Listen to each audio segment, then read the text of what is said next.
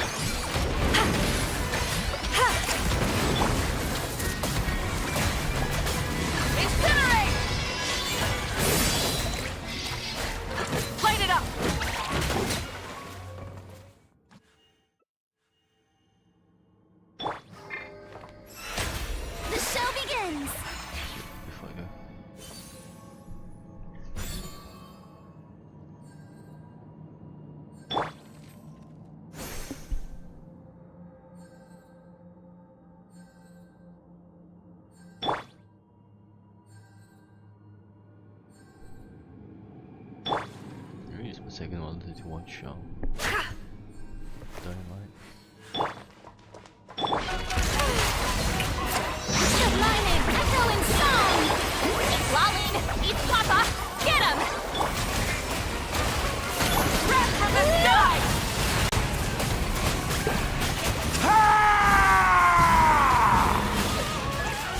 Incinerate! Rev the engine! A symphony of cannon fire! Just don't get stuck in the barrel. Show him Show no mercy!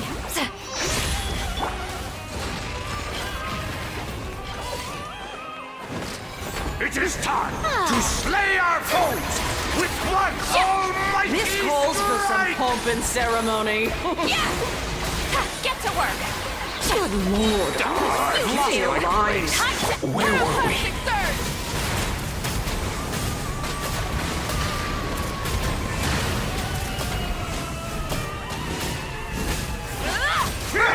Time to shine! Show no mercy! Breath from the sky! Oh, this is all getting rather dreary. Allow me, my darling. May I present? A little Fulfill our too pact. toasty.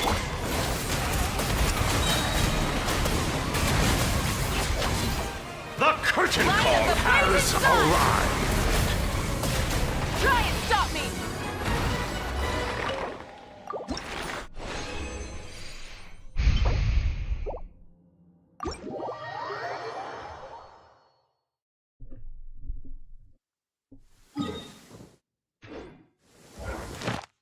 Alright, that was one. This one a bit tricky. Oh, you're dripping wet. That must be uncomfortable. This shouldn't be that bit. Do we that. You will.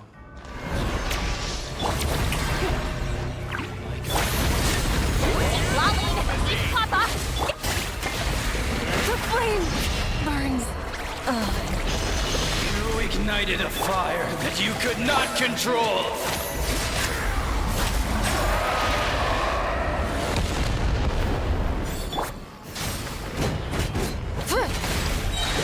Now to the It's so brilliant! You are loyal to the wrong master!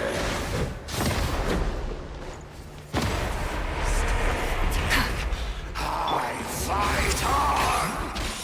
Wrath from the sky!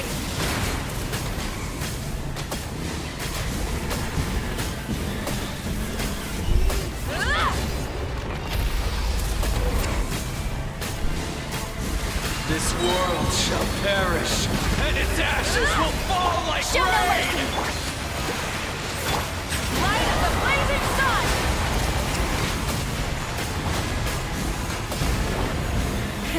Revi...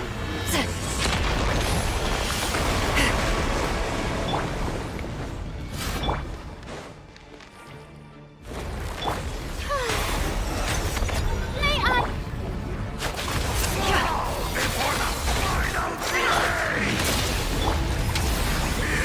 Pyroclastic surge!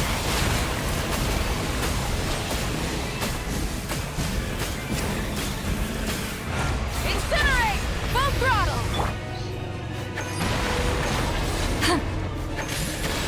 Fulfill our pact! Ha!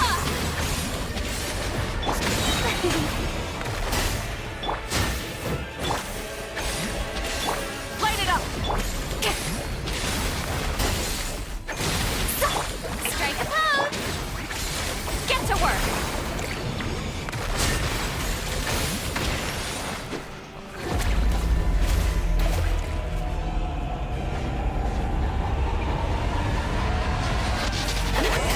Suffer the wrath of Eagly! Show no mercy! Wrath from the sky!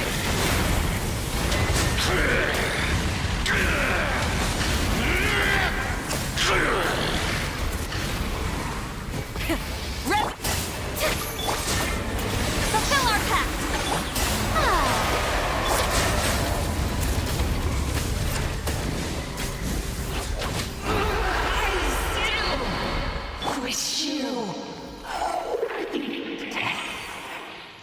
Now what did? Reckoning day?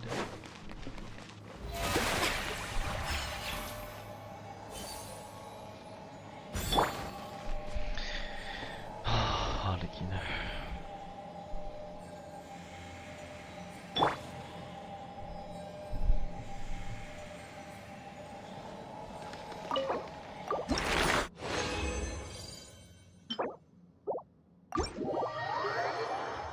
I gotta go fast. I gotta go so fast, man.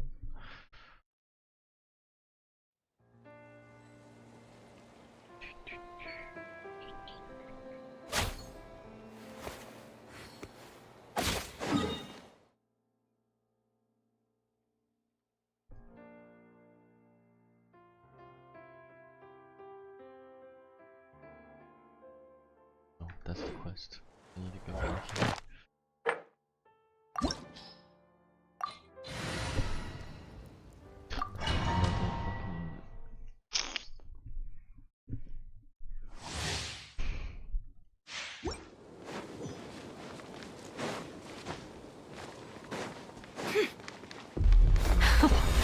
Afraid? Or do you not even have the courage to be afraid? Show no mercy! Is it my turn now? With these rising flames! Papa! Get him! Light of the blazing sun! Now that's more like it.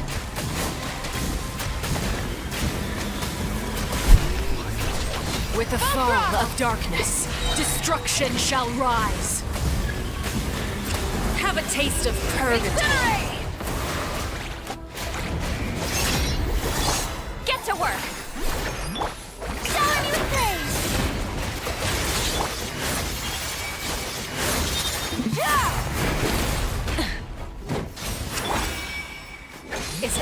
turn now. Look. Trapped like a bunch of helpless animals. Incinerate! Fulfill our pact! Can't hide the truth. Not bad. You've proven to be a worthy opponent after all.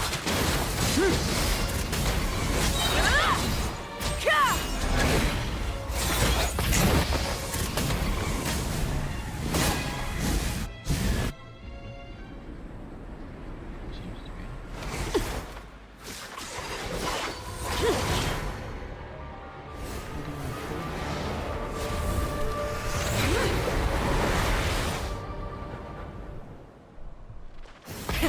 Rev the engine! All kindness has been seared away.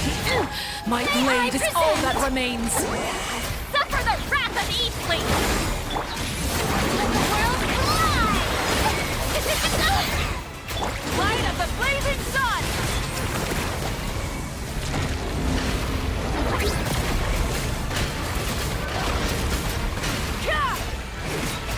Burn it down! Show Let's no mercy! see how strong your resolve truly is. Suntown is only the beginning. Oh, really? The sun and moon have set. Our fate. Struggle in vain. Fulfill our pact! It all adds up. Suntown is only the beginning.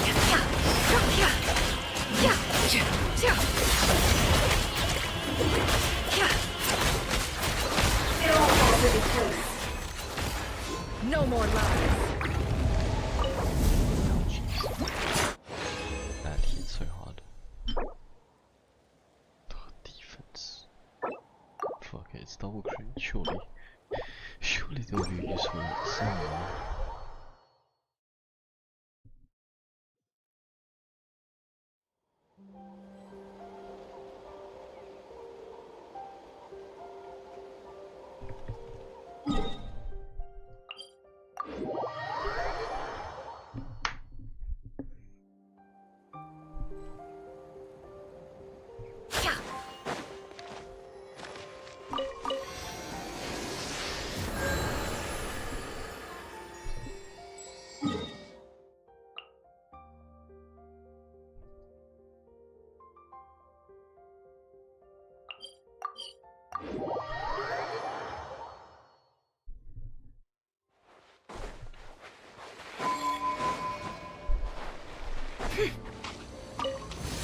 Strike a pose! Show no mercy! Full throttle!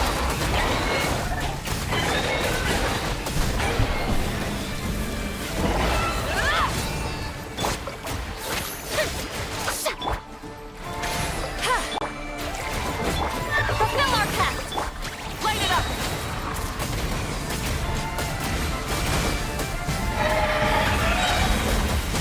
Incinerate!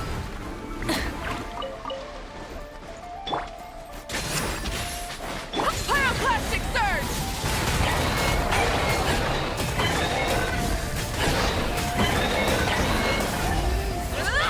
Try and stop me!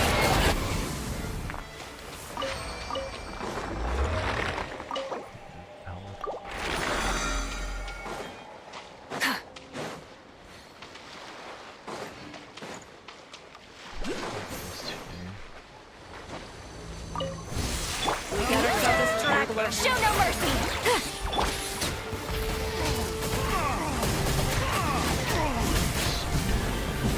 Incinerate! Wrath from the sky!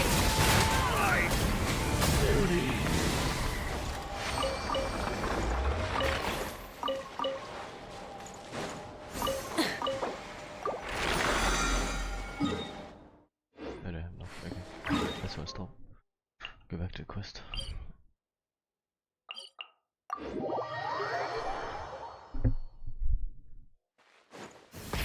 Rev the engines!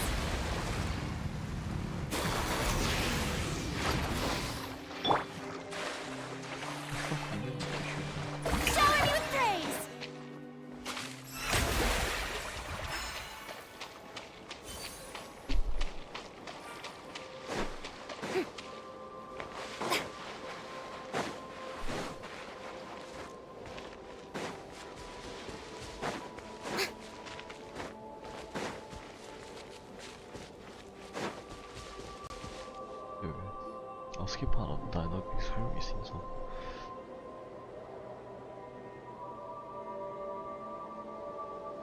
If I can even. Oh, no one's guarding the. This way. Fuck. Let's move. We're running out of time.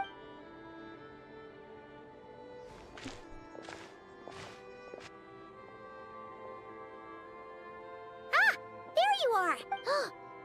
Or not! How are we supposed to read through this many files?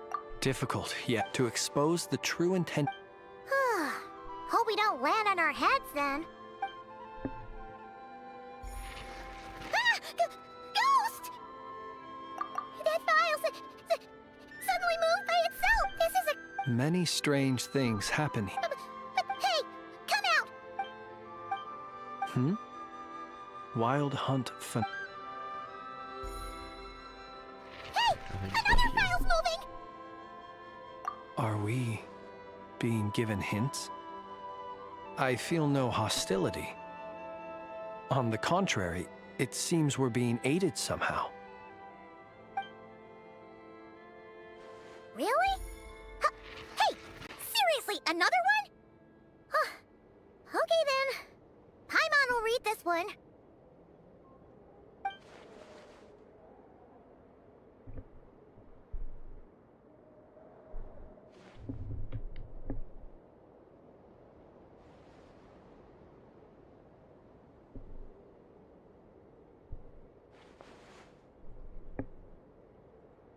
Phew! Finally finished. Oh, Paimon sure could use a long break from long words now. Hope she can remember it all. The material I've read through has all been about past Wild Hunt incidents of enormous scale. What about you? Paimon as well. Guess that makes 3 of us. Whatever this is, it seems to want us to notice something. Let's bring our files together and give them another look through. Alright. Paimon will go fetch hers. All these incidents look pretty different. Wait. I've noticed something. Before the occurrence of these huge Wild Hunt events, a smaller scale one would erupt in the exact same location. Testing the waters. And look. All these smaller scale Wild Hunt site reports share a common outcome.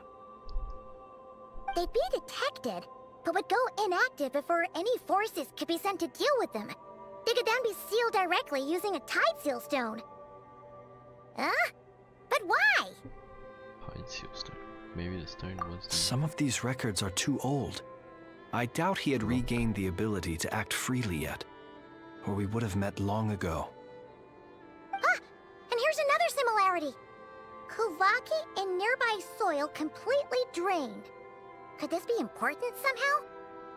Kuvaki and the Wild Hunt are mutually opposed forces. We Lightkeepers previously believed that these small Wild Hunt sites would temporarily go inactive due to being neutralized by the Kuvaki present in the soil. But now that we've synthesized all this data, there is a key issue this hypothesis cannot explain. Indeed, despite the name, I would not call a tide seal stone's sealing powers watertight exactly. But Fuck. Paimon feels like she's almost got it.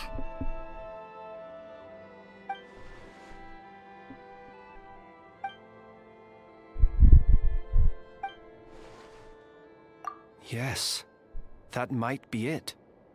It could be that when Kuvaki and abyssal energies meet, the stronger side will suppress the weaker one.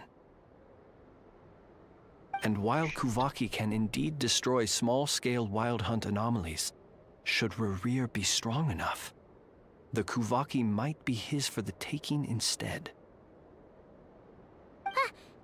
Paimon kinda gets where we're going with this. It's a dangerous thought indeed. What are you referring to? Oh, we had a real close encounter with the Abyss in Netland. It's a force that tries to taint everything. It's hard to explain in detail, but basically, your reasoning makes sense. Was there a gap between him pretending to be Sergeant Major Sosi and the cannon being fired? There was. Aino needed to make some adjustments after we finished those repairs. Rerir, disguised as Sosi, left at that point, leaving him more than enough time to shapeshift into you, return to the Lightkeeper's office and set up the crime scene, before heading over to the cannon's target area and absorbing the Kovaki. That was the distraction. It all makes sense. And all that just for the fragment I had with me.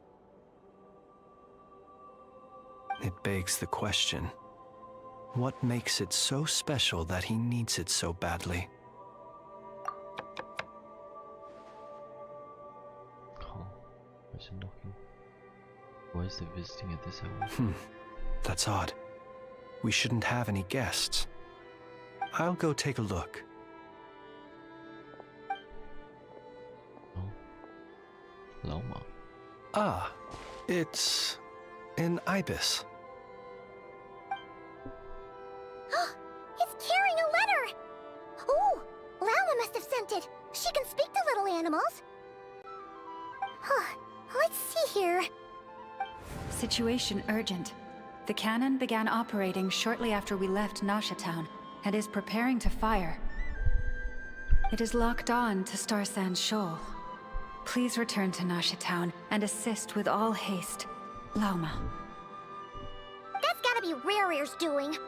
But why is he using the cannon again? Didn't he already fire it once before? No time for speculation. He's already made his preparations. If you recall, his body was incomplete when we last met. If this bombardment continues to increase his strength, he might regain his complete form. Huh, what should we do? There's no way we're getting back to Nasha Town in time. Let's go to the cannon's target site. That's where we should find Rerir, and that's where we'll stop him. One moment. Just let me get this news to Lauma. Nasha Town is in their hands now. Rudy just said, oh, fuck you, Go! see you. Fly! Not a moment to lose!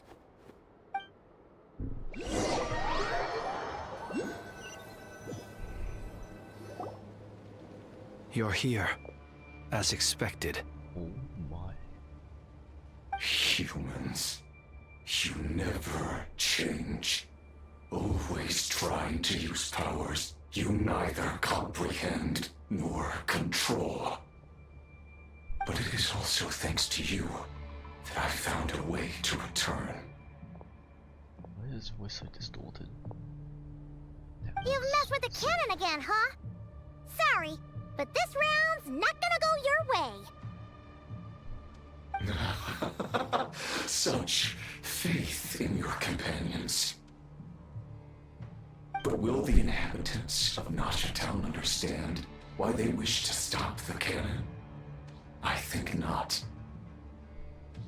When all they see is the wild hunt surging up everywhere they look, the cannon must seem like their only lifeline. This is the truth I have revealed to them. They did this all of their own volition. The zealous worship of power leads only to annihilation of equally zealous proportions. True power does not heed the commands of the weak. You were waiting for us to leave Nasha Town then. Of course. I imagine the one you call Aino would have managed to stop the cannon otherwise. Shame, then, that you proved one step too slow. In their folly, the townspeople will bar the path of all who seek to stop the cannon. And your kind-hearted, weak companions have not the stomach to deal with them. The cannon will not be stopped now. Well, sir, you look most pleased with yourself. In that case, before you put us out of our misery, I would like to ask you a question, if I may. See this fragment? It once haunted your dreams, but now it seems useless to you. What is it exactly? That is my corpse. Sorry, what? My body was once torn into countless pieces and hurled into the swirling chaos of time itself.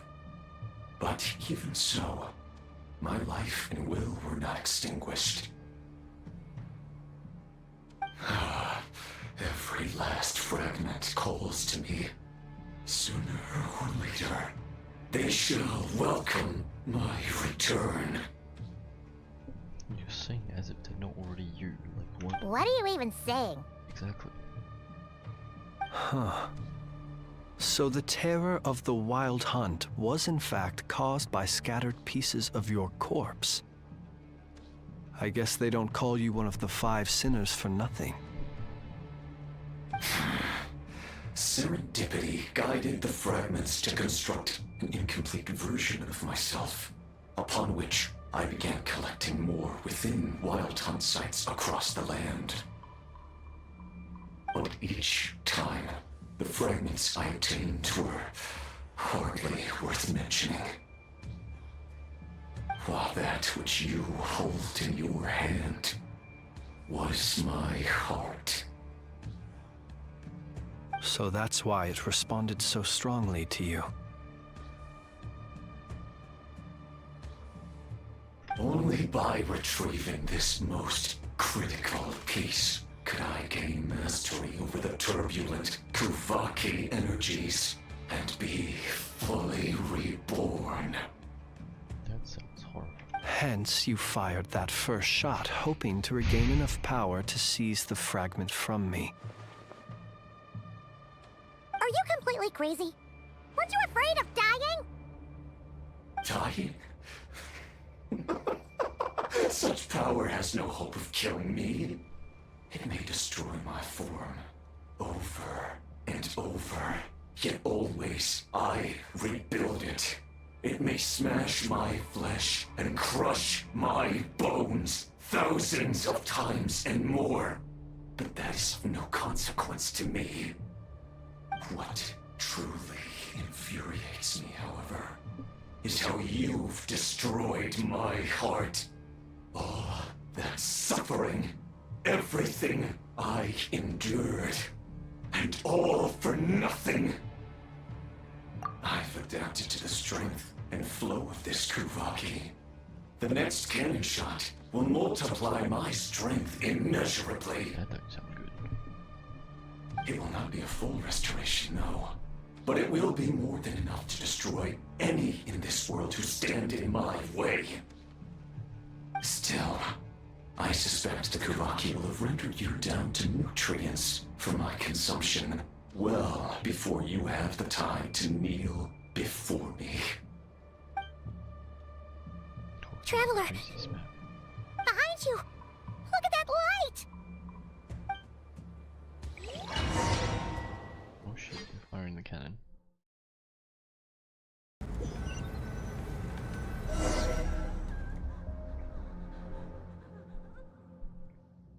Dang it! Who fired up the cannon without my say-so? Its defensive barrier has also been activated, likely in anticipation of interference by malicious actors. The air is thick with fear and anxiety. It's spooking the birds and beasts.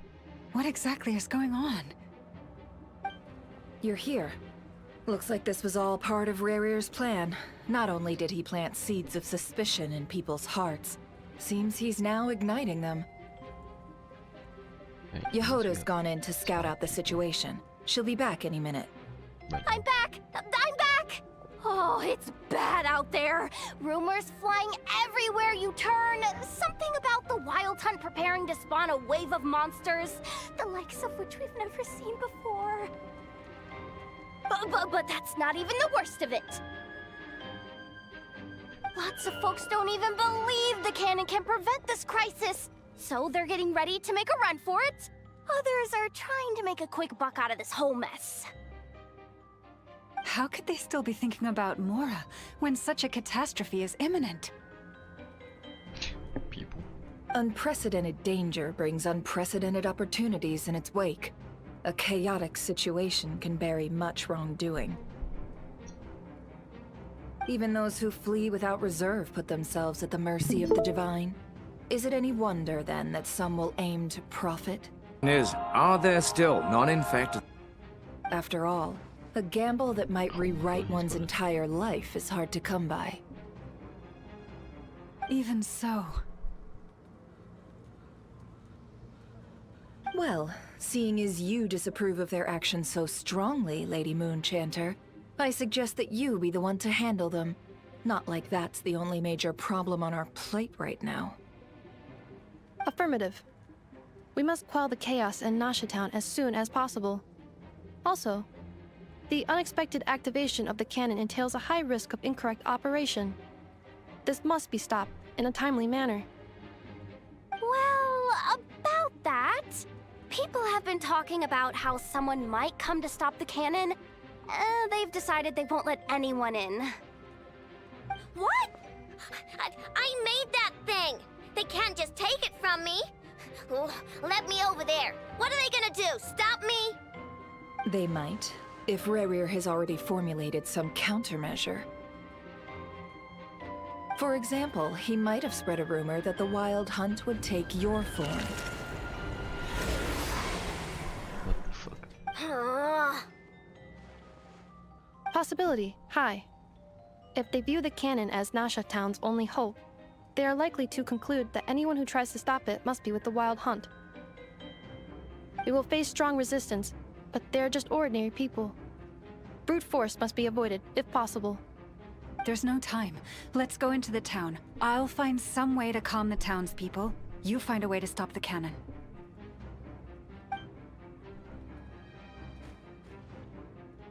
Oh, you're back. And you have a letter?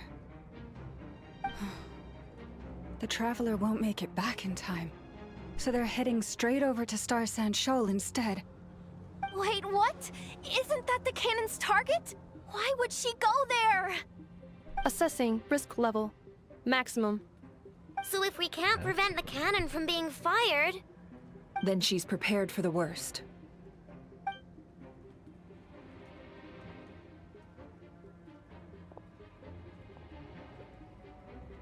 And we must ensure that her trust in us is not misplaced. Let's go.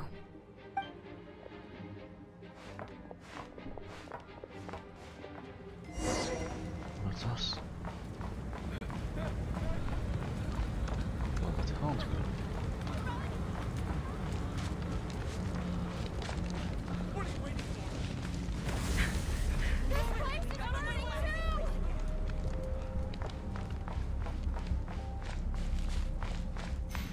Did we just get locked out? Most of those we've met so far have been attempting to escape, so they haven't gotten in our way. But it won't be so easy from here on out. Looks like they formed groups to protect the cannon. If they believe that we're with the Wild Hunt, we'll have no choice but to force our way through. Is that Lady Lauma? But are you really her? It's you, Rixa. I believe you recognize this power, having lived on Hisi Island for so long. It is not something that anyone else could imitate. I do, yes. So it really is you, my lady. But why are you here? Really, I believe you, but the others, well, they'll be on high alert. The townspeople have been misled into believing that they needed to activate the cannon. I am here to stop them. But... I know what you wish to say. Our island and Nasha Town have never had close ties. There should be no reason for me to intervene. But you chose to leave the island. You had the resolve and the courage to start a new life. It is unfair, unjust, that you should be dragged into this mess just as that life was about to begin. I seek to redress this injustice, not only for you, but for everyone here who wishes to live their lives free from this chaos. Please, have faith in our long-standing friendship, and that this is where my heart has led me. Thank you, my lady. Thank you. Please help us. Then come. I need you to step forward alongside me, and to do your part too. All right, I understand. Seems we chose the right person for the job. All right, everyone. Let us meet again later. Huh? You're not coming with us? We won't be able to calm this storm by our power alone. As such, I'll need to contact some... let's call them friends in high places, shall we? Let's go, Yehoda. Okay. See you again, everyone! That is, if we can.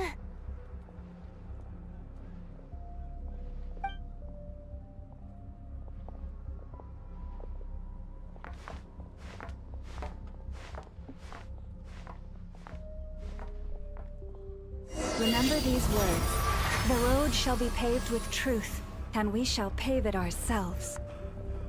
What the fuck? I can't even move right now. It's you, Lady Moonchanter. It's her. Everyone, it's her. You're right, my lady. At times like these, we must rely on ourselves. I always knew something was off about you. You're actually some abyssal creature, aren't you? Time to teach you a lesson you won't forget. Go. No? Okay. The fuck are we meant to do? Please, calm down. They are clearly innocent. Thank you. You mind your own business. Is that part of our group as well? It seemed to be.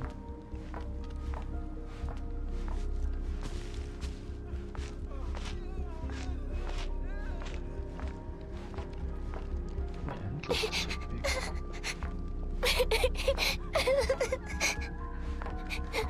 What is happening?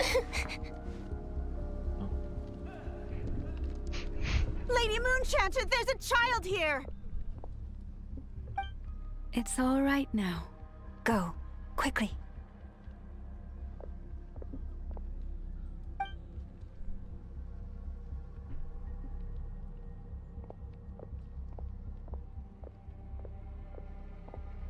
What the fuck? What the fuck? You wretched monsters! You're not getting anywhere near the cannon! The monsters you fear do not exist here. The madness you have fallen to has been the source of untold disasters. You think we had a choice? Destiny is no excuse for greed and destruction. The choice has always been yours to make, and it remains so, even now.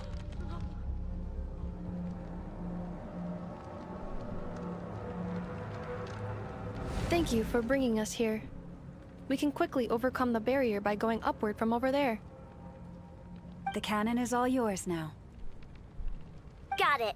Thanks, Lauma. Enougha, give her a crunkake. Orders received and immediately deferred. Departure takes priority. Please, everyone, listen to me. I will not deny that we hold different beliefs, but in the face of the immense threat that hangs above us all, we must persist in trusting one another. Otherwise, rifts will surely form, prized open by those who harbor ulterior motives. If your fear is born of helplessness, if you flee because you know not how to fight, then follow me, you who are lost. I am no god, but so long as we hold our candles steady and unite beneath the same moonlight, no deception or rumors can be concealed from us. Let us resolve then to defend ourselves and to stand firm against the false illusions by which our foe seeks to beguile us.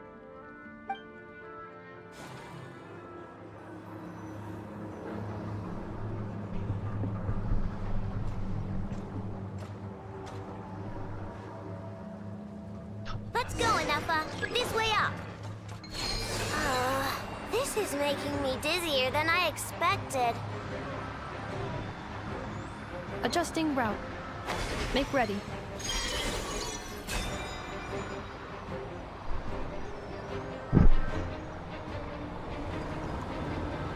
Out of the way, small fry!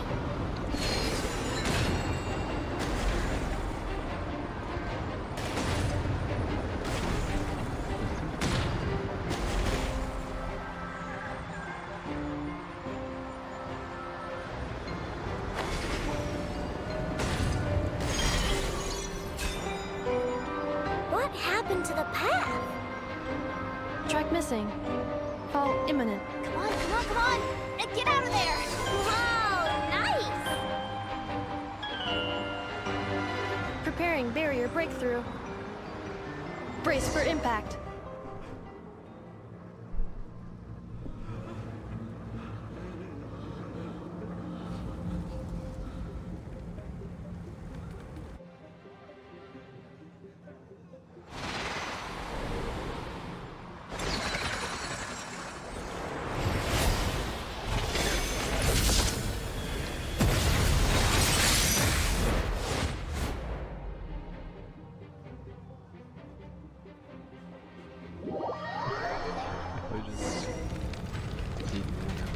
Knuckle, what are you doing here?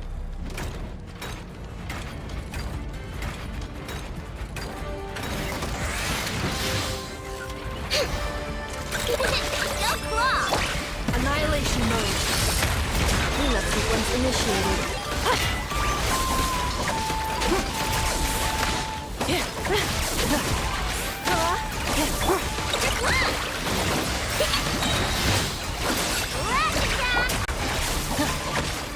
Defensive mode engaged.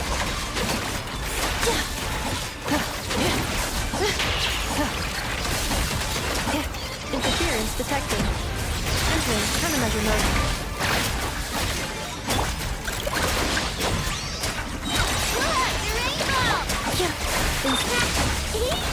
Easy. What made you think I couldn't take on one of my own designs, huh? This isn't good enough, we gotta hurry! Scanning. Kuvaki ammunition fully loaded. Preheating complete. The cannon is going through its final pre-fire checks. One fewer doses of antizin. One more new infected. Alright, let's hit the emergency brake. Assessment. Not enough time. Emergency brake will cause internal explosion of stored Kuvaki. Damage assessment. Incalculable. Nasha Town likely to be blasted skyward. No! I mean a manual brake, the primitive kind. A manual brake. Understood. Roger that.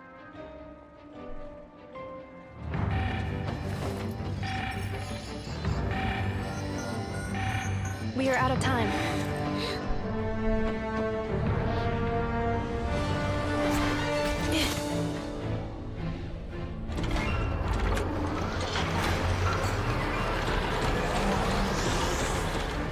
All your efforts have been futile. It is too late now. Perhaps you're right. Why aren't you running?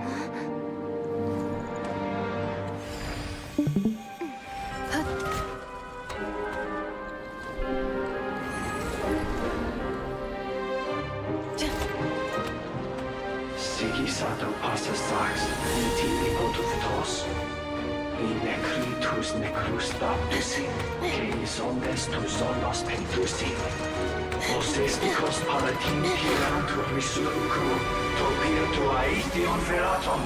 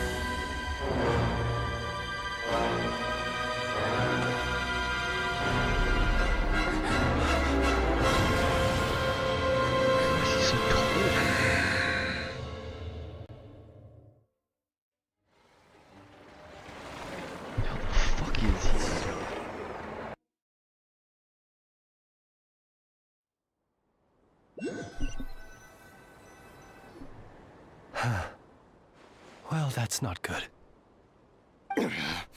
Sluggish. Torpid. This body is a disappointment. I can barely muster 10% of my original strength. You've ruined everything again. Let me guess. You didn't get a human body back, did you? Oh.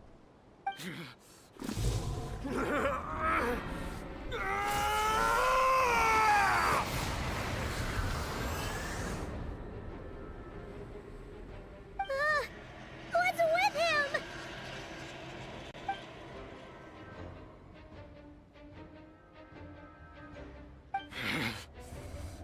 Pitifully, Granddaughter. Flinders.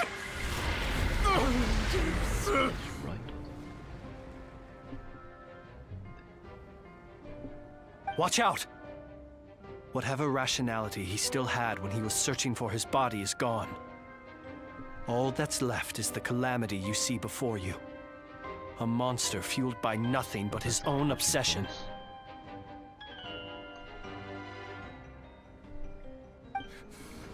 There's not having a heart, being human. It's all irrelevant. Completely and utterly insignificant. Somehow I think giving him that heart shot would have been better. You matter not. Does anything in this world? None of it matters to me!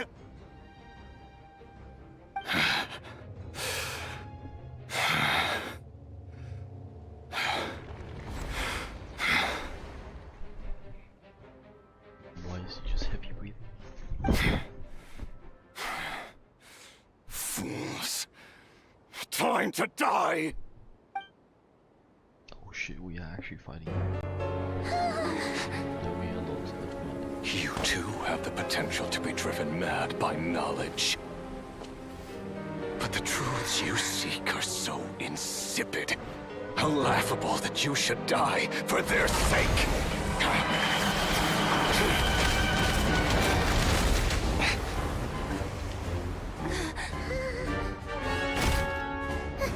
You're wrong. The unknown is but a fog to be dispersed. Knowledge is the true pillar of the world.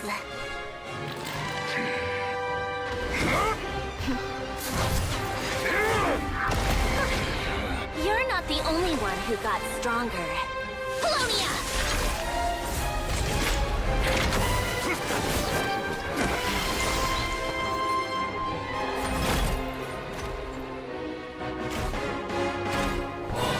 Do something.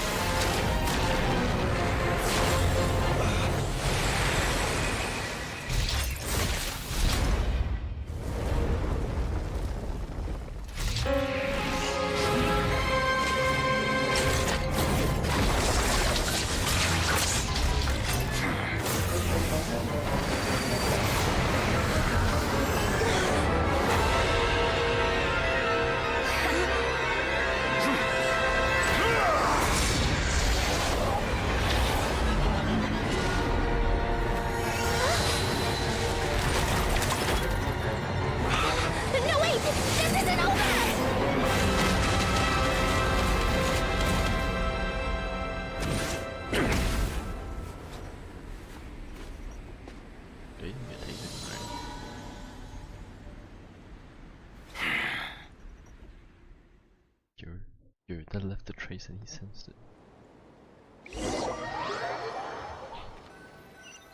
No, I mean he can really see it, but like. We're safe? Or we sense what it was. Oh, Polonius. It seems this young lady aided in our escape. You have my sincere gratitude, dear madam. The flowers here bloom in such peaceful silence. I imagine you would not have invited anyone here were it not an emergency. Oh? I take it that means you've been here before then. In that case, I count myself fortunate to be your associate. Columbina! What did you do that for? I studied his abilities inside out, equipped Polonia with comprehensive countermeasures. We were going to settle the score! You were about to get destroyed, bro. But he still broke through, did he not? What? You expect a battle to be completely one-sided? I just didn't expect him to have no sense of honor whatsoever. Polonia would have been fine in a head-on clash, but battles just get chaotic. Oh, so you actually thought you could win. Have you been taking care of yourself lately? Your calculations seem to have deviated quite seriously. Perhaps you could try sleeping and rising earlier. Or you could adopt my previous recommendation and... Hey, listen here, Columbina! I tolerated your nonsense previously because we were colleagues.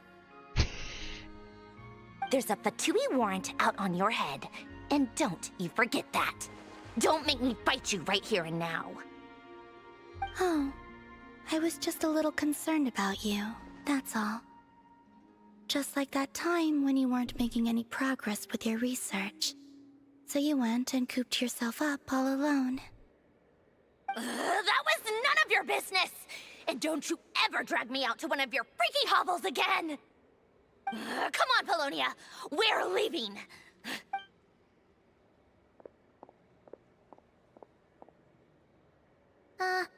Well, anyway, thank you. I was worried about you, too. Not only because the remains of the Eternal Moon Goddess cannot fall into his hands, but also because you've done much for me yourselves. And then well, I brought your associate along for the ride, too. But that was as much as I could do. You're not afraid to speak your mind, miss. I like that. Please. Still, what do we do now? Riri's gotten stronger again. At this point, it doesn't seem like we can beat him. We did block most of the Kuvaki, so I'd say we've put a lid on his plans for now, at least. But we still don't know what his aims are, and he may continue gathering power. So we must be very careful. After you left, I could no longer sense his presence. That means it's safe out there for now, right? A question, if I may, kind Miss Columbina. When the cannon's Kuvaki beam was deflected earlier, I saw several bolts of energy streak toward Hisi Island, only to be blocked. Did you also have a hand in that? No. I see. Curious. Oh yeah! The cannon veered off course in the end, didn't it? Paimon wonders how Aino and the others are doing. Let's head back and check on them. In that case, Miss Columbina, I shall not disturb your serenity any longer. Thank you once again for coming to the rescue.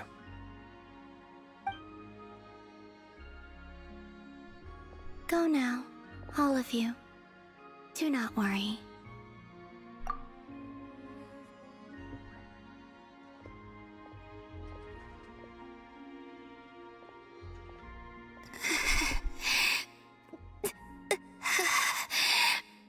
My strength still isn't returning. burning.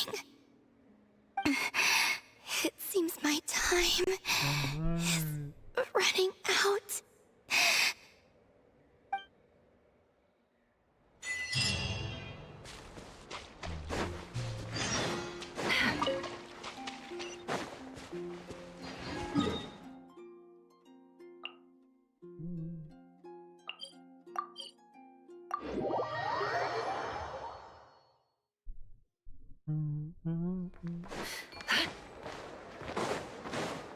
Wow, there's more NPCs. Fortunately, we were able to minimize the harm. Only a few townspeople were hurt. But the Reikir of Solnari has now gained a complete form, while we still know nothing about his goals. It seems we have done something akin to releasing a vicious Kukusaur into the wild. I'm sorry. Is no one here familiar with Kukusaurs? Paimon knows what you mean, but that analogy seems more than slightly understated. He said that this world means nothing to him, so it is possible that he doesn't have a reason to fight us at the moment. If his objective had been revenge alone, we would likely have no recourse. Is there, still time for me to tender my resignation? Just kidding, just kidding. Don't worry, boss. I know there's no running now. So my cannon, my pride and joy was a hindrance rather than a help. You know what? I'm gonna dismantle it right now. That's right. And it still works on normal Wild Hunt anomalies. Don't let this get you down, I know. Flint's, we'll need you to attend to the aftermath with the Lightkeepers. Don't worry, I've explained everything to them. You're in the clear. My thanks. For that and for everything else I hear you did to help us arrive at the truth. Had you been willing to show yourself in public more often, you would not have been so easy to isolate, you know. Point taken. I will give that some thought. I suppose that's one way I'd benefit from replacing Sergeant Major Sosi. You mean you're being promoted? Was Paimon the only one who didn't get that? Well, if you've got a moment, would you like to come with me?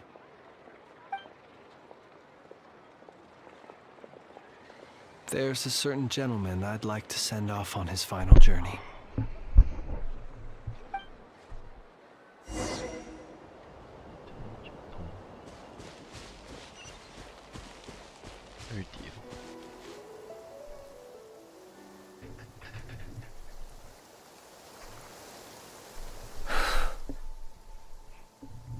This man was like a lighthouse. Here he lived as if it were a mere matter of course, and brought light and grace to those around him. But people, once used to illumination, are apt to ignore the lantern's presence. Slowly, gradually, he came to think as such himself. I have achieved too little. I must do better. There is more work to be done. Perhaps his end was tragic. But I remain proud of the way in which he illuminated the path for others. Every shadow born of the light shall remember it. Oh, poor guy. I've heard that one too.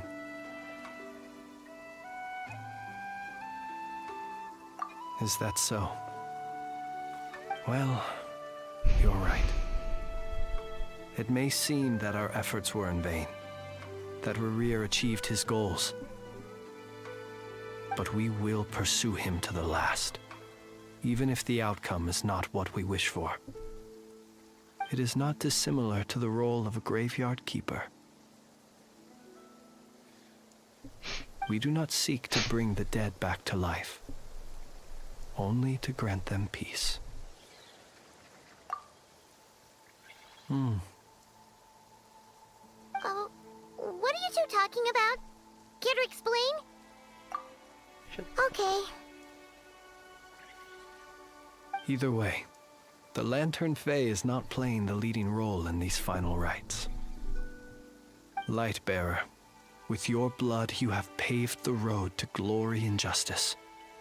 Even as we hurry on, bruised and battered though we may be, stay a while and look back upon the world and all its love and hatred, until it closes its eyes in the depths of night and a lantern lit for you alone flickers softly into life. Thank you for everything, Sergeant Major Sosi.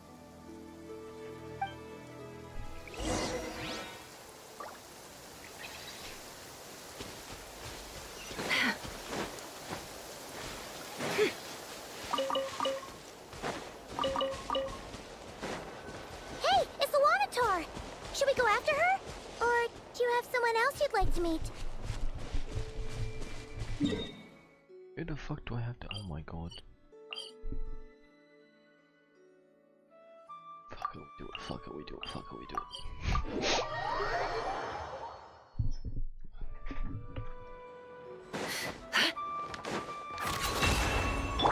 I'm thinking that. Try and stop me!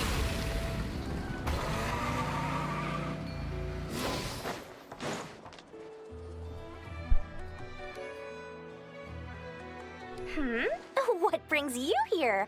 Didn't expect to see you around again. And where have you been, huh? Didn't run away or anything, did ya? Oh, of course not. I was simply elsewhere discussing business deals. Indeed, it was all thanks to you that my little store was saved. I am grateful, so grateful. What? Why, I wasn't acting in the slightest. And didn't I tell you that my prices were reasonable? Oh, but you still turn to that curatorium of secrets, or whatever it is they call it. If even regulars such as you abandon ship like this, what can a businesswoman do but take her wares elsewhere? And how should I not be, Running small overseas enterprises is no mean feat. Never mind when such formidable competition exists. Forget it. Fortune and destiny are as one, so there is no use complaining. It's not as if Nefer did me no favors on account of our common homeland when I first arrived.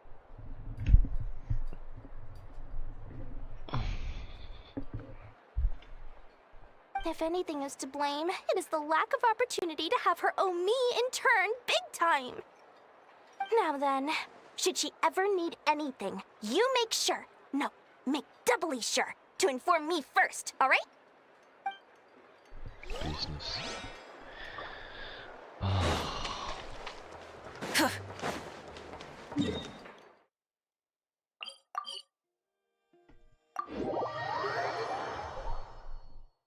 Why is Flynn's over at? Where the fuck is this one?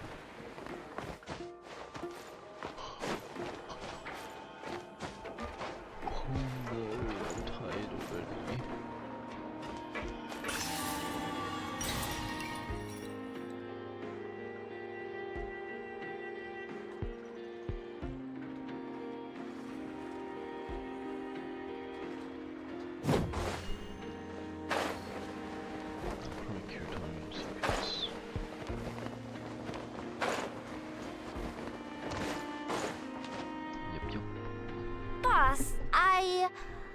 Do you remember that thing that I wanted to ask your opinion about? On a scale of 1 to 10, how much effort should the Curatorium of Secrets put in if we were to work with others again?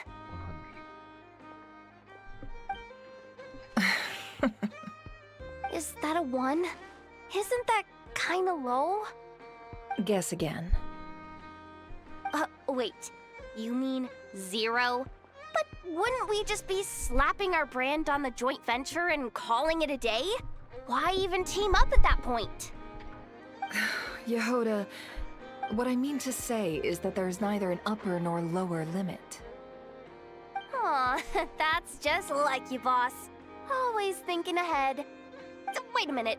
That's not an answer at all. Is it? Oh, come on. Just give me a number, boss. My bad. What interesting anecdotes.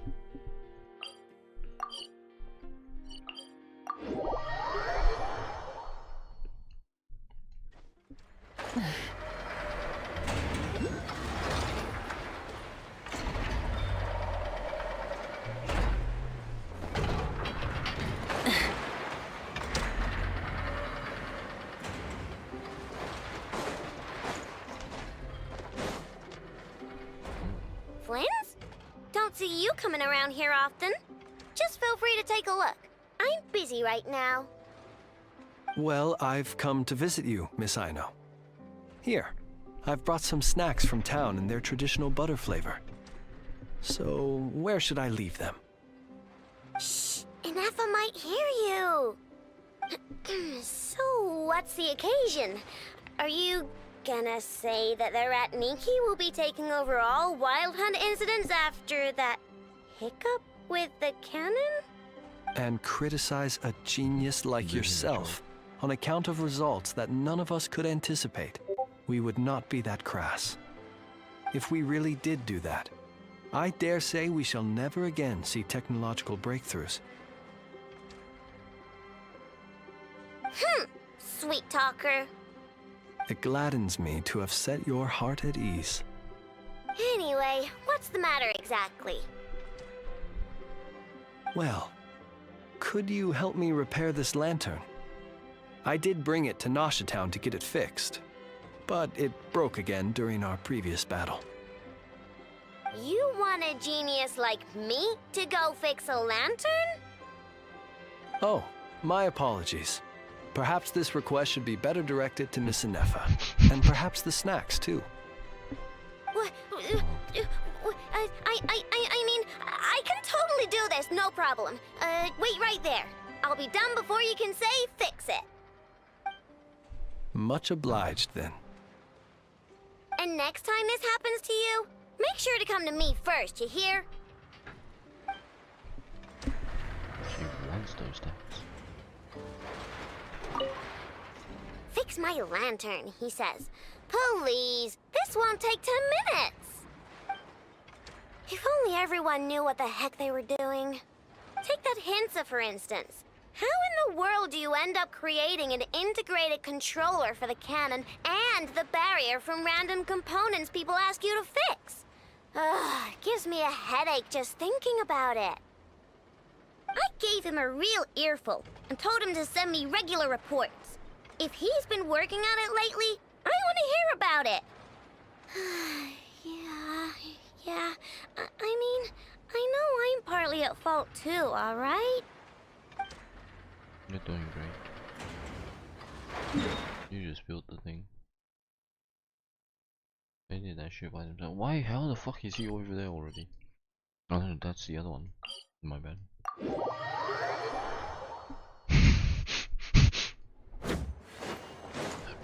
Full throttle!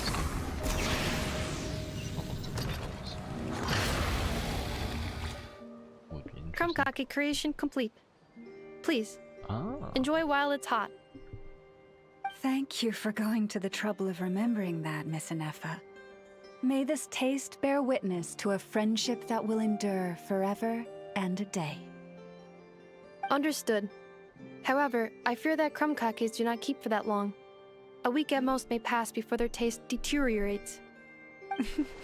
That's not quite what I meant by... Huh? We appeared to have some guests. They must have followed the aroma of the krumkake. It's all right. Come closer. Ineffa's a friend. Affirmative. In fact, I can devise a cereal omelet based on individual preferences before crushing it into servings to share around. Uh-oh. Huh? What are they saying? They are discussing your address. They wish to go home with you. What the fuck? Kidnapped? Okay.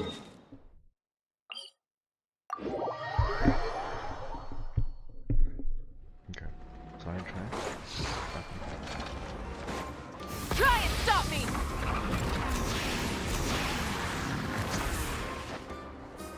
Hip. Rev the engines!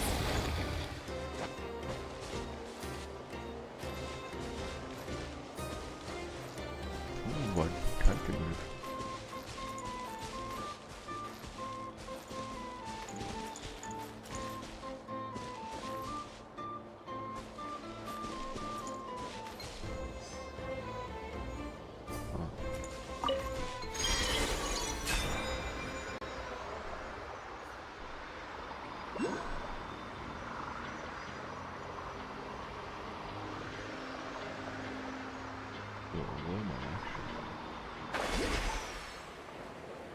Oh, Columbina, I see you. Columbina! What are you doing here? Was it not you who recommended such walkabouts to me? Yeah, but with a friend. Yeah? But aren't you afraid the Fatui will see you? Zandrone seems uninterested in my capture, and the others are unlikely to risk making contact at all. True enough. They have more troublesome affairs to deal with. Well, it's good to come out for a walk either way. So, how do you feel? Is Nasha Town to your liking? The flow of Kuvaki is somewhat turbulent, and the people are ill at ease. However? Is this where you purchased the dishes you treated me to? When did I treat you to a dish? Oh, I Are did. you serious? That's what she's concerned about? Berries and fried meat? Well, we can take you to grab a bite if you'd like to. There's all sorts of delicious stuff out here that you won't get to try at home. You've been quite subdued. Thorny questions on your mind, perhaps?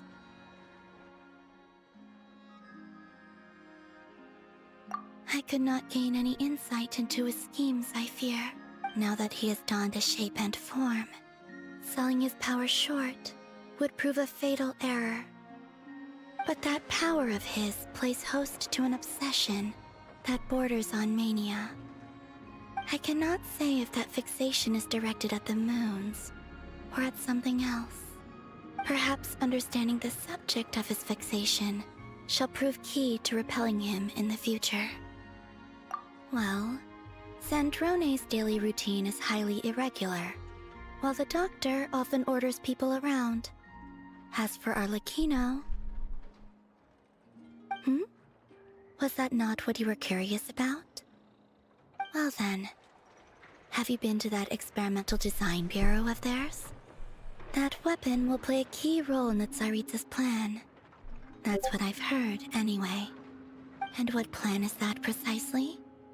Well, I cannot say I care. I could look into the Eternal Moon's marrow for you if you wish it so.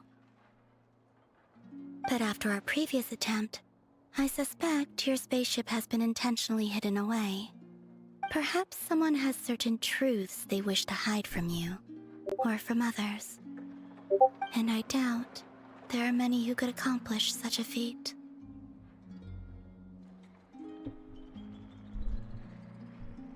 There's a bug on my wall.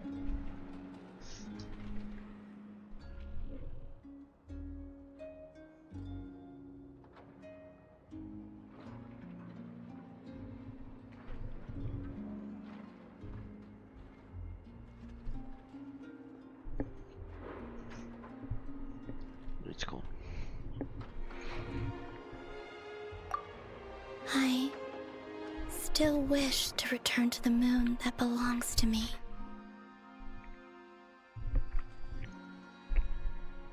Wait, so Reria named off 3 people. Could one of them be Columbino? Or maybe an older part of it? Wait, no, Reinhold is a shade of life, right? Oh, that makes sense. That is where the answers lie buried. What? That is my true home. halfway. 6 more hours. I need 6 more hours.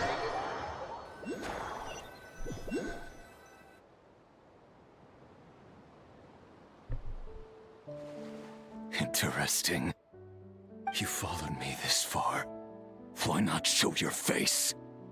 Haha! Right, right. Right you are. I forgot to introduce myself. The name's Varka, Knight of Boreas, and Grand Master of the Knights of Favonius.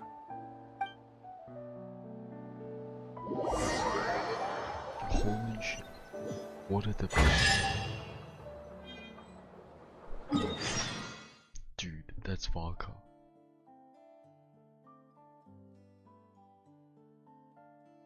That's Varka. The rewards of an adventure worth remembering. That's crazy.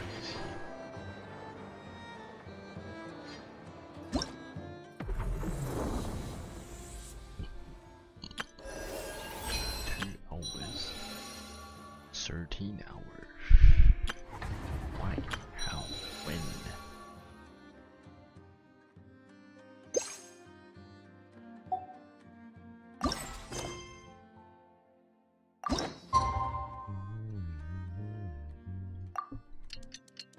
Crunch it through all the way, surely. No sleep till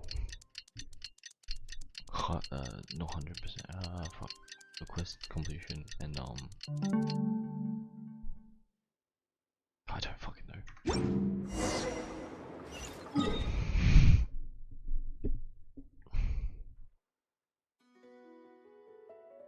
There's so many more things here. I did that recently.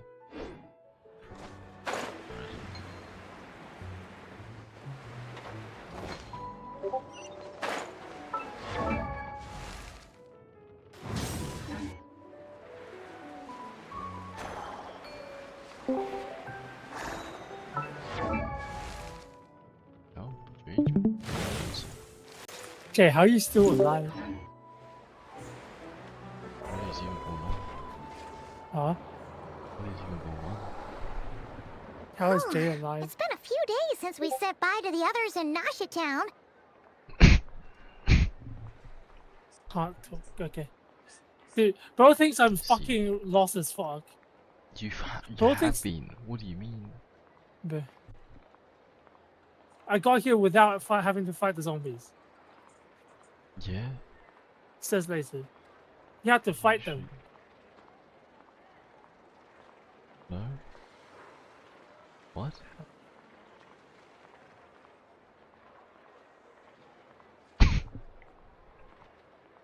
I'm going back to my quest. I just popped in to say hi. Okay, now goodbye. And that went by. Still no news about Rarer, though. Where could he have slunk off to? If only he was gone for good. But with all the trouble he stirred up before, there's no way we've seen the last of him. Hello! You must be the traveler in Paimon? Mr. Flint has been looking for you. Unfortunately, there's been a serious wild hunt attack over at the quarry. He thinks it's time to regroup and figure out a plan. The wild hunt? Oh, uh-oh! We better get over there, right away! Come on, let's go!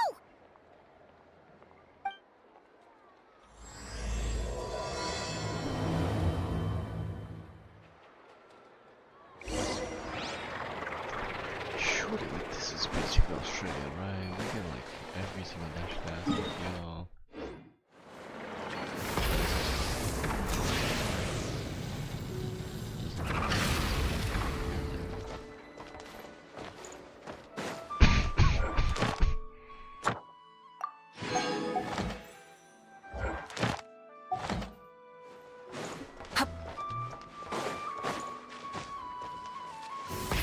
Rev the engine!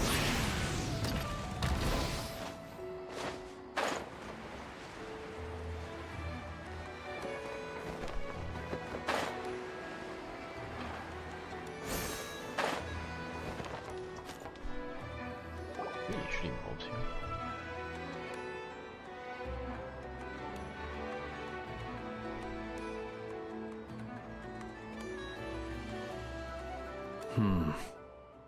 I can barely sense any Kuvaki at all.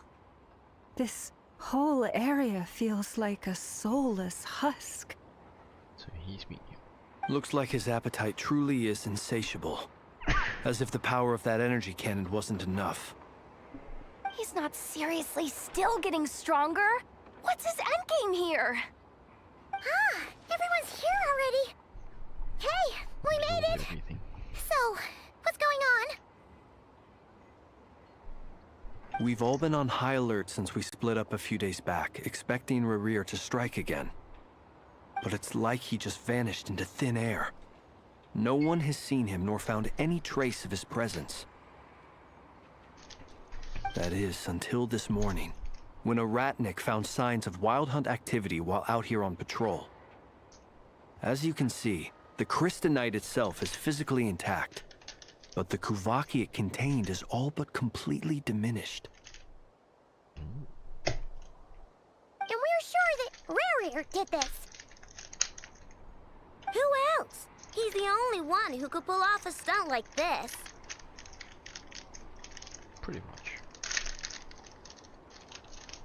Kuvaki loss has reached critical levels. Reikir of Solnari set to maximum threat level. Warning, unless de-escalation measures are taken soon, he will pose a threat beyond our ability to contain. The consequences could be catastrophic. Traveler, do you remember when we encountered Rerir just after regaining his body? There wasn't a shred of sanity left. Nothing but madness and rage. Yeah, didn't he shout out a bunch of names? Then, he started raving about how nothing in this world mattered to him. Oh, Paimon gets chills just thinking about it.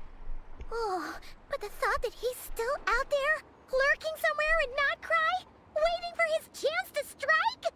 Oh, even chillier. Last time we fought, we were already at a disadvantage. If he has such overwhelming strength, why would he suddenly go into hiding? Yeah, if I were him and I wanted more Kuvaki, I'd just take it by force. No point staying in the shadows. Unless something went wrong. His whole resurrection thing didn't exactly go smoothly. The other thing is, how does someone who's completely lost their mind still have the wherewithal to cover their tracks so perfectly? Beats me. Exactly. According to certain medical studies, insanity does not always entail a complete loss of rationality. It may be that he is simply living in a world of his own. That actually sounds about right. He was ranting away to himself the whole time, like he had zero interest in talking to us. There are many unanswered questions here. He could be right under our noses, and we'd still be in the dark. Besides his name and title, we know little about him. Certainly nothing about his past, or what he might be hoping to achieve. Exactly. And we wouldn't even know where to begin looking. Even Boss hadn't heard of the Reikir of Solnari before all this. I'd be willing to bet that even if we gathered together every scrap of intel in Nodcry, we still wouldn't find more than, like, 3 useful facts about him. Oh, why is it always 3? Why is it just this emoji, bro? So, if we do nothing, he'll just keep getting stronger. And if we want to investigate him, we have no idea where to look. Last time we had Marionette and her big robo-buddy to help us, and we still barely held our ground. If we had to face him alone... Oh, Paimon's head hurts just thinking about it. What are we supposed to do against a threat this big? Well, I do have a little hunch about his next move. Given that he attacked the quarry, I'd say it's likely he'll target other places rich in Kuvaki. Somewhere like the Eye of Krati, or the Pillar of Embla. What? One thing's for sure. If we just sit back and let him keep absorbing Kuvaki, we really won't stand a chance against him. A perfectly reasonable hypothesis. However, it is worth noting that these two locations are quite far apart. To investigate them both, we'll need to split up. I agree, we should split up. Right now, Rarir's goal seems to be gathering Kuvaki, not fighting us directly. Once we're done, let's regroup on Hisi Island. Wait, why Hisi Island? If I recall correctly, your largest goddess statue was carved from Kuvaki-rich ore, was it not? That's right. Yes, it could well be a potential target of his. I should head back and start evacuating the pilgrims.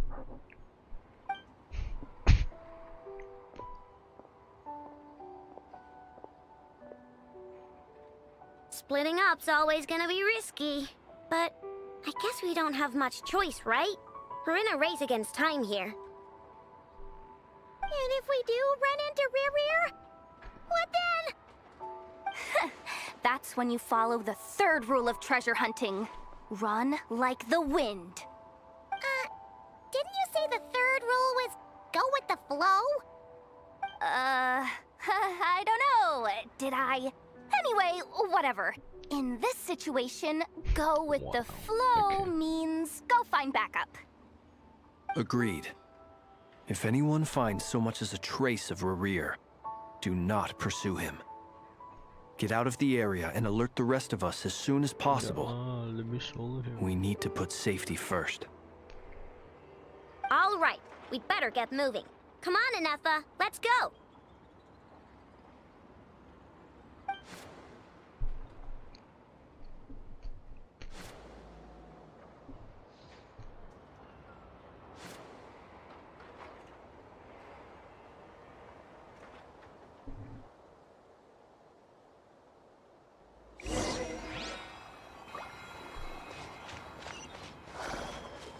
What?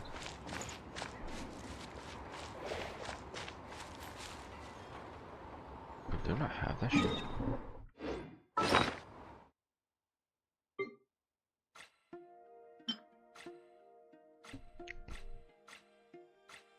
What the fuck is a proof of cognicity something? I literally have one, do I know it?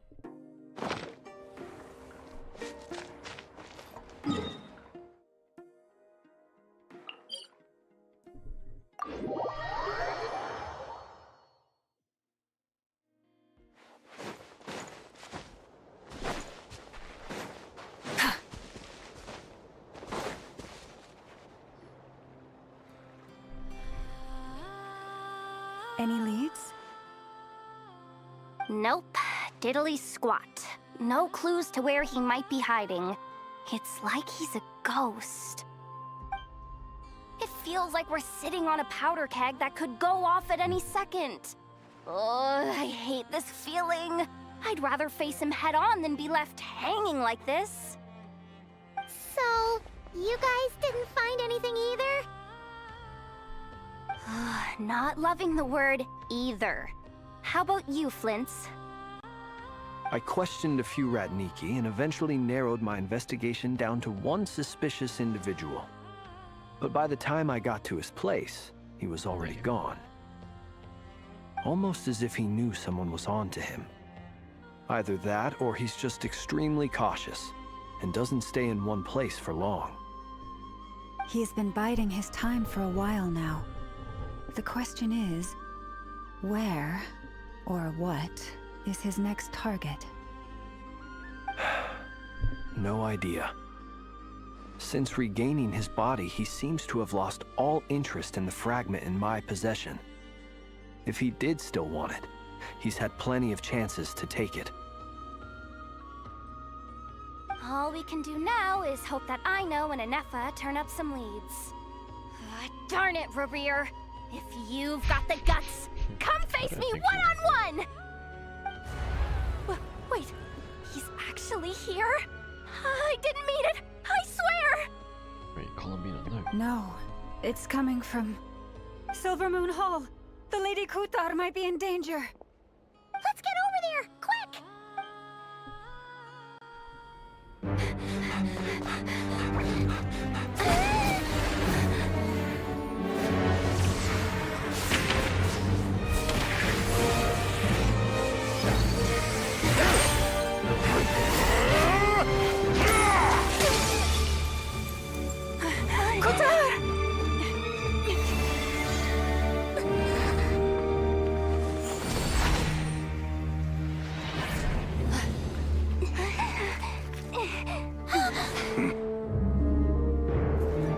Why is he attacking the damsel-elect? What's going on? No time for questions. Stop him!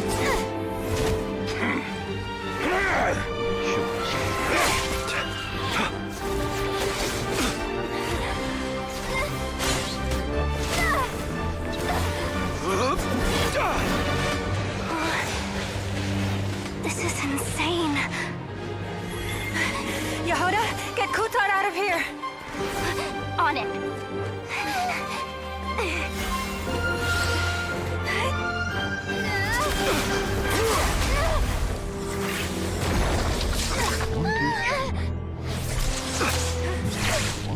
Look where your feeble light has gotten you. Now, you shall plunge into darkness. Thalindus, soon, I will find a way. Watch out!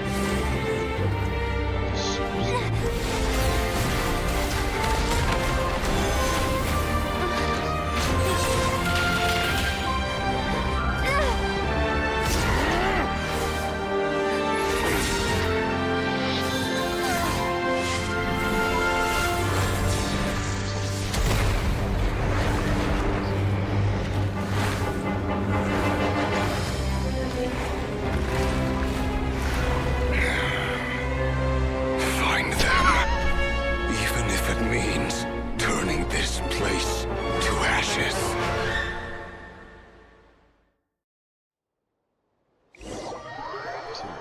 It was too cliche, bro. That was too close! We barely made it out of there alive. What's that guy's deal? How'd he get so crazy strong? He's a threat to this entire nation. I doubt his strength could even be measured by conventional standards. I have a question. When me and Anefa showed up, we saw him chasing after this lady like he wanted her dead. What was that all about? We weren't there for the whole thing either. They were already duking it out by the time we arrived. Yeah. Dude, fine. I fucking knew it. Yeah, we didn't see how it all started. It all escalated so quickly, we had no choice but to step in. But dude, he was gaining advantage on Kudo. God.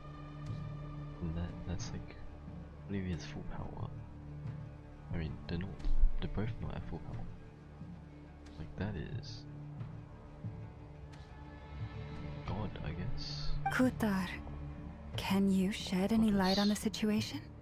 I guess. Kutar. Cross-checking database. I see. So you're the one that the Frost Moon Scions refer to as the Moon Goddess?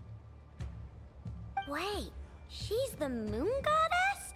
Oh, no wonder she looks just like all those statues. There are many reasons why people might worship the moon, and just as many why they might despise it.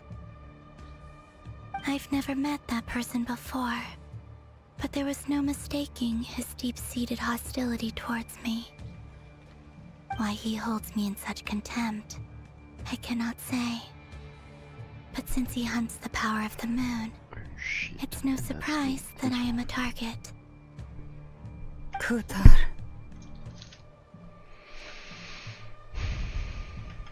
There are many potential motives. For instance, you help the traveler escape his grasp. This could be his way of taking revenge.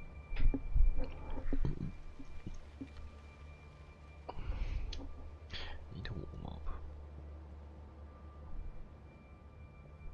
It's so cold right now. It is also possible that he covets the Kuvaki inside you and seeks to take it for his own. The list goes on. But right now, devising a counter strategy should be our #1 priority. The likelihood of this location being discovered is close to 100%. A counter strategy? But we don't stand a chance against an enemy like this. Surely our only option is to run. He's not gonna chase us to the end of the world, right? So as long as we can sneak out of Nodcry undetected. No, I can't say that. Come on, Yehoda. This is serious stuff. You can't suggest we all just chicken out. I mean, a sinner chasing gods? It's almost as if it was meant to be. Don't want the heat on. I'm too cold. I'm way too cold. Running is our only option. Huh? Okay. You seem surprised. But what other choice do we have? We are facing an enemy we cannot possibly defeat in battle. Well, I mean, yeah, but still. It's not too late.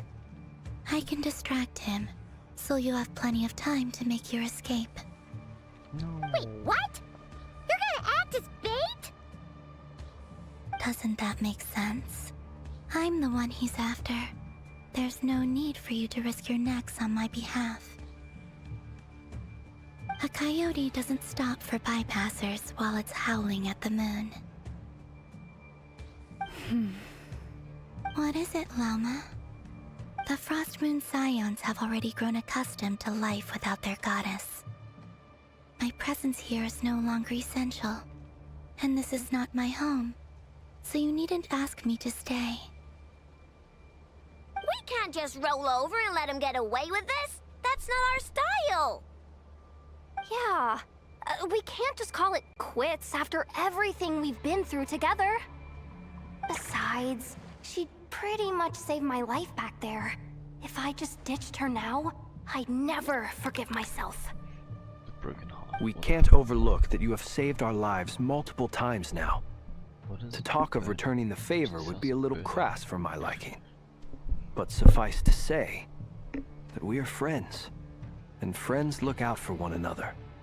Of course. River's true objective remains unclear. Even if we were to sacrifice Miss Kutar, there's no guarantee he would stop. But... Kutar, I know why you left the Frost Moon Scions so long ago. It was because people started treating prayer as a form of trade. They would make self-centered wishes, force you to accept meaningless offerings in return, and then expect you to perform miracles for them, as if that were their entitlement. If it were me, I might have walked away too. But I believe that time can change everything, and that sometimes it takes losing something precious to appreciate its true worth. After much reflection, I've realized that this was never about whether the Frost Moon Scions need you. Any relationship based on need is purely transactional. What I truly hope is that you'll choose to stay, not out of obligation, but as part of our family. Big F word. You were born here, and now you've returned. Who knows? Perhaps it was the moonlight that guided you home. Thank you, Lauma. But my power is on the wane. I'm afraid I will be of little use to you now. Very well then. I'll do as you say. I'll do as you say. Both times you saved us, we were transported across great distances in an instant. Is that one of your powers as the moon goddess? It is, but I find it very draining. I barely managed to pull it off just now, and it will be some time before I'm strong enough to do so again. He's gonna get fucked.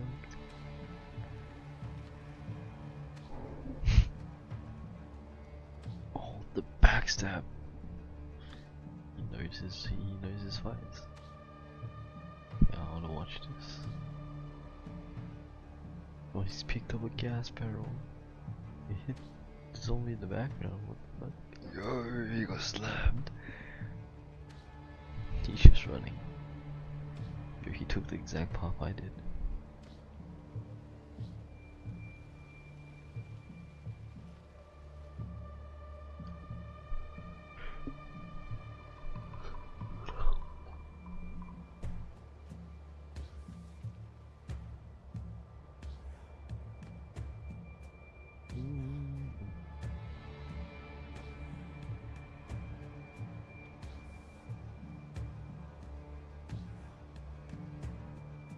Nope, he's just running. Okay.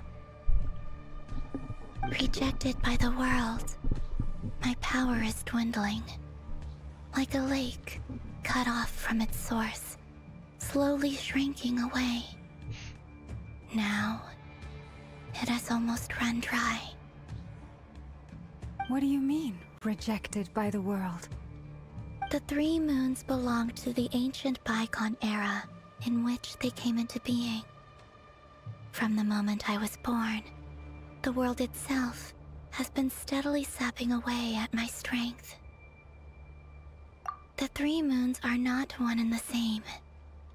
As the goddess of the Frost Moon, I cannot wield the powers of the other 2. Yet moonlight has a way of blending together. Each can reflect the other's glow.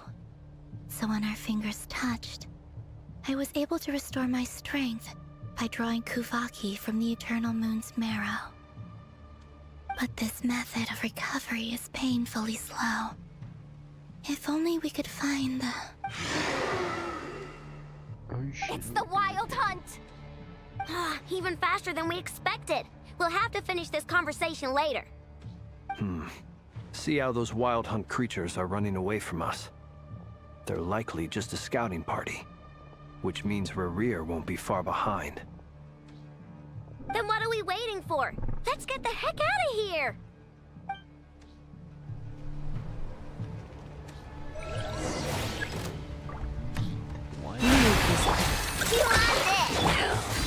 Defensive mode engaged. Ultimatum protocol. Ding dong! They just keep coming! This is driving me nuts! Rerir's closing in on us. We need to pick up the pace. There's too many of them! And this time, we can't fall back on Katar's house to escape! This goes on much longer.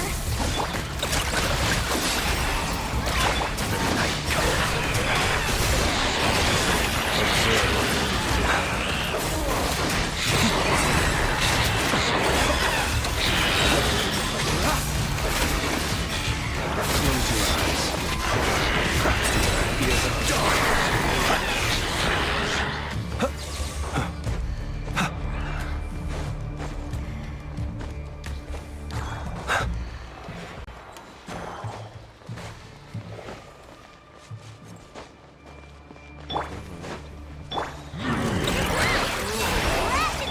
Annihilation mode.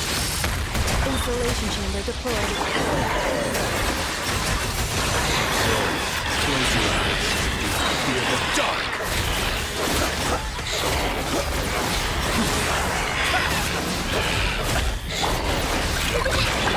Cleanup sequence initiated. Be silent.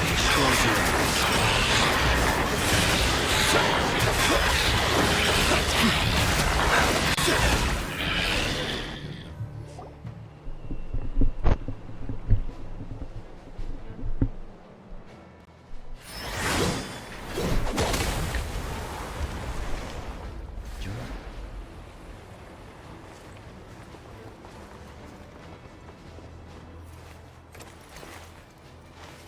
excavation, looking pretty sick. I don't even know.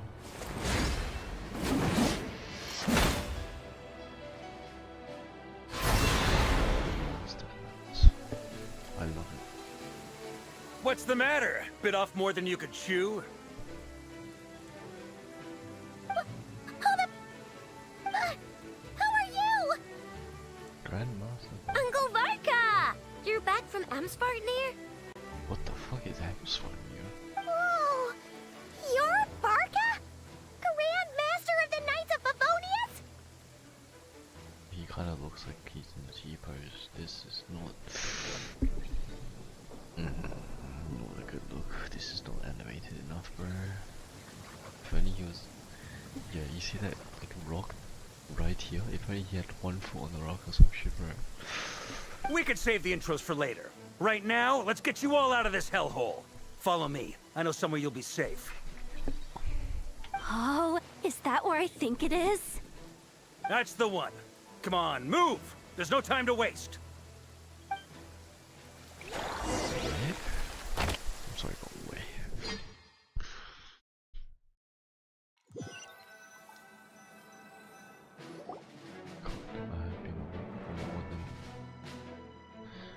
More than 16 hours. Where are we? No, more than This is so well 18 hidden.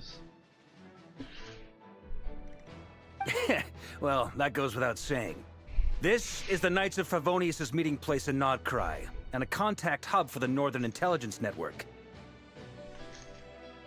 AKA, the black market of intel. No matter what faction you're with, it's the place to buy and sell information. Their headquarters are in Nodcry, but they've got contacts in every nation. As an expeditionary force on foreign soil, working with them has offered us the most effective way of getting our hands on reliable local intel. This is where we meet, so naturally, it's secure. Makes sense. Anyway, where were we? Folks from Nodcry should be pretty familiar with me by now, but I believe this is the first time we've met. Allow me to introduce myself. I am Varka, Knight of Boreas, and Grand Master of the Knights of Favonius. We've heard all about you. This meeting's been a long time coming. You look way younger than Paimon expected, but you definitely have that Grand Master vibe. Well, I'm no spring chicken. Just not showing my age yet. Definitely feeling some of that back pain today, though. Rushed back from Amsvartnir without a wink of sleep, only to get right into another fight with that freshly revived maniac. Another? You mean you fought him before? Yep. He wasn't nearly as strong back then, but he was still a formidable foe. I brought some of the knights along to give him a little surprise, but he saw us coming from a mile off. My squad took heavy injuries, and I barely made it out alive myself. We knew it might have been our last chance, so we staked everything on it. But still, it wasn't enough to stop him. I tried tracking him down afterwards, but he didn't leave a trace. Even in his unhinged mental state, he's as cautious as any trained operative. So, I decided to come find you. And as luck would have it, turned up to find you being ambushed by the Wild Hunt. The rest, you already know. Is that why he's been frantically absorbing Kuvaki these past few days? Because he sees you as a threat? Maybe I'm part of the equation, but even if I weren't, I'm sure he'd still be gathering power. He's clearly working up towards something. Note to self, Uncle Varka's strength rating officially upgraded. Oh, okay. Guess it's my turn to ask questions now. So, what exactly has been happening in Nodcry? Why has the Wild Hunt returned in humanoid form? And why is it after you? That's a long story, but I'll try to make it quick.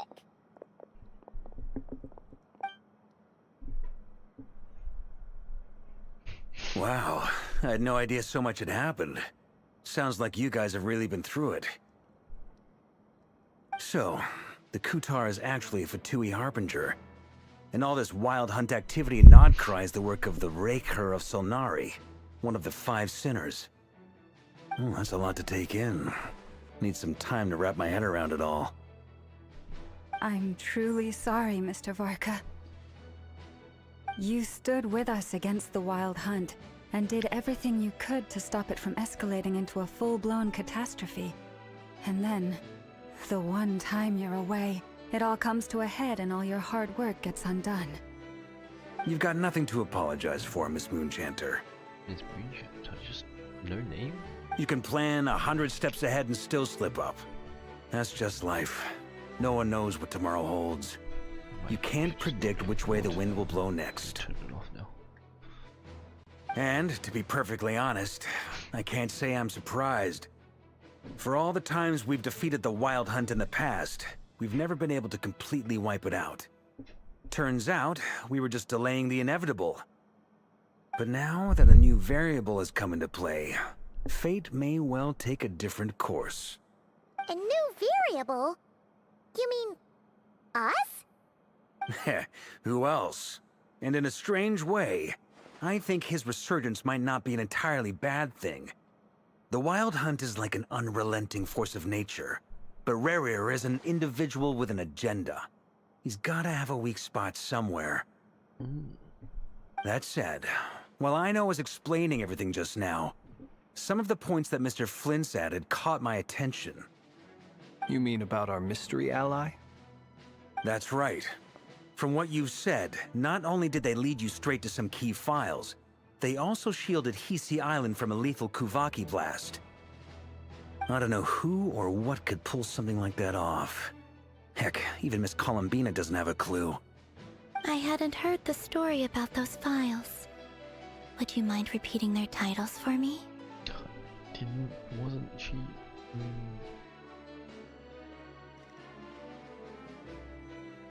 Wild Hunt Phenomena Log, a Nodkryan Ratnik's Field Journal, and Kuvaki Survey Log. Oh. No. Still doesn't ring a bell. Another dead end. Guess all we can do now is hope that our mystery ally keeps showing up when we most need them. Still, it's safest to assume they won't be intervening again.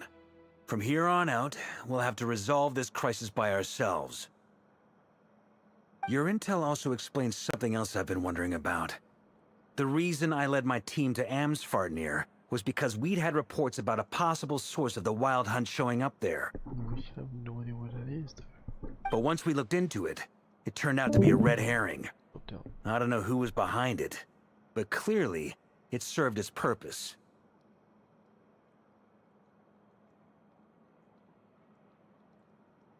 I doubt it's by chance that he happened to make his comeback while my attention was diverted. And from everything you told me, it sounds like his scheming began well before his return. So maybe luring me away was all a part of his plan.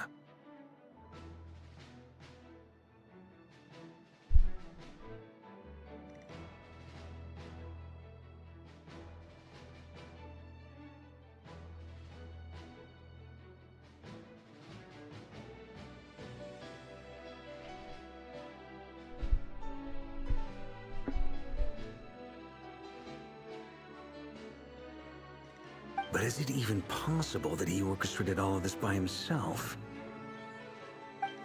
The Moon Maiden and the Raker of Solnari. Nodcry of all places. The way everything is unfolding, it can't be a coincidence.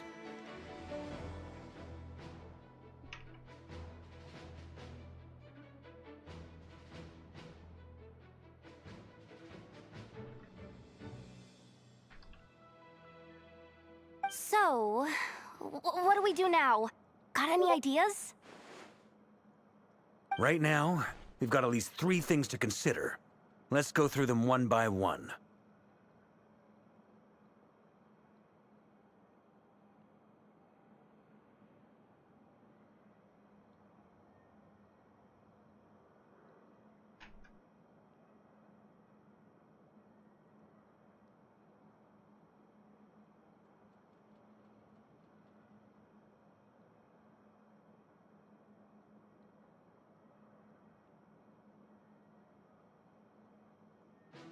I hear birdsong, but I don't know if it's outside my house or...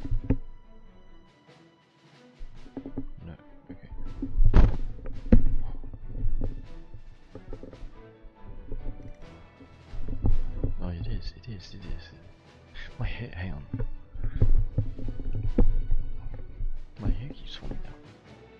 First, we need to figure out how to take down Rarier.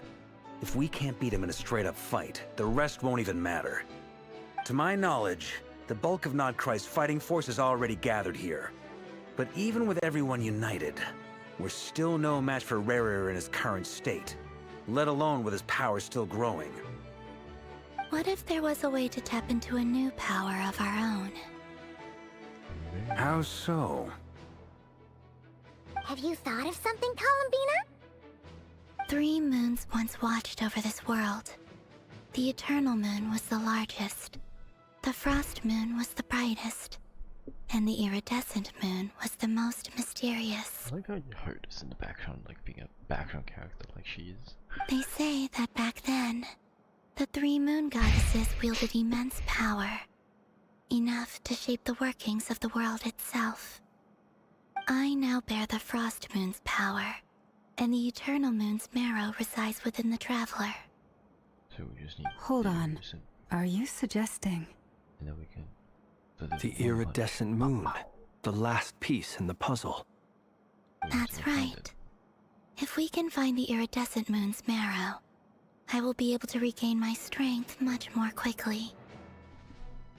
The 3 moons are said to stir the tides and illuminate all things. Perhaps they hold further secrets beyond our understanding. According to my analysis, this solution is feasible. However, it is subject to one major condition. How do we locate the iridescent moon's marrow? Should use the 2 moons to call. I know a way, but we will need to visit the Fatui's Experimental Design Bureau. The Experimental Design Bureau? Are you saying we need to involve Marionette? That doesn't seem good. Yes. I must speak with Sandrone. It's a long way from here to the Experimental Design Bureau. There's a high chance you'll be spotted. You shouldn't go alone. Then that's settled. Next up, our second priority. Somehow, we need to figure out Rarier's end goal.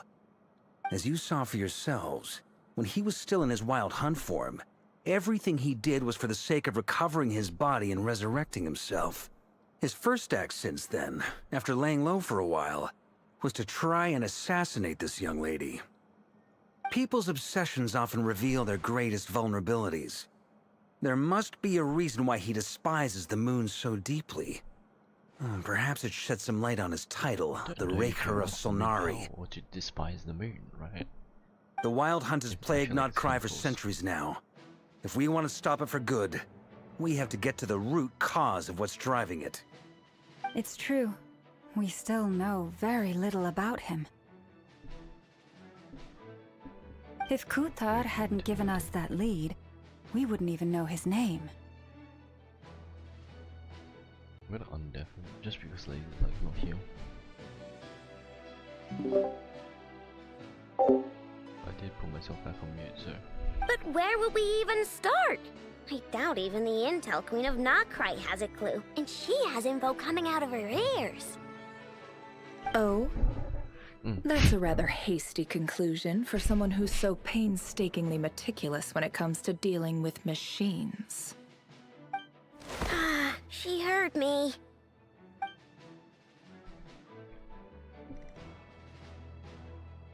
Boss! What are you doing here? I'm now asking myself the same question. I received a letter from a humble knight of Favonius, requesting a meeting to discuss a major business deal. But it looks like this humble knight had something else in mind. Details, details. Miss Neffer, the important thing is that you've arrived at the perfect time. Since his failed ambush, I've been racking my brains trying to come up with a plan to fight Rarier. Given the severity of the situation, I think it's fair to say that our only chance lies in uniting as one. And I'm talking all the factions in Notcry.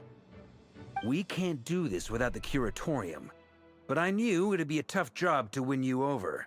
So, I took the liberty of reaching out for a little chat. Wait a sec.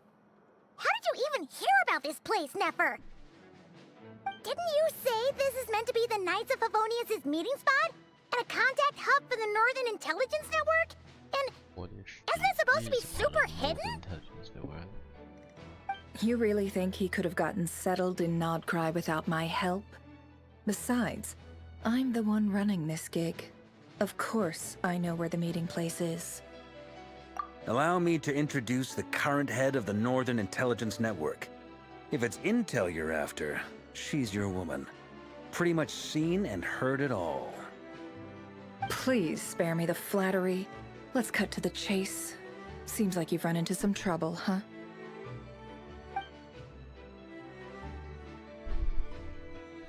Well, this certainly qualifies as an unforeseen crisis. On behalf of the Curatorium of Secrets, I wish you all the best of luck. So you're just going to sit this one out? Why should I get involved? What could possibly be in it for me? Being alive. What if we told you we can't do this without you? Oh?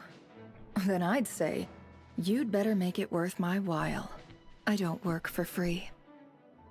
I can't put a price on something like this. It's just not in my nature. But then again, you and I have always been polar opposites in this regard. So I can't exactly say I didn't see this coming. Almost actually really pretty. If you insist on compensation, I will pay you. Consider this a formal commission. Sound fair? You just don't give up, do you? Too bad. I know you well enough to know you can't afford my prices. The riskier the job, the more it'll cost. And a Moonchanter's stipend isn't exactly generous.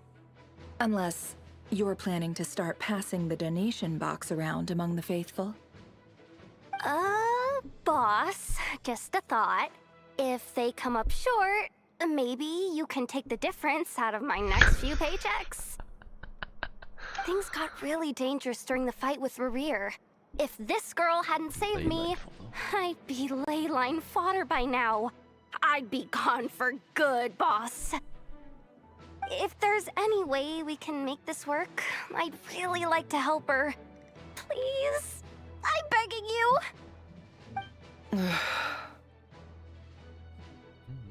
Laser just stood in his sleep. This is why I'm always telling you never accept favors. They are the hardest debts to repay.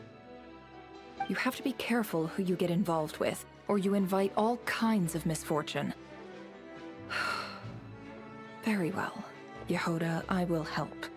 But just this once. Don't count on this happening again.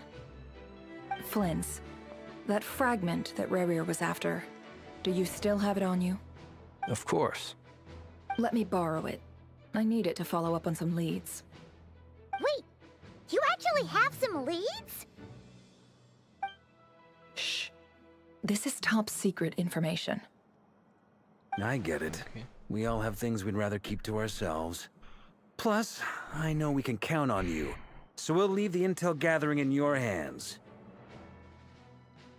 And that brings me to the third and final item. We need to find a way to distract him. We need time to make our move, so someone will have to stall him. I'm in for this part, no matter what. Anyone coming with? Count me in too. Come off it, you two. Quit playing heroes. I'm way ahead of you here. Nefa did a scan of the Moon Goddess's Kuvaki signature, and we're gonna use it to make some decoys over at the Krumkake craft shop. Anyone who's in, follow me. Once they're ready, we'll deploy the decoys across Nogcry. So as long as the rest of you keep moving, he won't catch on to your scent and won't be able to track you down. I like it. Genius idea.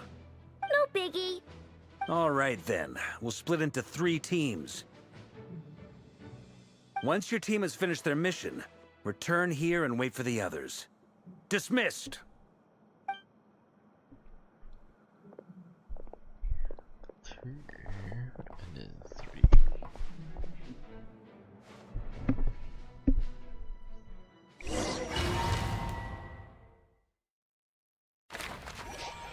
Oh, we're gonna do this.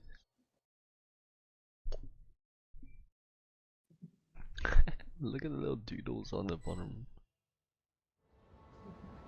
Adorable. Lady Damselette. Wait, and you two? What are you doing at the Kuvaki Experimental Design Bureau? We've been doing our best to mind our own business lately. But if you're just gonna waltz up here like this, you're seriously pressing your luck. Don't blame us for doing what we have to. Huh. You really think that's gonna scare us off? We're not looking for any trouble. I just want to see Zandrone. Do I need to remind you that you're still a wanted fugitive for deserting us? Out of consideration for our former ties and the crisis we're all up against, we'll let you leave in one piece. But don't even think about trying to get inside. Let them in. Oh, damn. But... Are you going to make me repeat that? No, my lady. Zandrone seems to be in a good mood. Must be maintenance day.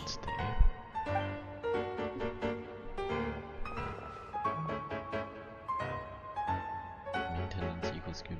No turn.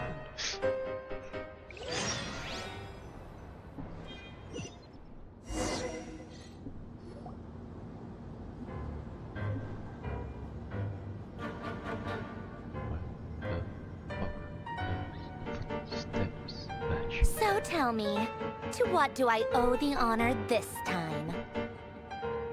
Actually, before you answer that, just so we're clear, we're not colleagues anymore, Columbina. I don't owe you anything. I promise it's nothing big. It seems like you've gotten the wrong idea here. The only reason I let you in was because I was bored. It seemed like a way to kill some time and satisfy my own curiosity. Whatever miscalculations I may or may not have made in the past, I haven't lost the plot enough to even consider sticking my neck out for your sakes. I'd like to speak with Arlecchino. What? Wait a minute. Fischio? What? Huh? You mean the knave? I'd like to speak with Arlecchino. Is she in Nodcry? No, she's not. Once the work on this facility was completed, she went back with the Rooster and Regrator. The only ones in Nodcry are me and... What is it you need to speak to her about anyway? Rebrier is hunting me. If I'm going to face him, I must first retrieve the lost moon.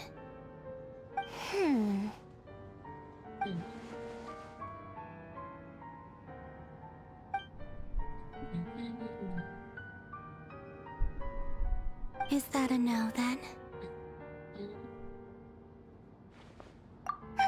As if I need reminding. I was this close to settling things with him before someone decided to whisk me away to their weird little garden.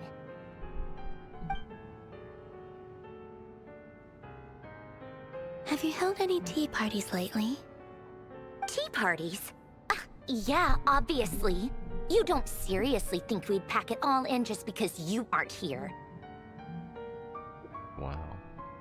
If anything, they've been more eventful than ever. Just me, Arlecchino, and a bunch of insolent and sensitive guests who won't stop asking where you've gone. Oh, they've been a real joy. I bet you served them the worst tea you have. Just like you used to do to me when I upset you. Maybe that's why she loves man. Who cares about how good the tea is when there's no one around to drink it? I keep losing people. What the fuck? First Rosaline, now you? I'm running out of people who can make me laugh. Honestly, what could be more ridiculous than the multi-centenarian goddess, who's only ever had the plain herbal tea she received as offerings? You'd always brew a different type of tea for me each time. Was it really just to see how I'd react?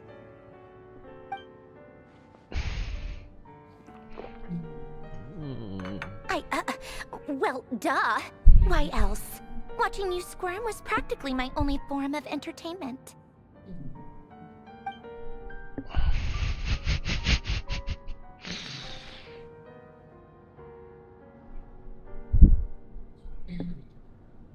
Yeah, and Capitano sometimes used to bring Tartaglia around too. But I guess we won't be seeing him again.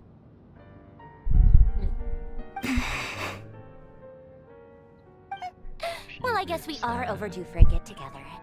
Polonia! Have Febronia pass a message to Arlecchino for me. It's time for tea. Will suffice. Pass along a message from me, too, if you would. My body cannot contain the marrow of 2 moons. What? So I'll be leaving one of them in her care. Excuse me? Who said you were on the guest list? If my tea meant that much to you, maybe quitting the Fatui wasn't your brightest move. Back when you were under the Tsaritsa's protection, no one would have dared come at you so openly. But that protection didn't come for free. In fact, I paid dearly for it. At the end of the day, it was just another transaction. I just got tired, that's all. I never wanted any part in their grand ambitions, and I've had enough of being treated like a bottomless supply of power. It brings back memories from the old days, when I was still worshipped as the moon goddess. Centuries on, it may be a different group of people, but I see the same greed in their eyes.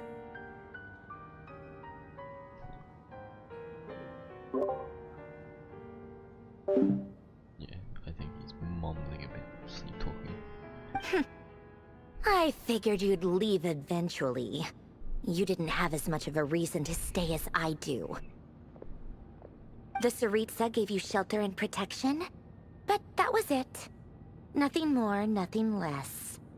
Meanwhile, the Fatui demanded everything from you in return, until it was more than you could bear. I get why you left.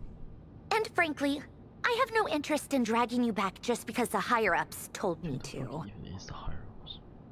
But if you keep hanging around with this riffraff, the next time we cross paths, we might be enemies for real.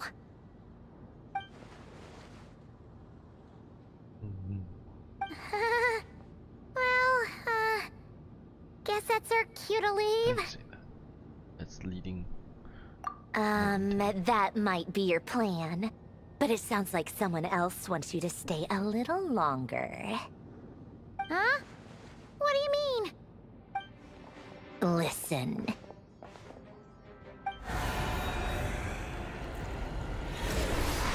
Fuck, he's a heel. My lady, it's the Wild Hunt. A horde of monsters is headed straight for the facility. Another uninvited guest trying to crash my tea party. Clear the area. I'll handle this. Wait, what? You want us to leave you here by yourself? Huh. You'll be lucky to make it out of this alive. You really think you can afford to worry about me? Go on, get out of here. You may have stopped Polonia from crushing him last time, but I've made sure that won't happen again. The entire Experimental Design Bureau is rigged for war.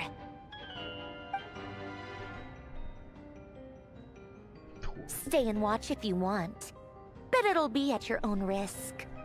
You're not flagged as friendlies in the weapons system. Don't tell me what to do! Look, if you're leaving, make it quick. Or you'll just get in my way. There's a secret passage on the 2nd floor. It'll take you right to the plains out back.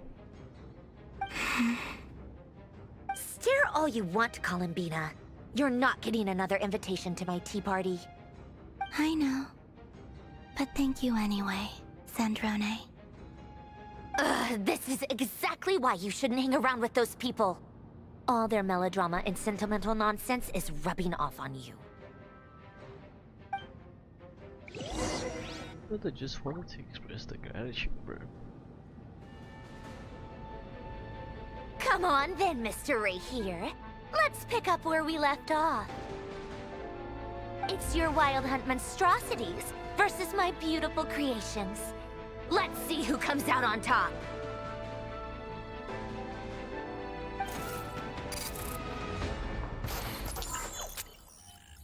Whoa.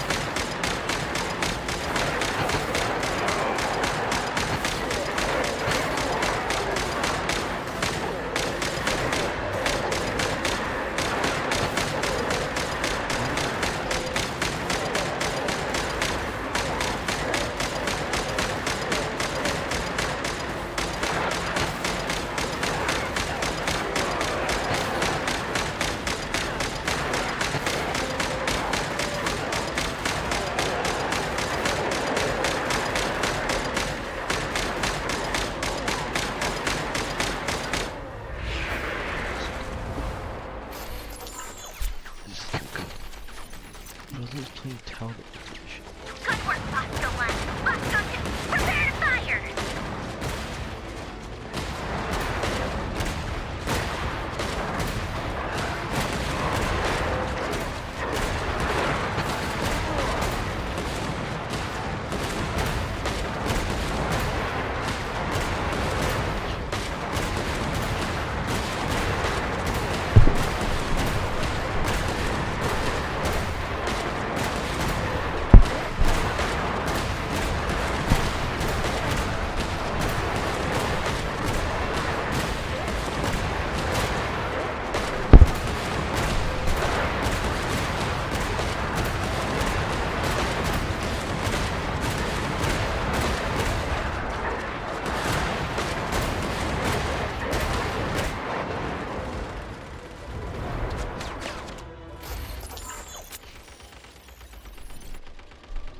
That's it! Keep them pinned down!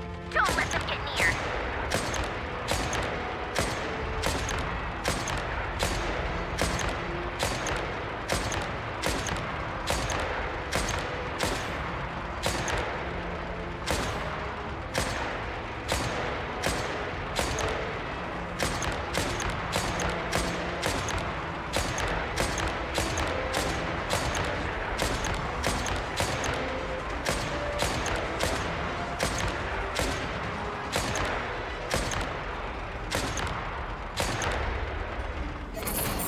Rotate out! Deploy all backup units! Get in there and hold the line!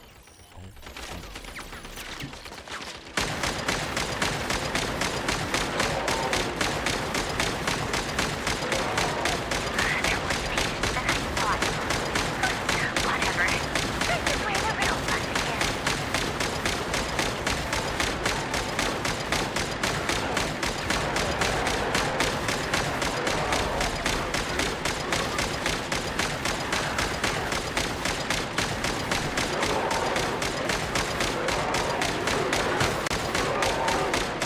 Don't worry. Once this is over, I'll put it all back together again. I promise.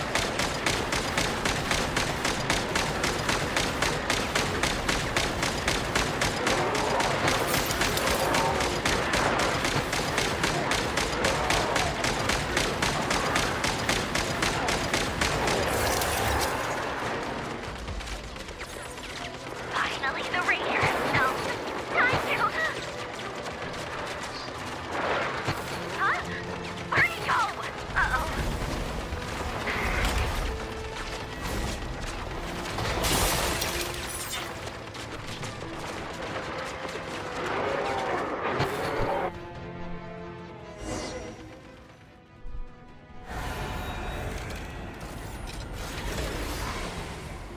Dismantle. Just go dismantle. Flying follows. It's not good.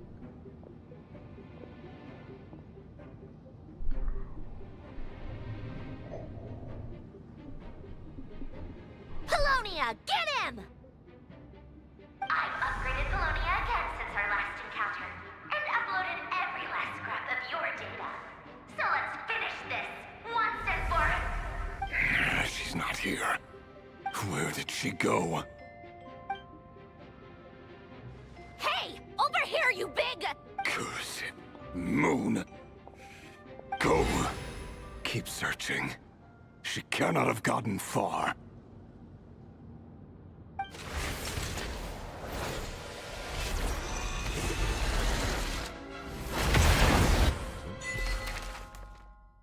Wow.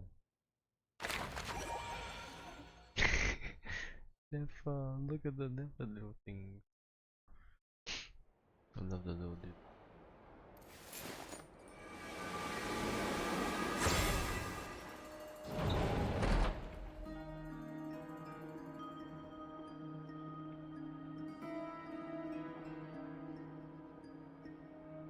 So this is your method for investigating Rarir's past. It almost looks like some kind of ceremony. One sec, I think the cat is at the door.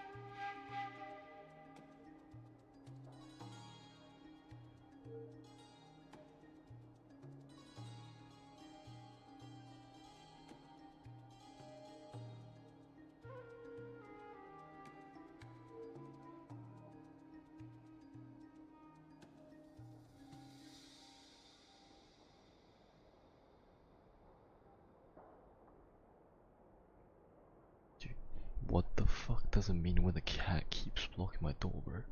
It's literally just like, yeah, I want to go in. Nah, I actually don't want to go in. Yeah, I want to go in. Like, what the fuck do you want? Good deduction. But it's quite a different affair from what you're used to with the Frostmoon Scions. Whoa! First time I've ever been in here. Boss always said it was off limits, so I pictured some kind of creepy dungeon. But it's actually kinda nice. Oh, I guess this must be Sumero decor? That's where Boss is from. And that nice shopkeeper who sold me my treasure compass. I'm not sure exactly what you've got planned, but it looks like you're all set. When do we begin? Whenever we wish. But for some reason, I've got a feeling this isn't going to end well. I've never faced Rerir myself, but from what you've told me, his power is beyond anything I could imagine. I, on the other hand, am just an ordinary businesswoman. Our paths should never have crossed, yet here I am, forced to make an enemy of him. If you ask me, you're about as far from ordinary as it gets. So what are you saying? You're getting cold feet? Once I take a job, there's no backing out. Still, I have to ask myself if the power I'm relying on will even work on an opponent of this caliber. And also how to make sure I come out of this alive if things spiral out of control. Death is the one thing we can take for granted. It is the great equalizer, however fortunate or unfortunate we may otherwise be. So it's important to consider how to spend what lifespan we have left. Come on, boss. Lighten up. Quit talking about death. It's bad luck. For once, I agree with you. When you're up against a foe like Rerir, there's no such thing as being too prepared. Is there anything I can do to help? That won't be necessary. I've already made up my mind. Time to cash in a precious favor I've been saving for a rainy day. Yehoda, I need you to find someone for me. The sooner the better. Find who? That shady merchant who sold you an overpriced treasure compass the other day. Come on, boss. You're pulling my leg again. In what way is she shady?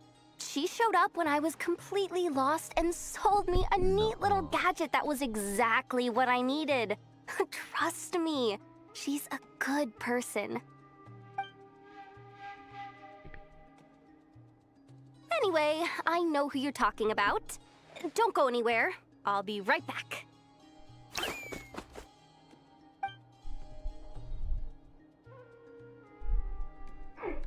What's happening to me? I genuinely can't run any further.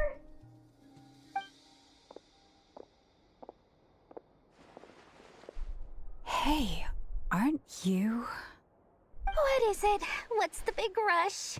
You dragged me out of a dream where I was literally swimming in Mora. I'm charging double my usual attendance fee. See, look how easygoing she is. After that rude awakening, she could have completely snapped at us. But instead, she kept it together and just asked for an extra fee. Dori Sangama Bay? I never would have pictured you two doing business together. If you want to make it big in Nodcry, it's all about connections. Lady Nefer just so happens to have a lot of intel that interests me. And she also did me a big favor in the past. It was back when I first arrived in Nodcry. My trusty assistant, the genie in my lamp, had an adverse reaction to the Kuvaki and fainted. What? In the middle. So what I have. She's picturing her.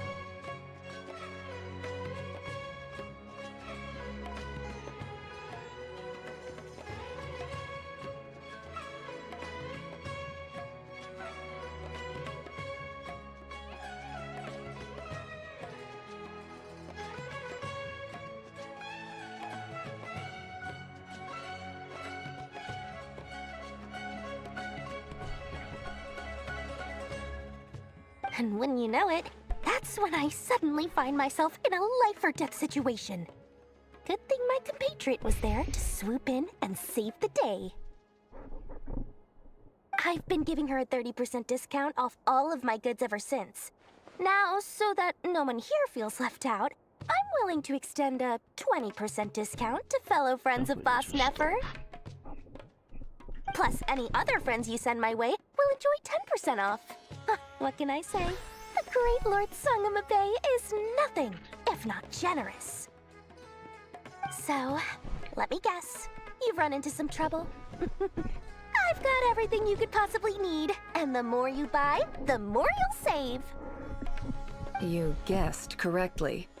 What have you got in the way of survival gear? The one type of gear I've never been short on. What are you looking for? A jetpack fresh from the Academia's labs? An ancient suit of armor dredged up from the bottom of the sea? That doesn't sound good. At the very least, I need to know what kind of opponent you're dealing with here. If even you're worried about staying alive, it must be pretty serious. Going against God Slayer. What if I told you it's someone with the power to bring a nation to its knees? Is that so? Then we really are talking top-shelf treasures. I don't have anything like that in stock right now. I'll have to ask my supplier. Your supplier? A powerful woman, make no mistake. I can't reveal her identity, but luckily for you, I hear she's planning to visit Notcry in the near future.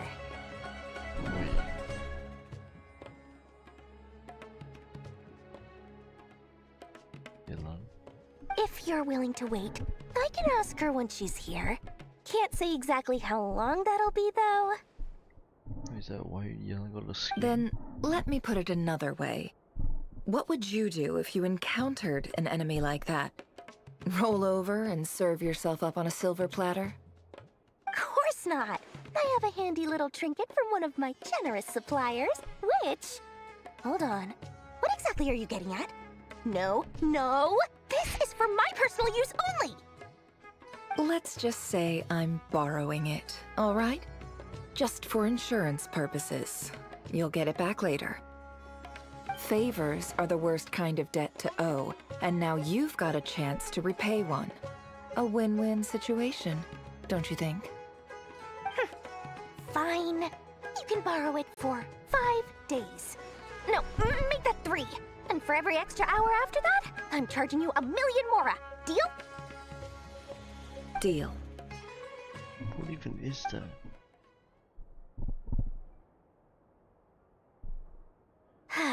What a way to start the day. Now, was there anything else you wanted? Or can I go back to bed now? I thought Dory never slept on Mora.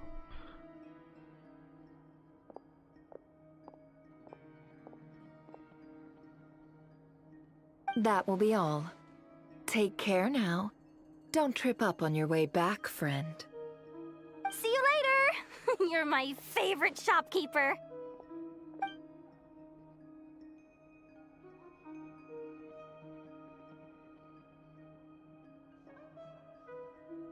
Excellent. Everything is well and truly ready. The ceremony can now begin. After initiating the ceremony, your minds will follow me wherever I go. You will see many strange things in your mind's eye. That Dory gave. So remember, don't be frightened, and don't make a sound.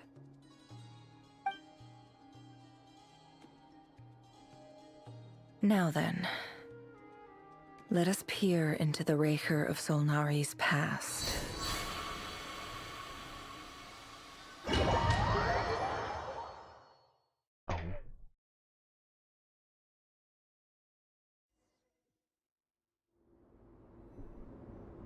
I made it.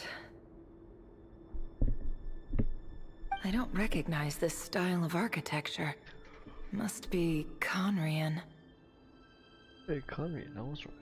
Simple furnishings, table and chairs. It's a more ordinary house than I might have expected. What did I even say before? I did say he was hard. Looks like the fearsome Raker of Solnari came from surprisingly humble beginnings. Unless this passed for luxury in Conria. Unlikely. It was said to be a very prosperous nation in its heyday. Anyway, I'll keep exploring.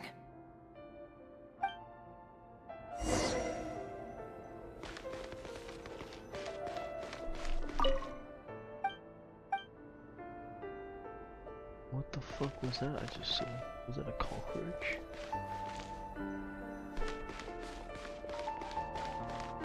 A window. Watch the groups. Did I sprint? Did I jump?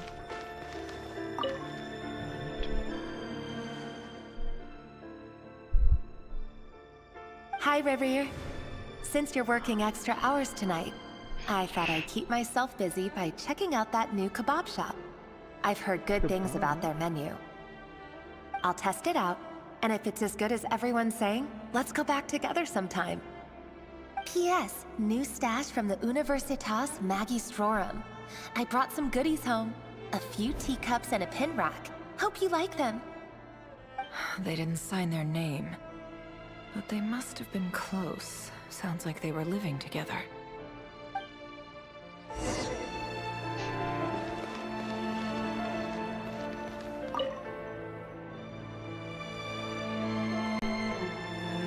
I went over to Joseph's for drinks today. They have a fine collection, but I went alone. Felindis was tied up with something and couldn't make it. Joseph asked why I came alone, but I didn't really have an answer. He then went on to ask about other things. If you ask me, someone who asks that many personal questions is too nosy for their own good. Right. But if he invites me again, chances are I'd still go. Felindis. That's the same name Ririr mentioned. Crane imports keep falling. If things don't pick up, we'll soon be back to meat and mushrooms only. Honestly, I'm not a huge fan of that new type of mushroom everyone's been into lately. Didn't it start out as a lab-grown variety? I heard it's even mildly corrosive. Seriously, why would you even eat something like that? What mushroom is mildly corrosive? I don't care if it's an impressive feat of alchemy. That just isn't the kind of thing I like to eat. Grain has to be imported, and they're eating a diet of mostly meat and mushrooms. Could it be because Conria is underground, so it doesn't get much sunlight? That would explain why they use so much stone in their buildings. They even use alchemically modified strains for food. Seems like the people of Conria don't have many options when it comes to dining. I've just about saved up enough now. Time to buy it and keep it somewhere safe. Making a big purchase. I wonder what it is.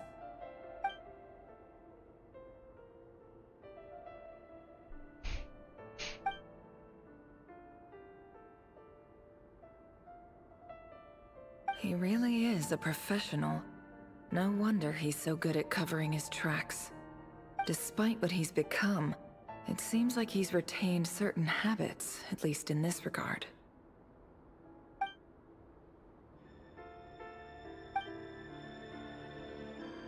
Did Rary rip it out himself? I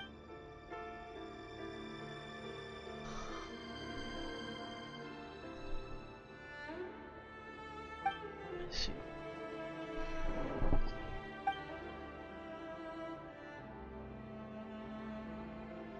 Before I met you, I was convinced that my heart was nothing more than a stagnant pool. The burial place of a fallen moon. A withered, windless grove where the waters rested forever unrippled. It was you who helped me see that my heart hadn't entirely withered away. In love with it. That it could still beat to the rhythm of love. This is just trivial sentimentality from the looks of it. Why would he go to the trouble of hiding that? The burial place of a fallen moon.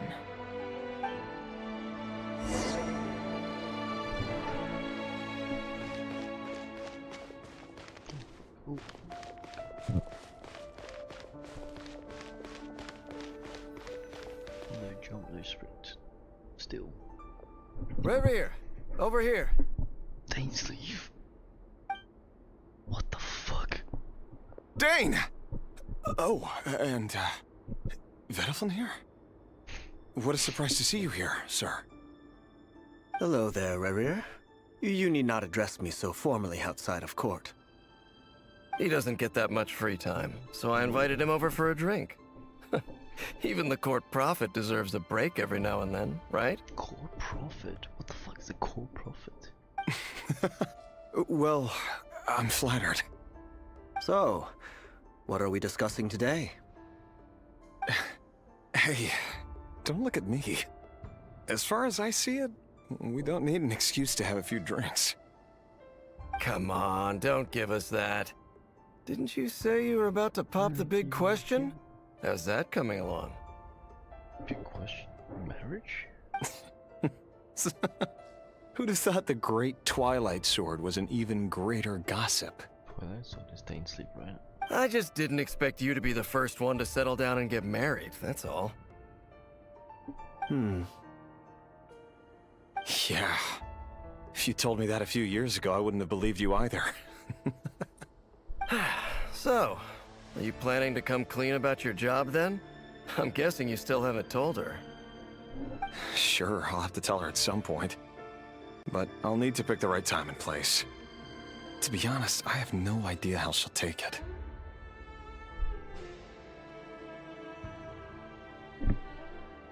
Come on, stop being such a pessimist. For all you know, she could be thrilled. I bet she'll be much more impressed by your actual job than the one she thinks you're doing now. A member of the King's Guard. Quite the cover story. Does the king himself even know? Of course he does. Anyway, enough about me. How have you been? Me? Same old, same old. Nothing much to... Huh? What's up, Ved? It's nothing. Vediflin, Dainsleif's elder brother. Renowned throughout the court of Conria as the Visionary, and said to possess a wisdom far beyond the reach of any ordinary man. And yet, despite the gulf between us, he seems to have something to say about me. Does he even know me? Does he see me as a friend of his brother, or just another of the Vinster King's blades? Why did he react so strongly? Was it really to do with what we were talking about? Brown, curly hair and brooding blue eyes. So this is what Rerir looked like back in the day. Perfectly normal. No different from anyone else. As frightening as this monster is in the present, there's something even more unsettling about seeing the human he used to be.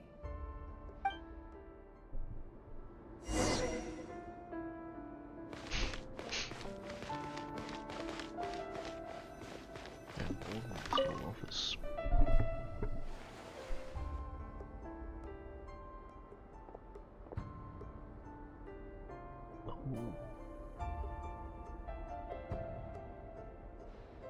Celindus?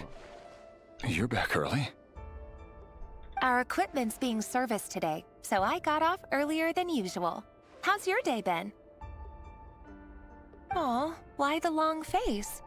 Is something the matter? Has your boss been giving you a hard time again?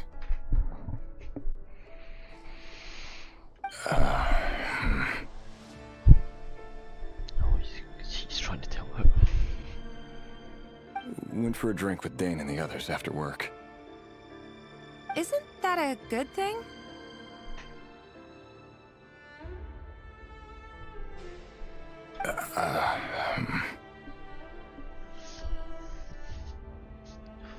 Crumbs of a keyboard.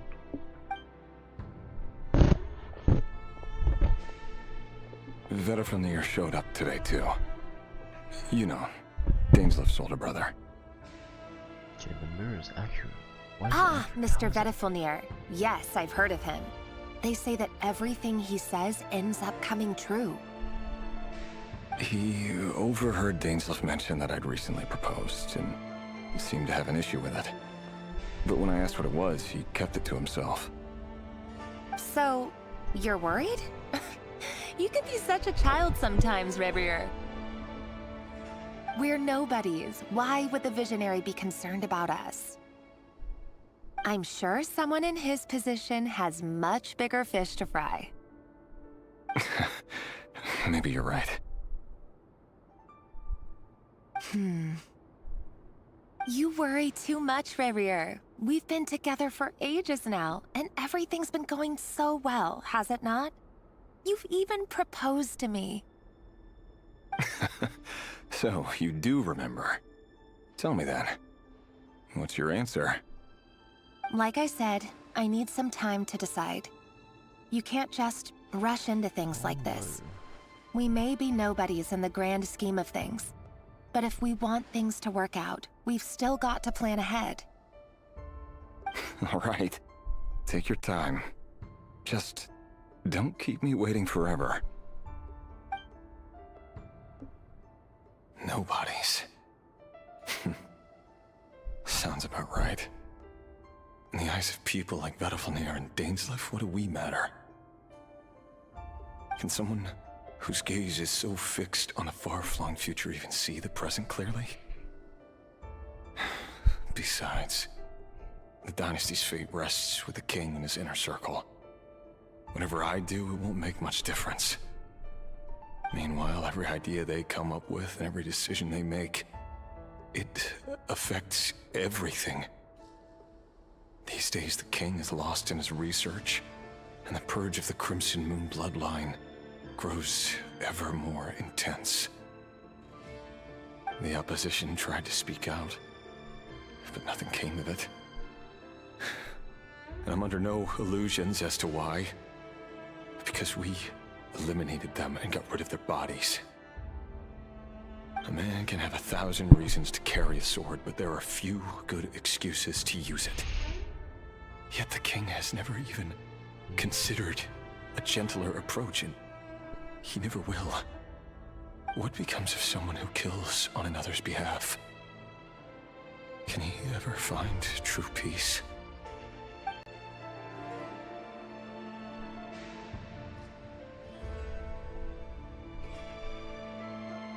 Thelindis,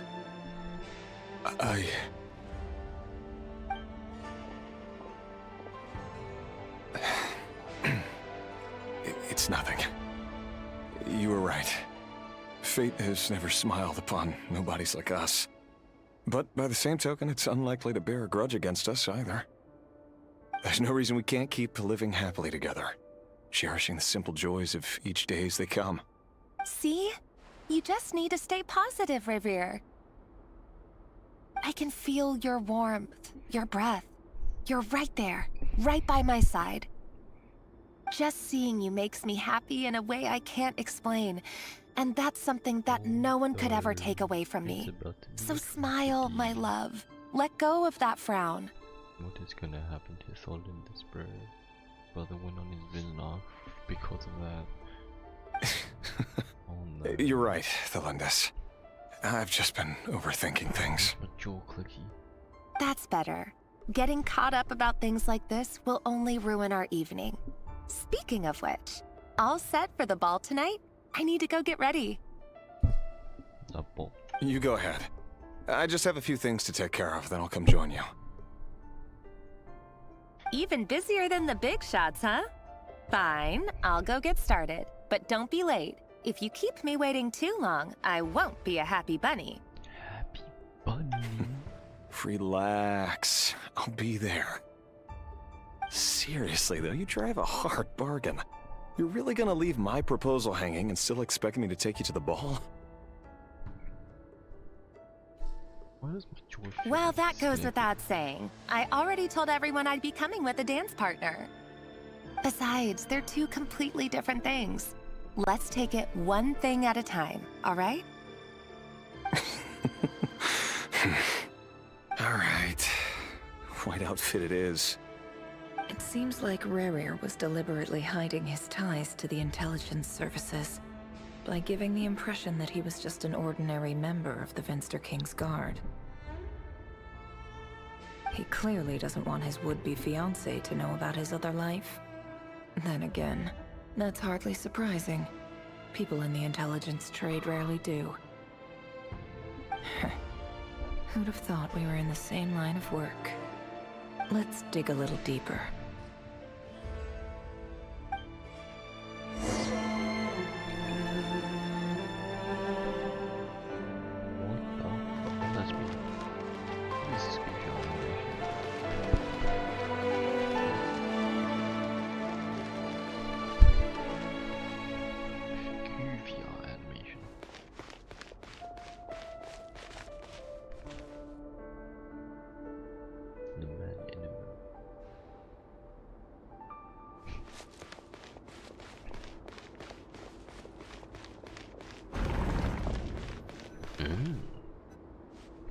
Our last operation was a resounding success, and all thanks to you, Rayhir of Solnari. In total, we apprehended 32 dregs of the Crimson Moon, and 67 accomplices. After all these years since the dynasty's fall, so many of them still linger on. Indeed, it cannot be denied. Yet it was destiny that the Crimson Moon should be overcome by the eclipse, and that His Majesty, the all-seeing Vinster King, now guides our nation on the path to prosperity. Conria has no further need for a dead moon. But alas, there will always be those who refuse to see the truth, choosing instead to romanticize the past. That's not entirely true. Much about the Crimson Moon era was worthy of remembrance, and that's exactly why they keep trying to see it restored. Many of its secrets remain unsolved to this day. As it happens, that's precisely the field of study my partner is devoted to. You still haven't told her what you really do for a living. Where would I even start? How do you tell someone that you're one of the king's hand-picked executioners? That your hands are steeped in blood? You didn't choose this life, any more than I did. Orphans like us don't get a say. You orphans. But I'll sure as heck be the one to pay for it. Speaking of which, we need to be more rigorous in the way we identify direct descendants of the Crimson Moon. Someone, it seems, has strong opinions about my future plans. Most likely my marriage in particular. I have a feeling that we may soon become targets of the Crimson Moon's retribution. Your concerns are not unfounded. They've taken out many of our colleagues these past few years, and for that very reason. These are no helpless lambs we're leading to the slaughter. They're wolves in sheep's clothing. Take care, Rayhir of Solnari. I look forward to toasting you at your wedding. Thanks, Thorkel. You look after yourself, too.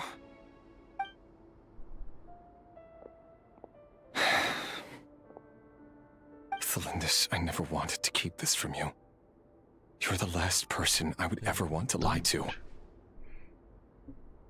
But that's exactly why I can't tell you everything. There are things you shouldn't know. Things you cannot know. The Moonlit Dynasties are a thing of the past. Yet even now, with the sun shining high in the sky, there are those who would call forth a dead moon's ghost. Could that be why Vedalfnir held back? Or was it because of some court secret he's not at liberty to share? I have to get a clear answer from him. No matter what happens, I will protect Thelindis.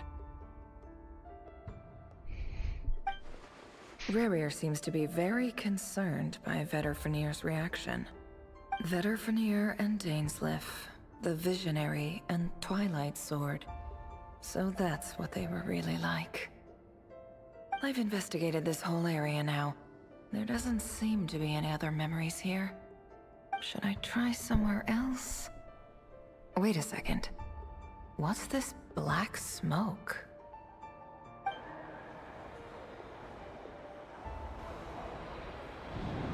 You see something you don't know and you just go straight to investigating it. So, he's late after all.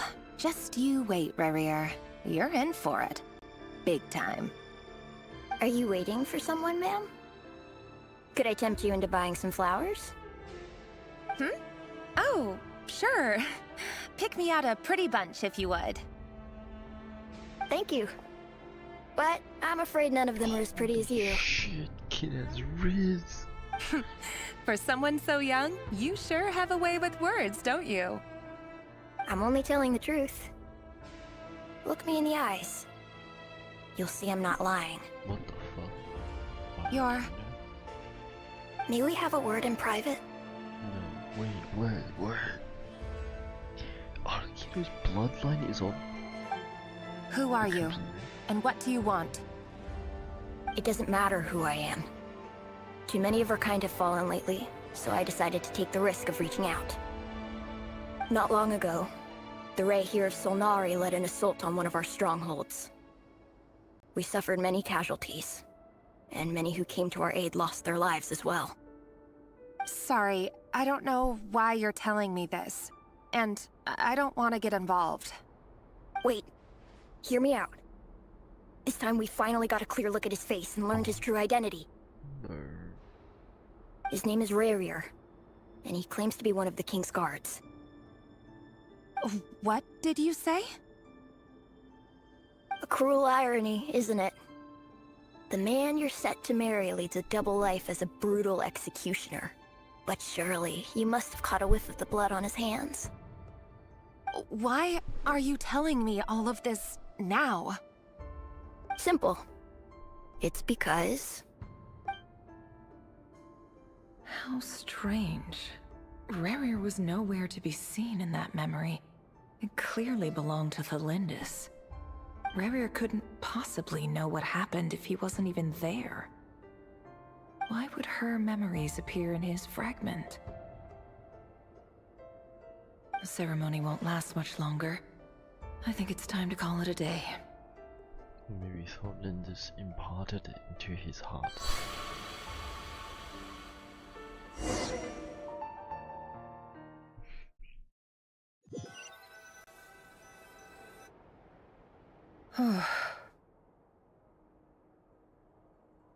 So that was your doing? Did you just pull us inside Rarier's fragment to spy directly on his memories? Any more questions, and I'll have to start charging. I had no idea you could do that, boss! Seriously, that was amazing! We're not worthy. We're not worthy! I gotta admit, though, I'm itching to see what happens next.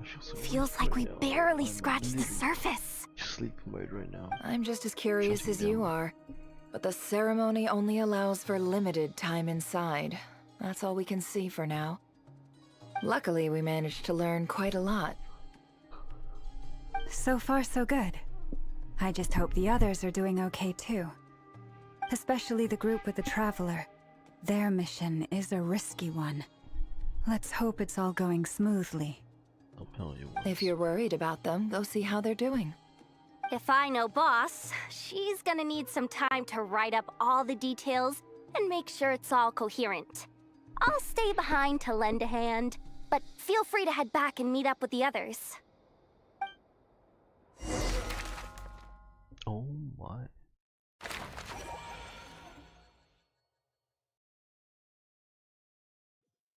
Everyone is back at the office.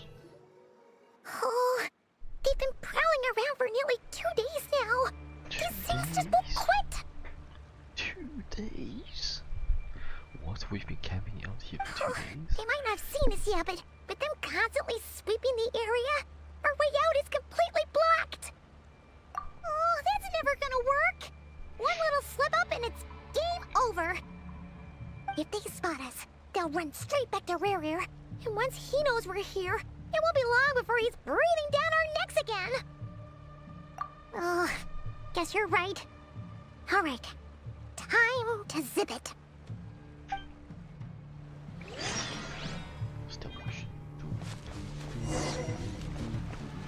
Quick, hide! We almost got spotted!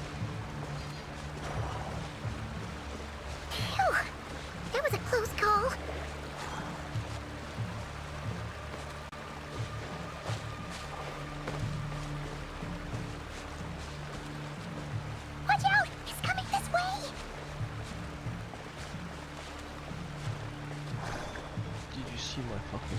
Keep going. We're nearly there. This is the final hurdle.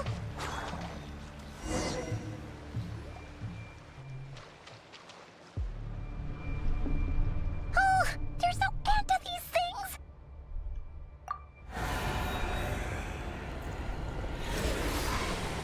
Have they seen us?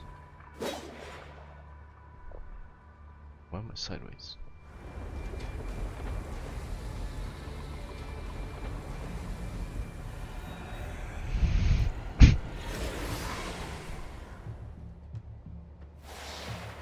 Fire. Fire? Wait, what's that smell? Oh no, there's a fire!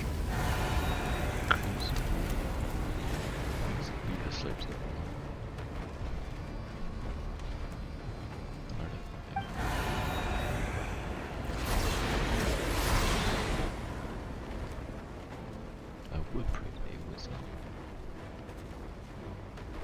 Senor.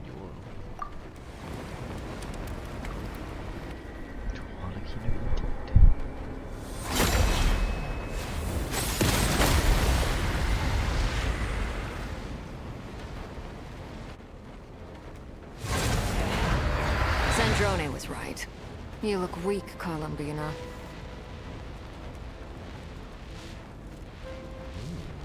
The old you would never have let such lowly creatures bar your way. Word has it that you did something for the Tsaritsa, and that's why you've lost most of your power. Freedom comes at a heavy price, doesn't it? It's Arlecchino! You came! Hello again, Columbina.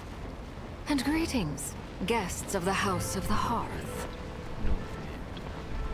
It's been a while, Arlecchino.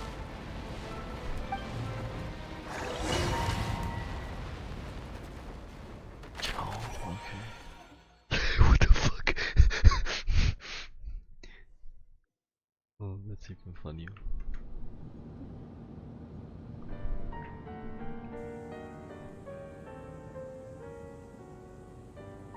Gold. Stupid right here of stupid Solnari. Ugh, whatever. I've got all the data I need. Next time we meet, you're finished. He sure doesn't pull his punches. On a different level. Excuse me, do you need a hand? You can do me a favor by staying out of my way. Can't you see I'm busy? Wait a minute. I recognize that voice. Hello, Miss Sandrone. Father sent us over to help. Huh. How considerate of her. Hey, Fremine, get over here and help me fix this. Lenny, you do your thing. Just keep your sister away from my machines. How the fuck did you dismantle that? Nearly every machine that cat girl touches ends up going haywire. Cat girl? Go put her on cleaning duty or something.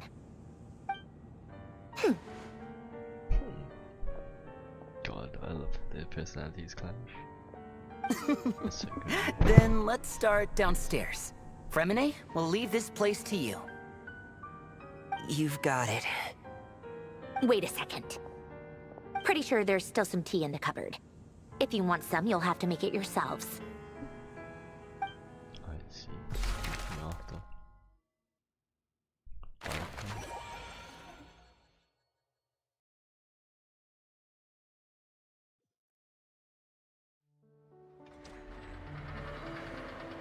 So.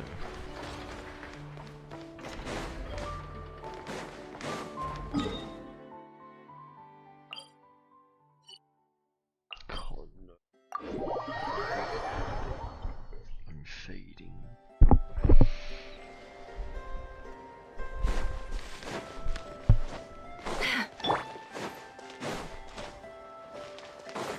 Try and stop me!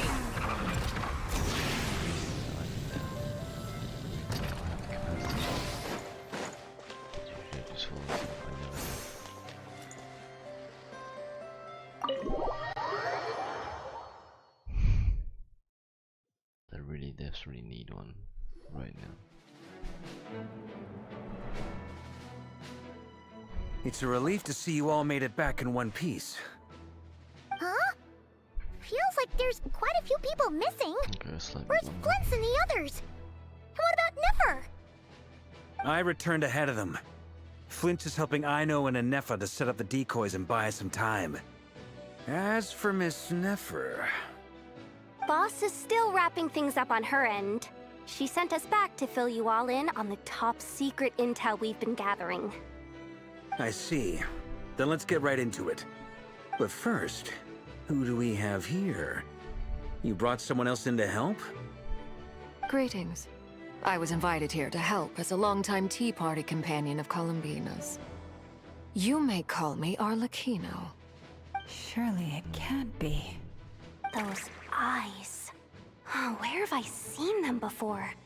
Wait, of course. In those memories we just saw. Is you gonna say it out loud though? The only Arlecchino I know is the fourth of the Fatui Harbingers. So either you share a pretty uncommon name, or you're more than just a Tea Party buddy. I mean, the Tea Party of the Fatuis. You're well informed, Grandmaster. A man from Mondstadt living all the way out here in Nodcry, and yet the people and affairs of Snezhnaya seem to hold a special place in your heart. Oh, the feeling's mutual. Sounds like you know all about who I am, too. A Fatui Harbinger. The atmosphere in here just got really tense. Guess we can't just start trusting Fatui Harbingers, even at a time like this. I must admit, though, I'm a little curious. Seeing as the Moon Goddess no longer belongs to the Fatui, what makes you so willing to put your neck on the line here? Nor does Nodcry belong to Mondstadt, Mr. Varka. Yet still, you're fighting for it all the same. What is he trying to do? Like liberate this? Things don't always have to have a tangible payoff. Sometimes, stopping things from spiraling out of control is a higher priority than chasing the spoils of victory. Of course, I can't say there's nothing in it for me at all. But that's between Columbina and myself. Forgive me. I don't mean to doubt you. It's just that the Fatui really have been the source of many of our troubles. We have our own way of doing things here in Nodcry. But ever since they arrived, the Fatui have treated us with nothing but hostility. I know there's been a lot of bad blood between us in the past. I've done my utmost to avoid friction whenever I could. But sometimes fundamental conflicts of interest simply can't be settled amicably. That's why I'm here solely in a personal capacity. This has nothing to do with the Fatui. As a gesture of good faith, I'll be frank. I can help Columbina track down the iridescent moon's marrow, which will help her restore more of her power. Anyway, what else is on the agenda? Let's begin. She says she'll be frank, then completely skips over the details. Looks like she doesn't want to give away too many secrets after all. But she clearly wants to change the subject. It'd be awkward if I tried to bring it up again now. I guess we'll just have to go along with it. She's the fourth of the Fatui Harbingers after all. One look and you can tell she's not someone you'd want to mess with.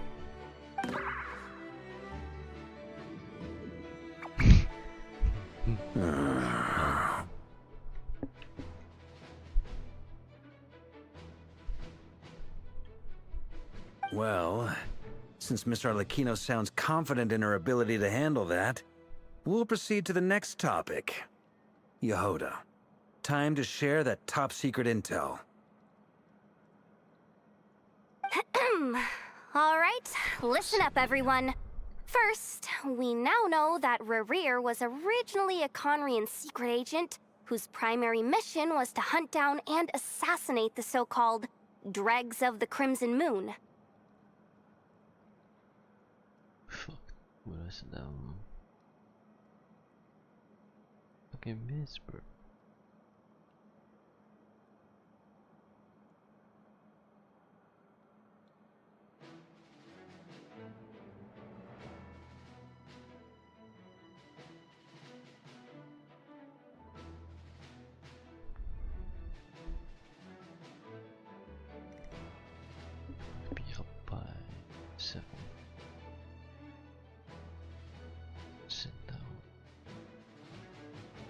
this one as well. Okay. Oh no. The dregs of the Crimson Moon. Mm-hmm. In the memories, there was a lot of talk about the Crimson Moon and Eclipse, and a whole bunch of other stuff from the time of Conria.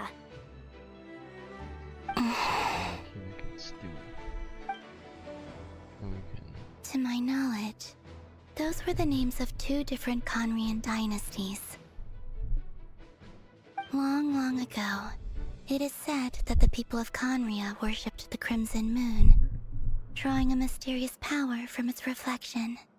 But one day, a coup saw the Crimson Moon eclipsed, hence the name of the new dynasty that replaced it, and how it became the new emblem of Conria.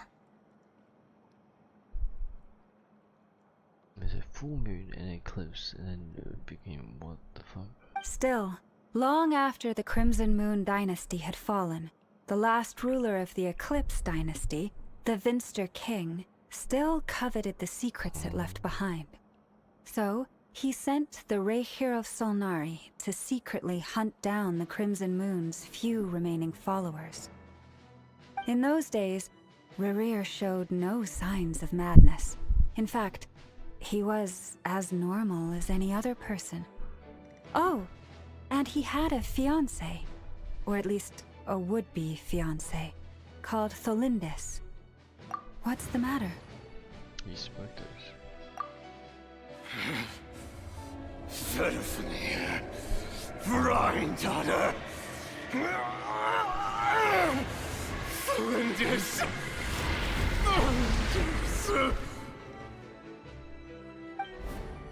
Interesting. Anything else? What about this would-be fiancé of his? Do we know anything about her? Well, she was a researcher at the Universitas Magistrorum, but it felt like she was hiding some kind of secret. Oh, and one more thing. For some reason, Rehir's fragment also contains some of Tholindis' memories, though only a very small portion. Well, no shortage of potential leads, I'll give you that. In any case, it sounds like we can conclude that while Tholindis was still around, Rehir appeared to be lucid and quite normal. Tholindis, it seems, must have been the one thing in this world that he couldn't let go of. Tell me, though, were these pure-blood Conrians we're talking about here? Why do you need to know that? Hold on. If she was a pure-blood Conrian... Oh yeah! Just like how it was with the captain! If we could somehow find her, do you think there's any chance Rehir might regain some of his sanity? We'll have to find something. It's possible, but it would take a miracle. We can't pin all our hopes on that.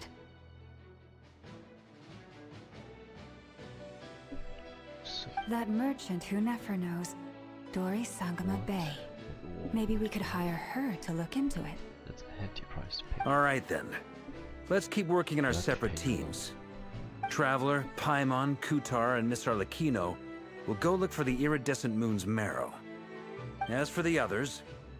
On the way over here, I noticed that the Wild Hunt monsters had grown even more frenzied in their search for Kutar. At this rate, the people living here will be in grave danger too. So I'm thinking of gathering together some of our followers to go wipe them out. I'll head back to the curatorium and meet up with the boss. Feels good knowing we've all got something to be getting on with. Given that the Wild Hunt has been a lot more active lately, the Lightkeepers have likely begun their own operations too. If that is the case, someone will need to pass the news on to Flint's. I'll hold the fort for now, then discuss our next move with Flint's, Aino, and Anefa when they get back. Already leaving. Alright then. Well, the clock's ticking. If that's everything, we'll be on our way. Efficiency. We'd better get moving too. We'll try to buy you as much time as we can. Relax. Just do your thing. I decided to call in some backup since things are getting so hairy. Our reinforcements should be here any minute now. What? Stay safe, everyone. Reinforcements. Dismissed.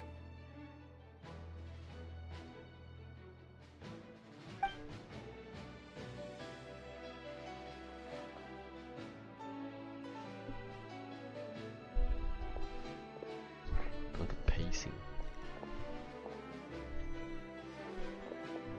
Flins. We're back.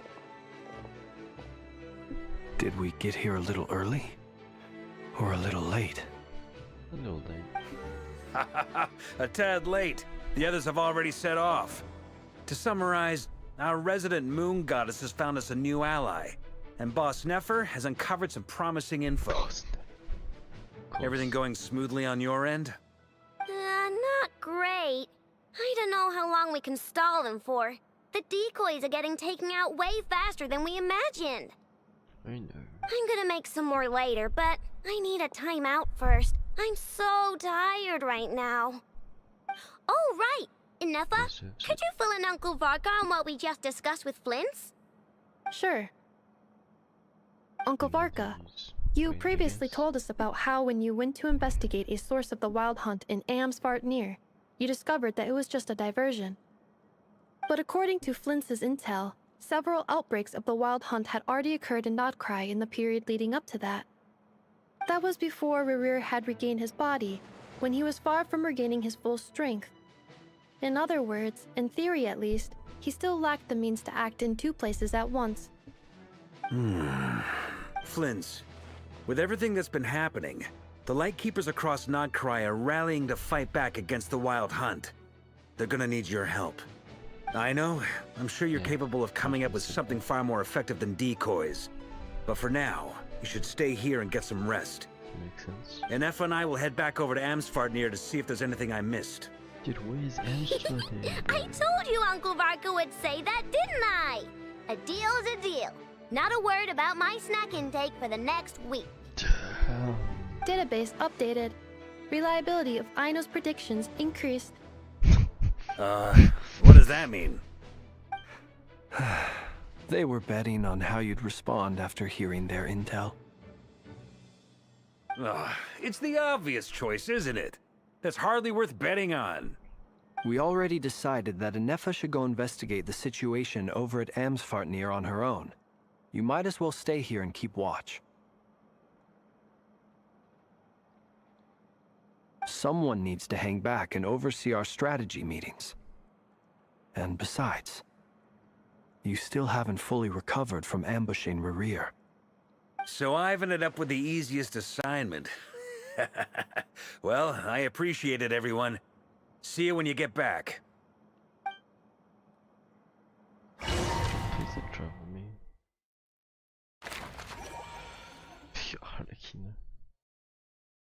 Alright, but I will AFK here then.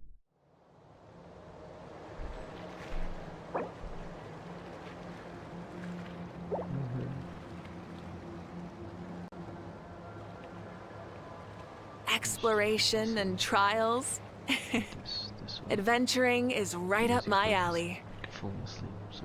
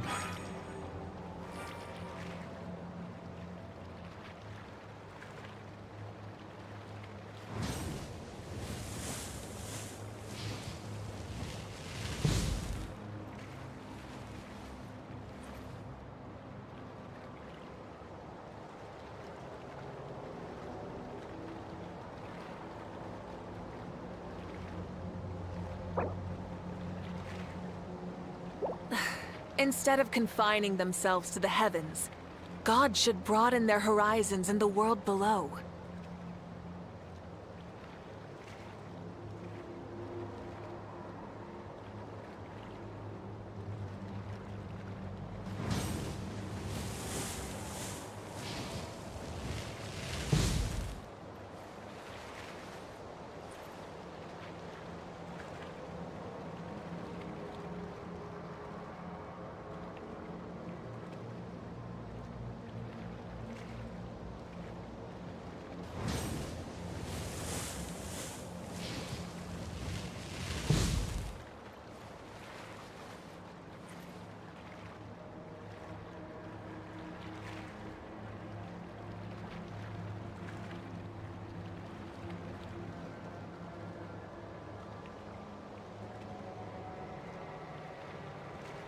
Many insects have a compulsion to follow the light, and humans are the same.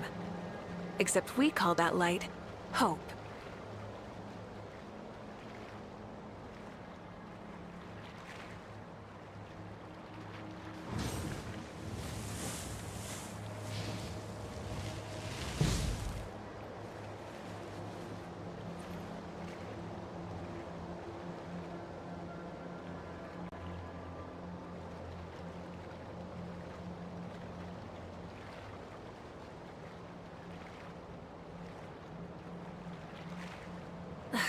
Instead of confining themselves to the heavens, God should broaden their horizons in the world below.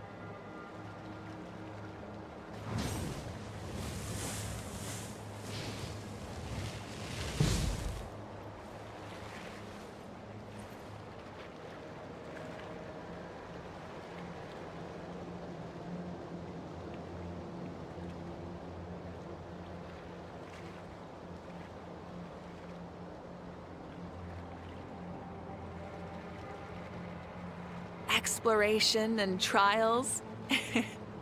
Adventuring is right up my alley.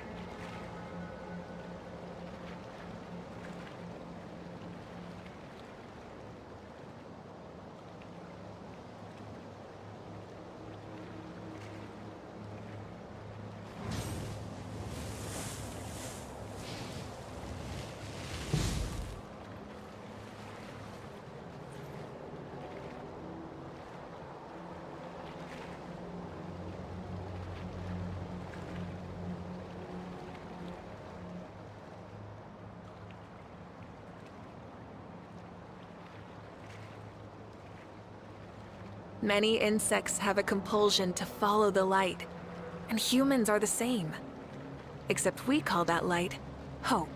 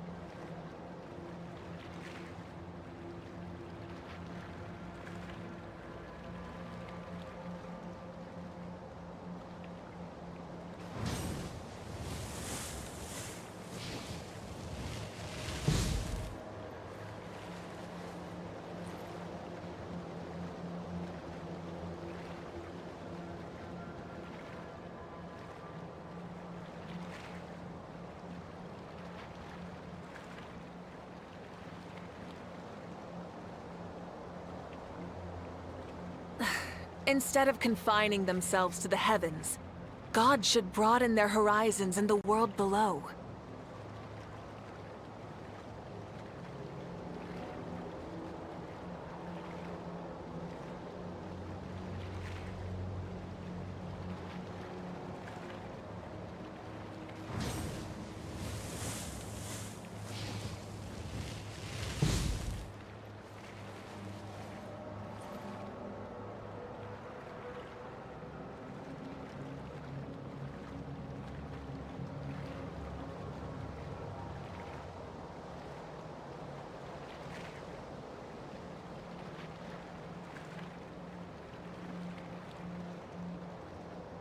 Many insects have a compulsion to follow the light, and humans are the same. Except we call that light hope.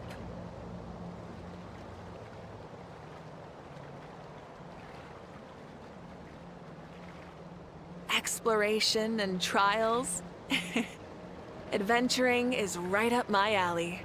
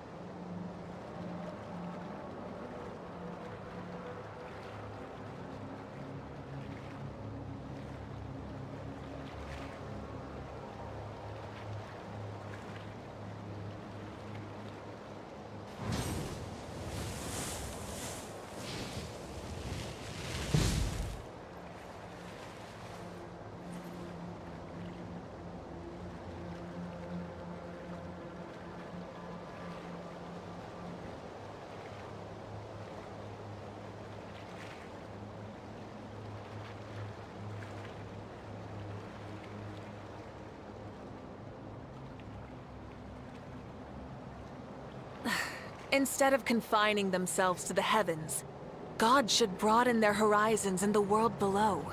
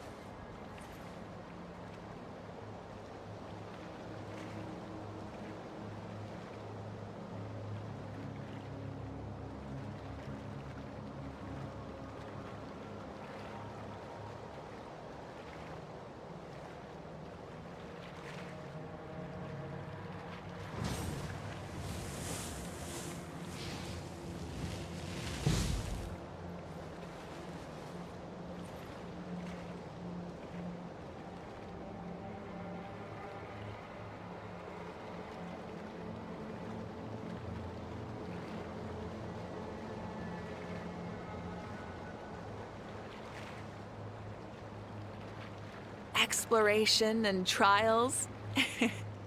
Adventuring is right up my alley.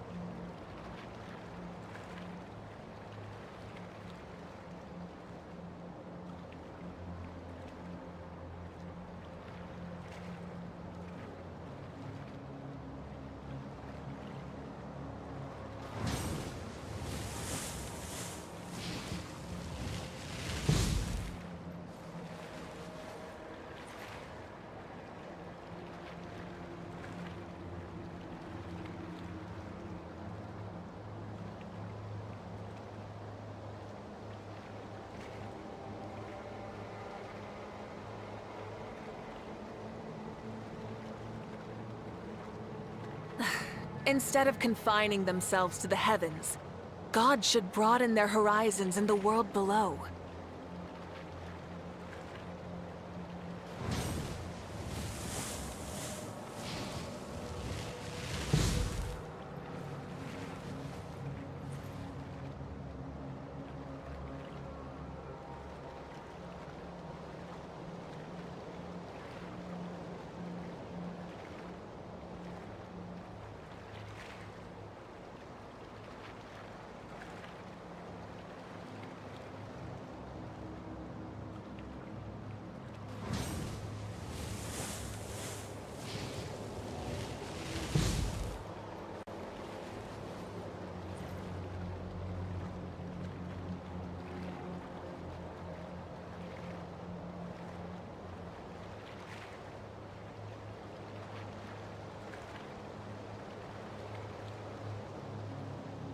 Many insects have a compulsion to follow the light, and humans are the same. Except we call that light hope.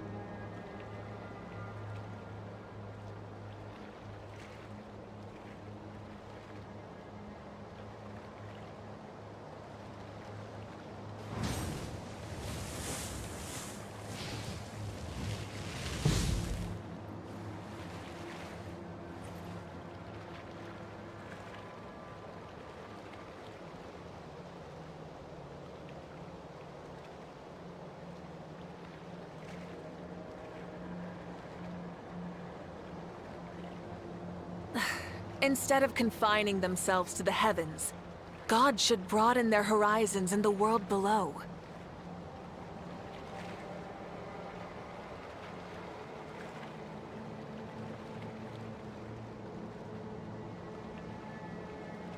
Exploration and trials. Adventuring is right up my alley.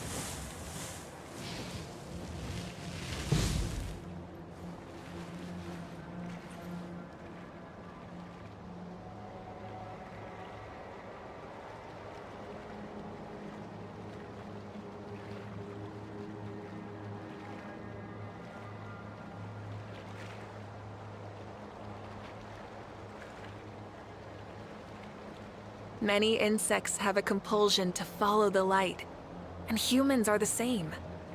Except we call that light hope.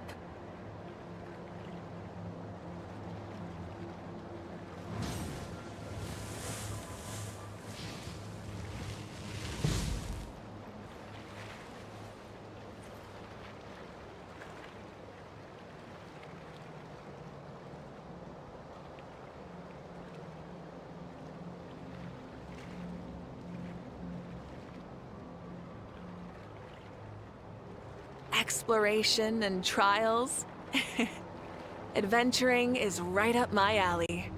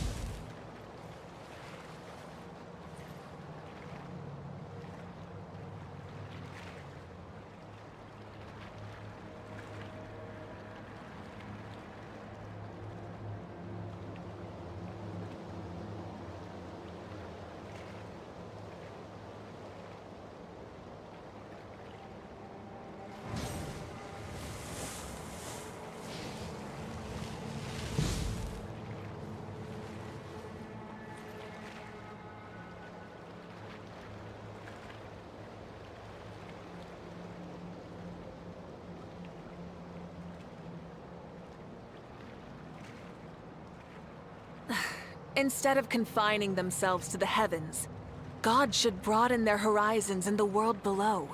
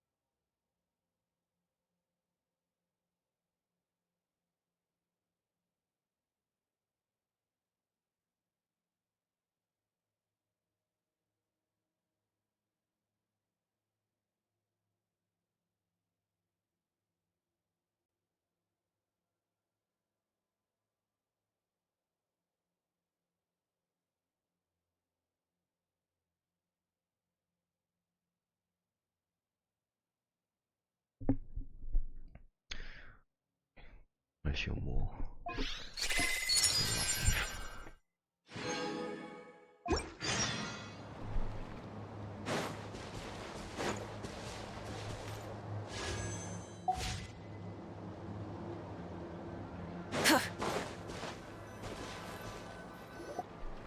Here, this will serve as a good spot to cross over.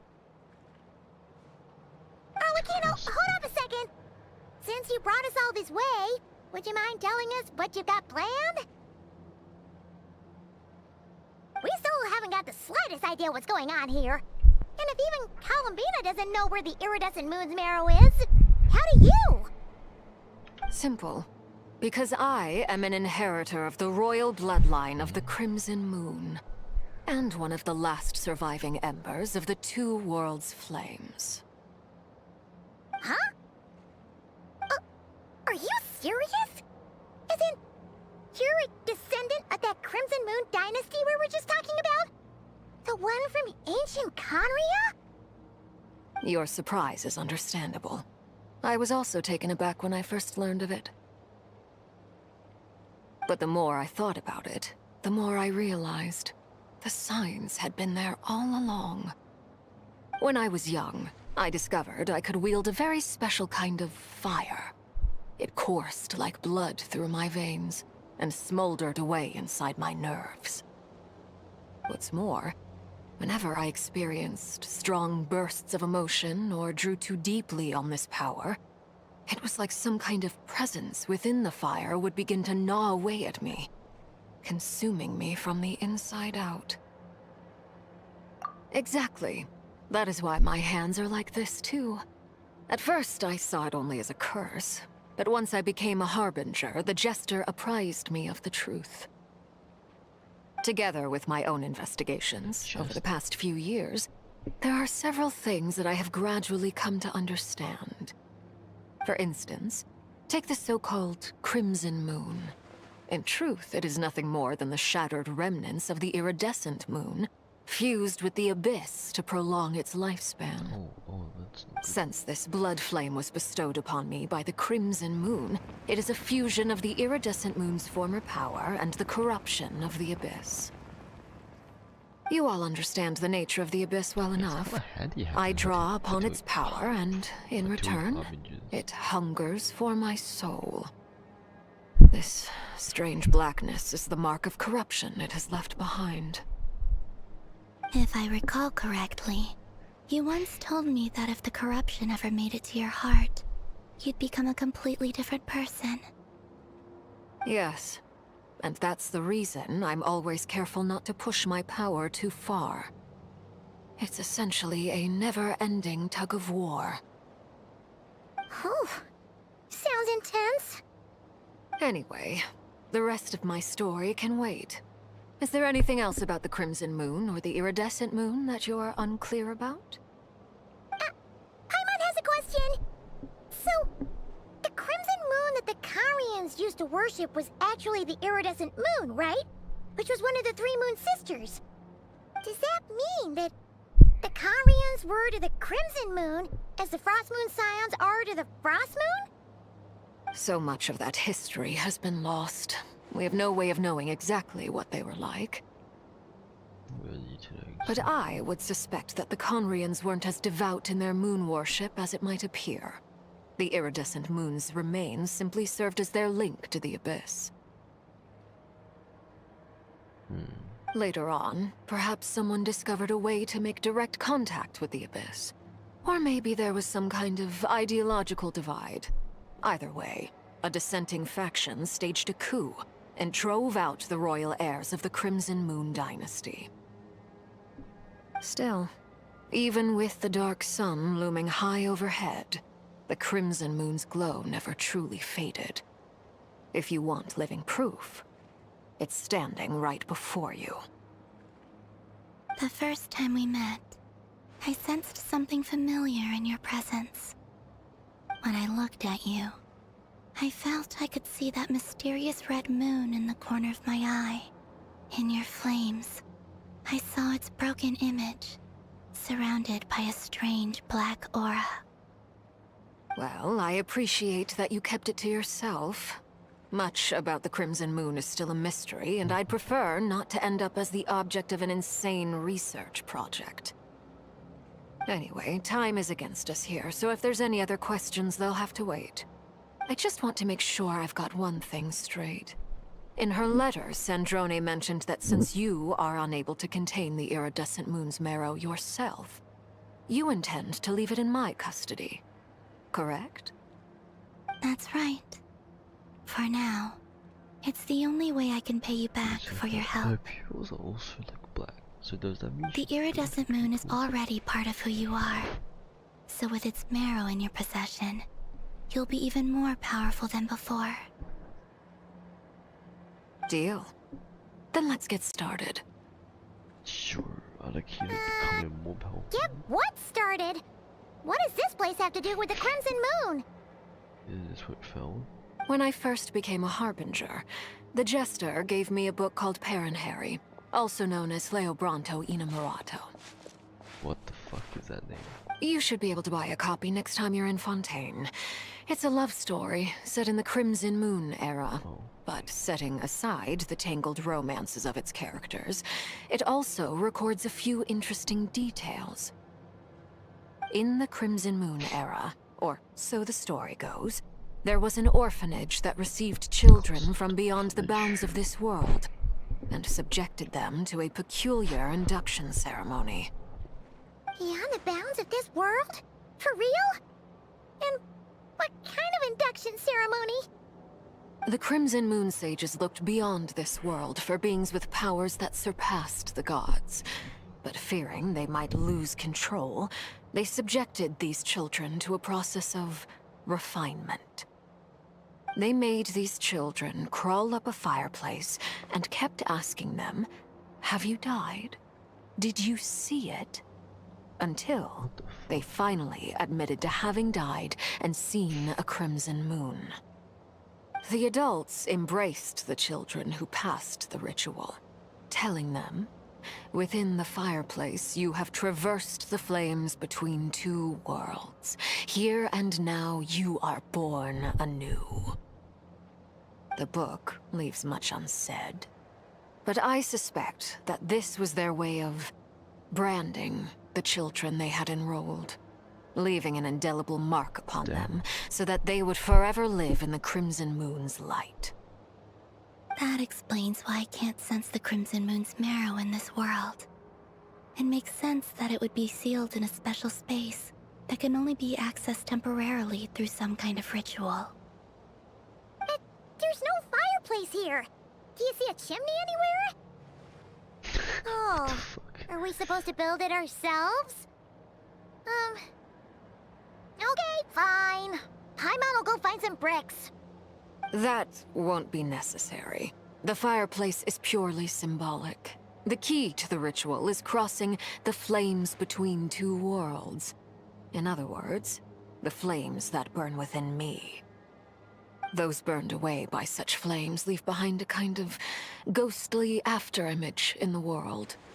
In the days of Conria, people believed they could be used to bridge the gap between the two worlds of life and death.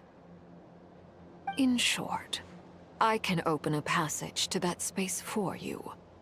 That's the easy part. The catch is I'll need to stay on this side to keep the passage open, so I won't be able to come with you. Once you're inside, you'll have to find your own way. Very well. Then I'll open it up. Traveler, spare me a little more moonlight if you would. I may need it. I shall shine on down with the light. Thank you. I feel like I've recovered some of my strength now.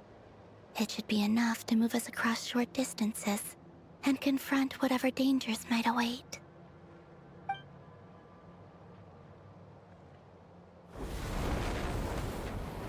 Mistress of the seven hues of ages past, great mother of the present, crimson-clad sovereign of the two realms, by fire severed, by fire renewed, I offer myself now and beseech your descent.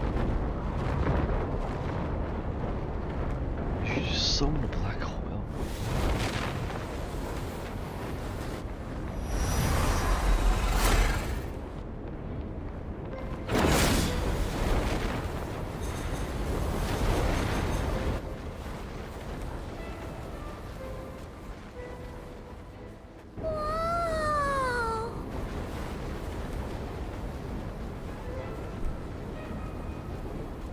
One word of advice. As you're crossing over, no matter what voices you hear, do not answer.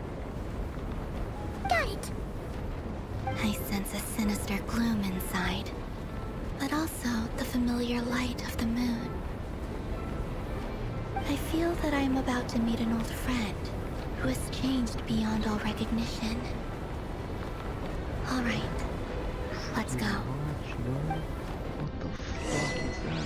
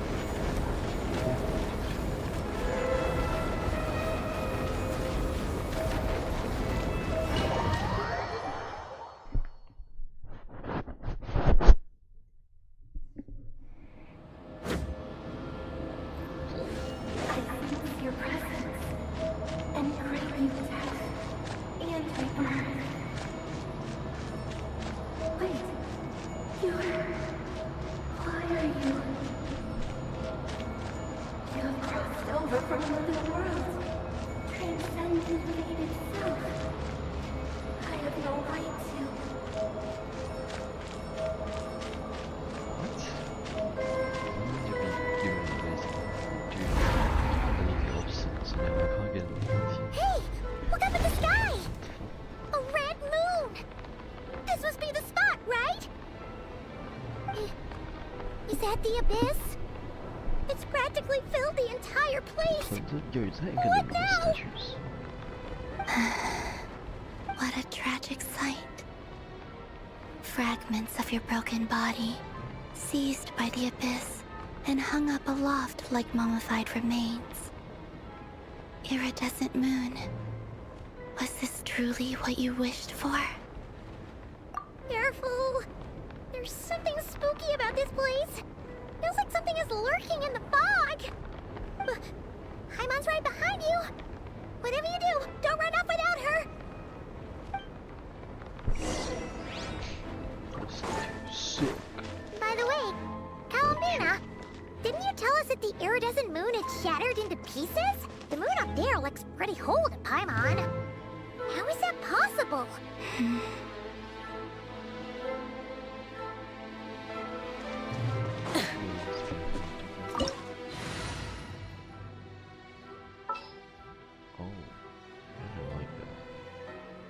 Why has it given us the option to?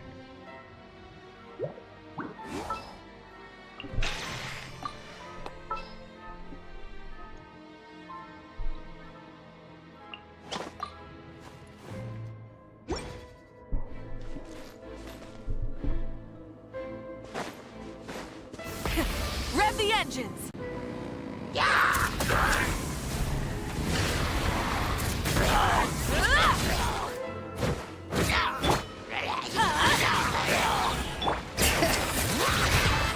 Fulfill our pact!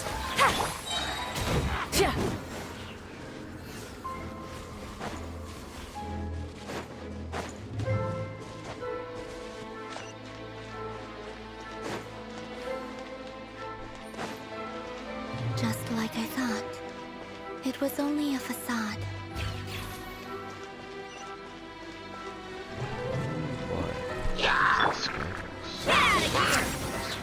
Get to work!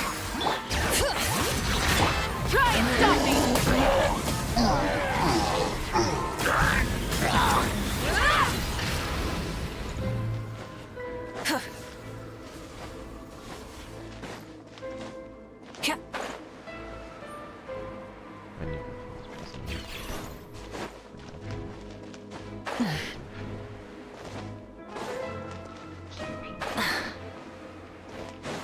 Just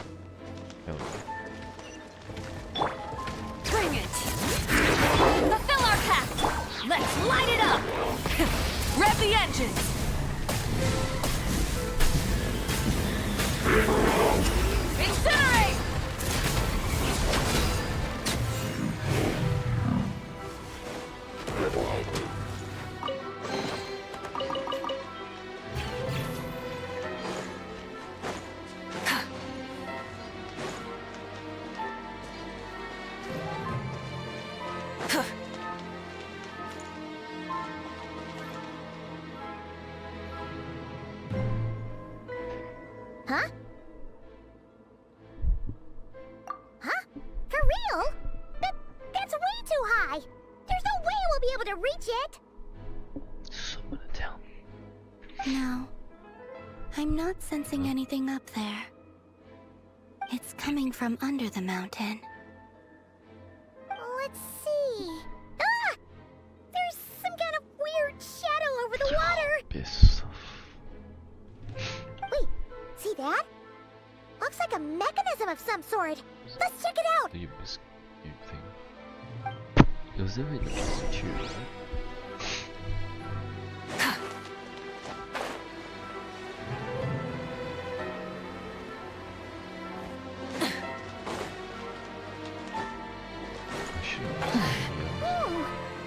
Looks like a device from the time of Kalia. Maybe people once came here to study the Crimson Moon's domain, and they left this behind. Oh, if we can activate it, we might find some clues.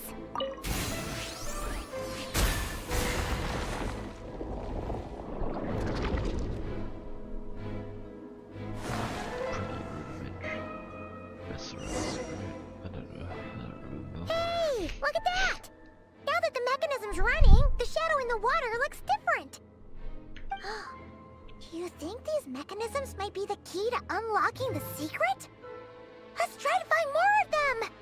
Felindis, we'll leave the rest of the research in your hands. We'll be heading back now. What in the what? I hope this isn't ruining date night. Phyllis? Ugh. Mind your own business. Just leave me some snacks on the table. Felindis? Is that Rear's girlfriend? Oh yeah! So, do you think she was studying this strange space all along? The Abyss has made this space extremely unstable. Maybe that's why some of the things she said and did were preserved here. Like echoes. Or after images.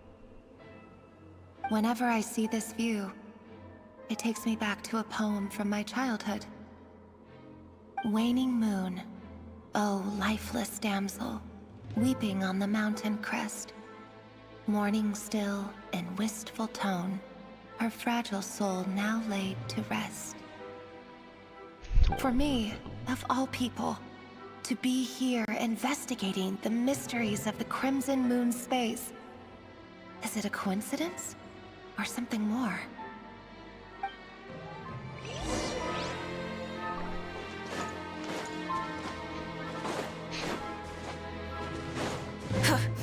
Grab the edges!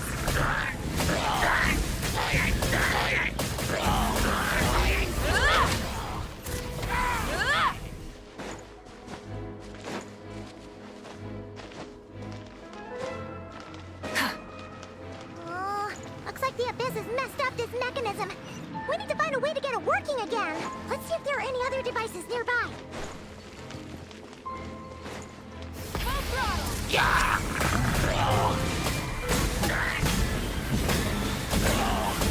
Incinerate!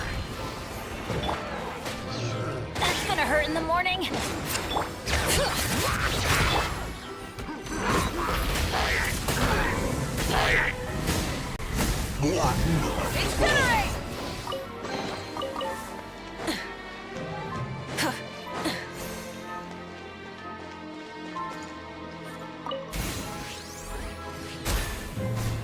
Treats itself with a strong energy blast. That was bad.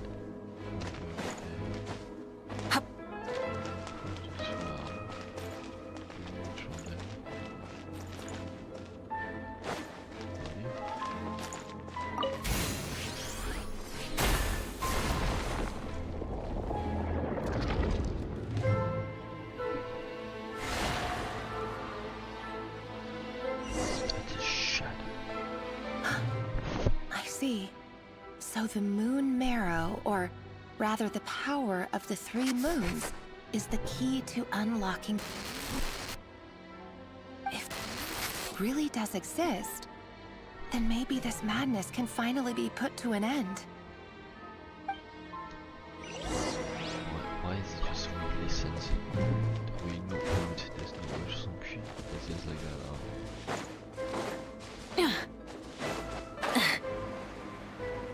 What is the mental? I think. Take cover behind the rocks!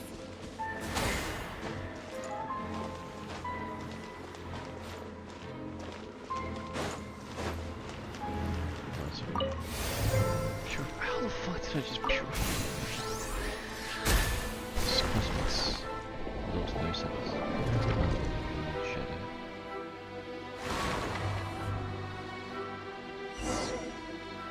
And we retrieve our price. With the Abyss inhibitors in place, I should be able to access the chamber with the moon marrow. Oh, Revier, with every step you take, you're drifting further from what you truly desire. But you're not the root of the problem. Ever since that outsider set foot in Conria, the Vinster King has sunken deeper into madness. Right? If only I could get my hands on that outsider.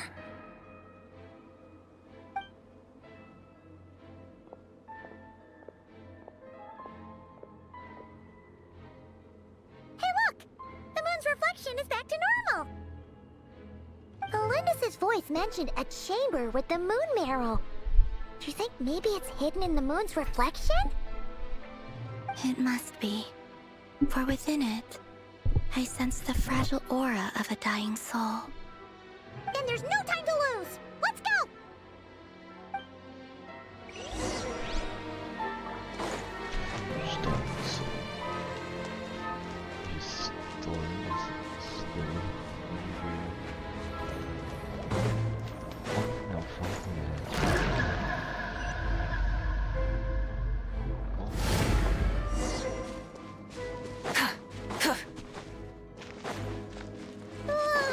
These things are so creepy! Oh, looks like we'll have to destroy them if we want to get to the iridescent moon's marrow. Surely it's good.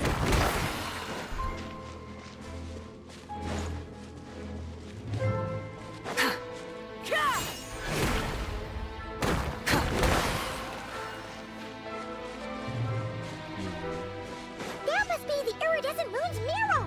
Oh, we'll need to destroy these things before we can reach it! Corruption. Of course.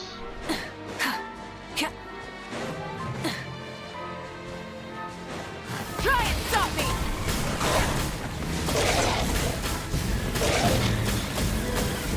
Incinerate! Bring it!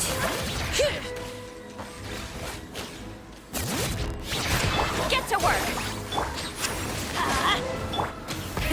Rev the engines!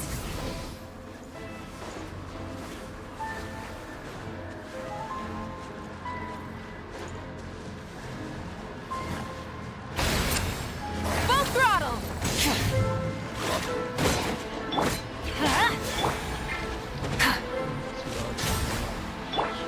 Fulfill our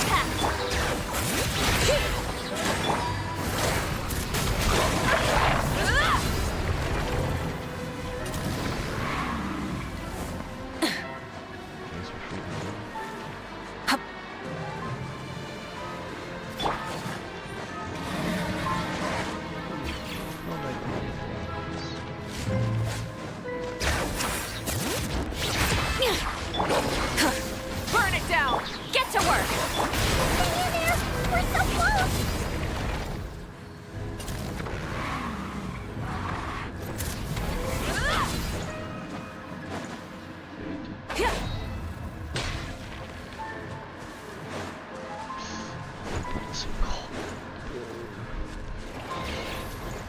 Try and stop me!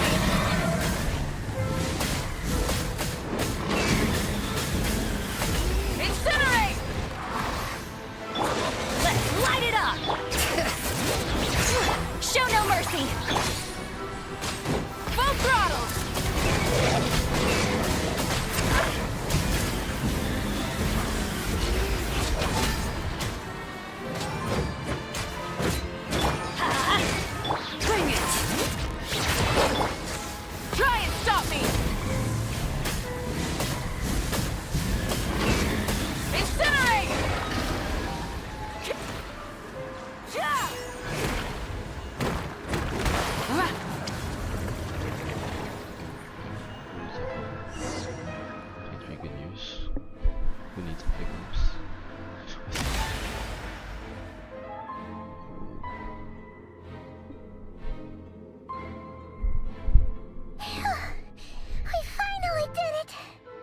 The iridescent moon's marrow, still burning away like an undying flame, yet now contaminated by the abyss. It has taken on a new form entirely. If we can purify the abyssal power within, we should be able to obtain its untainted essence.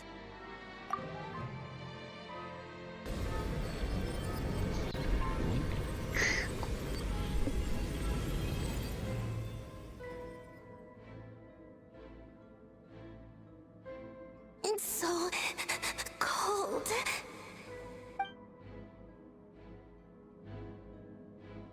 Is it you?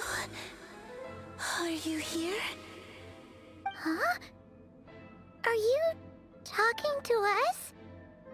At long last, I can see you once more.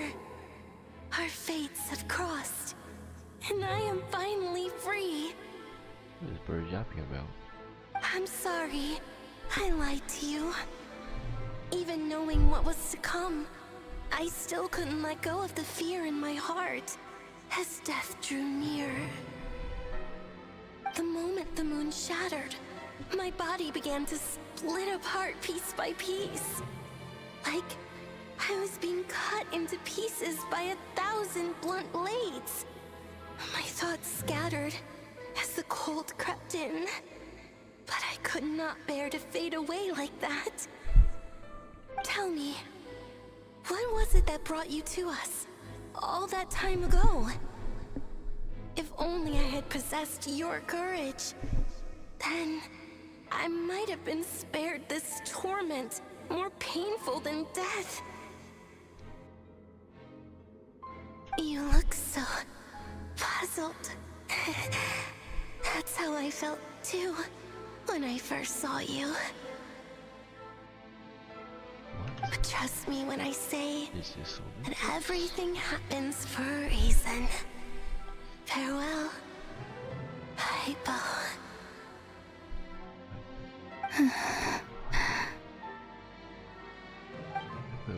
What was that all about? Was that the goddess of the iridescent moon? Oh. It sounded like she was speaking to a long-lost friend. But none of us have ever met her before, right? Perhaps. She took me for the goddess of the frost moon she once knew. For a fading soul like hers, our auras must be too similar to tell apart. But anyway, we've got the iridescent moon's marrow now. That should help you regain your strength, right? Alright. Time to leave this place and meet back up with Arlecchino. Let's go!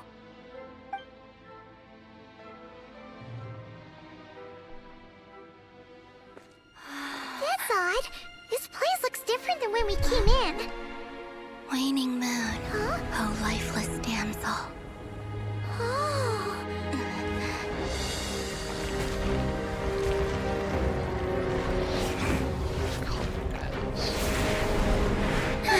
Hurry! The place is collapsing! It wants to trap us here. Who's it? The abyss? Now we've taken the moon marrow. All that's left here is a dark will. It will show us no mercy.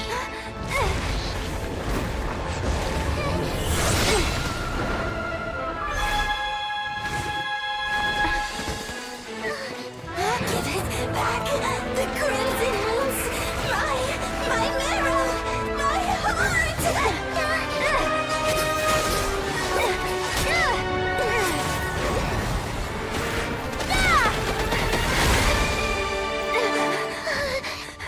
Finally! Huh? Oh no! The exit's blocked! They're back! Now what do we do? This is where you fall. Witness my rise. What are you waiting for?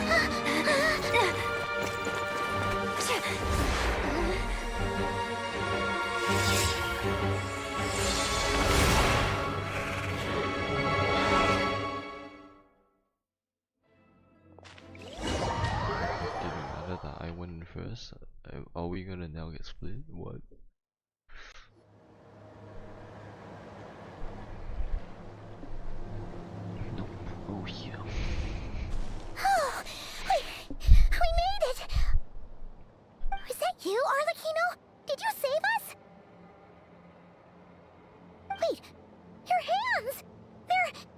Oh, this?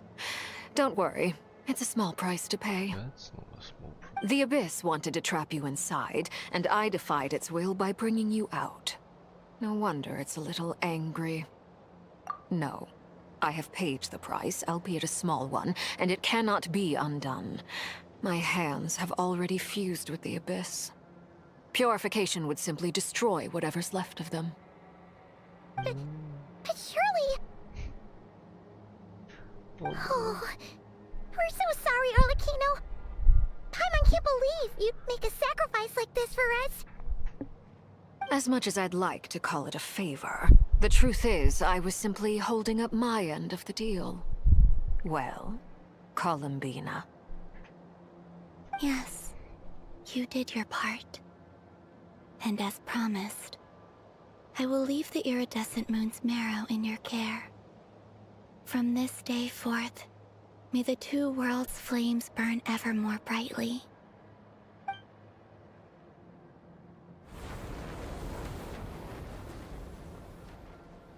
I'll take that as a blessing.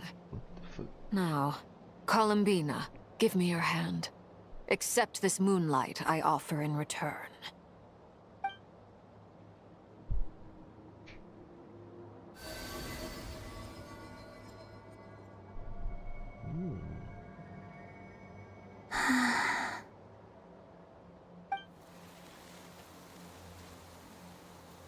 Sure, what? Feeling stronger?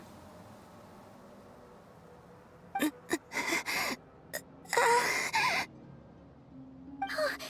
Columbina, are you okay? I'm fine. Our powers are a little at odds, that's all. By the Frost Moon's authority alone, wielding the power of the other moons was always going to be a stretch. Still, I think it's fair to say that your strength has returned, at least to the level it was at as Third Harbinger. It's still not enough. There's no way I can hope to challenge Rayrier like this. Just one more ray of moonlight, if you would. It's okay. I can take it. What?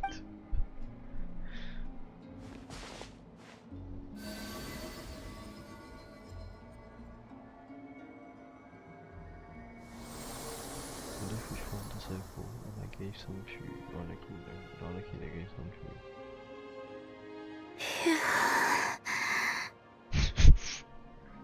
How about now? Fighting fit? At the very least, I won't have to stay hidden like before. I want to see him gone from Not Cry. The Ray here of Solnari and his wild hunt must be sent back where they belong.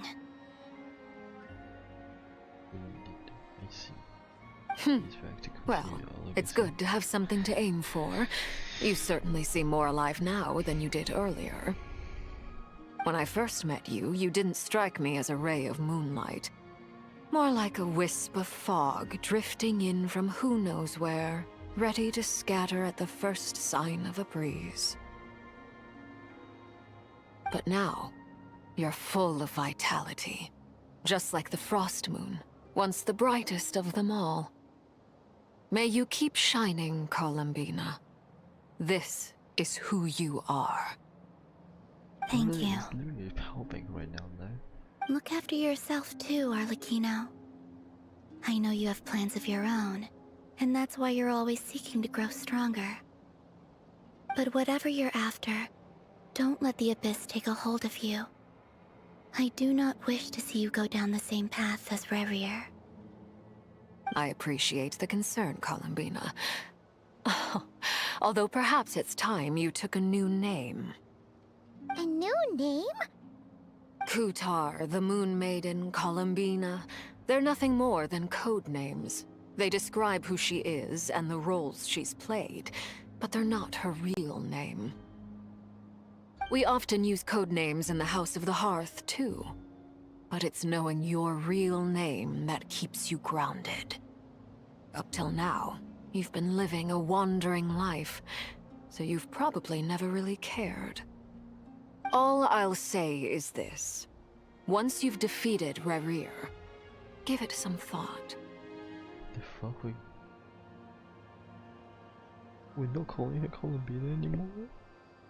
Alright, that's it from me. I'll get you back safely first, then go meet up with Sandrone. You're the best! I appreciate the gesture. It speaks to your good character. Anyway, let's get going.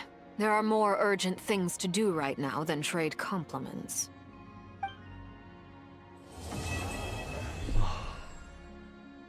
Breathing a sigh of relief. Next 3-hour grind. It was a close call, but we got the iridescent moon's arrow and restored Columbina's strength, and that's all that matters. In other words, mission accomplished. Paimon wonders how everyone else is doing.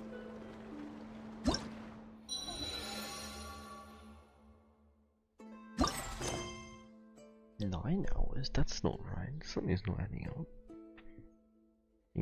So I have 10. Hmm? 11. I have 11 hours after I do this quest. Does it not reset today? Oh, the banner. The banner's tape. That's how I like to call it. Miscalculated. But that's fine. This. I need all the time I can get. Rev the engines!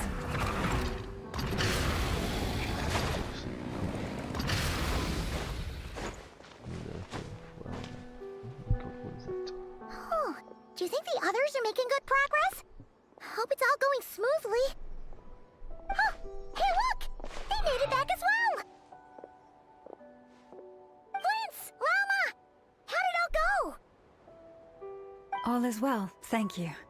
Nefer and Yehoda had to stay at the curatorium to wrap things up, so they won't be joining us for now. I ran into Miss Anefa and Miss Aino on the way back. Their work is still in progress, so I suspect they won't be back for a while either. You ran into or you went? You seem rather cheerful today, Mr. Flint's. I certainly am. I achieved what I set out to do and came away with more than I bargained for. Fighting alone can get quite tedious, but I had the good fortune to run into a pair of brave young warriors. We meet again. How have you been? Albedo! What are you doing here? That would be a natural assumption to make. It's also the correct one. These two courageously lent me a hand while I was fighting the Wild Hunt. When they told me they were Servarka's colleagues, it all made sense. And given how people of outstanding talent tend to cross paths, it's no wonder you're already acquainted. Yeah, you're beginning to see the pattern of the world. So, who's your travel buddy, Albedo? Running right behind him. Why don't you come and introduce yourself? Kieran looks kinda nice, no? A gentleman of few words, I see. And a rather stern countenance. I presumed you were acquainted with him. Is that not the case? It's nice to meet you. Again. We've technically met before. Wait a sec! You're Minnie Durin! That's right. It's me. I'm glad to see you again. By the way, he says it's okay if you drop the mini. Yeah, I'm not as mini as I used to be. Interesting, isn't it? The first step towards blending into human society appears to be reflecting on whether one's name really reflects who they are. Although I did read his kid. It's only 3 hits. Why is everyone like following him? Wow! You look Right? so different! I don't know. In a good way, of course. It's great to see you looking so healthy. Actually, Thank you, Paimon. And although you're as mini as ever, I understand that diminutives don't always convey endearment. I'll be sure to simply call you Paimon, as a sign of my great respect for you. That's crazy. Wow! You're such a smooth talker now. Paimon could get used to this. From now on, you may refer to her as your esteemed guide, Paimon. Personally, I think our little Paimon is the perfect size. When people call her Little Paimon, it's just because she's so adorable that they can't help themselves. If that's not a sign of endearment, what is? You're absolutely right, Miss Lauma. My brother still has a long road ahead of him when it comes to understanding human relationships. Anyway, speaking of long journeys, didn't Columbina, leave with you? How come she isn't back yet? She's been catching up with old friends. Wouldn't be surprised if she stopped for a cup of tea or 10 on the way back. 10. Uh-oh. People are talking about me. Hope it's nothing negative. Judging from your expressions, I'm guessing it all went well? It's getting crowded here. I'll go grab some chairs. No need. This is a job for an alchemist. I'll whip some up momentarily. Thank you for your hospitality, ladies and gentlemen, but I was merely escorting my friends back. I'll be meeting Sandrone shortly, as we still have some things to discuss. It's been a pleasure, everyone. But this is where I'll say goodbye. We really appreciate your help. Oh, come on. Spare the formalities. I'm just glad I could help out some true friends. I understand. Well, bye for now, Harlequino. Oh, this place is hopping. It's probably a good thing one of us left. Otherwise, we might not fit all these people in. Are you saying we're about to run out of chairs? As a matter of fact, I am. Come on in and see for yourself. What the fuck is happening? Why is this happening? Take off. Why are we running out of chairs? Surely we just sit on the table, sit on the floor, sit on the anywhere. Oh, what? Might be good news, might be bad news. You was originally there, right? Oh, I don't know how I feel. I overheard your little chit-chat outside, by the way. With Miss Columbina's colleague gone, we should be back to the original crew plus the other colleagues I brought in. Though, it looks like we have another new face. Someone else managed to rope in a colleague too? Frankly, you and Paimon are the only people I know here. This here is Deansliff, colleague of Tibet's greatest guide, Paimon, and greatest adventurer, the Traveler. Well, not exactly colleagues, more sort of friends. When someone else jumps in to do the announcing, you know you're speaking to someone important. Let's hear what he has to say. Note to self. Once Paimon knows your name, the rest of the world will soon follow. When he comes looking for us, it's usually something important. Paimon's guessing you've heard about the Wild Hunt, then. From the looks of it, you're about to hold a meeting. If I were to say that the Wild Hunt is our mutual enemy, would that earn me a seat at the table?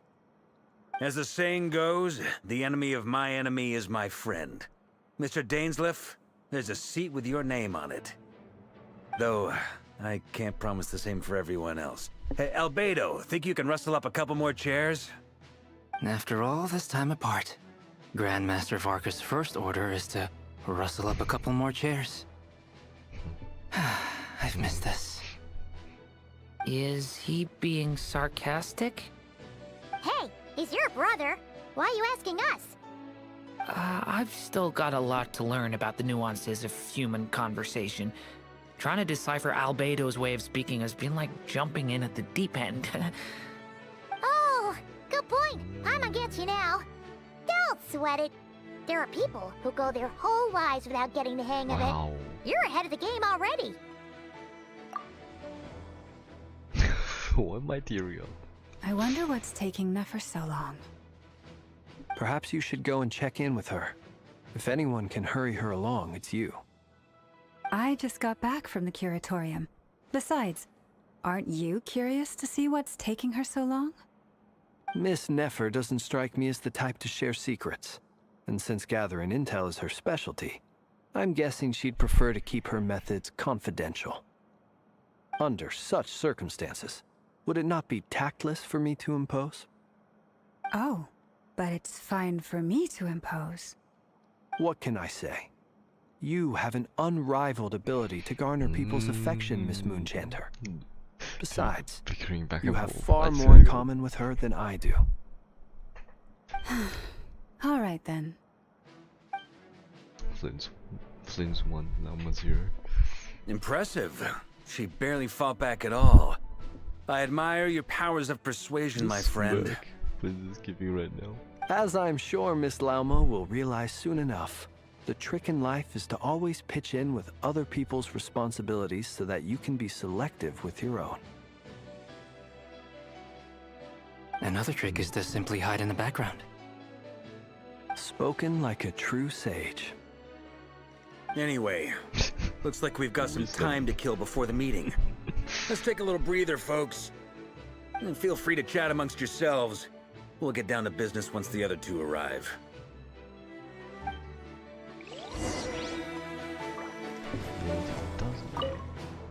You're both awfully quiet. Why don't I start us off with an icebreaker? Sure. Much obliged.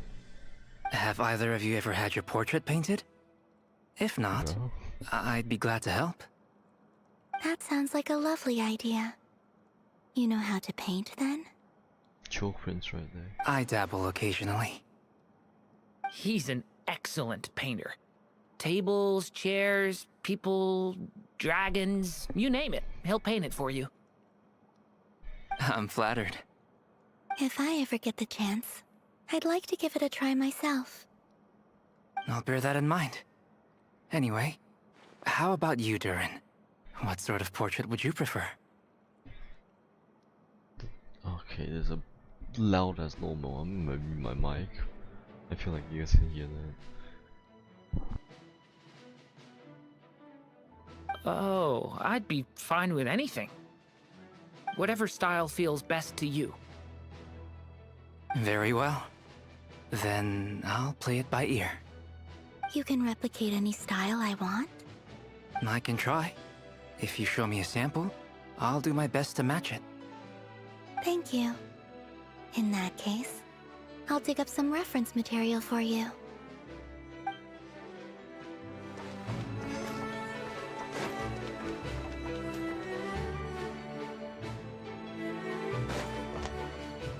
Is there something you'd like to say to me? Yeah! For starters, why'd you just show up here without even giving us a heads up? If you think back to our previous interactions, you may recall that that's hardly out of character for me. You do have a point there. Oh yeah! You'll need to find somewhere to stay the night too, right? Want to tag along with us? You never know. We might get a group discount. Sure, let's do that. Great! Paimon will handle it. And in return, we can get Dainslift to be our very own personal bodyguard. If that's what you had in mind, you should have said so sooner. I'd be happy to help. Oh, okay then. Paimon was only kidding, but good to know. Anyway, since we're all here together, we might as well watch each other's backs. That's just what friends do, right? Indeed. Thank you.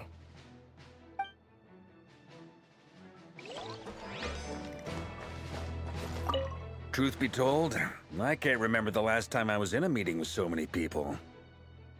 You're not alone there, my friend.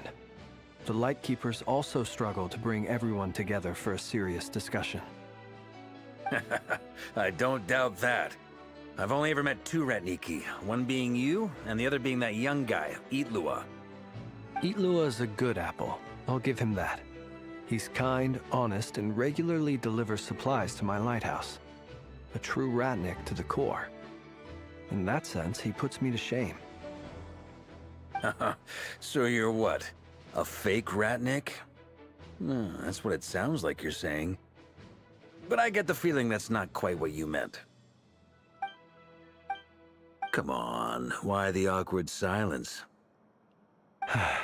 Sorry. I'm not even gonna bother trying to hide it. You've known all along, haven't you, my friend? Now that was an awkward silence. Let's just keep this between ourselves. Probably best if Itlua doesn't know, huh? That goes without saying. Gotta be careful what you share with youngsters, after all. Anyone else in the know? Let me guess. The Traveler and Paimon? It's dangerous being too sharp for one's own good, you know. Then, in the name of the Animo Archon Barbados himself, I swear, your secret's safe with me. When we went for drinks, you said that you and Barbados were practically best buds. In the light of that claim, do you really expect me to take your oath seriously? Of course. Just as long as you don't go spreading around the fact that I'm close with Barbados, all right? Fair enough, then. Nothing like a bit of mutual leverage to seal the bonds of friendship. What the fuck? Yo, this is some crazy next level shit, bro. No, this is just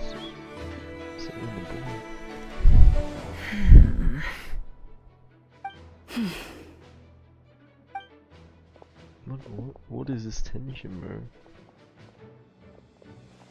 Ah, Miss Nefer. You made it after all. But what about Yehoda? I'm here to give you an update on how things are going on our end. Once this is over, I'll be heading straight back to continue my work. I left Yehoda back at the curatorium to watch over things while I'm gone. Huh. So much for just this once. Shh! Not so loud! We're on a roll here. What if she remembers and suddenly decides to back out? Did you say something, Mr. Varka? Huh? I didn't say anything. Right, Flints? Must have been a frog. They get so noisy around here at nighttime. It's like they're putting on a concert in the background. What's going on? Anyway, before we begin, there's a few introductions to make. Let me start by saying that it's an honor to be speaking before so many distinguished colleagues and collaborators. First up, we have Miss Lauma. As Moon Chanter, she's the leader of the Frost Moon Scions, a local religious community in Nodcry. Then there's Miss Nefer, boss of the Curatorium of Secrets, an intel gatherer extraordinaire. Nefer is leading the investigation into Rerer's background, assisted by Yehoda and Lauma. From the little I've heard, they're making some great progress. Over here, we have Mr. Flints, a Ratnik and guardian of the abandoned lighthouse. In our last operation, he courageously distracted the Wild Hunt to buy time for the rest of us. For those of you who've never met, this is Mr. Albedo, a renowned alchemist and captain of the Knights of Favonius investigation team.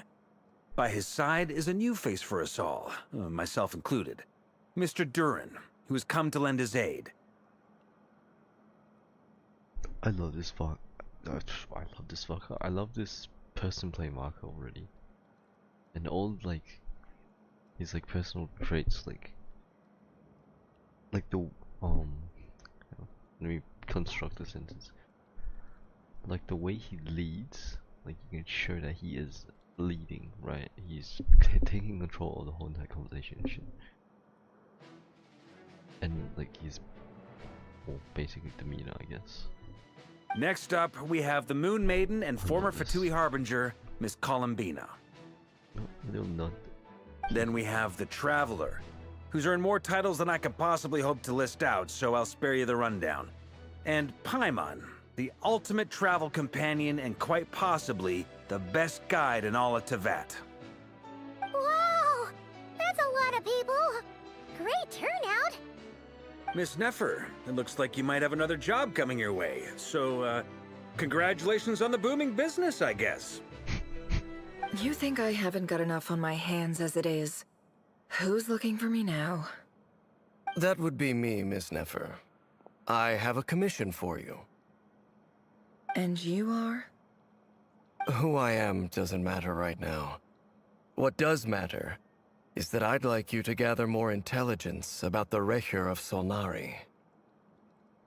You were literally friends, colleagues with him? Well, it's not as if we never take on anonymous commissions. But in your case, I'll have to decline. I'm gonna take a wild guess and say your job's probably more hassle than it's worth. Something about you seems like bad news. It's my eyes, isn't it? Conrian, I assume. And what's with the mask? Are you trying to hide your identity? In any case, the fact that you're even still alive raises an awful lot of questions for me. My name is Dainsleif. And yes, I am from Conria. As I'm sure you're aware, the Recher of Solnari's real name is Rerir. He was once an acquaintance of mine. Really? Then you must have been quite an influential figure yourself. You flatter me, but none of that matters anymore. My point was simply to clarify why I have asked Miss Nefer to investigate Rerir's background. So you're both from Conria, and it sounds like you used to be friends? What am I missing here? Surely you already know how he became one of the Five Sinners. I'll tell you everything I know. The history of Conria, the names and identities of the Five Sinners.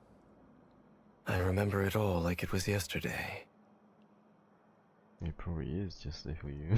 I have never spoken openly of this before. But the truth was exactly as people say. The Five Sinners were each driven by their own desires, and it was by playing upon these that the Abyss tempted them to their fall, tearing Conria apart in the process. What would the desires be? Is there any patterns? One is love. I feel like this guy's gone bad for his wife. Thorlinda's finna die, bro. Well, all this time, and the moon doesn't show any sign of Thorlinda's, so I feel like it's not Thorlinda's. I feel like Thorlinda's is just gone. I've said Thorlinda's like 70,000 times in that one sentence, bro. The visionary, Vedafinir, who wished to foretell the future. The wise, Haroptatir, who sought limitless knowledge. Gold, Rhindaughter, who desired to create life. The foul, Surtologi, who pursued supreme strength. And last, but not least, Recher of Solnari, Rerir, Ravager of the Moon. Of the five, Rerir is the only one who remains a mystery to me. He never harbored grand ambitions. So what changed in the space of a single night? How did he come to fall like the others?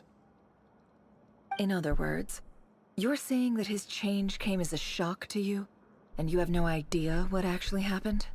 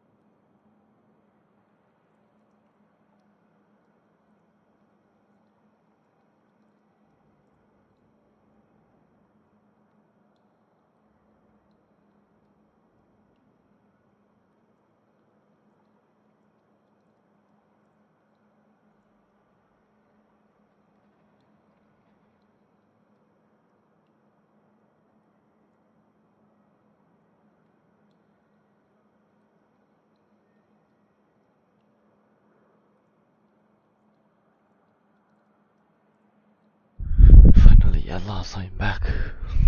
That's right. You mentioned how the Abyss tempted them, which led to their fall. But what did that look like in practice?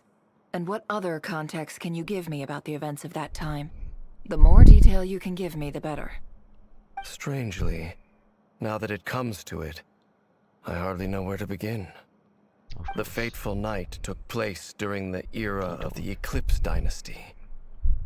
One day, my elder brother, the visionary, Vedifenir, was summoned to the palace by the Vinster King, only for the king to gouge out his eyes and cast him into the dungeons. When I came to hear of this, my fury knew no bounds. I gathered together every ally I thought I had, and together, we set a night to storm the palace and free Ved. Centuries on, the memories of that night still haunt me, like a never-ending nightmare. We broke through the palace gates, just like we had planned, each striking towards our separate targets. But then, I was betrayed. Even Vedifenir, the very person I had come to rescue, abandoned me and partook of the Abyss's power. So, it's personal after all. Then tell me, Mr. Dainsleif, what price are you willing to pay? You, of all people, must know that nothing comes for free. I cannot say what price would be worthy of such a commission. But know this. Rerir was not always a madman. Believe it or not, there was a time when he was just an ordinary man, working for the Conrian Intelligence Service. Uncovering the truth of Rerir's past is the only way to unravel this mystery. But before you decide if you will accept my commission, I will tell you more about him. Enough, I hope, to help you plan your next move.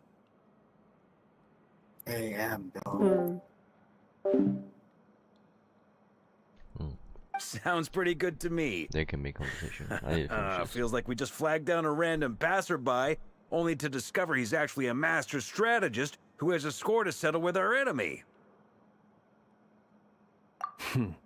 Can I borrow your halo? It could be useful in the lighthouse. Hey, enough with the wisecracks! Besides, isn't that lamp of yours bright enough already? Relax. It was meant to be a compliment. If that was a little over the top for your liking, I'll make sure to tone it down next time. I'll give your proposal some serious thought, Mr. Dainsleif. Let's speak in private once the meeting is over. Before that, there's a few things I'd like to share.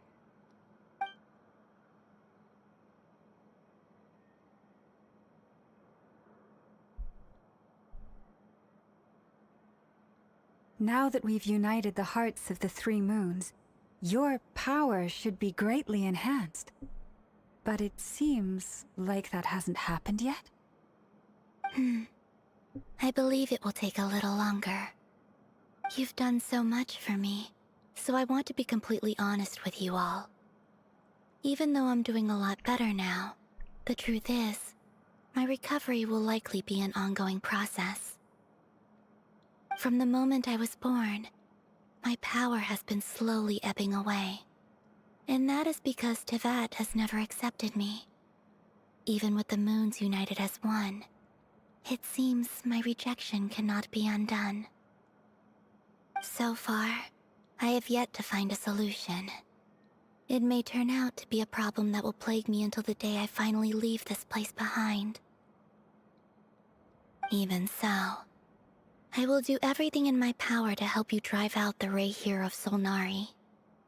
As Arlecchino put it, this is not about chasing the spoils of victory. It's just a gesture of heartfelt gratitude. Kutar.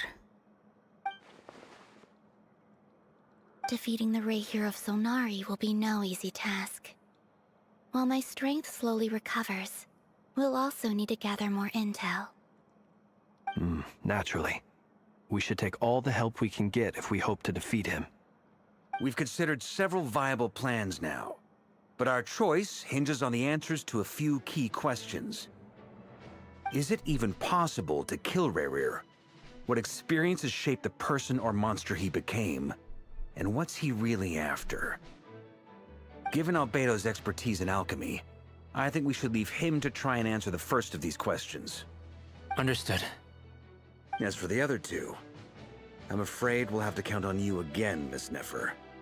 Believe me when I say it's not my wish to burden you. But right now, relying on your skills is our only option. So you're placing all your hopes on me, huh? We can't thank you enough for agreeing to help us. Honestly, I can hardly believe how lucky we are. You sure have a talent for changing your tune, Miss Moonchanter. Timid like Yehoda one moment, then flinches insincere flattery the next. Insincere? Ladies, please. I must object to your portrayal of me. That's all. Feel free to keep bickering. Just pretend I'm not here. I almost don't want to leave this room. I'm curious to see how this plays out.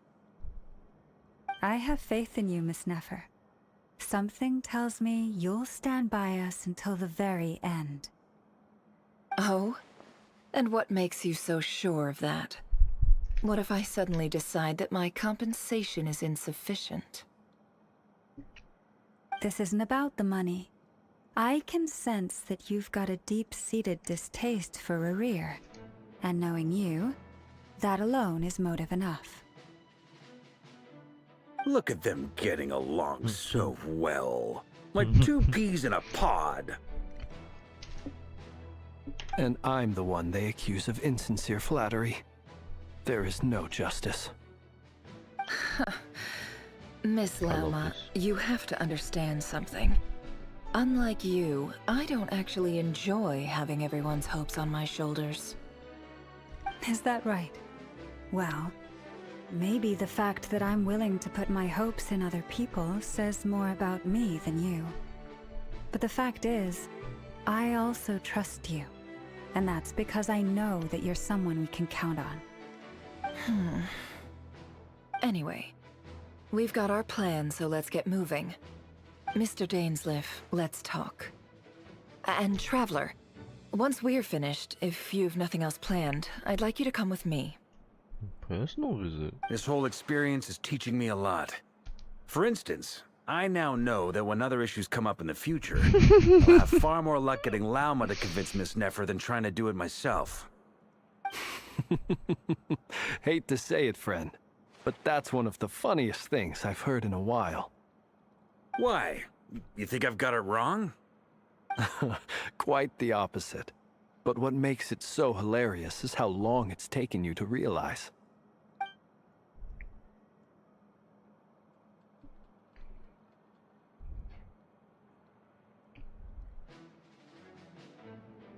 Sample?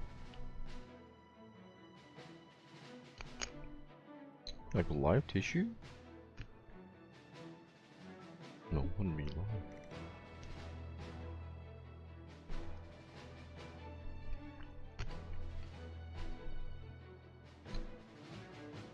What is a live mix? No, there's something on the wall, no!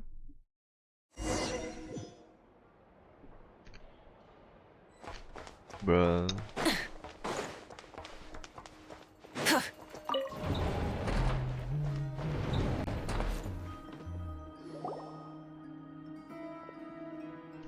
Thank you for waiting.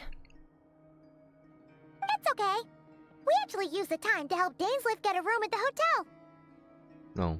That's very considerate of you. Now, I trust you share my curiosity about Rerir's past, and you seem fairly familiar with Mr. Dainsleif already.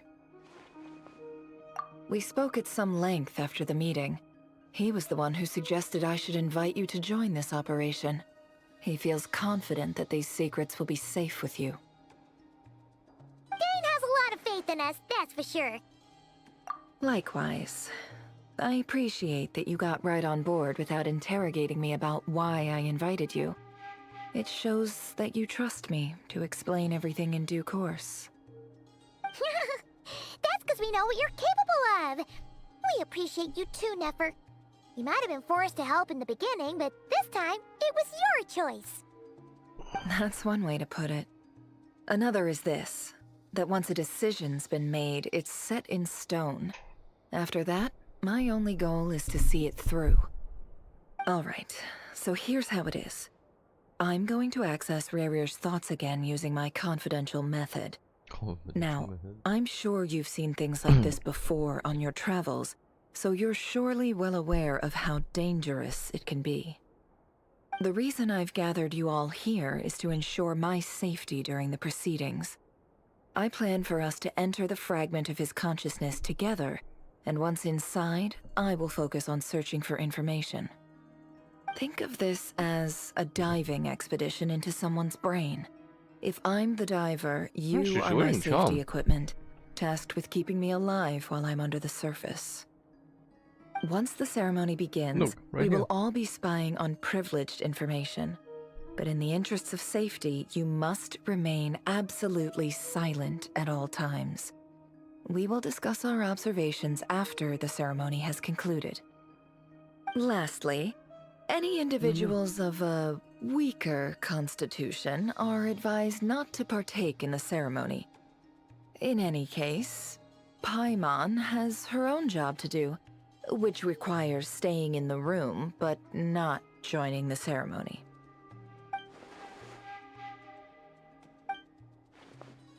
Well, good luck, everyone! Sounds like all Paimon can do is cross her fingers and root for you guys.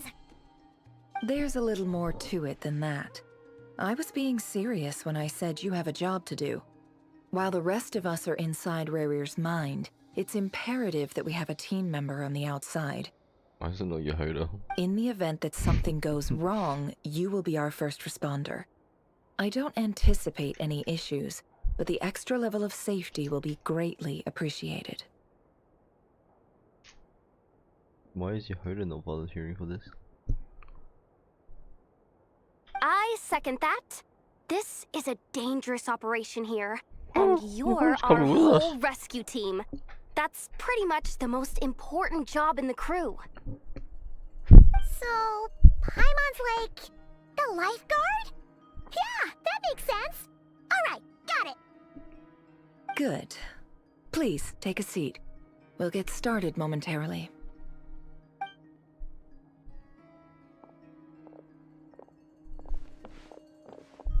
So, did Mr. Dainsliff tell you anything else? He told me that he believes Rerir kept some big secrets in his life. He's not sure that they were the cause of his eventual downfall, but he's asked me to uncover what those secrets were all the same. But surely you're not planning to go through with this, no matter the cost. If you think that, you'd be overestimating me. I'm a businesswoman, not a mercenary. But I do have my own professional reasons for taking this job. You think I'd turn down the opportunity to get a first-hand glimpse into Conrian history? No chance. Well, as long as you don't let morbid curiosity get in the way of safety concerns, we're good. We'll do whatever we can to help you. Yeah, Paimon, bye-bye. You're such a killjoy.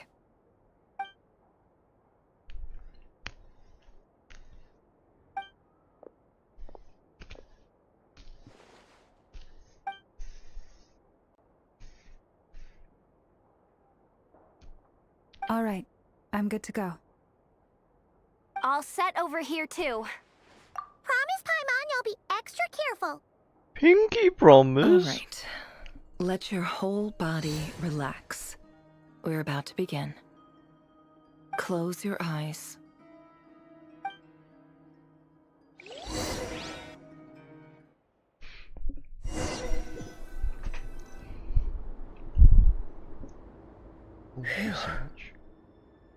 Could this be his office? Pretty standard setup. Bookshelves, paperwork, files. According to Dainsliff, Rerir used to be an intelligence operative. Chances are there's plenty of top secret intel stashed away in this room. Is this where you keep your secrets, Rarier? Can't say I'm not looking forward to this.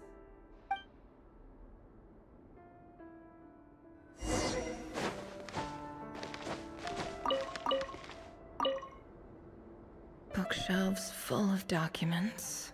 Looks like these are all files, packed with the personal details of individual Conrians. The Crimson Moon Dynasty preceded the eclipse. Since Rarier worked as a secret agent during the latter, it stands to reason that he was tasked with purging remnants of the old dynasty. Yep, lines up exactly with what Dainsleif told me.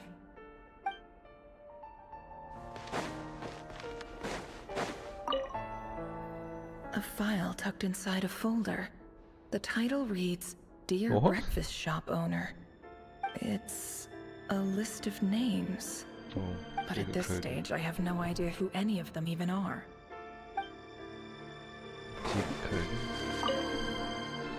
Wonder what kind of encryption technique this is. Seems like it has to be inserted into that camouflage device nearby. Aha! It's an audio recording. Please, hear me out. I can't shake this feeling that someone's been spying on our house. No, I'm not being paranoid. It's true. I saw someone dressed in all black. It was a couple of days back, but that was on another street, not near my house. I swear, I know what I saw! There's a note in the margin. Surveillance of the run for their residence has concluded. We apprehended the target and filed the mission report last night. Could the voice in the recording belong to one of Rarier's targets?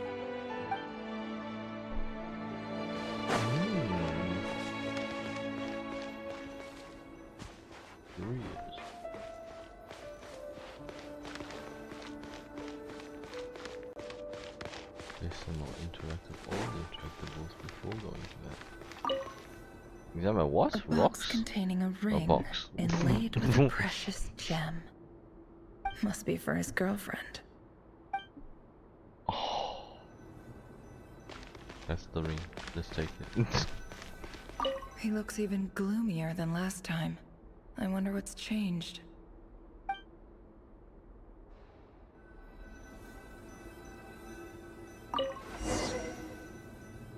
What?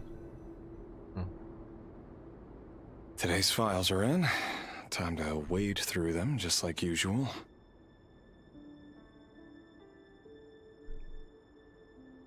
Oh!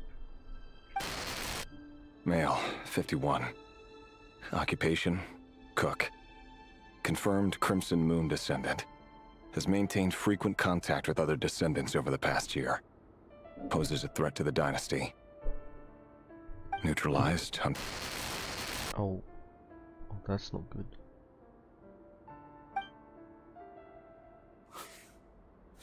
This one should be archived under purged targets.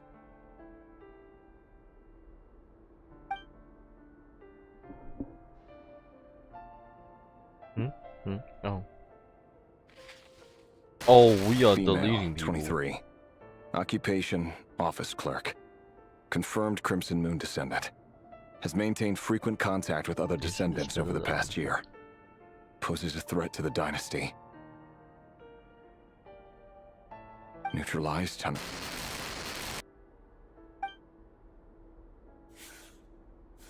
Another one for purged targets. Sounds like she was that other man's daughter. Never mind. What's it got to do with me? Question everything, bro. There's kids! Male, 40. Occupation, teacher. Confirmed Crimson Moon descendant. Has been observed making contact with other descendants during the past year. Poses a threat to the dynasty. God, this king is starting to sound like a certain Austrian fella. Neutralized on...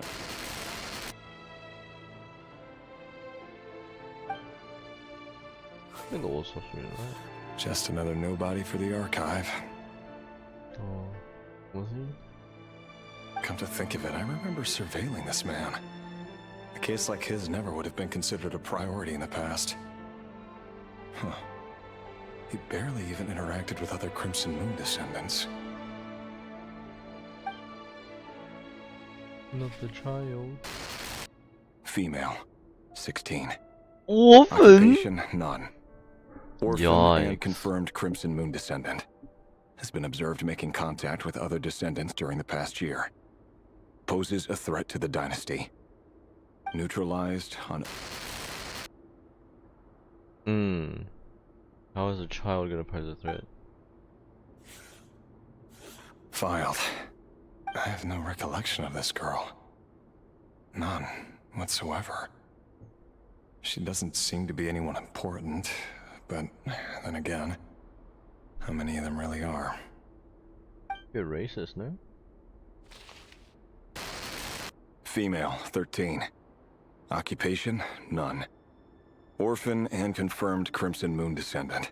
Has been observed making contact with other descendants during the past year. Poses a threat to the dynasty. Neutralized on...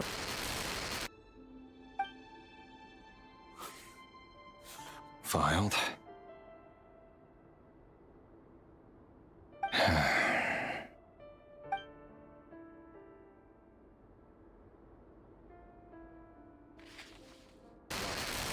Male, 11.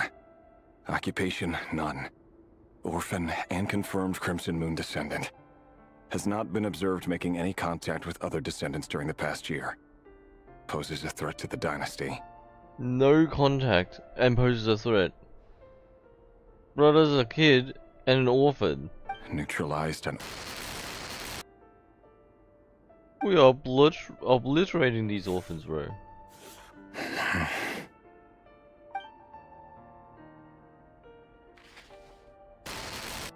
Male, 6. Occupation, none. Orphan and confirmed Crimson Moon descendant. Poses a threat to the dynasty.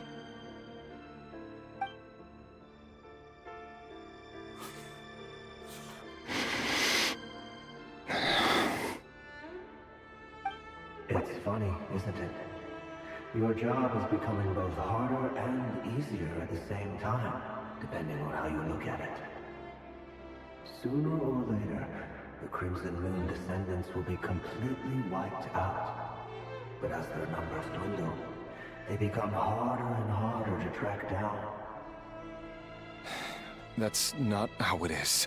Fortunately, however, most of the able-bodied adults have already been taken care of. The remaining weaklings will be increasingly easy to deal with. No! No. My job is to ensure the survival of the Eclipse Dynasty. And the only way to do that is by eliminating any and all potential threats. It's a perfectly legitimate line of work. Every single one of my colleagues can attest to my fairness. And if my friends were aware of the facts, I know they'd back me up too. Assuming, of course, that they were aware of all the facts. Uh-oh.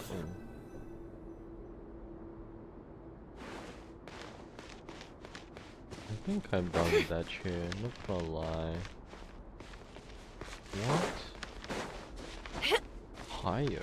How do you go higher? What do you mean? Oh.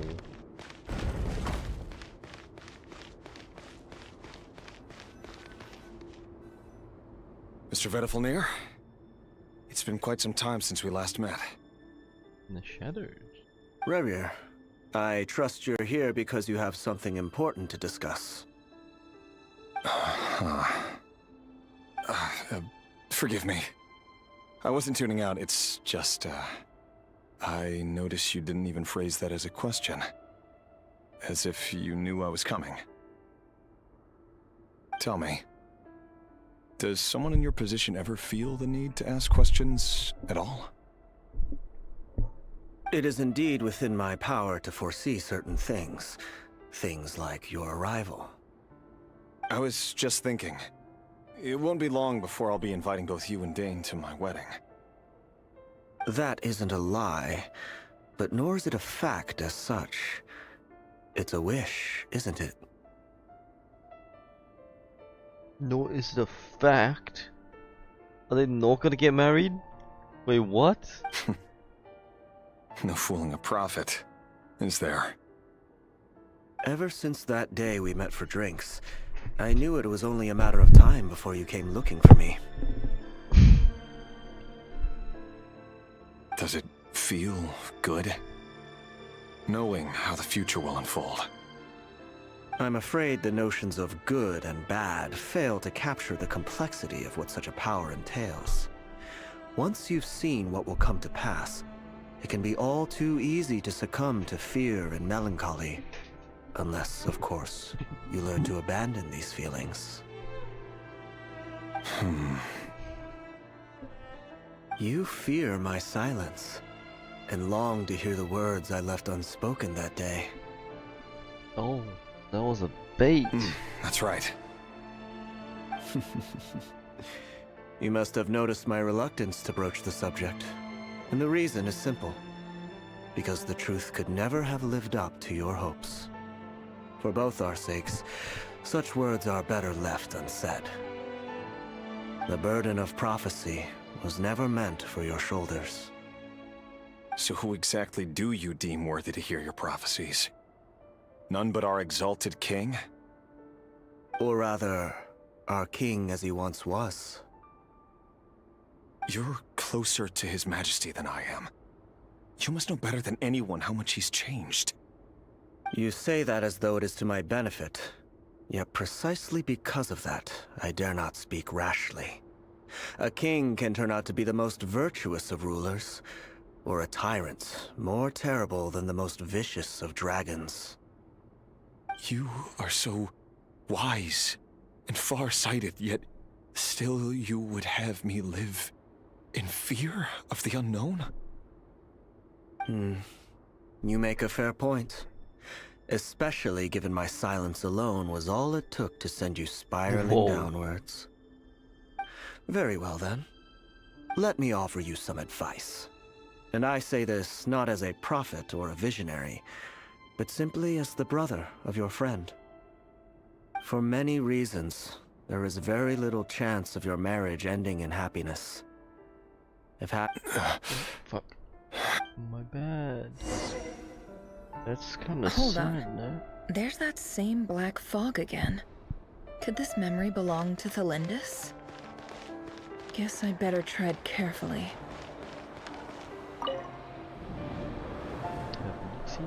Wait. Hear me out. This time we finally got a clear look at his face and learned his true identity. His name is Rayrir, and he claims to be one of the king's guards. What did you say? A cruel irony, isn't it? The man you're set to marry leads a double life as a brutal executioner. Why are you telling me all of this now? Simple. It's because You are also the son of Genshin. I want you to kill him. Oh, never mind. You are the only person he would never suspect. No, absolutely not. I would never dream of doing such a despicable thing. So you'll just stand by and watch him slaughter us to the last? Do not forget that the blood of the Crimson Moon flows in your veins too. Oh shit! The blood of the Crimson Moon? What What does that matter now? The dynasty has long been dead and gone. You think that alone is reason enough for me to throw away everything I have? Why wouldn't it be? You two were once a child of the Crimson Moon, just like me. Don't tell me you've never felt so much as a flicker of fury for the way we were trampled into the dust. As long as you promise to abandon this pipe dream of restoring your dynasty, I can try to persuade him. Or have him persuade the Vinster King. Persuade the Vinster King?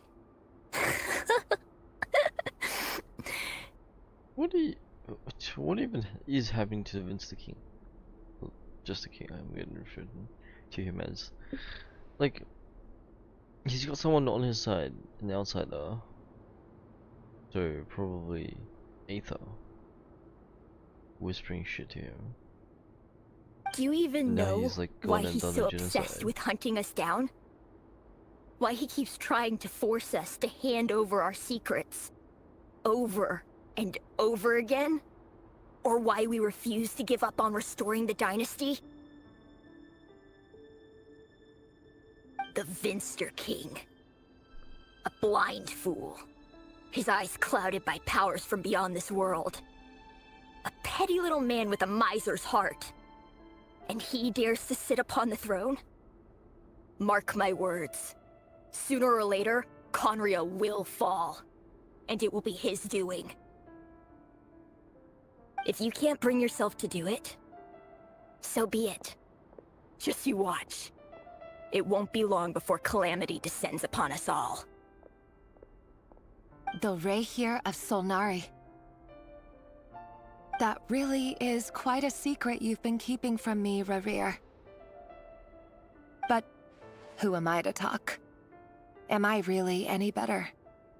I've kept my own past a secret this whole time, too. What is your Love should be built on honesty. But ours was born from lies. And yet, is it really so wrong to hide things that would only make life harder? If we don't cover up the parts that no one else should see, how can we go on pretending to be normal? Vedifulnir must have known all this. And that's why he made his prophecy. In the end, nothing stays hidden forever. But I won't just sit by and watch this disaster unfold. I'll do everything in my power to protect what I cannot afford to lose, no matter who I have to face. Yo, what?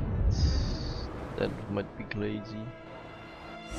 What if she was one of the sinners? Wait, we had sinners. Huh? Was that Rerir who just walked past the window? Doesn't it give you the chills that he still takes the same road to work every day? As if nothing ever happened. Those people at the deli. Enough already. They're clearly pretty taken by their own disguises. Just smile and play along. Pull the rug from under beasts like that, and you'll risk having your throat torn out. Deli. Oh. They're talking about those people from the opposition. Right. I've almost forgotten I used to run a deli. People of no consequence always vanish. So easily. And no one even remembers them.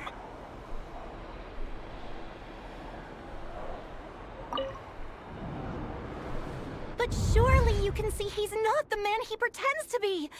So many have died already, and they say that the king's madness grows with each passing day. We're not going to survive this, are we?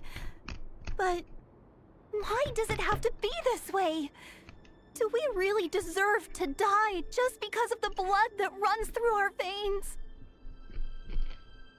Exactly.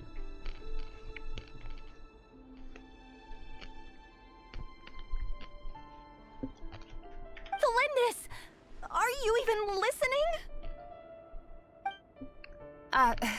Sorry, Freether. My mind was off wandering. I heard you, though. You're talking about what Rerir said. He's just following the king's orders. He's a secret agent, and it's his job to hunt down rebels and dissidents. By the time you first met him, he'd already taken lives. Maybe he was using you from the very beginning. No. Rerir has no idea I have anything to do with the Crimson Moon. My family are only distant relatives of the main lineage, and besides, my eyes are perfectly ordinary. Truth be told, apart from my teacher, pretty much no one knows I have any connection to any of it. It's been a long time since my family severed ties. But as Orlog said, who could possibly talk sense into that raving lunatic of a king? No one! I'll work something out. Trust me, I'm with you all. But for now, you need to keep yourselves hidden. Don't let anyone find you, anyone at all. Don't forget that Rerir is an Eclipse operative. You need to be extra careful when he's around. And when I am too. For now, don't come looking for me. And if anything happens to me, just act like we've never met. If even you can't escape this, what hope do the rest of us have? But after all this time together, surely he wouldn't lay a hand on you. I won't speak in his defense, nor can I give you a clear answer to that question. But I'll do everything I can to put an end to this. Here, hold on to this. If an opportunity to escape presents itself, take it. You'll be glad you took some spare change. God damn, she has volume. You call that change? But what about you? I've got a job, and there's still money coming in. But you can't go anywhere right now. Please think about yourself for once. Smash.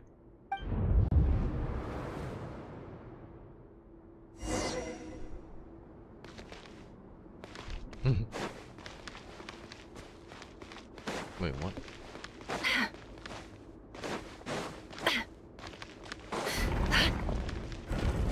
Where's a training room? What is a training room? Another day, another round of assassination training.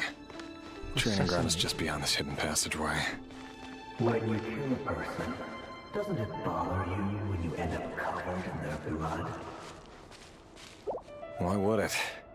Aren't we all just walking blood bags? But not everyone is accustomed to hunting down others like prey. You've been a hunter for so long now, you seem to have forgotten that most people don't just go around killing one another. Leave me alone.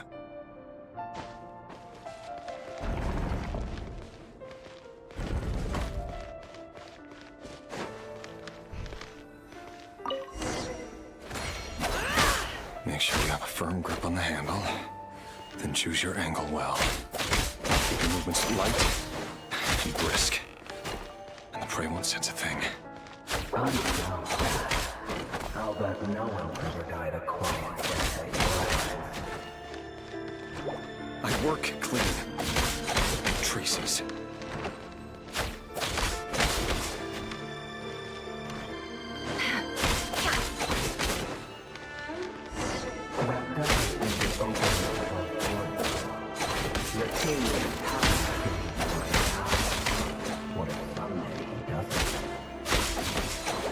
That won't happen. What the targeting?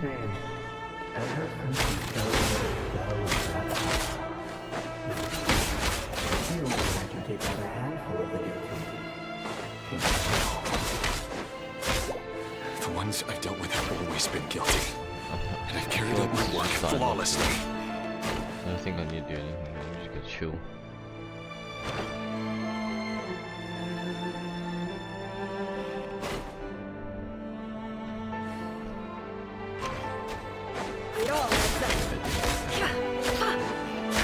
Dude, hit the damn targets.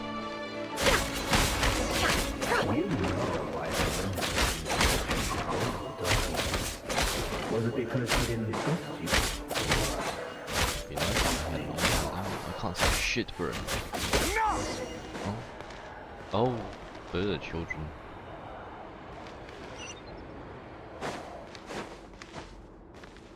No. Look at these weapons. A shield, pole, sword. Delindis, do you still remember Orlog? Orlog? The boy who was pretending to sell flowers. You spoke for quite a while, didn't you? Yes, we did. What about him? They got him today. He was arrested 2 days ago. Chances are he's already dead. He... I just don't get it! After everything he's done, why do you still stand by him? Or Does it mean nothing to you that people keep dying? No, that's not... Just hear me out. I need to go now, Thelindis. They're looking for us. You take care too. If you ever need a place to hide, come find us.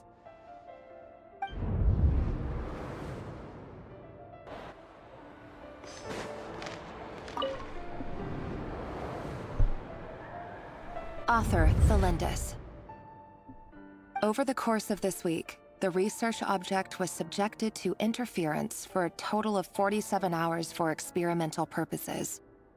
The results are as follows. All subjects of observation that were sent inside have now... The situation within is proving more problematic than anticipated. No progress whatsoever. What now? Won't you give me even a glimmer of hope? Things are getting worse by the day. I have to find a way or we'll all be in danger. But I... If all this research comes to nothing, what then? Sooner or later, it'll be my neck on the line. But could he really bring himself to kill me? No. Surely he wouldn't have the heart. Yes, let your vehicle choose you. Turn this heat off, it's gonna be hot. A little too toasty.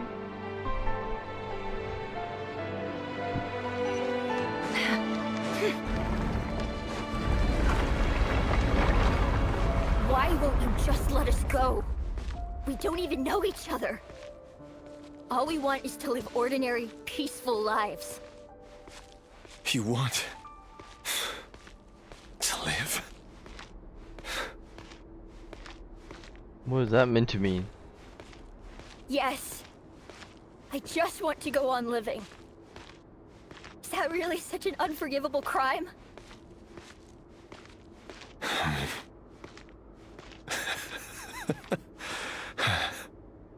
You want to go on living. I want to keep living too. To keep living forever. That's why I have no choice but to continue on the path I'm on. If only some savior would suddenly swoop down and change the way the world is. Too bad that's not going to happen.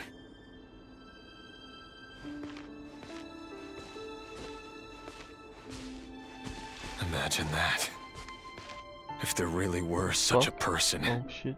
You and I wouldn't be standing here like this, would we? Oh, bye-bye.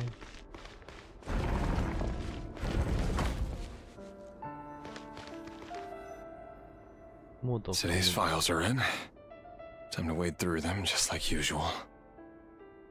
No, I don't get tired of it. It's my job. And not only am I lucky to have it, I'm good at it too.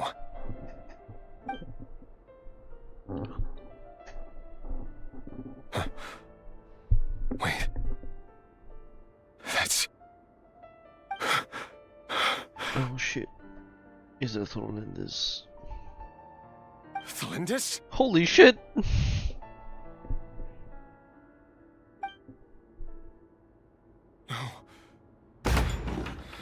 No!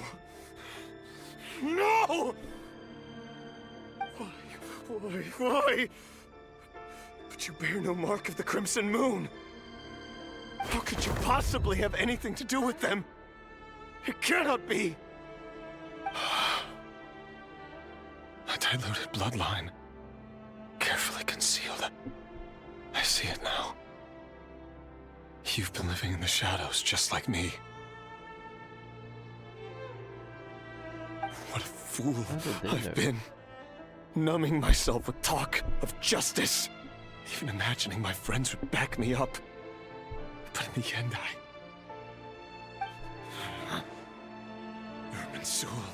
Irminsul. Finster King! How far are you going to take this?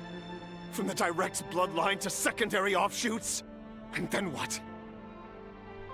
Today it's the descendants of the Crimson Moon. Who will it be tomorrow? Will you not rest until everyone down here is dead? No. This cannot go on. This is where it ends.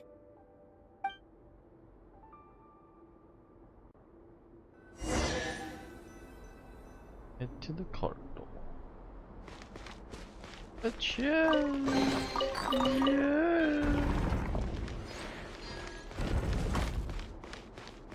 No voice is talking to me this time. You're really letting me go? I am. As long as you can guarantee that no one will find you. What the fuck? What is this hunch? What Goofy? Don't worry, I'll be extra careful. No one will know I was here. But what about you? Me? If you let me go, you won't be able to complete your mission, will you? Good point. In that case, maybe you should stay. No, please! I just want to see the outside world again. To... Go on living? Yes. I know you're a man of your word. So please, just let me go. If I let you leave, what will become of me? Just kidding. Go, now. But remember, don't let anyone know you were caught.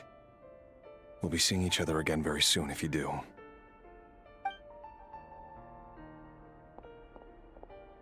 Even shadows in the dark must live by a code. But you can't save everyone.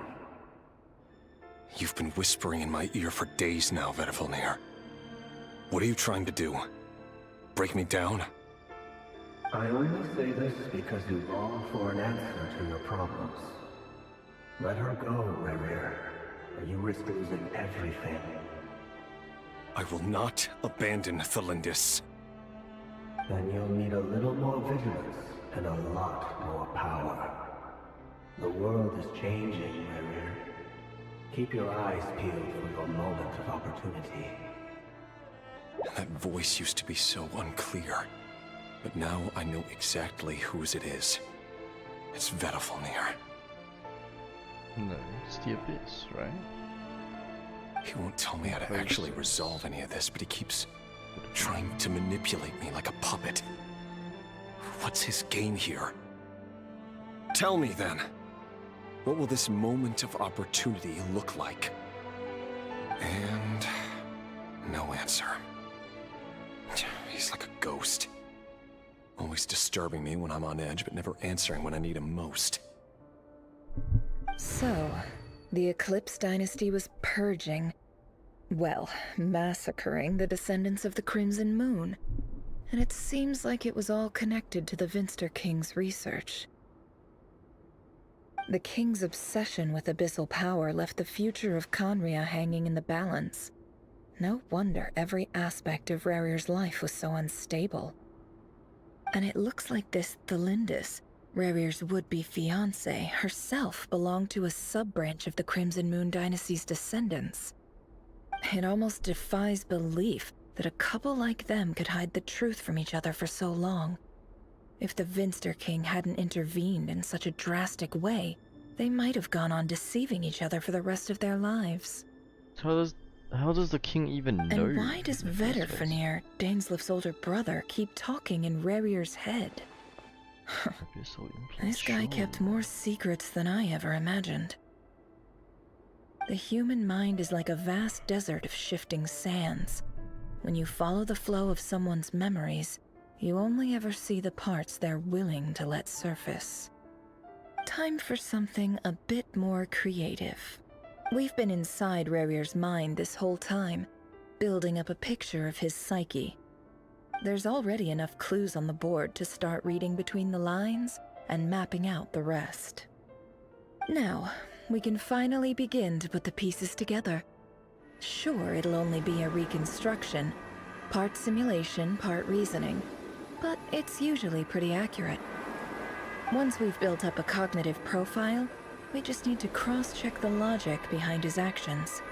And then we'll be able to take a sneak peek at whatever it is that Rerir has really been hiding. What does that mean? I didn't understand any of that shit, bro. They were words, yeah, but when put together, they just didn't make sense. The fuck? Is this chess? Rerir, are you there? What the fuck? Ooh, puzzle! I like these!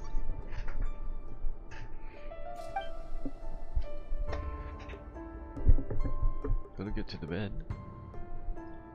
Move piece. Like that.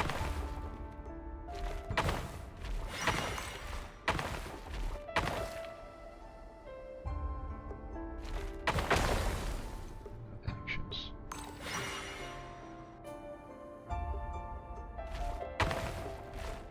Fuck, no, that's not what I wanted.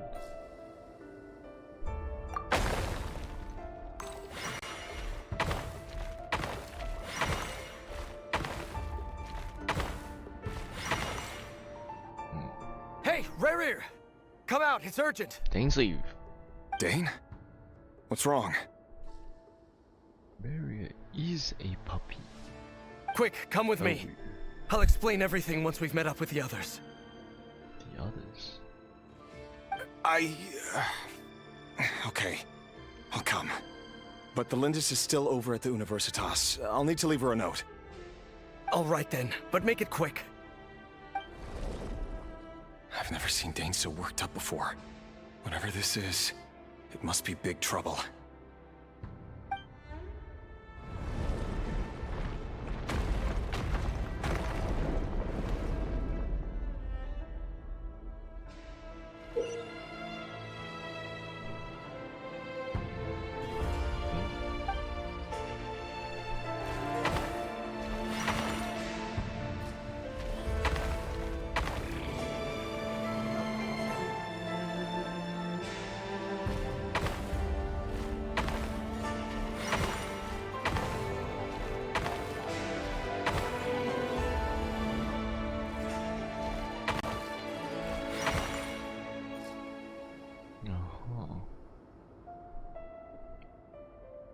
That the wise?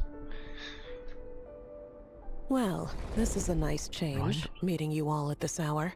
Oh. When men and women of ambition can speak face to face in broad daylight, I say that's a big step forward for our dear Conria. Don't be ridiculous. Tautology. We do not fear the day. Why would we seek refuge in the night? That's like Skirk's master, right? You might ask your blade that same question. I'm told it prefers the cover of darkness. The word on the street is that Sertologi only strikes when he has an unfair advantage. But that is patently false. I see you're missing an arm and a leg. Surely only a fair fight could explain that. If this is your way of offering me replacement limbs, believe me, I'll take them. Oh, we can certainly discuss that. With bioalchemy, anything is possible. Assuming I have your full support in my research. Lunatic. Robtatir, what brings you here? Why, Dainsleif, of course. He invited me. Please, cast aside your apprehensions, Miss Rhindaughter. Whatever the rumors may say, I am but a humble servant of the king, and I can assure you he affords me no greater convenience than he does you. Well, the Universitas Magistrorum won't stop fawning over you, so at least some of the rumors must be true. You're clearly doing well for yourself, so drop the humble servant act. It endears you to no one. You're president of the Universitas Magistrorum, the chief royal mage known as the Wise by royal appointment, and by far the most favored among the 4 pillars of Conria. Vice President Veit doesn't even try to hide his envy when he sees you. He's vice My president. success is the product of hard work and good luck. It's as simple as that. Were the king not such an extremist, I hardly think I would have received a senior post at my age. Of course, no job is without its gripes. Serving a king like ours can be a challenging task, as I'm sure you can imagine. And as for Eftervit, in missing out on the presidency, he's dodged a mountain of stress. Like everything else in life, it comes with pros and cons. You're all here. I apologize for the short notice, but it was an emergency.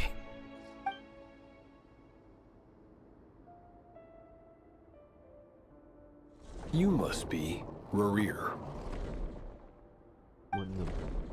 Chemistry. Mr. Sertologi. Yes, I handled your case file during your sentencing. Nothing personal, of course. I'm pleasantly surprised that you remember me. You're clearly a person of substance if you've been invited here.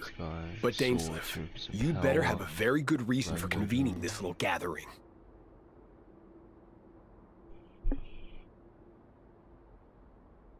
I don't know. The mask, though. It's my brother, Vedafenir. After he spoke at the court this morning, the king was so infuriated by his words that he had him blinded in both eyes and thrown in prison. Vedafenir in prison? Strange. I thought the king trusted him and Heroptatir more than anyone else in the world. Does this mean the king's circle of trust just got even smaller?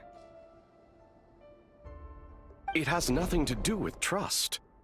It's about what the king wants, which is as clear as day to anyone paying attention. I simply appease him, because it's in the best interests of the Universitas Magistrorum. And also because you're slimy. Slimy. Vedafenir, perhaps less so. But still, a visionless visionary? It rather inclines me to think that qualifications are not what get you ahead in Conria. Do you honestly think this is an important discussion to be having right now? Dane, what are you planning to do? Rescue Vedafenir, I assume. Correct. It will mean storming the palace by force. Tonight. I need all of you on my side. That's far too dangerous. And don't forget, Dainsleif, you're captain of the Royal Guard. You swore an oath to the throne. Hmm? You've been planning this for a while, haven't you? I have no desire to commit treason. But whatever critique the king may have of Vedafenir, disfiguring your most loyal subject for putting the best interests of his court and nation first, this is not the conduct of a wise ruler. My blade will force the king to see the error of his ways. So, Vedafenir's prophecy enraged the king. I'm sure it wasn't what he wanted to hear, but if he won't take counsel even from the visionary, that is deeply troubling news. The extent of His Majesty's madness is now all too clear. The question is, how does a man like me get out of this situation unscathed? No exit plan. You have noble ambitions, Dane. But I'm afraid they don't do much for a guy like me. I'm not interested in saving the world. All I want is a letter of pardon. Well, think about it like this. If the king didn't exist, y'all are saved. A letter of pardon? For whom? Thelindis? The chances of the Vinster King issuing a pardon for anyone connected to the Crimson Moon seem vanishingly slim.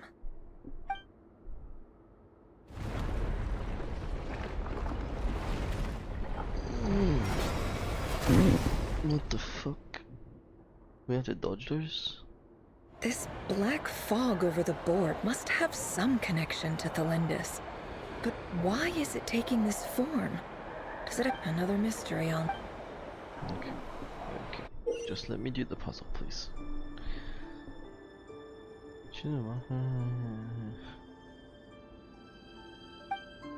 What action points do you need?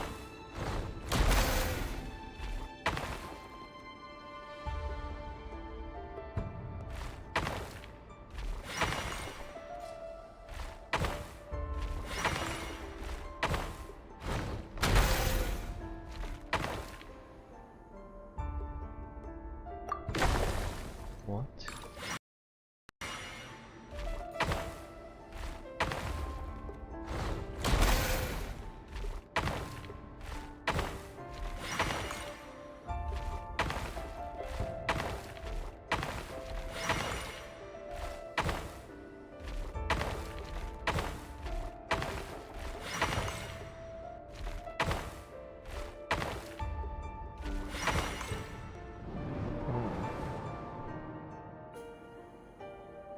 Author Thelindis. Over the course of this week, the research object was subjected to interference for a total of 60 hours for experimental purposes. The results are as follows. Research dating back to the Crimson Moon Dynasty has established 2 points regarding moon marrow. Firstly, its origins have something to do with a god's power.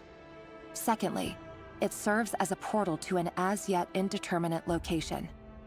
Moon marrow can thus be defined as a spatial gateway. Well, wait. Something to do with the god's power, so they knew it was divine power.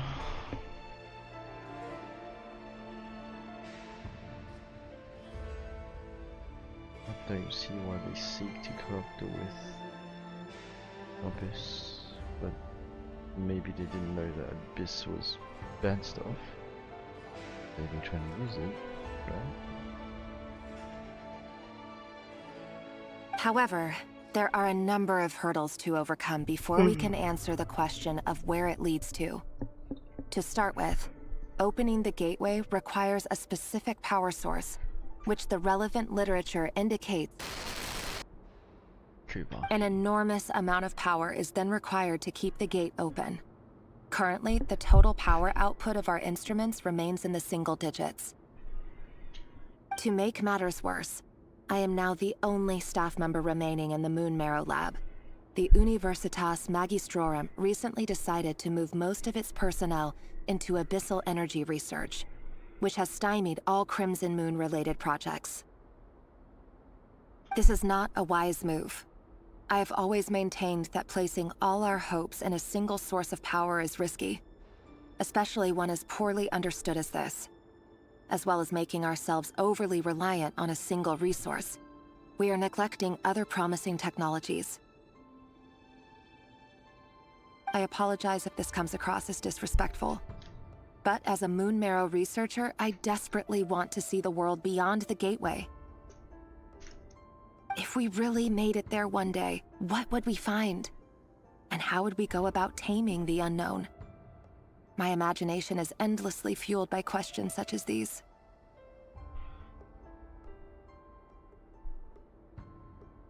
Hold on. Did nothing.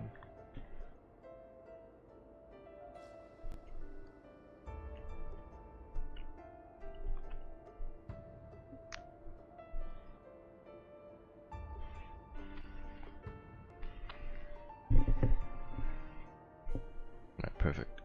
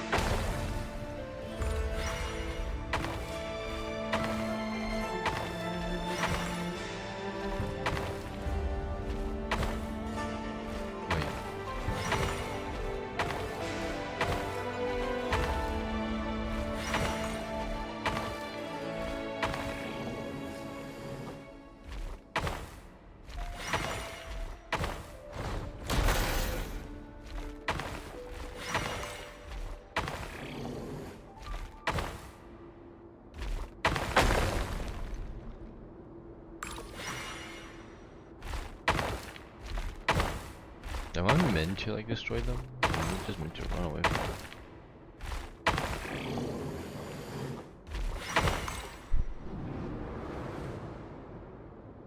This is for you. I heard you're gonna leave the city with your parents. The Lindis. Did you hear about what happened? I've heard nothing. Rerir got back very late last Friday, and he was acting a little unusual, but he slept pretty well, so I'm guessing whatever he did was a good deed. Oh no. You never saw him, and I don't know what he did. And this conversation never happened. You understand? What if he finds out that you pried into his secrets? Don't be silly. I don't know what secrets he does or doesn't have. All I know is he's just a normal guy who happens to run some errands for the king. Are you scared of him? I don't know. The Rerir I know doesn't match the person you all describe. Logically, I should be scared of him. And yet, I don't want to lose him. But enough about that. You should get going, and be careful with the package I gave you. Keep it secret. Keep it safe. What's in it? A piece of the moon. All you need to know is that as long as you keep it safe, then in the future, everyone will be able to see a red moon. A red moon? You mean our moon? A piece of the flesh. That's right. Our moon. Promise me you'll look after it. I promise, the Lindis. The Crimson Moon bloodline will never die out. Its light, the color of blood, will become like a fire that flows in our veins. No matter how long it takes. That culminated down to Arlecchino. What the fuck? Bad.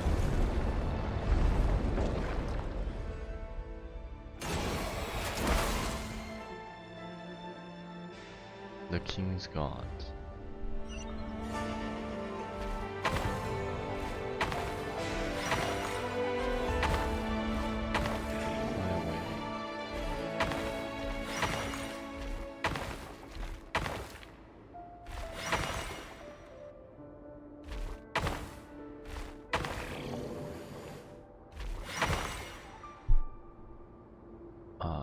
Am I meant to fight these?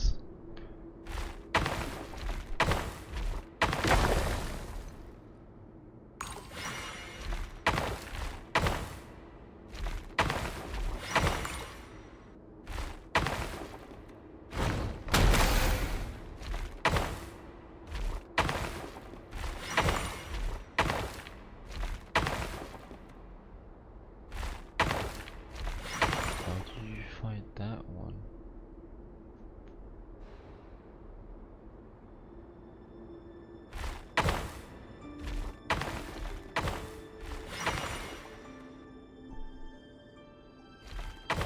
Not meant to fight it.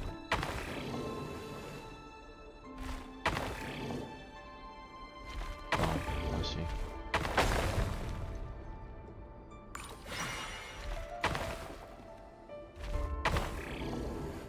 Death trap here. Okay. So you need to cut us to 3.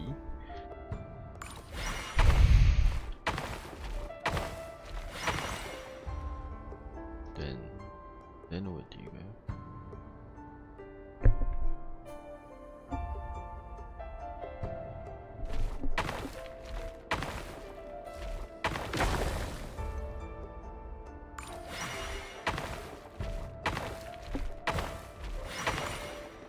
This is the only logical explanation.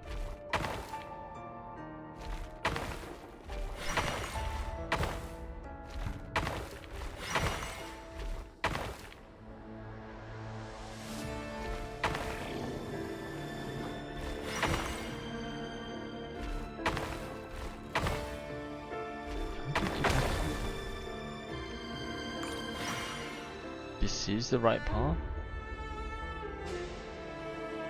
It's saying this is the right path, but this is not.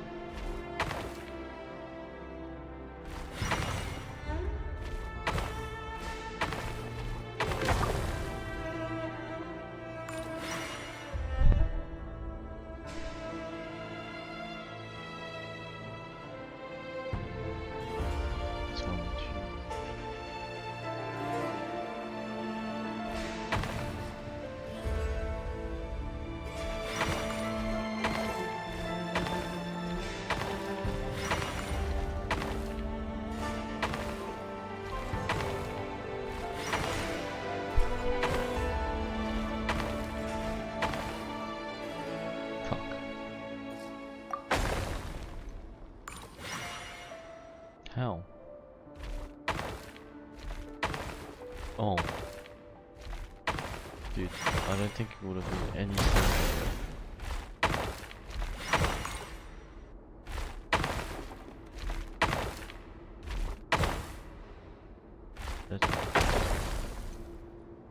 But I can just go, I guess. Just not enough. Hurry, everyone, and stick to the plan. Sir Dainsleif, what are you? Is this treason? You know what happens to those who betray the throne. Please, don't do this! It is the king himself who has betrayed the throne. He has betrayed all of Conria. If you have any love left for justice in your heart, you should join me. It's showtime. Dane and his group will handle the troops in the palace. Then Hraptatir and Rhindaughter will disarm the security measures. My job is to enter the prison and rescue Vedifalnir. Stay safe. Wish me luck. Look after my brother. Draw your blade. It is time for justice to prevail.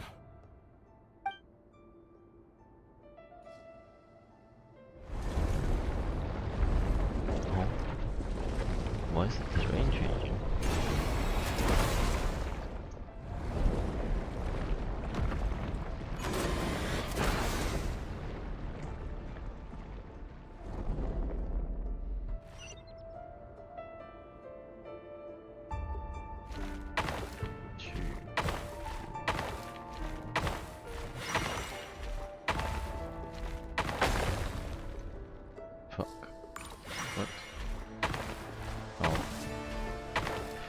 Oh, that's the way back. No, it's not. Okay, that's the way out. Yes.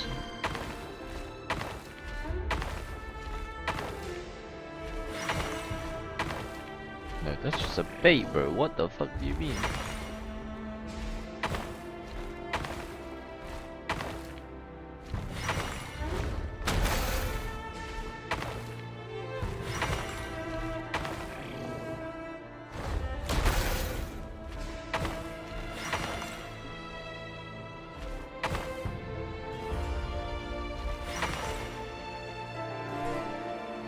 Fucked.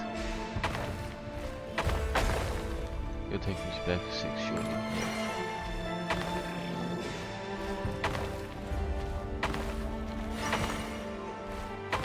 Why does it go backwards? Retreat is not an option, sir. This place is filthy.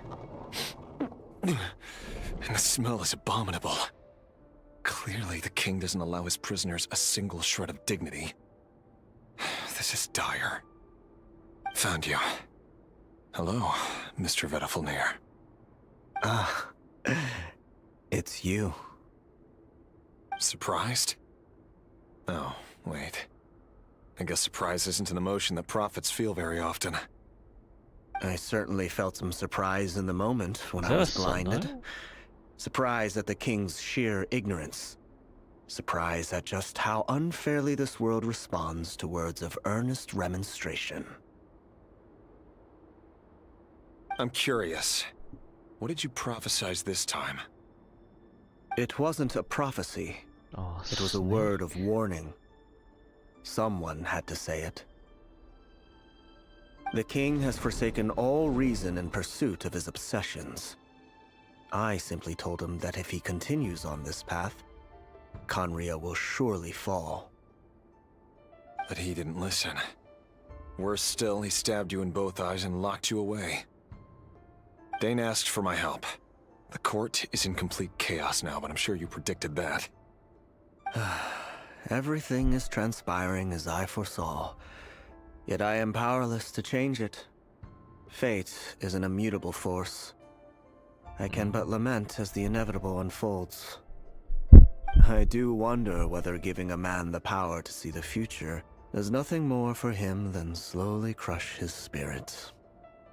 Forgive my curtness, Vedifulnir, but the king did not suddenly turn on you today. His suspicions have been brewing for a long time. You can't have wisdom beyond the reach of your fellow man without attracting his fear and suspicion. There are things the king does not want to see. So, he doesn't want you having visions of them either. He blinded you because he thought this would make the visions stop. He wasn't entirely wrong. I did indeed lose my power to see the future. Right up until... Until what? Just now. I believe I saw something new. Well, tonight could go a lot of different ways. 5 of us banded together to storm the palace, also we could rescue you. This will go down as the most tumultuous day in Conrian history. I sense hatred in you, but also hope. A desperate hope that with the tyrant deposed, that will be the end of the story. But this is not the end. It is the beginning of a new chapter, in a whole new story. There are many men of honor and courage in this world, Rerir. But you are not one of them. You're not here for justice, are you? You're here for yourself. Is that a dagger? Interesting. Why not the polearm?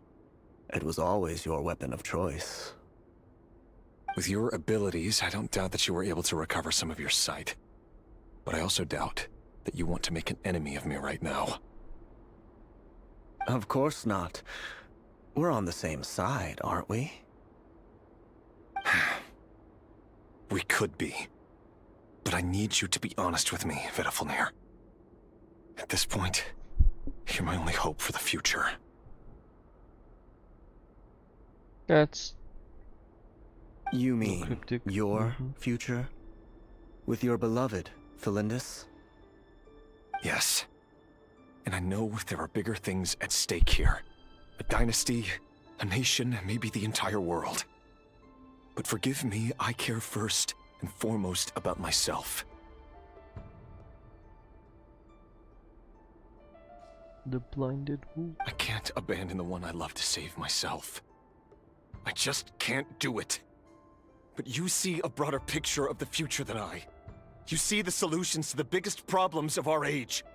So tell me, what is my solution? What's the answer? In matters of fate, answers are either right or wrong. What will be, and what will not. Maybe you are willing to pay a certain price in the pursuit of happiness, but unfortunately, fate does not negotiate. That is the cruelest thing about fate. It is unmoved by your sacrifices. That can't be true. I know it's your voice that I keep hearing in my head, urging me to see how the world is changing, to seek more power, so I can protect the things I love. You show me disaster, but you won't show me how to avoid it? Why? Why are you doing all this? My voice. In your head.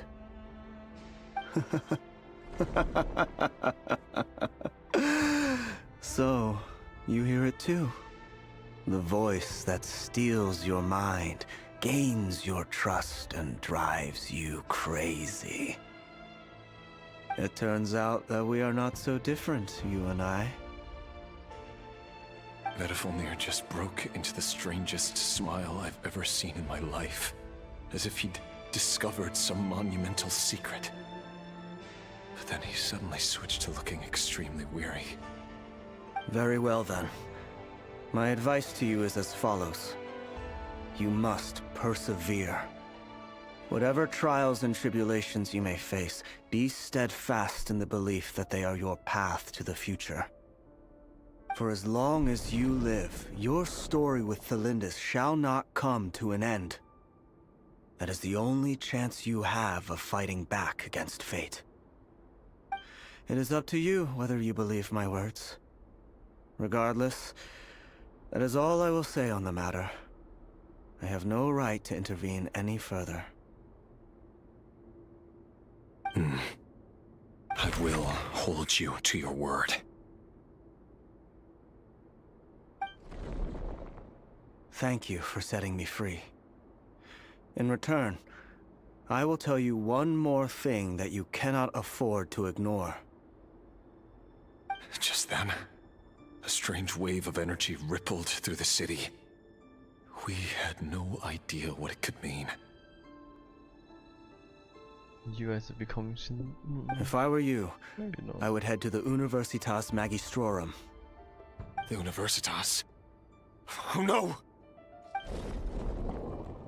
I'm sure we'll be seeing each other again very soon, Rerir. Whatever Vedifalnir said, I didn't catch it. I didn't even help him out of the prison. There was no time to lose. Did you drop the dagger for him at least?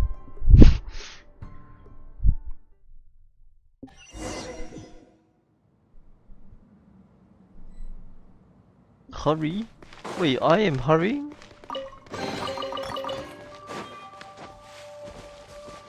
I guess I'll hurry.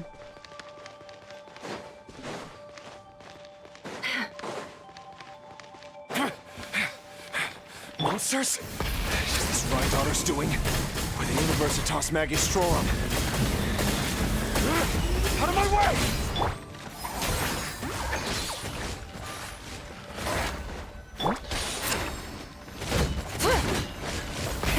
Rev the engine!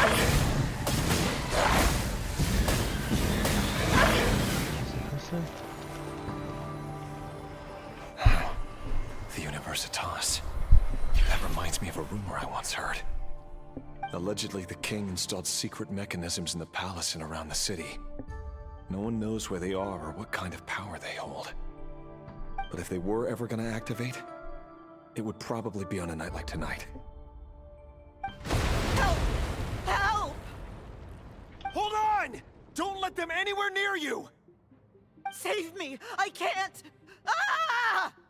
That sounded like an explosion. So, the rumor is true? The king really went through with it? What other means does the king have at his disposal? They must run on power from the Abyss. And given it's a major center of Abyss research, anyone over at the Universitas will be in grave danger. I have to hurry!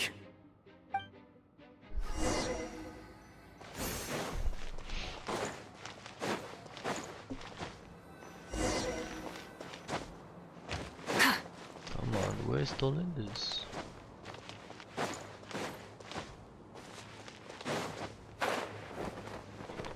Oh, there's down there. Holy fuck.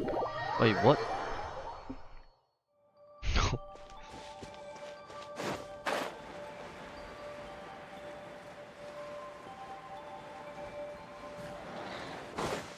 What field did I just enter? It's in this. Okay, very good. Show no mercy!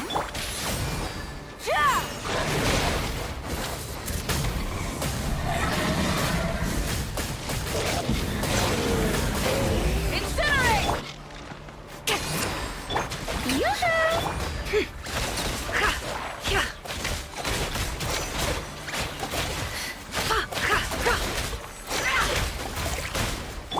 to work! Try and stop me!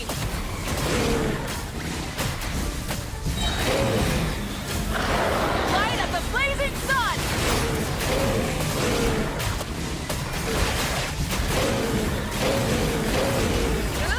Full throttle!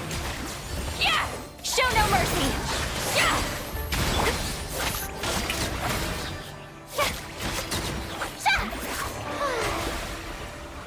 It just sounds blood money. Light it up! What does that mean to me? Get Get to work! Pyroclastic surge!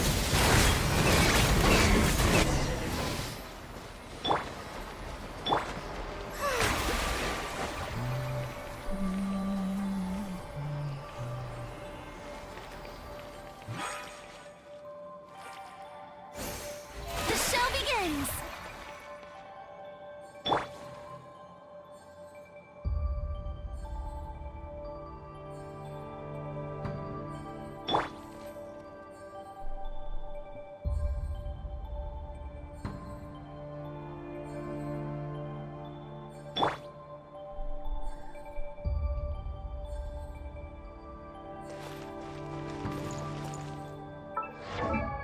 Is this the friendship? No.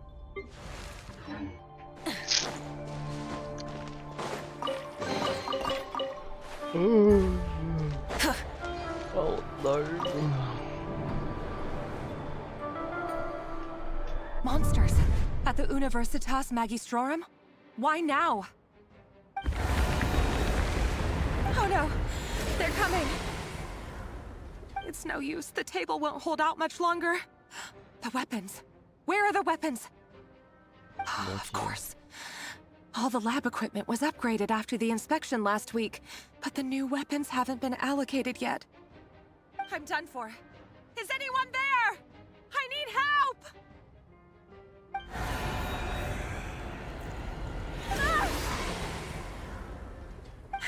Stay back! Hide behind Please stay back! something, yo. Please!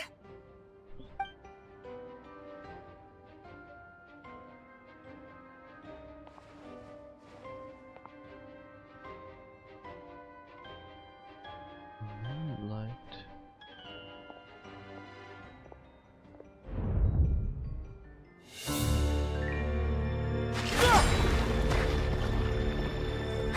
What's that?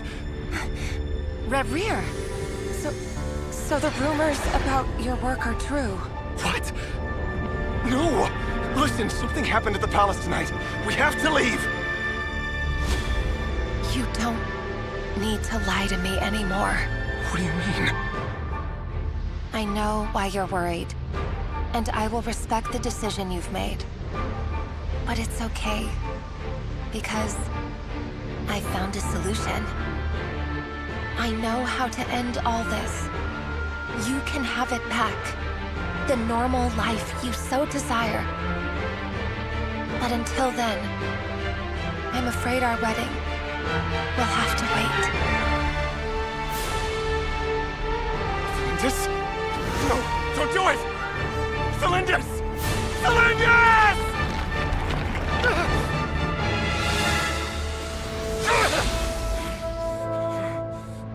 I told you, Reverie. Let her go. You will find someone better. No! No, I won't do it! I have to save her! By what means exactly? A lowly pawn. You lack the power and the strength of will. Do you know why? Tell me! Come to the palace. Join us.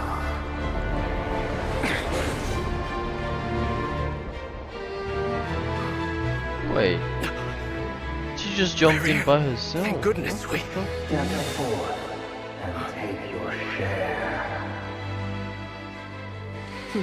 You made it. Not you too.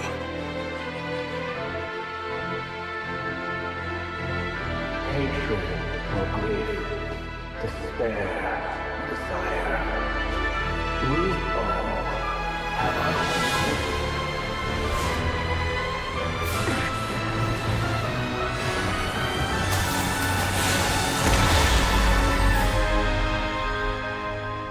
Reverie. Reverie. Cylinders. Were you daydreaming?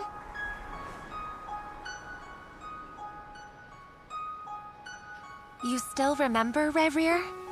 That question you asked me a couple of weeks ago? Oh. You mean the proposal? Yeah. I'm wondering, where do you think would be a good place to discuss it? Maybe in the garden? Or were you thinking a fancy restaurant? It's your choice.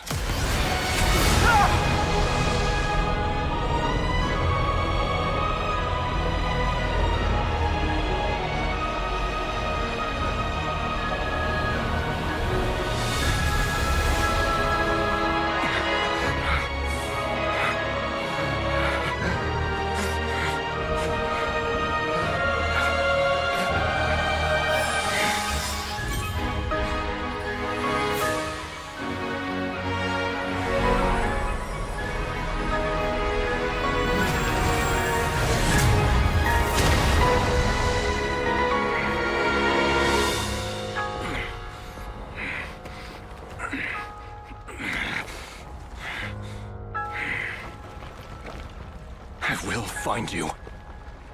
And then, you can give me your answer.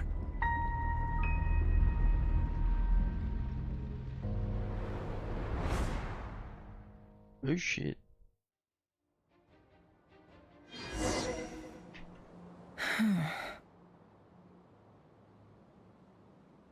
Oh shit. Wait, so they both went through the black hole, which is technically the moon. So wait, what? But one of them is the blood moon, which is the iridescent moon. Which means, wouldn't he then come after Alekino then? Because that's the one he's after, right? I don't get this shit, bro. So that's how the Raker of Solnari was born. A monster created by circumstance is a monster all the same. Viewing other people's thoughts for too long can get uncomfortable. Right now, I'm feeling a strong sense of loathing. In a nutshell, the story of Conria is what happens when the truth falls by the wayside. Everyone tells little white lies, and before long, you have a huge pack of lies that destroys everything. Time to get back. And it turns out she's trapped. His past is filled with sorrow, but the tale of any fallen civilization is one of endless tragedy. Cruel as it may be, that was Conria's fate. That ain't gonna be alright.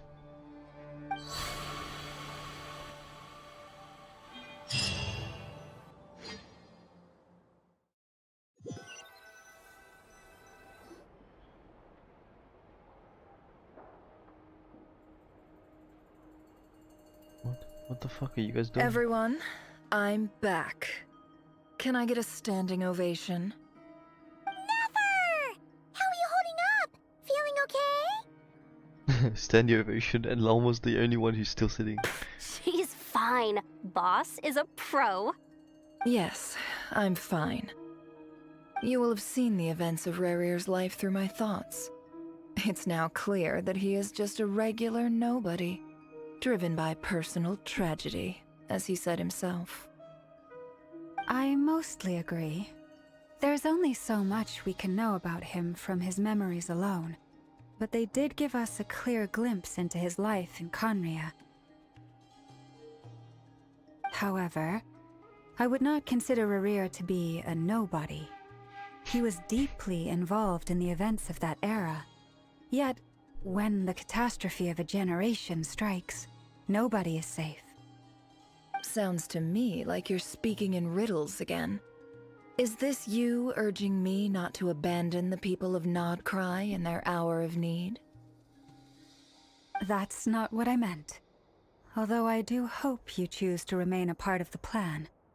Without you, the mission ahead will be all but impossible. Then try to remember that I respond better to the carrot than the stick. And I don't appreciate being bossed around.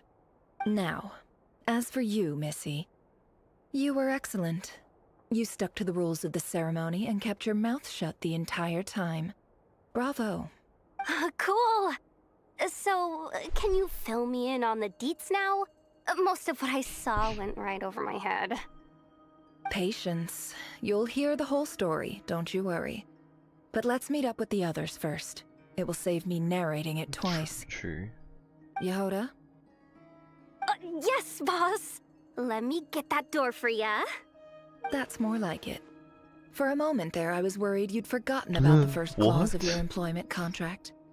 Forgive my curiosity, but what does the first clause say? It says I gotta do the annoying stuff that boss is too lazy to do for herself.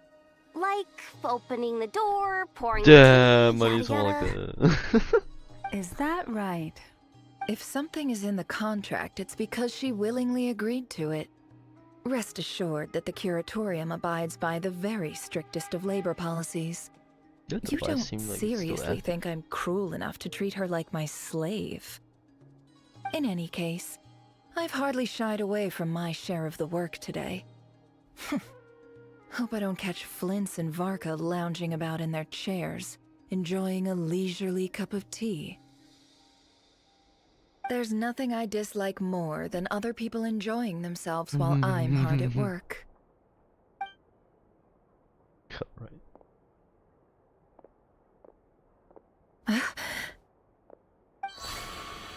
Oh no. What? Are we still inside the device? Sorry to disturb you, but we seem to have run into some trouble. Evidently so. Don't worry, I'm not about to leave you to fend for yourselves. I'm not that kind of boss. And it would go against the Curatorium's labor policy. I'm sorry? What did you hear me say? I wasn't talking about labor policy. Wait. How long have I been standing here? Not long. You just appeared by the door a moment ago.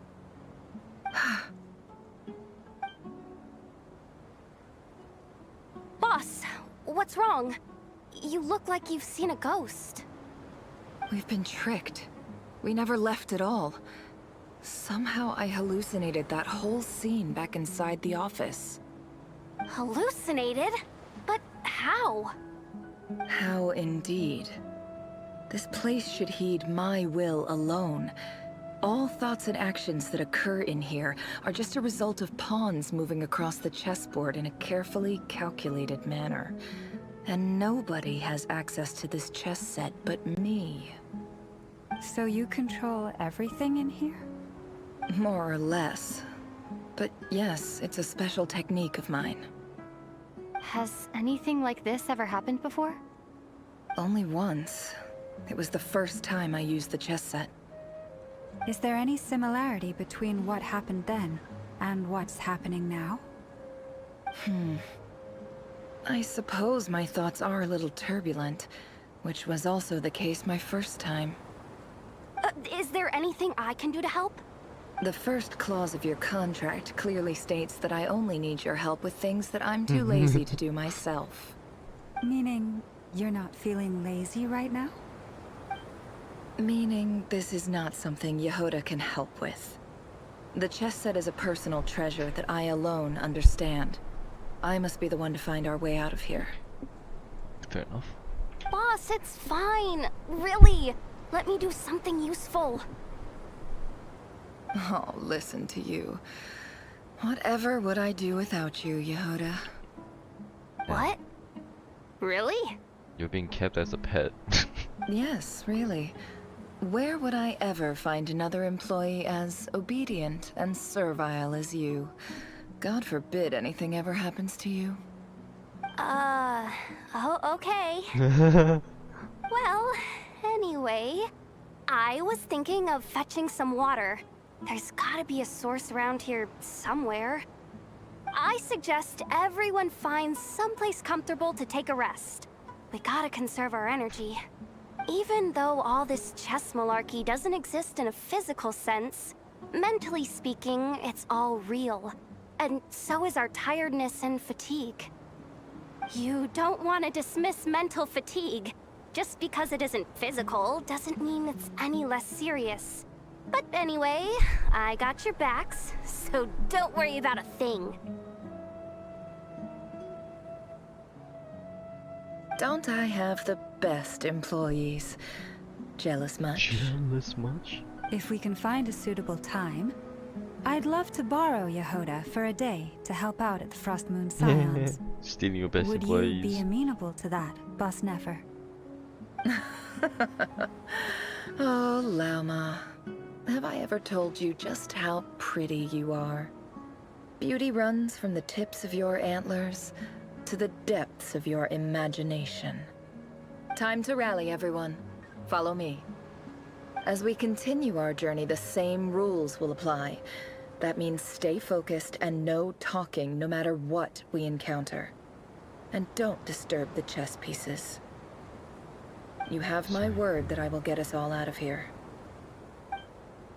The side boob. I'm sorry.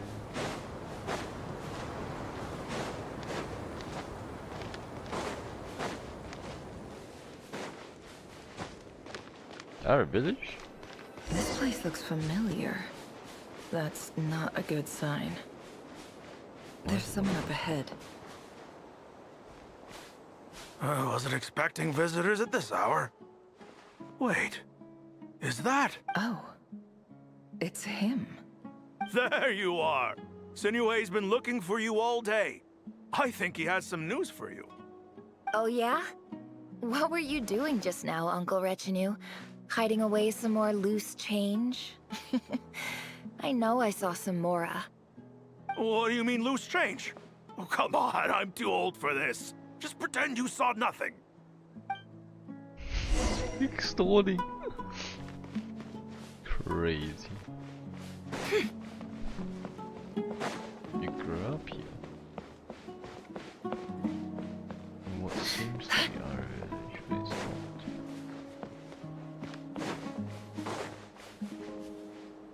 Hey, kid. Mind telling me what Sinuhe's been up to recently? I'm trying to get in his good books and I need a way in. Get in his good books? Why? What do you want with my dad, Uncle Apepi? I've written a new song. I was hoping to showcase it at the next festival, but I'll need his approval. A new song, huh? I'd love to stay and listen, but unfortunately, Uncle Retinue says my dad's looking for me. Well, there's plenty of time and I'm not going anywhere. See that pile of stones? I'll be sitting there warming up my vocal cords. Come find me when you're done. Pile of stones. Got it.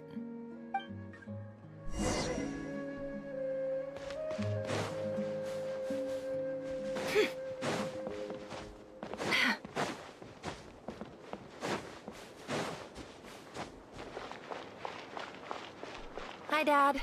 Uncle Retinue said you were looking for me. Ah, there's my little princess. If you'd gotten back just a little sooner, you could have shared the spoils of war with me. Spoils of war?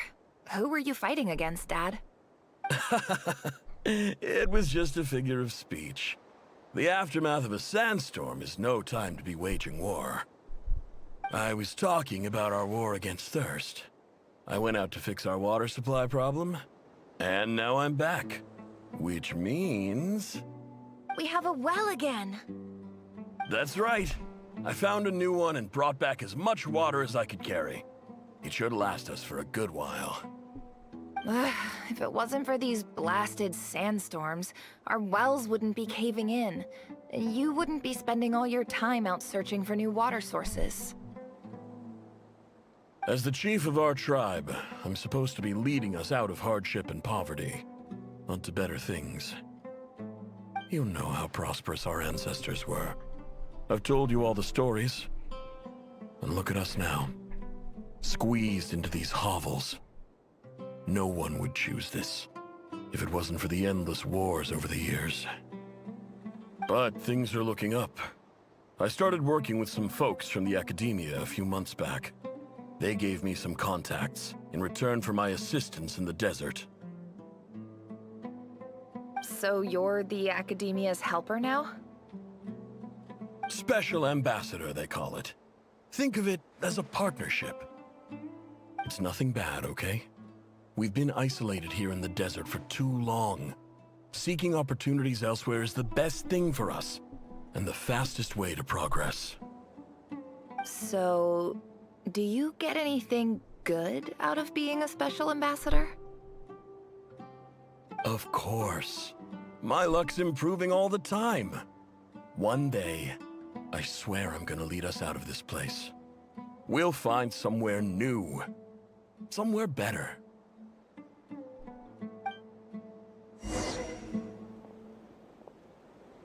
Don't seem too promising. Listen to the song. Oi, oi, oi!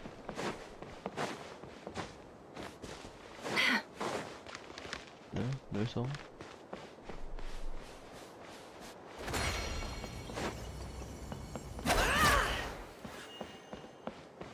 Dude, the dash is so bad, bro.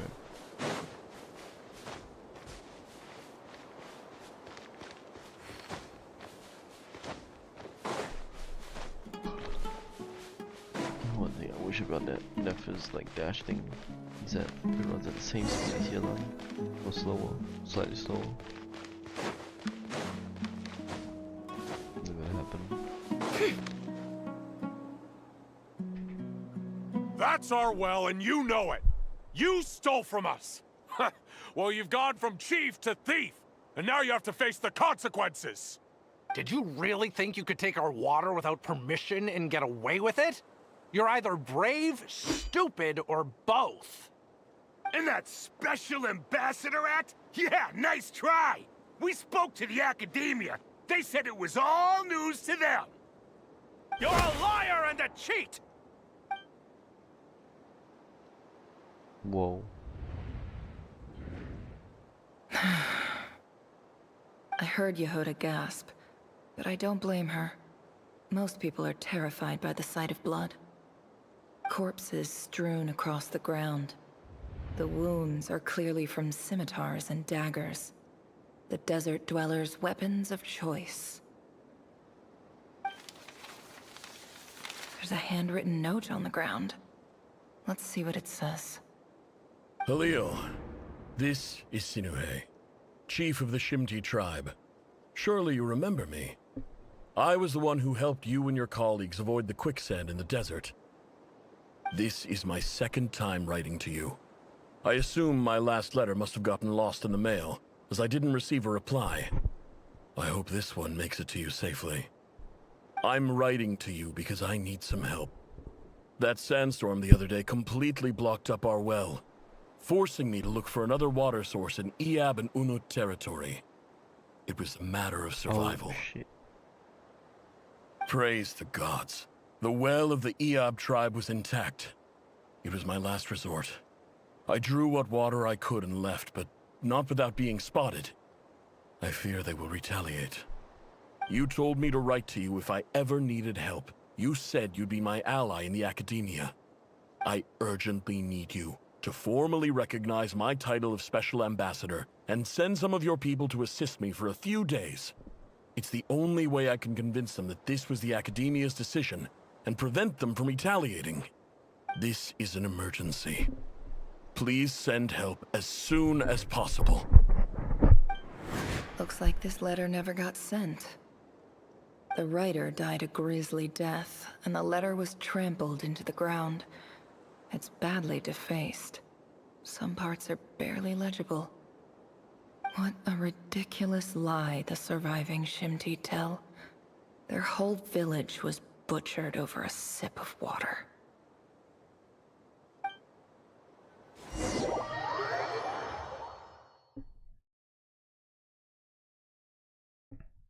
Such is the harsh truth of the desert. Ah, officer. Welcome. Welcome to our humble village. I thought you would at least have the courtesy to provide some respectable libations. This is the finest wine Aru village has to offer. I promise.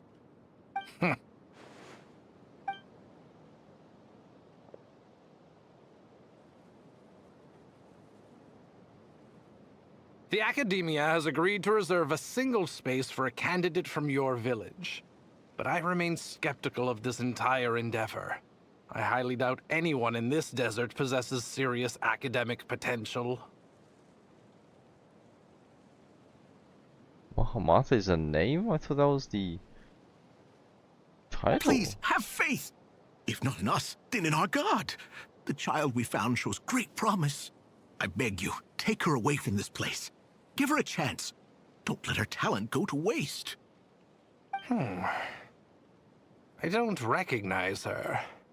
New arrival? She showed up here a few days ago and we took her in. She's a really bright kid. Please help. I'm begging you.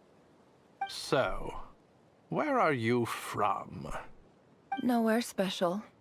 Just a sand dune. What about the rest of your family? How many of you are there? Just the one. It's only you? Correct. So, no brothers, no sisters? Brother, does no only mother or one like father? not make sense to you? Any who have slept on a bed of sand, I call my brothers and my sisters. Apart from that, I have no family. All right. Get over here. Sign your name on the form.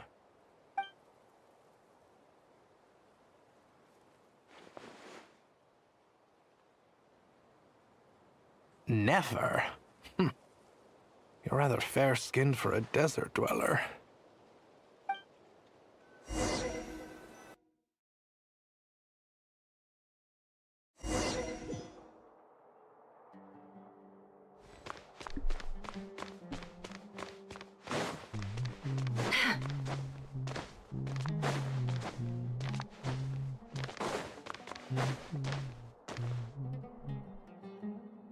Nefer, this term's assignments have been issued already. Please read through the materials thoroughly, conduct your own additional research, and then write an essay on the topic. Yes, Professor, I'm aware. I just had a couple more questions I wanted to get your perspective on. Oh? Please, ask away. Well, I saw the other students' problem sheets, and I couldn't help but notice that my assignment is much easier than theirs. Do you really think I'm a weak student? A weak student? Goodness, no. Quite the opposite. You have a sharp mind. Almost too sharp. I think what you're saying is, a weak student wouldn't have noticed the discrepancy. And if they did, they certainly wouldn't complain about the lighter workload. You see, sharp as they come. You see things the way they are, and I'm sure you know why they're like that. Because of where I come from. Because I'm different. I'm sorry, Nefer. I don't like it any more than you do. It's just... Anyway, you said you had a couple of questions. What's the other one? I wanted to check. If someone sent me a letter to the Academia, where do I go to collect it? Ah, your family wrote to you. Well, as long as they put your name on the envelope, someone should hand it right to you. Not exactly. It's not even a recent letter. I was just curious where the mail would end up if no one collects it. The House of Dana, I expect. I know there's a box for unclaimed mail somewhere in there, probably sitting on a shelf. Oh shit. Whatever you're looking for, that'd be the place to start. She's gonna find the first letter. Okay, got it. Thank you, Professor. Oh, don't mention it. Honestly, I feel like I failed you. I'm supposed to be your teacher, but I haven't taught you anything. Hey, don't say that. You're a great teacher, and you do your best for all your students. But the rules are the rules. You're not allowed to teach students like me. It's not just the Academia either. The whole world bends over backwards for the successful, and leaves the losers to suffer and die. Oh, my dear child. Don't tell me you've given up on life already. I haven't. I just think that if you want to make it in this world, You have to find a way to become successful. And that's what she did. Yo! I don't know where the House of Data is. I've never been here ever in my life, bro.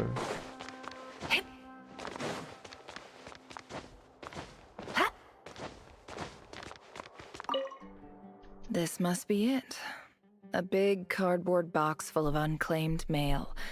And probably some letters that ended up here by mistake, too. Let's take a look.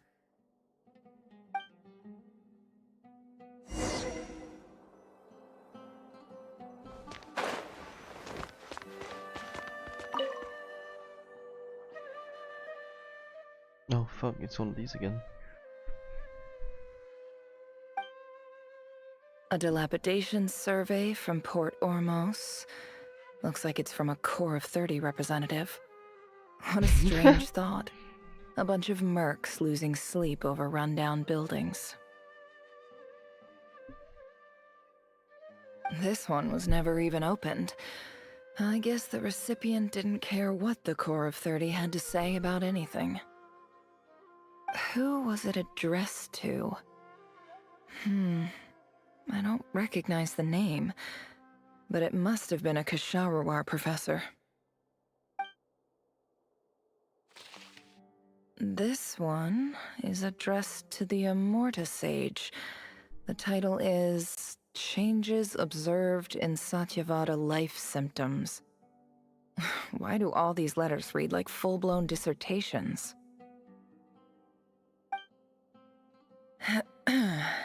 Guided by the incense, we became lost somewhere in the forest. All the barriers between levels of consciousness disappeared as our minds soared around in circles, looking for a branch to seek refuge on. In clinical terms, these symptoms fit the description of incense poisoning. The Immorta Darshan strictly prohibits the use of hallucinogenic substances, but I believe there are still people getting away with it. For example, my neighbor who always breaks out into song and dance after using incense. This seems like something the academia would want to know about. Why wasn't it collected? Wait, what's this written on the back? It's so small. The note says, "The sender authored this letter while under the influence of mushrooms. I would send it back, but no return address was provided. Stamped by the Grand Conservator of the House of Dana."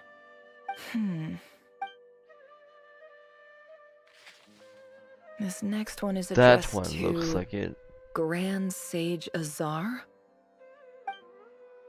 A few words of protest regarding recent changes in Sumeru's educational policy. In recent years, the academia has taken on a small number of students from the desert region, as per the policy to this effect. However, it appears to me that these students have not, in fact, been provided with educational opportunities that are, in any meaningful sense, equal to those enjoyed by their peers. As well as receiving dumbed-down assignments and perfunctory tutoring, they do not even have full access to the Akasha system. Education is the fundamental purpose of this institution, which should go without saying in a nation whose founding virtues are knowledge and wisdom. I ask you, is the lip service we pay to the policy of education for desert students truly the standard of pedagogy to which the academia aspires? As Grand Sage, policy decisions are your prerogative, but do not forget your roots. You and I were once students too, as was everyone else in this institution. I do hope you will give some serious attention to this matter. I encourage you to discuss issues like this with myself and others, and listen to some alternative opinions. Great letter. Shame it didn't get to where it needed to go. And the sender is... Huh? Sage Cyrus of Spantamad. I didn't realize anyone else even knew how bad students like me have it in this place. So this is where letters from the Sage of Spantamad end up? Nice one, That's Grand crazy. Sage. That's actually crazy, Really bro. enlightened leadership. Negligence. Whatever. This isn't what I came here for. Moving on. I'm not exactly holding out hope that a letter sent from the desert would even make it here. But if it did, where else would it end up if not in this box? I can't believe how much discarded mail there is. Must have been years since someone last went through it all. And this is just one box. The whole House of Dana is boxes on shelves. I don't believe for 1 second that any human being has sat down and read through all the documents. Why there's so in this much place. yap? Who has that much free time on their hands? That's your letter right there, bro. Wait, could this be it?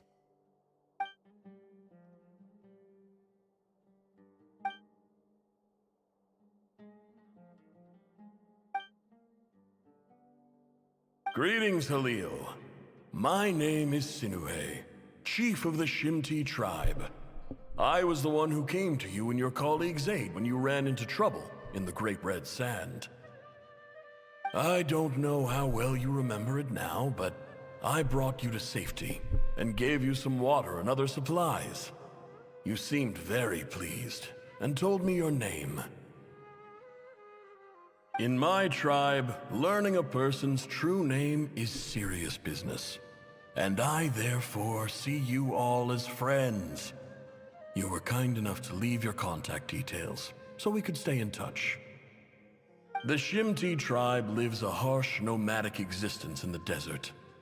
You were sympathetic towards my plight, promising to make me a special ambassador of the academia and help us find a way to make a better living.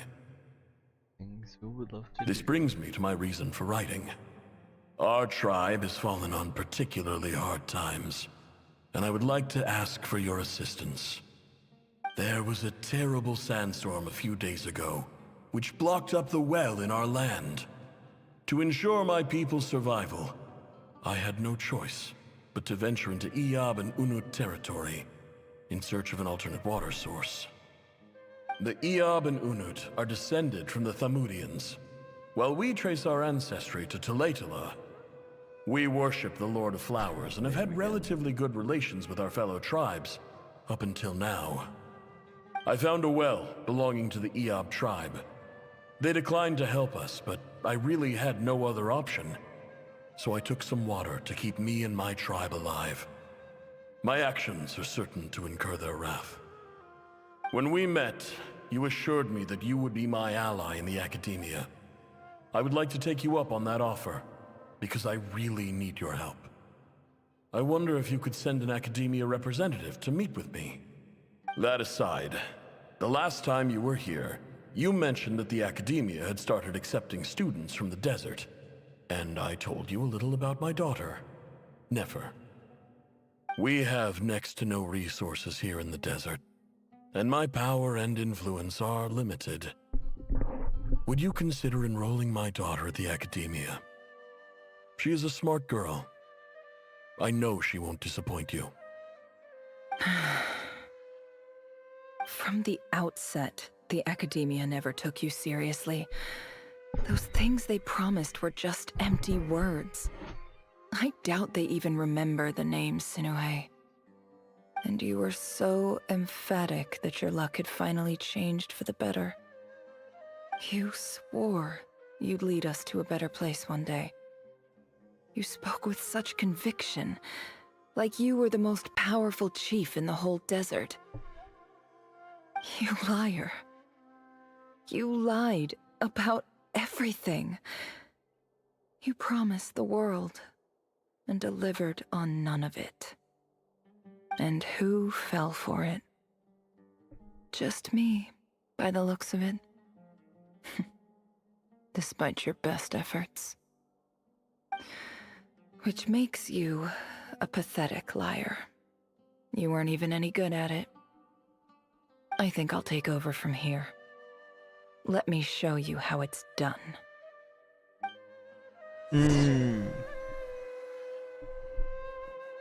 Yeah, surely we'll take that letter. Memento.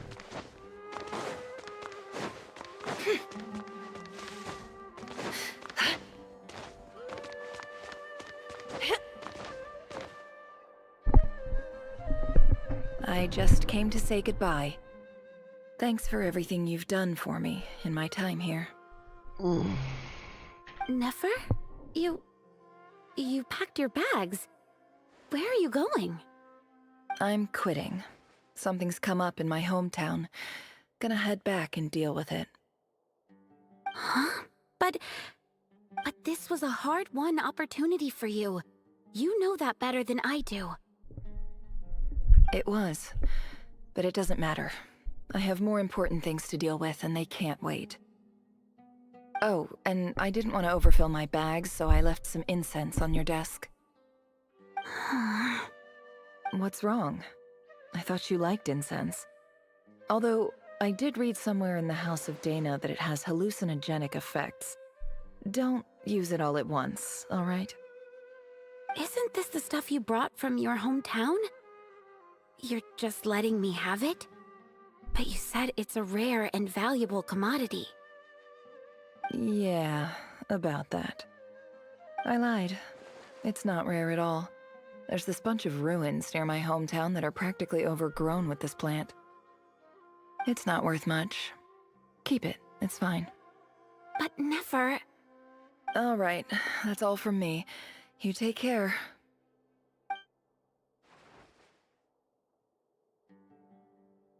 Huh? Don't forget me, okay? I mean, we're more than just classmates, right? We're friends. Yeah, I'll remember you. I lied again. That incense is worth a fortune, and it's a rare find even in those ruins. And as for remembering her, I have far too much to do when I get back. No time to reminisce. I'll be lucky if I even make it through this alive. But either way, I expect I'll forget you pretty quickly.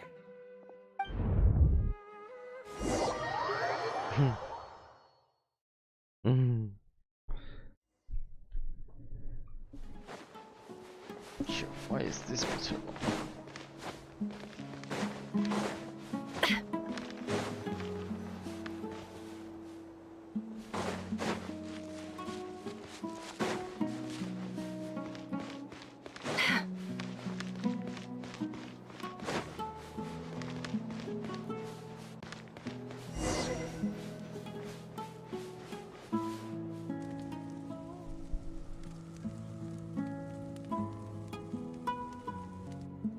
Murder the whole tribe. Easy.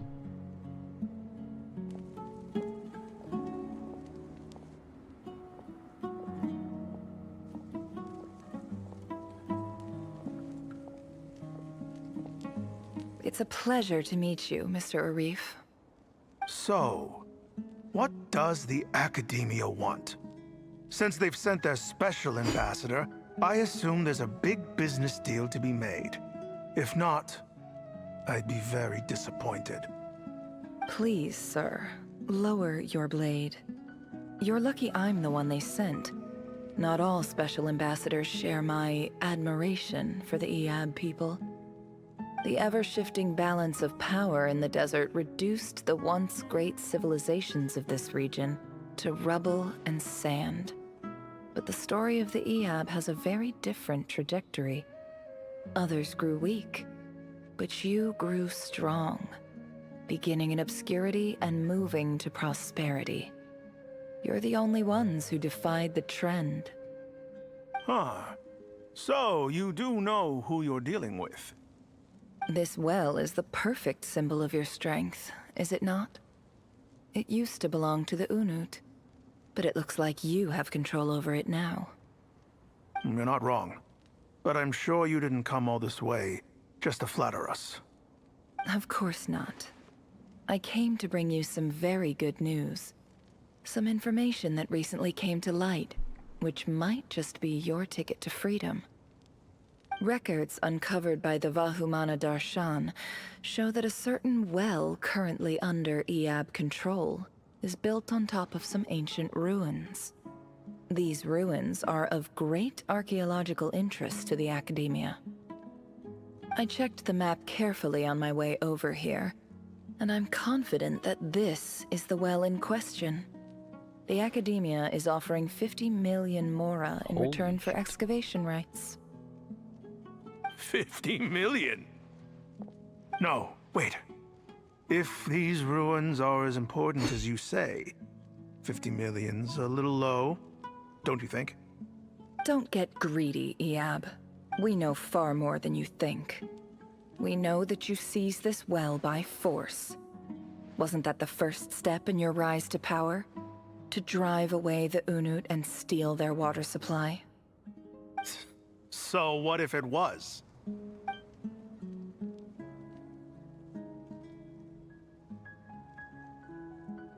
Don't worry. As unscrupulous as it was, it's something we're willing to overlook. The Academia is only interested in dealing with the de facto power holders in the region. I hope I am making myself clear. And I hope your words are the truth. If I find out the Academia is trying to play me, I'll hunt down every one of your people and make you watch as I cut their heads off one by one. I assure you, Chief, that would not be in your long-term interests. You don't want to make an enemy of the Academia. You see how I'm dressed, don't you? I appreciate that you've never been to the rainforest, but surely even you recognize an ambassador's attire when you see it. And what does a barbarian like you have to lose anyway? You really think the Sumeru Academia would bother to come all this way just to lie to you?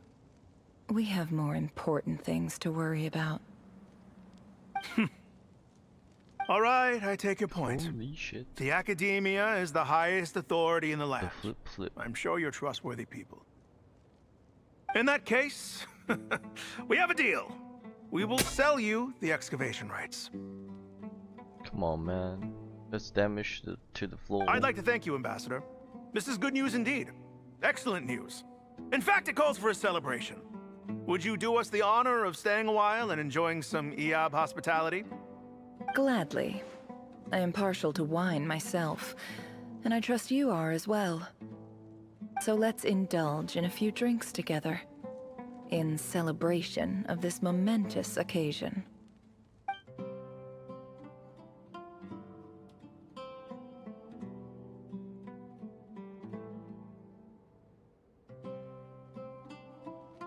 Chief! Chief, it's an emergency! It's the Unut. They've taken the well. What? Well, don't just stand there. Take it back. Yes, Chief. I have every confidence in the Iab's military superiority, and yet... Well, what is it? The Unut's response was alarmingly fast. The day after we reach a deal, they seize the well. This can't be a coincidence. Perhaps there is a traitor in your midst. I don't think so. I don't think so. I am obliged to remind you, Chief, that the Academia will only deal with the de facto power holders. If you cannot regain control over the well, I'm afraid you won't see a single mora of that 50 million. No! Please, Ambassador, just give me some time. I swear the Unut will not get away with this. That well is ours, and so is the mora. Glad to hear it. I will wait here for an update. If there is a traitor, I will find them. In the meantime, make yourself at home. I'll report back as soon as I have an update. Much obliged. Dude, she is playing both of them. I love this already. Wow. All it took was a few words and I've got him wrapped around my finger. What an amazing feeling. So, in summary, Ambassador, the Academia would rather negotiate with our tribe instead of the EAB, yes?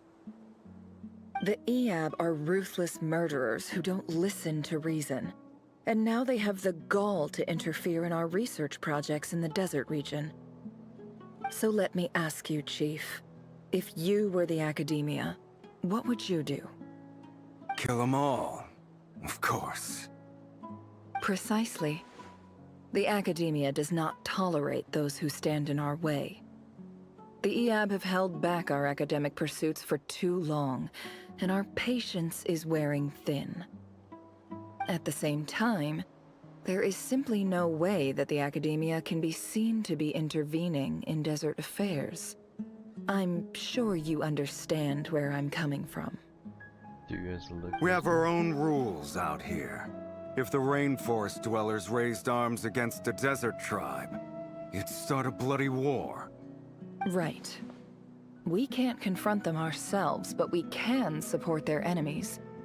The Unut have always had strained relations with the EAB, which makes you our natural allies. Natural allies. Weren't the EAB your allies once?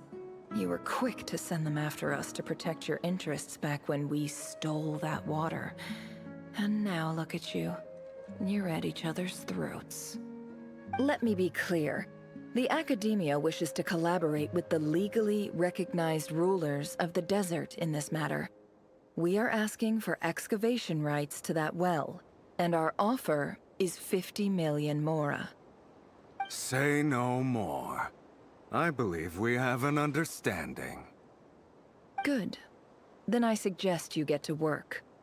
Get us access to that well, and the mora's yours. He is playing them like a fiddle. You see, Dad? Lying is easy when you know how. People will believe anything.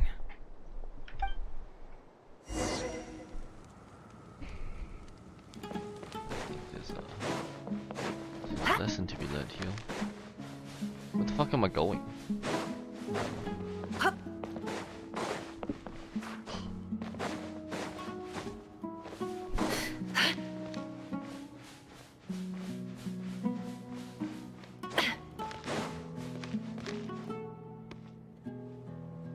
A crow.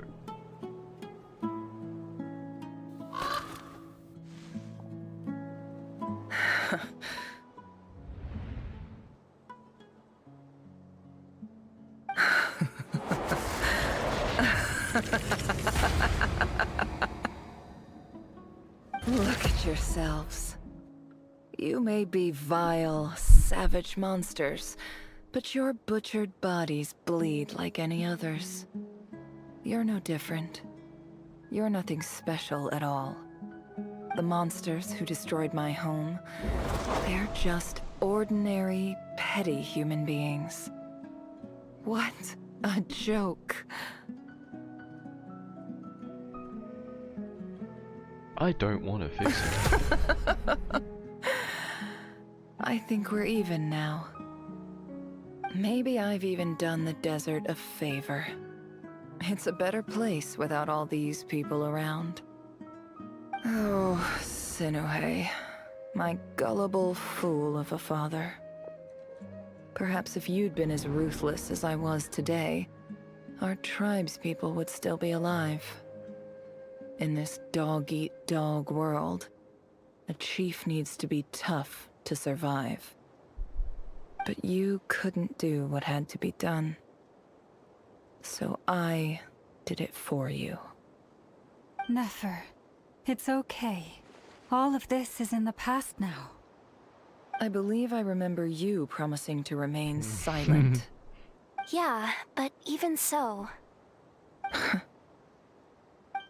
Yehoda, is there anything you can do to ease the tension?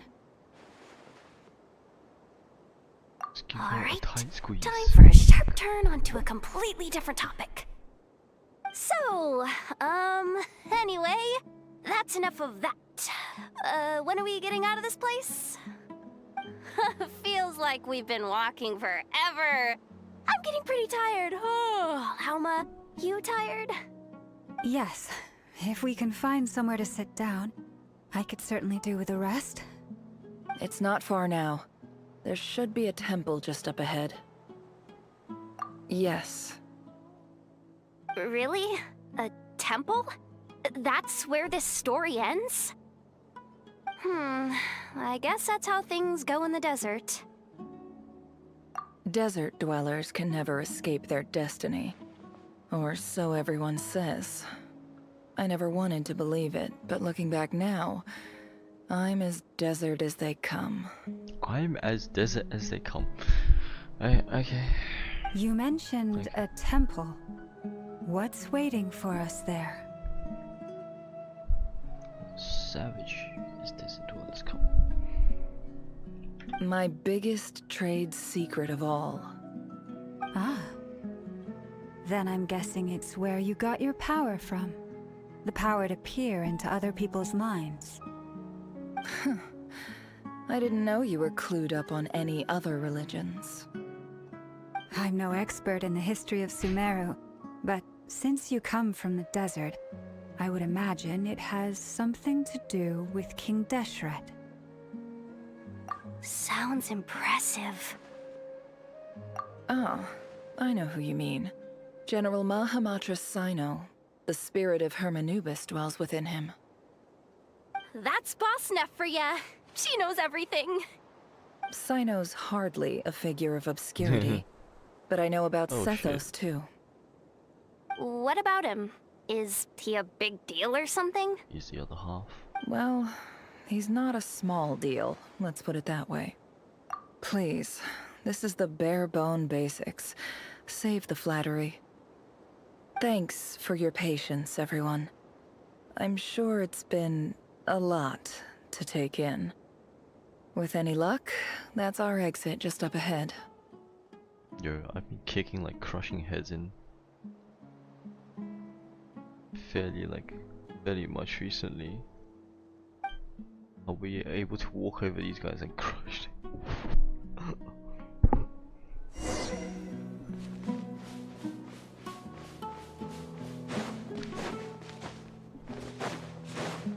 I want to see some heads pop.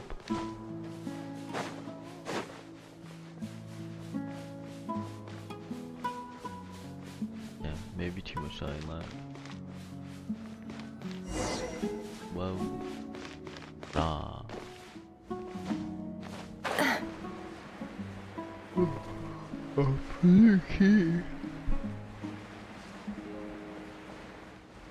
We were here before. I see.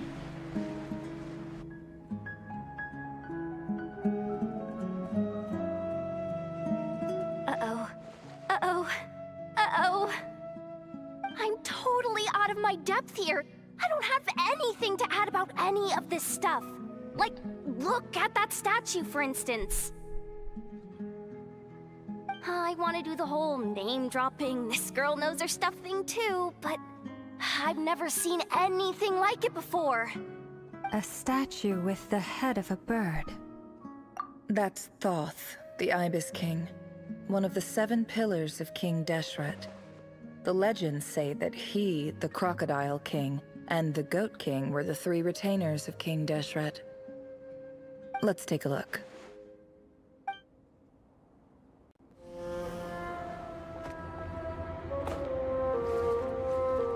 I feel like I've seen this somewhere.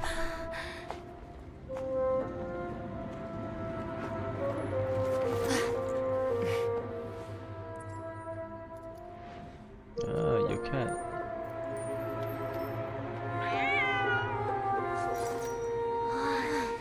It's just Ashru. So, all is well? And then BAM! Tentacle hentai.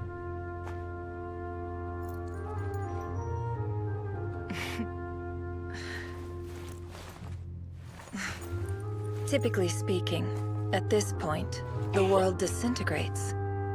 Then we find ourselves back in the outside world. Besides, these are my memories. There's nothing to fear. You're sure? Of course. It's almost over.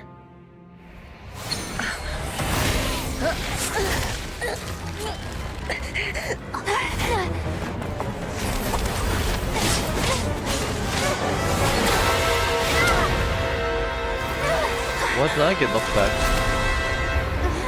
Never! Hold on!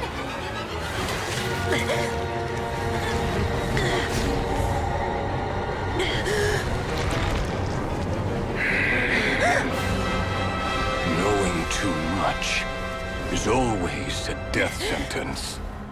Speak for yourself.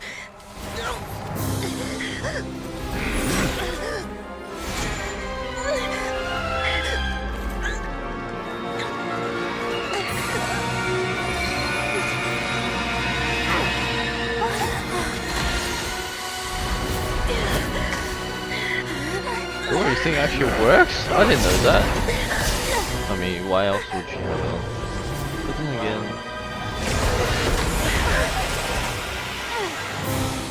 Dane? How repulsive.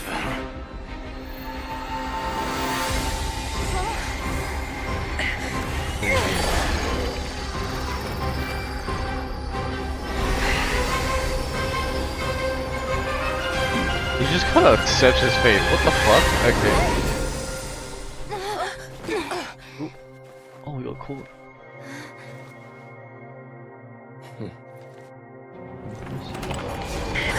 Get it from out, really.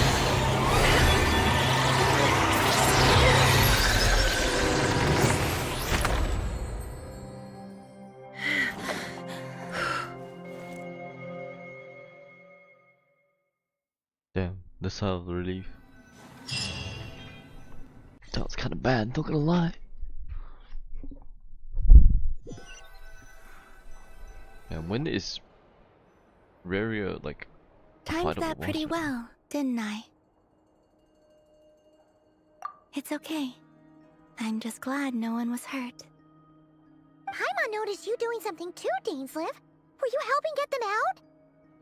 Of course. When I asked Nefer to conduct this investigation, I was not naive to the dangers involved. Oh, how the fuck did I you had know a about duty to ensure your safety.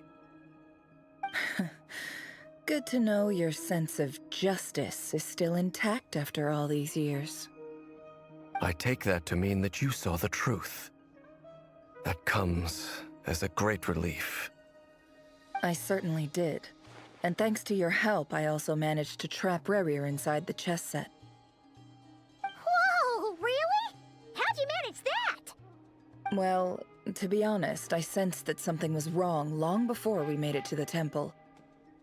By using this fragment to probe into Rerir's past, well, the monster formerly known as Rerir, it seems I alerted him. I was tracking him, then he caught on and started tracking me too. Can't say I'm surprised. But how did he track you through your thoughts alone? That shouldn't be possible. Rerir was a secret agent who reported directly to the Vinster King. He is an expert at finding a trail and hunting down his pursuers. No wonder. He infiltrated the chess set, read my thoughts, and built a new virtual chess set inside of it. That's why we weren't able to leave at first. Speaking of your chess set, it's quite a remarkable item. Would I be right in thinking you have some connection to King Deshret? You overestimate me. I only have a connection with one of his underlings, the Ibis King. You all saw how this came to be. A long time ago, the Iab massacred my tribe, the Shimti, in our home village. A few years later, I enrolled in the academia, where some new information came to light. The Unut and the Iab fought a bitter battle over the rights to a well, all for the sake of a non-existent 50 million mora. The Iab ultimately won that confrontation, but their victory came at the cost of almost every warrior in the tribe. The final blow to the Iab came at the victory feast, when an Unut assassin beheaded their chief right before my eyes. The remaining Iab fled and have been scattered to the winds ever since. Who still had people to spare? Having gotten my revenge, I returned to my hometown, where to my surprise, the nearby temple was still standing. There it was, seemingly immune to the relentless hostility of the desert, while my tribal home lay in ruins. As I stood there gazing at the temple, I noticed a cat just outside. This cat, as it turned out, was home to the spirit of the Ibis King. He led me to a gate deep inside the temple, and there he made a deal with me. This chess set is my gift from the Ibis King. The chessboard within is made to the same specifications as the one in the mausoleum of King Deshret, and represents his power of piercing analysis. With this chessboard in its container, I gained a certain ability to perceive hidden secrets. Now, you could conclude that the Ibis King simply wanted to give the people of this world the power to seek the truth, but I don't believe that's the full story. Every god plays favorites. Their hearts are as fickle as any human's, full of secrets, perversions, egotistical tendencies. But precious few gods are willing to admit this. It is the same with all powerful forces, including fate itself. Their gaze falls preferentially upon a select few. As you rightly point out, this is an act of favoritism. If you're alluding to the Abyss, then yes, I agree. Gather the others. It's time to share everything I've learned.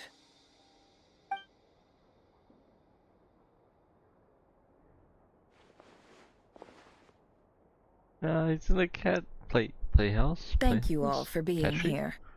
It's like a cat tree. That's a cat tree over there in the corner. What the fuck? You heard him. The cat tree, right? Playhouse, maybe? As promised, I did some further investigating into the Raker of Solnari's background. I am pleased to report that the investigation has been most fruitful indeed. The Raker of Solnari, real name Rerir, was once a Conrian subject who served the Vinster King. I will now share the important details of his story. Please save any questions or comments for the end.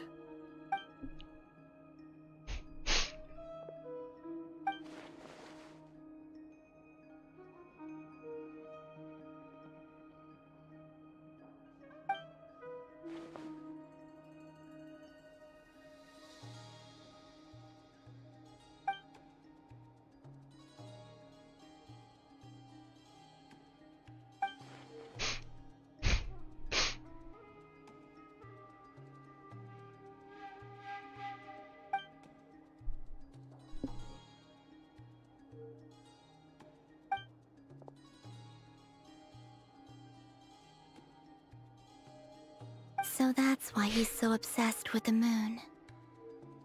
A tragic tale, to be sure. But it does not excuse his many transgressions. No matter how much Rerir suffered in the past, the fact remains that he is what we know today as the Wild Hunt, wreaking havoc upon innocent lives in Nodcry. He becomes more dangerous with each passing day. If left unchecked, it is simply a matter of time before all of Teyvat suffers the consequences. This is a threat that the Knights of Favonius cannot ignore. A question for Miss Columbina. Forgive me if this is presumptuous, but have you ever seen the spatial gateway that appeared in Rerir's memory? Never. But I have heard stories of something called the Moon Gate, and this seems to fit the description. Miss Lauma, any thoughts on this?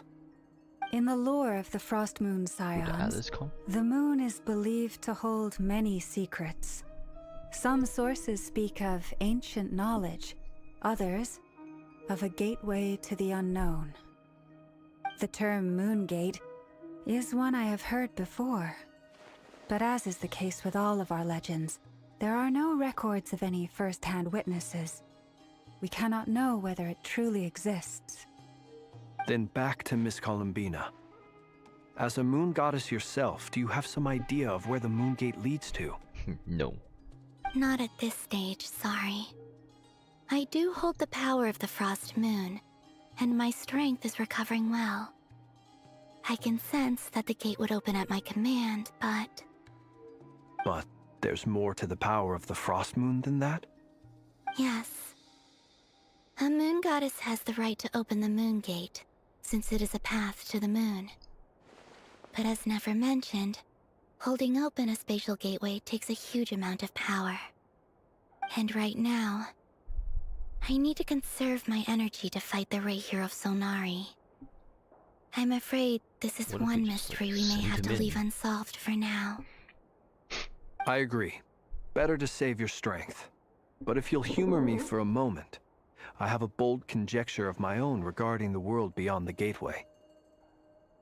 I highly suspect that neither Tholindis nor Rerir made it through unscathed.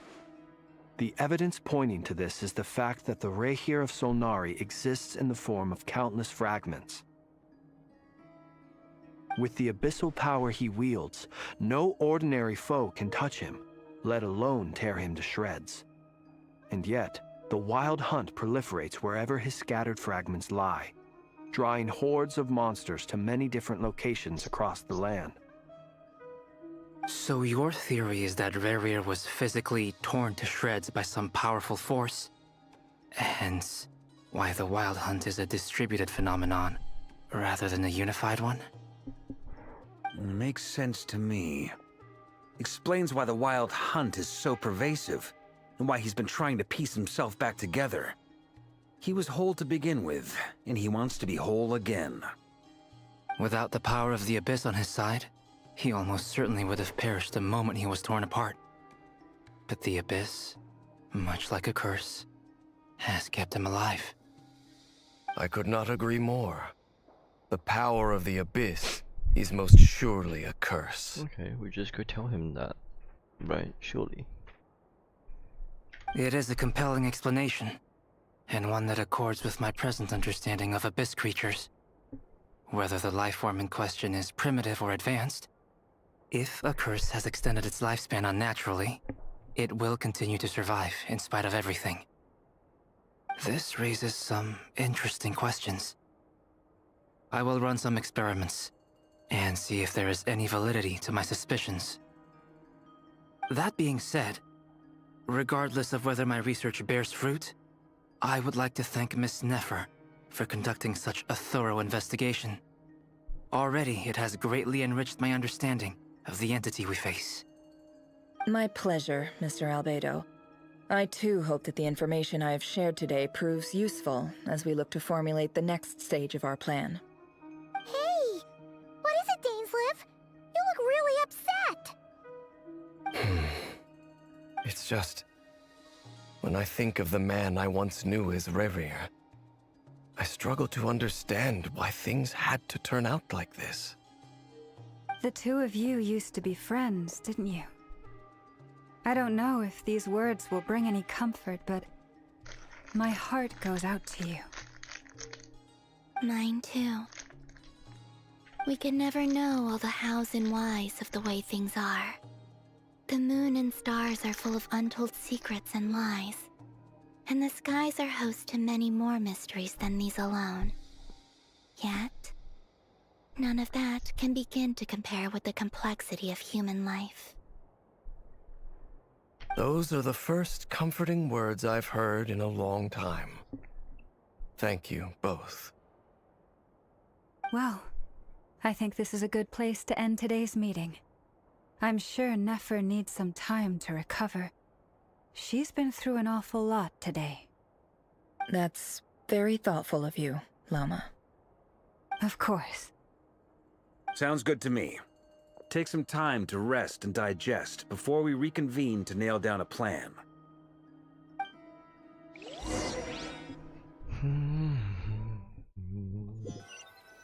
Llama finna give Nefer that like lap pillow treatment, bro. Hey, is this a bad time? Hope I didn't kill the conversation.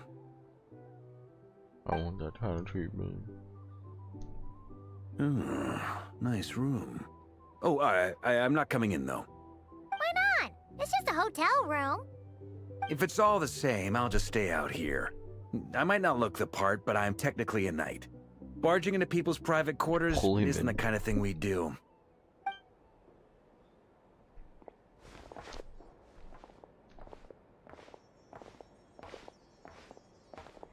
Anyway, Nefer went back to the curatorium to get some rest. But before she left, she shared some things with me that I thought you should be aware of.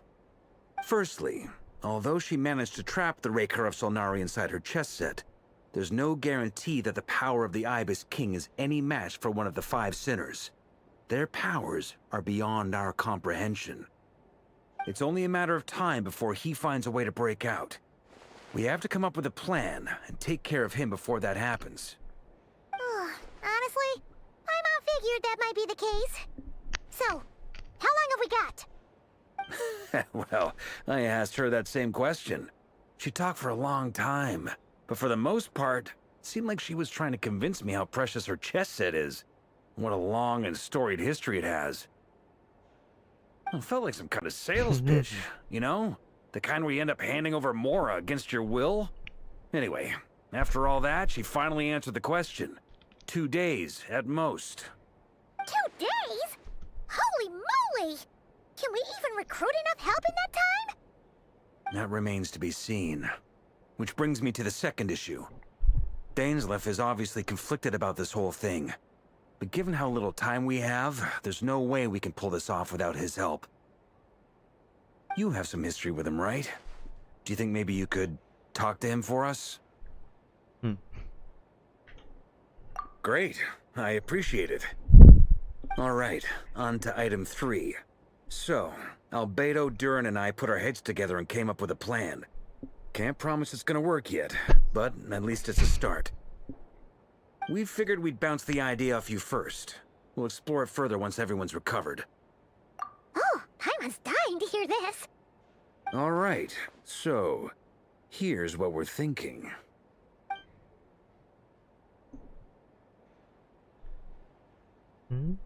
What? We felt a little uneasy about Kevin roping Dunn. you into this. I mean, firstly, you're not locals, and secondly, none of us are your boss. You're well within your rights to refuse if you so choose. Roping us in? Why would you even say that? We know the stakes here. It's all of us against the Reher of Solnari, or none of us stand a chance. I choose my words very intentionally, I'll have you know. I like to think there's an art to striking a down-to-earth tone even when the stakes are through the roof. Sir Varka, I have a few thoughts about this plan. I'm all ears. I think we can be more flexible with how the roles are allocated. In my view, the most sensible lineup would be like this. Like what? I see your point, yeah. But if that's how we're going to approach this, you'd better make sure you're ready. To be clear, I don't doubt your abilities. Far from it. I just want to make sure. Are you really willing to take all this on? I want to do everything within my power. The Reher of Solnari is a truly fearsome opponent, and if I do my part, it'll greatly reduce the risk What for is this everyone like else involved. Voldemort shit, bro? Like, don't say his name. Well, that tracks with what I've heard. Jean's mentioned in her letters that you're so diligent it's almost abnormal. As in, most people weigh up the risks and rewards in situations like this. But you seem to just march towards danger without a moment's hesitation. Of course, everyone appreciates a fearless pioneer. But all that aside, I'm the Grand Master of the Knights of Favonius, and you're our honorary knight. I want to make sure your courage doesn't come at the expense of your safety.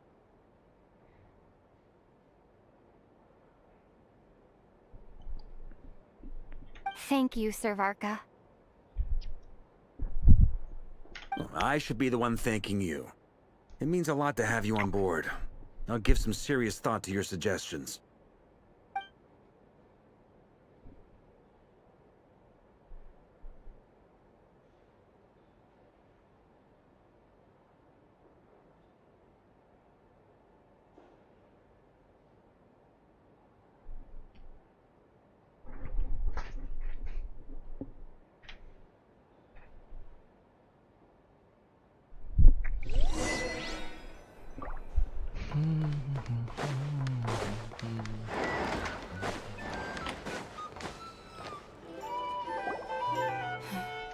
This is a thorough plan, but I do have one last question before we take action. How can we be sure that our enemy won't leave the designated area? Great question. Albedo's been hard at work analyzing Rarer and the Wild Hunt's behavioral patterns. His conclusions are as follows. Firstly, from the earliest known confrontation until now, Rarer has never displayed any ability to manipulate the dimension of space. So it's unlikely he has any power in that domain. Secondly, he seems to have a particularly strong vendetta against our group. If we put him in a fight-or-flight situation, he'll choose to fight every time. Thirdly, finally, and most importantly, he is consumed by hatred, both for the moon and for his enemies. Turns out, we tick both of those boxes. We have a reincarnated moon in our ranks, and a spy who accessed his private memories without permission. He'll be baying for blood, not looking to escape. As someone who's had their fair share of interactions with the Wild Hunt, those all seem like valid observations. I mean, if to anything, you can just reveal the moon, ping it. Understood. Lure him. Then I will defer to the verdict of the group. Well, everyone, that's the plan in full detail. Albedo and Durin are carrying out their part as we speak. Plan approved. Scheduling. Scheduling? Okay, any firepower you need, I got you covered. Let's light this baby up. The Frost Moon Scions are behind you as well. And the rest of you? Tonight, we unite the moon. No objections? All right, then it's settled. This is the plan we're going with. Next up, an old tradition of mine. Anyone who wants to back out, now's your chance. Wait, we can still back out of this? Everyone says things they regret, right? I don't want anyone feeling trapped because their mouth said yes before their brain had time to think things through. A very people-first approach. I hear that's common practice in the Knights of Favonius.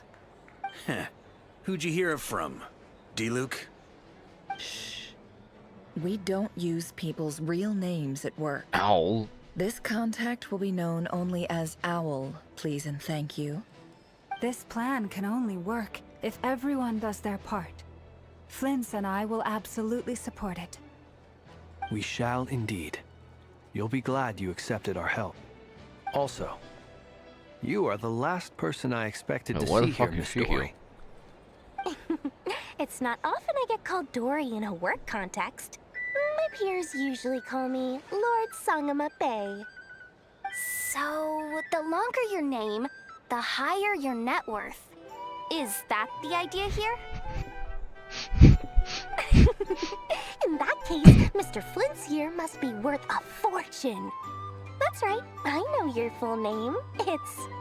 The walls are thin here. I'd appreciate you keeping that a secret.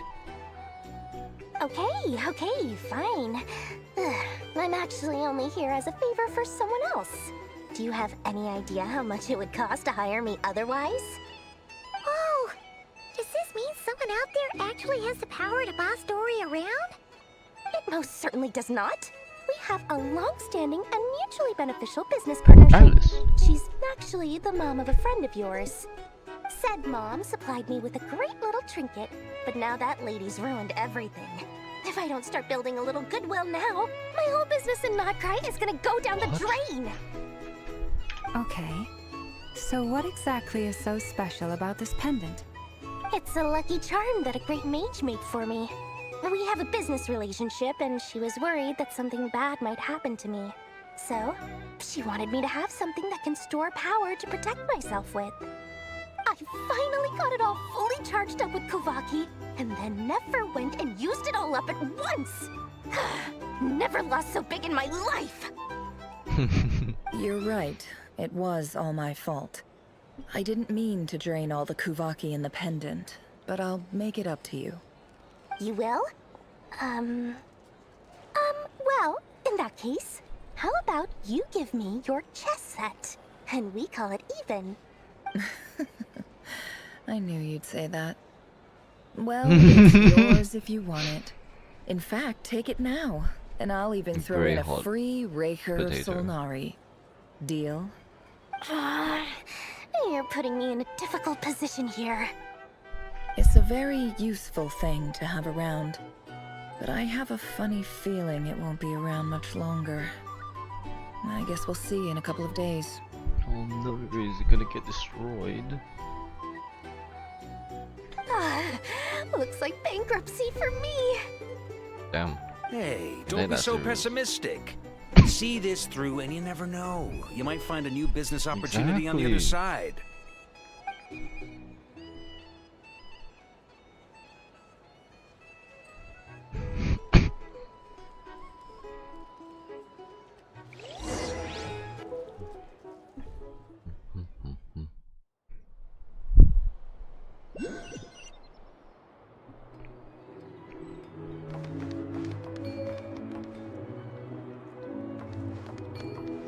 No, you wanna say it?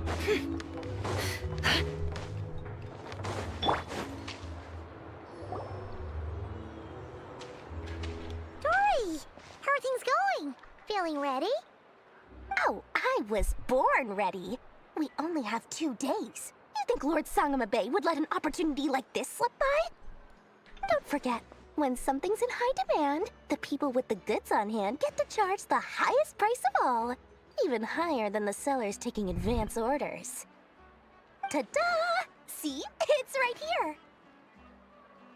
Ah, it's so pretty. Did you What make is it? that, a rectifier? No, I have a supplier. We go way back. Oh. So he made me a very attractive You're offer. working up. Aha!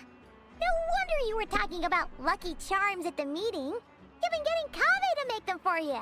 Of course it's That's not the full story. It actually started a while back as a project between me and the Dendro Archon. Mage Alice once warned me that this world won't stay safe forever. There may come a day when everyone faces a great crisis. I passed this on to the Dendro Archon, and she secretly brought together a research team made up of Sumeru's top scholars to invent a technology that could keep people safe. I won't go into the details because it's all very complicated, but if you want to know more, you can ask the Dendro Archon about it sometime. I didn't know it was this serious. Anyway, point being, it was the Dendro Archon who asked Kave to build this little contraption. As one of the top Kashara War talents, he was the obvious choice. Took him long enough. He stressed over it for ages. Must have gone through at least a dozen designs before producing a final product. But that's Kave for you. Marak delivered it to me a couple of days ago, along with a letter from Kave. Could I ask why I'm sending this technology to you? And what's your proposed use case? Has it been approved by the relevant authorities? So nosy. My fault for sending him the research permit to begin with. Surely Nahida must have told him you were involved in this project. He was probably just nervous because you're always so secretive about your business. Could be, could be. Anyway, I just replied, let's hope there never has to be a use case, because it would involve grave danger. Fair enough. But it sounds like he was just being cautious. He probably felt responsible as the one who made it. Or maybe he was asking as a favor for his housemate. He's done that before. Not sure why, though. His housemate doesn't seem to really care that much about this kind of stuff. Yeah, he's a weirdo. I can't hold him. Either way, all's well that ends well. I'm just glad to finally have my hands on the product. I wouldn't want to be without it, given the potential dangers that lie ahead. Huh? What does that look mean? I stream. I'm interested. Dying Light. Nope, it's Apex. Wow. Paimon's just super surprised. This must be the first time we've ever seen you actually get serious about something. Well, a long time ago, I made a promise to myself. I promised that I was gonna live every day of my life with a big beaming smile. Obviously, Mora plays a big part in that. But there are always gonna be times in life when you have to give something back. That could mean paying back a debt, returning a favor, or showing some kindness. Alice has been a huge help to me over the years. She was the first investor I ever had. And I want my investors to know that Lord Sangama Bay is the best in the business. And more than that, no one knows what the future will bring. Whatever happens, I want to make sure the Dendro Archon and all of Sumeru is prepared to face whatever comes. Oh, that? I was just making sure Nefer and I are square. Don't be thinking it was some sort of benevolent act. I'm no saint, so don't treat me like something I'm not. My priority is doing the business that I want to do. So long as my conscience lets me, but it usually does. That's the Lord Sangama Bay business model. Alright, if you say so. I do say so, and that's the whole point. I'm a businesswoman. Don't go trying to figure out what kind of person I am. You'll exhaust yourself. Much easier for everyone involved if you just take my word for it. Oh, and could you two help me get this stuff where it needs to be? Oh, thanks so much. You're my favorite assistants.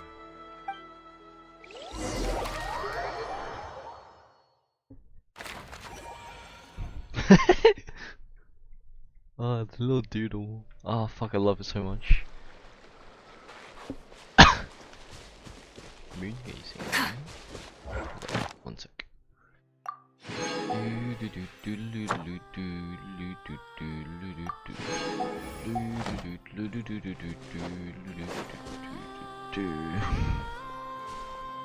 look at the tranquil waters.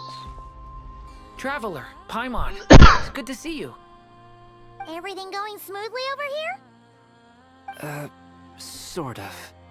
As you're probably aware, Varka, Diren, and I captured some abyssal creatures from the Wild Hunt.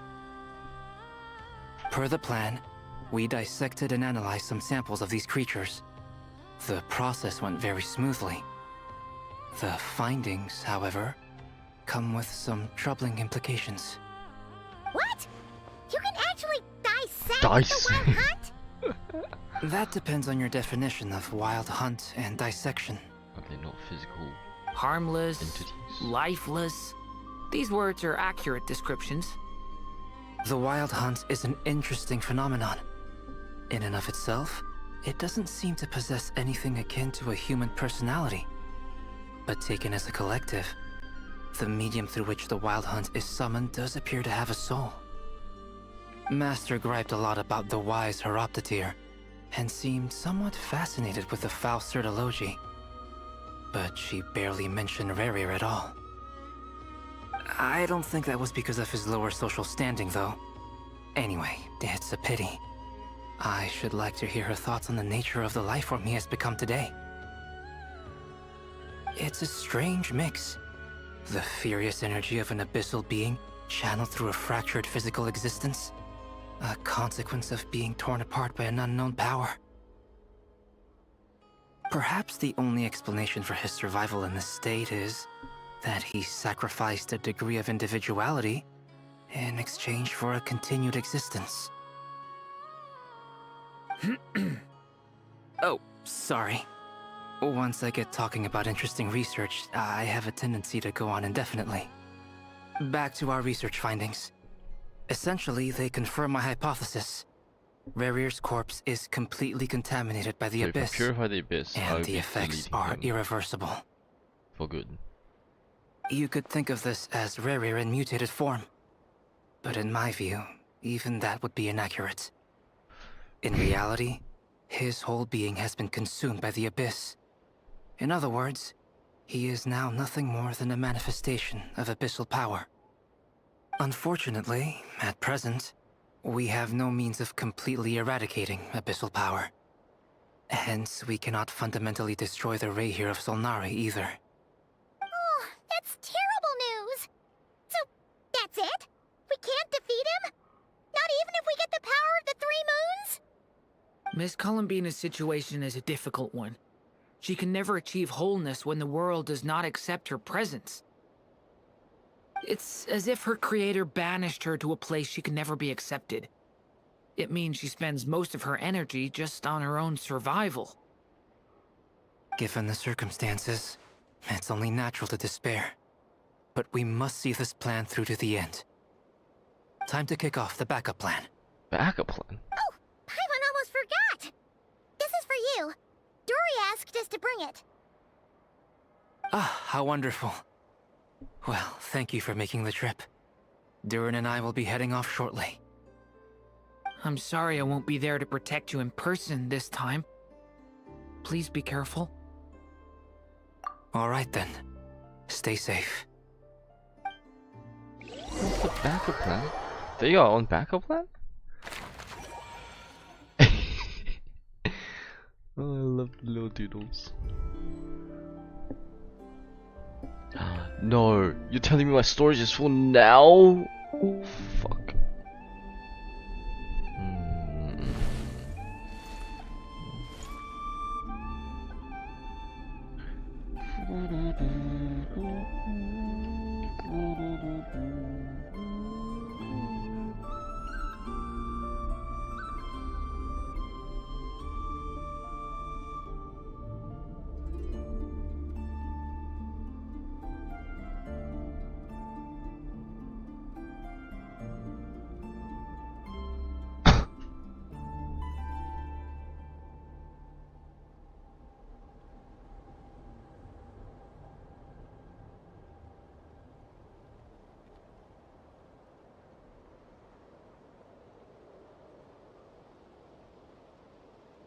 Yeah, I'm transferring.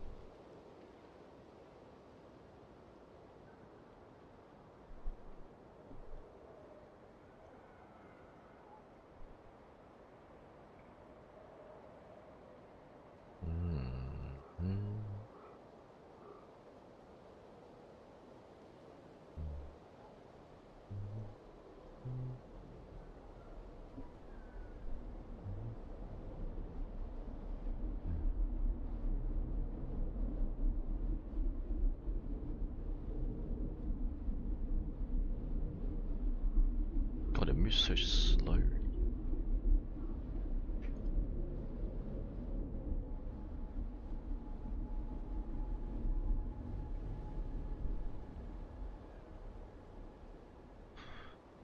Oh, 20 seconds.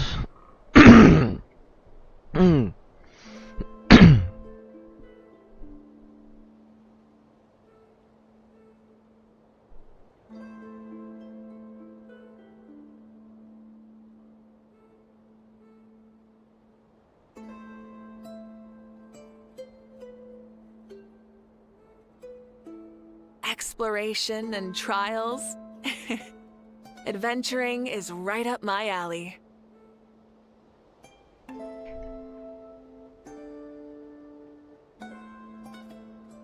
Well, most of today's clips are all just like expressions that I want to take. This could be so less in terms of data.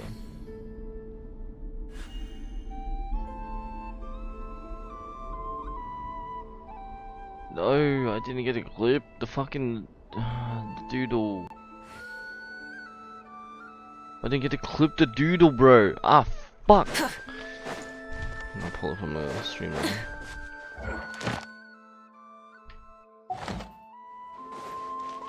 Let's get this fight going. Holy fuck. All the text.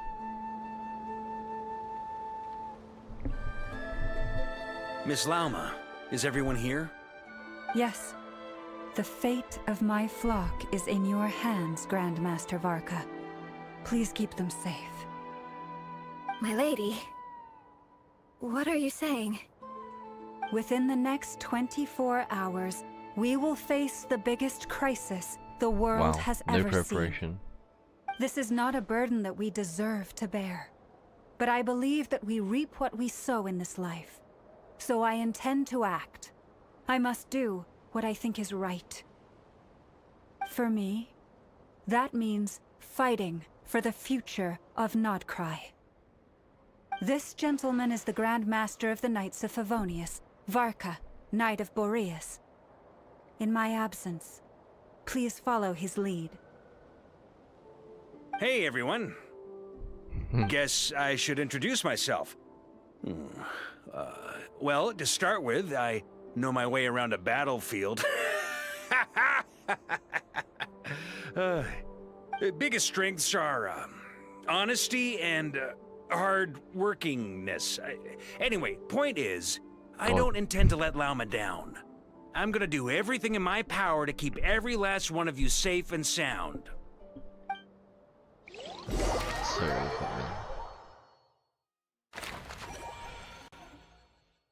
Why is Dory with them?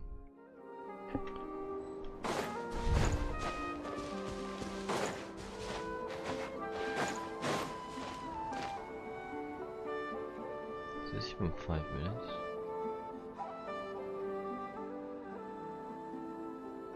It's not. It's still going, so. Ooh. Something on your mind? Miss Columbina, was it? I believe that's how the others addressed you. That's right.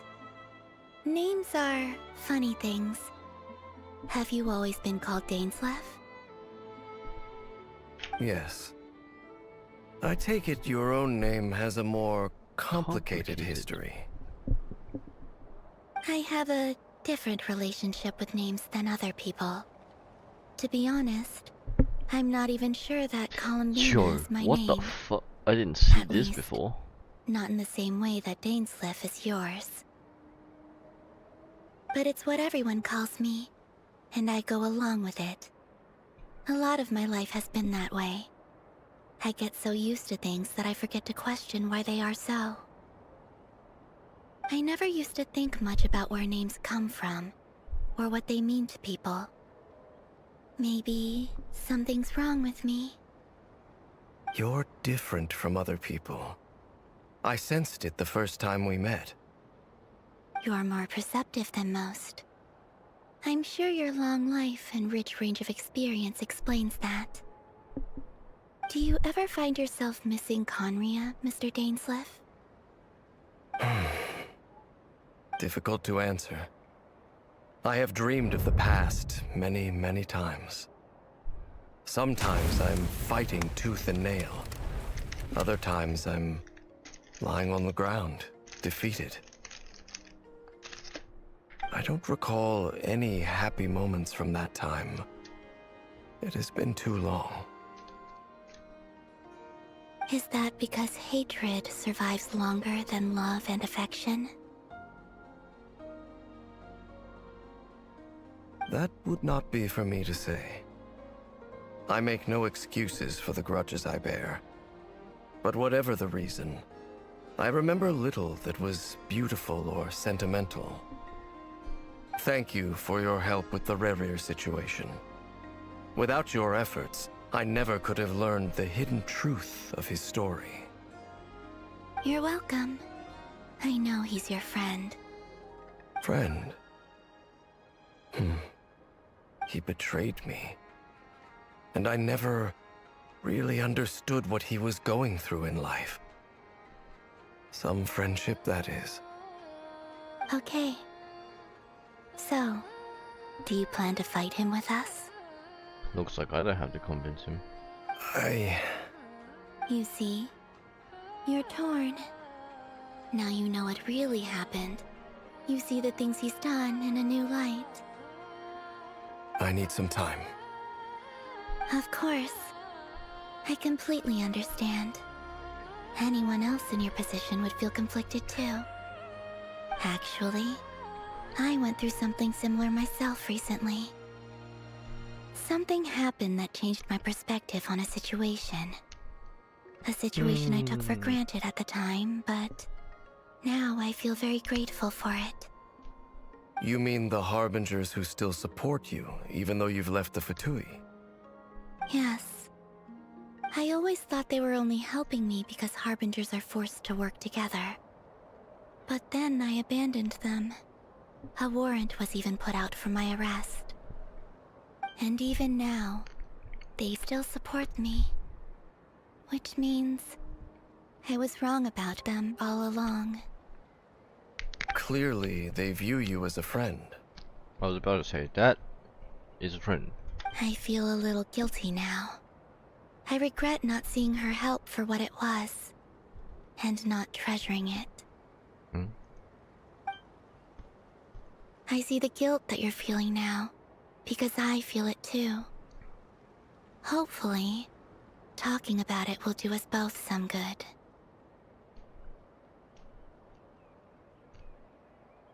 Have you noticed that the Traveler and Paimon are over there? I think they've been listening. Shall we say hello? Sure. Hello. Ah! They caught us!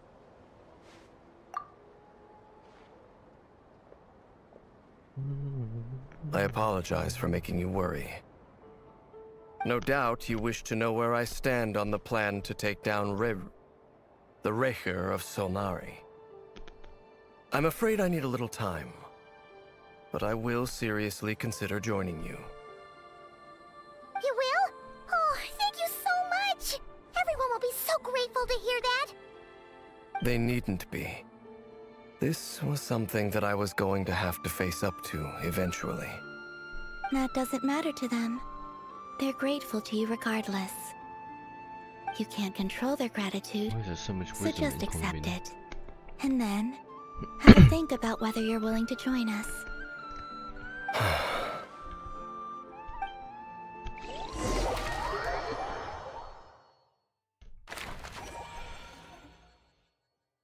Might just really Nearly go here, showtime! Let's go rendezvous with the others. You know the place.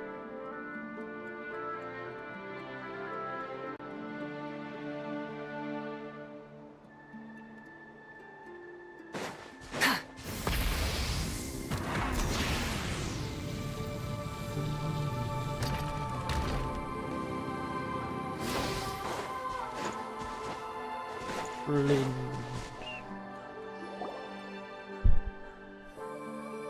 Ah, you're earlier than I expected.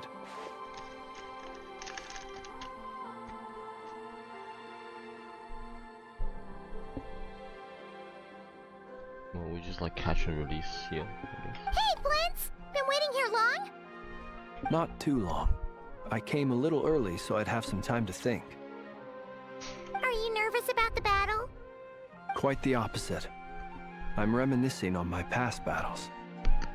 When I was awakened by the Ratniki, I had not touched a weapon in many years.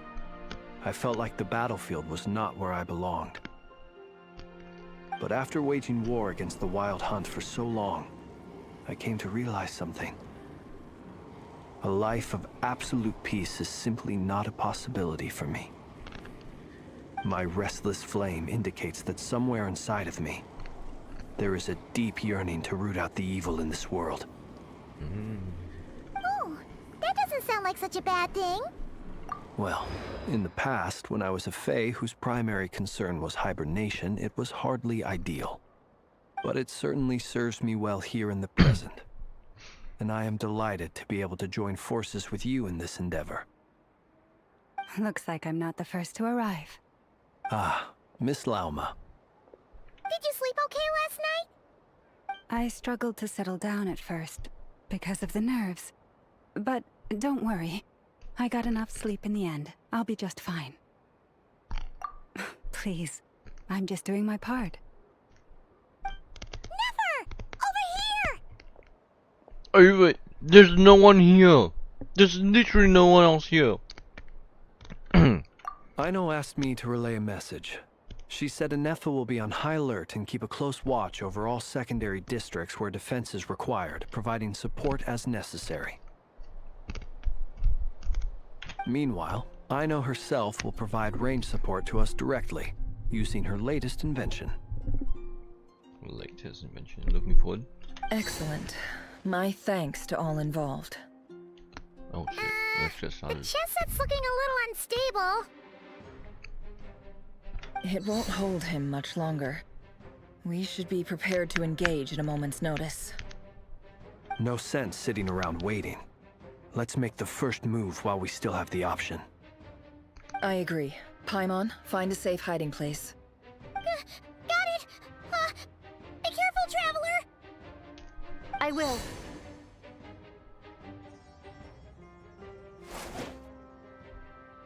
Everyone, take your positions as soon as the battle starts. Every ounce of strength we have in our bones, let us bring to this fight. Ready? Not gonna bless us, not gonna do a spoon. Let's go. I've seen all your futile ploys before. You have become the authors of your own demise. I wouldn't be so sure about that. You are merely a moment of sport before I tear down the moon.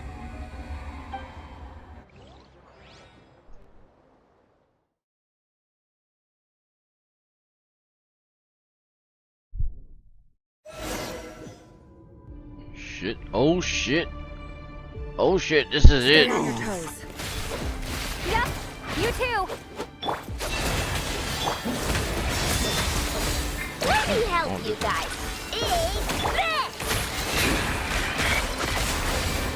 The moonlight betrays you.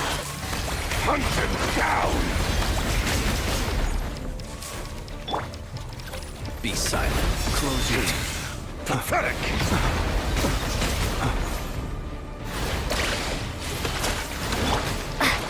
Water jet! It all adds up. Alright, suddenly I don't have to play this team with my item in like this slow, bro. Forest, protect us. Hunt him down. Go!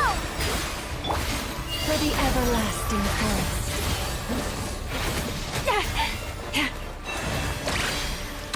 No more lies. It all adds up. Futile.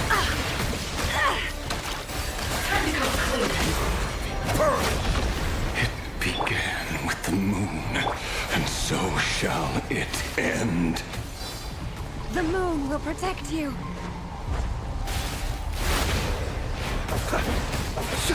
Steady now.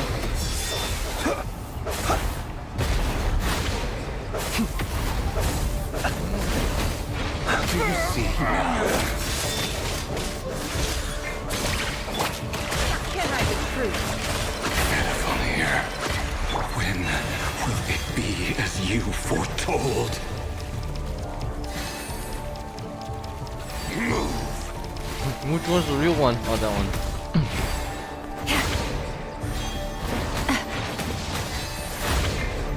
That could be films.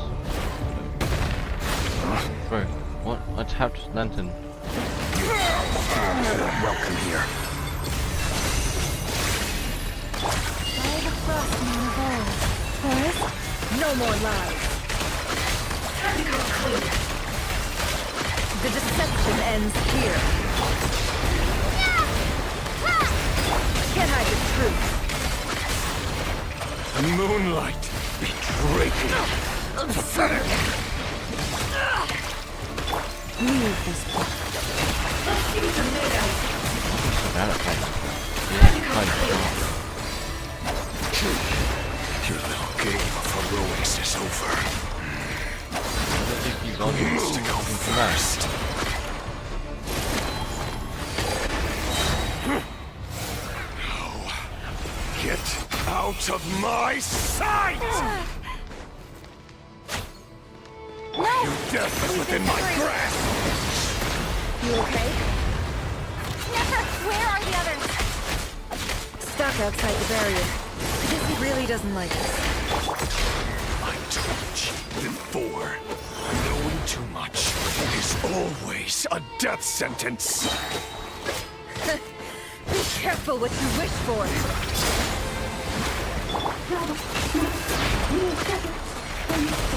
Mama! Can you hear me? Hold on, silence. Voices are gone. But at least we know they're still there. We need to the plan. Remember my most important task.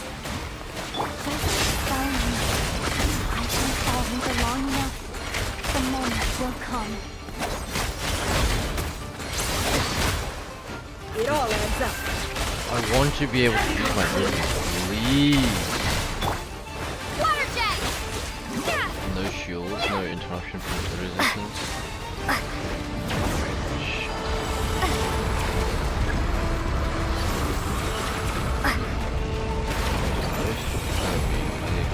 I've got this.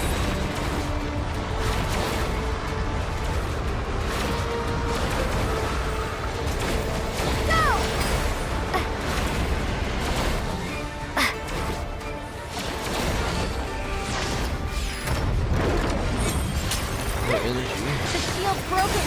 I can't keep this up. Don't push your luck. Your death is within my grasp!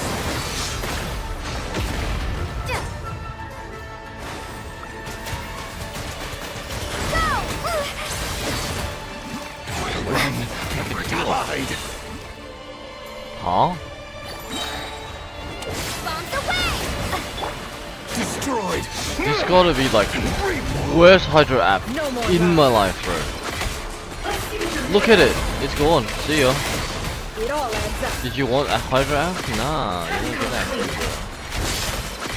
Seek within. Water jet! This Hydro app is like basically annoying. Can't hide the truth. It all falls into place. Oh wait, did you just try? I don't even need a Hydro app. No more lies.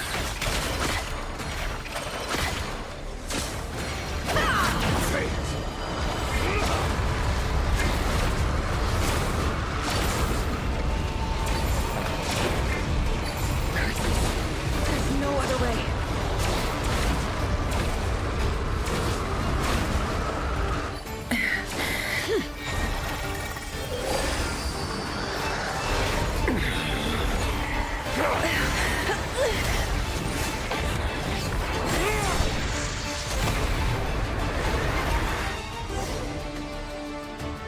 The only way to defeat Rarer is to borrow his own power.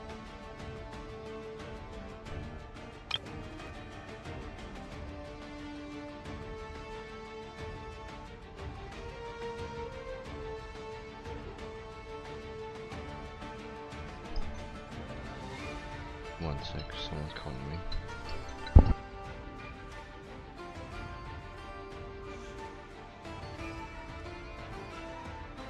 Of course.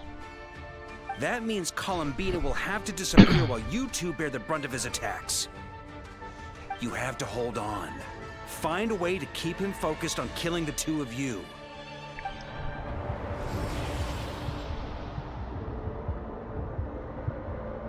Never! Your eyes are bleeding. Soon you will be powerless to resist. And then, I will reduce you to dust. But that dust will plague your memories. Come on, keep holding on. Any other tricks up your sleeve? Let's see them. As entertaining as they are, you've backed yourself into a corner. You don't fool me. I see your fear clear as day. I have to stoke his rage. Make him unleash everything. You fear what you could never defeat. You fear the thought of never being able to save your beloved. You cannot win the fight against fate, Rarir. Is that what you think? Well, now it's your turn to feel afraid!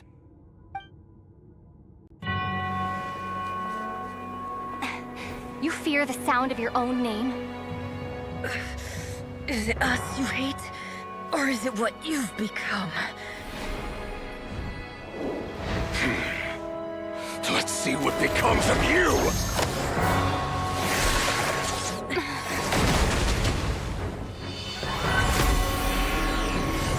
Oh, gold?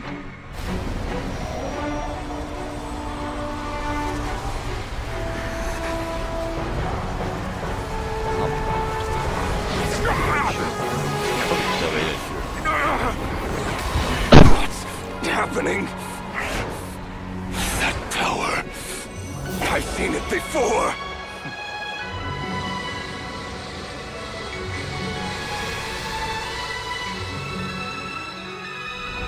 His power is on another level. We'll need to use an alchemical array to convert his power into a usable form. Then quickly channel it into Columbina, rendering her powerful enough to compete with him. I'll join you. I can help. If I release enough abyssal energy into a confined space, it'll create a potential difference, allowing us to extract a huge amount of elemental energy. Next, I'll synchronize with everyone's minds using pyro, then give you temporary access to their abilities and fields of view. But it won't last long. Can you see? Well enough. So, we have a student of Gold Rhine-Daughter in our midst. How about that?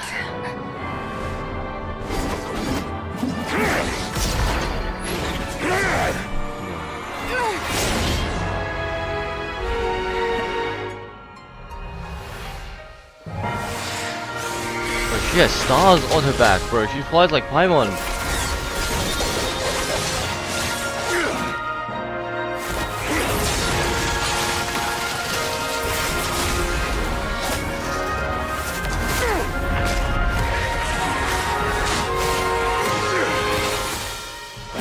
You use my own power against me? Just like how you stole Kuvaki. Look familiar?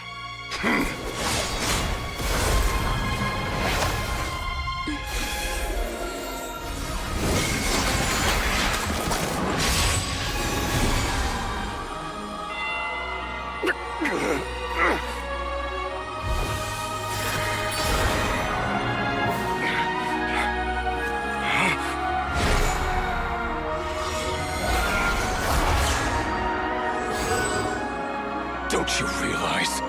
You don't have the power to hold that gate open. I don't, but someone else does.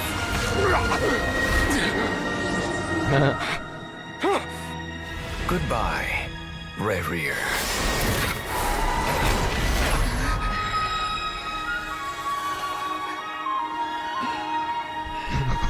We won. It's just like, that's crazy. Buddha said, yeah, see ya. Old friend, by the way. The irony. The irony.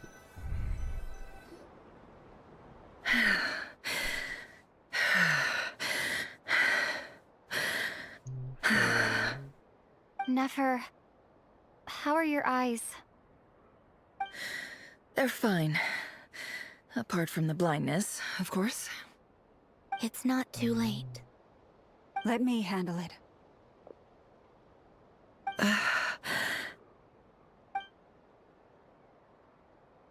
Uh-oh. Drink up. Forced it in.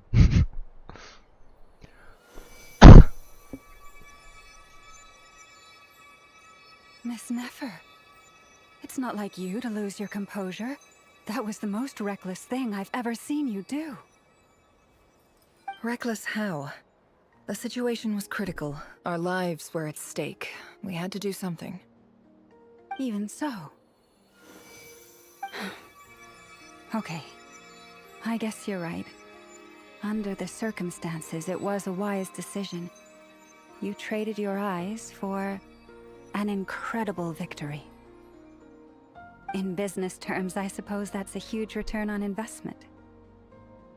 Wait, so is she like actually just blind now? I'd be hard-pressed to argue otherwise. Still, I don't like this outcome, and I don't want you to lose your sight for good. People suffer when they make sacrifices they shouldn't have to make, whether that means faith, strength, or in this case, your ability to even see. I had hoped you could win without sacrificing so much as a single hair on your head. Thank you. Really. All done. Don't try and open your eyes just yet. We'll see how you're doing in a couple of days. Until then, please follow your recovery plan to the letter. I'll send full details through your Hoda. For now, just get yourself home, relax, and rest. I guess she is the service. My dear friends, That we sounds have kind of fought bad. bravely and achieved a spectacular victory. A dark cloud has been lifted from the skies of Nordkrai. All in this land will be grateful for what you have done. I have a feeling this isn't over there. The moon will remember this day. Thank you both.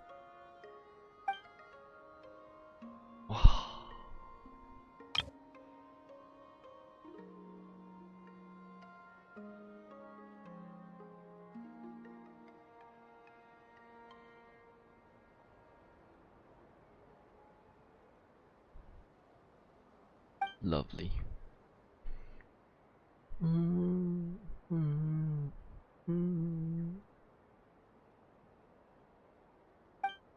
There's something I want to let you know. What is it? When Durin connected everyone's minds so I could access their powers, I also felt everything they felt. Oh no, are your eyes And okay? since Nefer's eyes were injured, my eyes are hurting now too. Huh. Hold on. Let me try. I only feel the pain. There's no actual damage. I just thought I should tell you. You're right. There's no damage. That's a relief. Does she even have eyes? But I must say, Is bullying. I'm surprised to hear the Kutar share something like this with me. In the past, you never used to open up about yourself. Things are a little different now from how they were. I'm learning to share how I truly feel with my friends. Friends. You have no idea how glad I am to hear that.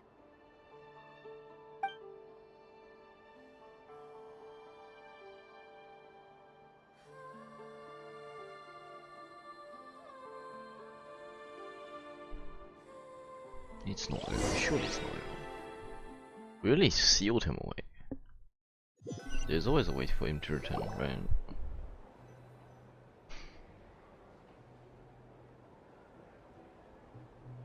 Yay! You're awake! Of course I'm awake. How I'm are you not feeling? dead. Any aches and pains? Did you Yeah, sleep my well? fucking whole body hurts. Shut I'm up, doing stop alright, ignoring me. Paimon. No need to worry about me. Phew! Well, that's good. Paimon's been sitting on the edge of the bed worrying about you for ages. You slept a whole day and night. Poor Paimon had to eat all by her lonesome. Glad to hear you didn't starve. How was the food? Well, it wasn't the same without you there to share it. Yeah, but I need my rest. Honestly, Paimon just can't relax when you're not your usual self. She couldn't enjoy the food and settle down to sleep. Well, I'm back to normal now. Oh yeah, and Albedo swung by earlier. He said to tell you to head to the tavern when you woke up. Varker and the others are organizing a victory feast and they want to celebrate with you. He Oh, also nice of dropped off some medical supplies, but you seem fit as a fiddle, so guess you won't be needing those. If you're feeling up to it, let's head over now. Wouldn't want to keep them waiting. Before the moon falls. Moons fall. Moons fall. Moon falls. Ah. Lovely. We're here! Oh, Traveler and Paimon! Perfect timing! We were literally just saying how there's no way we're holding this victory feast without you any longer, and we would have postponed it till tomorrow. How are you feeling today? Much better, thanks. Don't worry about me. Lord, singing to me a bit. Singing a... Wait. Relieved to hear it. If that changes, just let me know.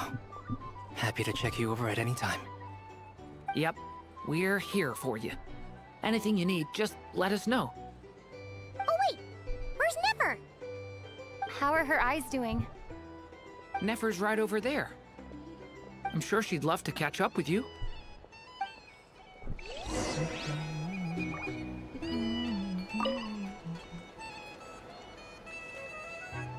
What?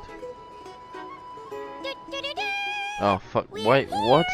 Oh, Traveler and Paimon! Perfect! How are you feeling? Much better. Relieved to hear. Yep. Weird. Oh wait, Next, where's next, Nefer? next, How are her eyes? next, Nefer's right over there. next. I'm sure she'd love. I have to type this shit. Dory. No, fuck. Dory. Hello, you. Recovered from the battle? Come on, what do you mean? Of course I'm gonna ask. I care about my friend's Dory well-being. have such a And big we are forehead. friends, aren't we? Get yourself a drink. You've more than earned it. In fact, today, your drinks are on me. Lord Sangamabe's got you covered. Sangamabe. No, Sangamabe. Wow, really? What about Paimon? Has she earned it too? Has she? Please? Well, you haven't been through quite as much as the Traveler, but... what the heck, sure. Yay! Wow! Drinks on Dory! What a historic day. Hey, keep your voice down, or everyone else is gonna want in too. Have you heard anything I've been saying recently? Doing business in Nodcry has been an absolute nightmare. If I'm buying for everyone, oh... Okay.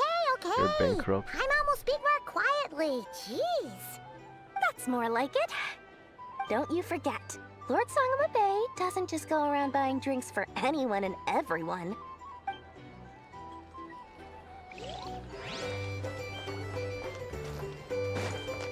Bardka. Hey there. Looking for a drink or two? Or I thought of 1,000 ways to congratulate you, but now you're here, words are failing me. The honorary knight stuns them speechless. Oh, I gave him a salute too. Well said. The honorary knight showed us all how it's done. The other knights tell me that Mondstadt was the first stop on your journey. All of us are truly delighted to count you as our friend. I'd like to thank you for supporting the Knights of Favonius, and also for helping us save Nodcry. Nonsense! Of course I'm gonna mention it. This is more than just business. It's a relationship. And there can be no relationship without showing gratitude where it's due.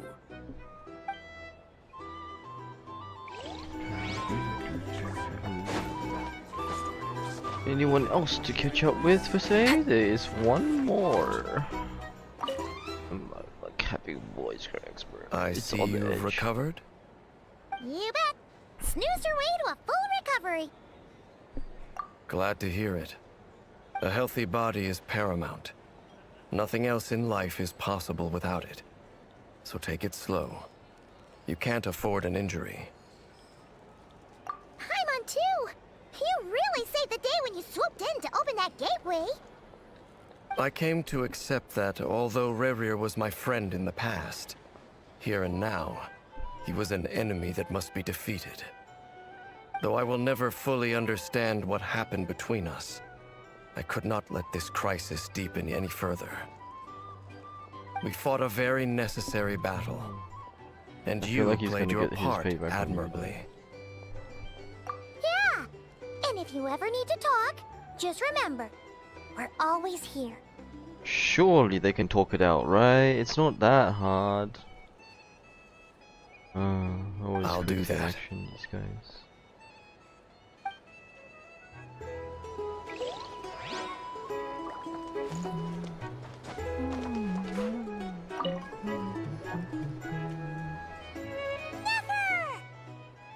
Traveler, Paimon, are you recovering well?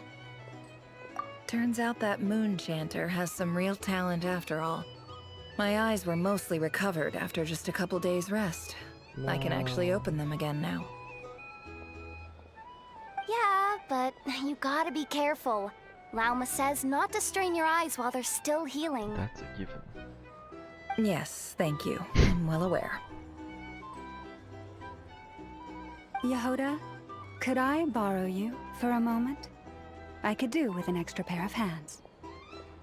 Oh, sure. Coming. Did you hear that? I gotta go help Lauma for a second. You guys chat among yourselves. I'll grab us Why some are you so drinks on the giddy way about back. that? Paimon, you still like 'em sweet? You bet! Make it extra sweet, because Paimon's earned it! Sure thing!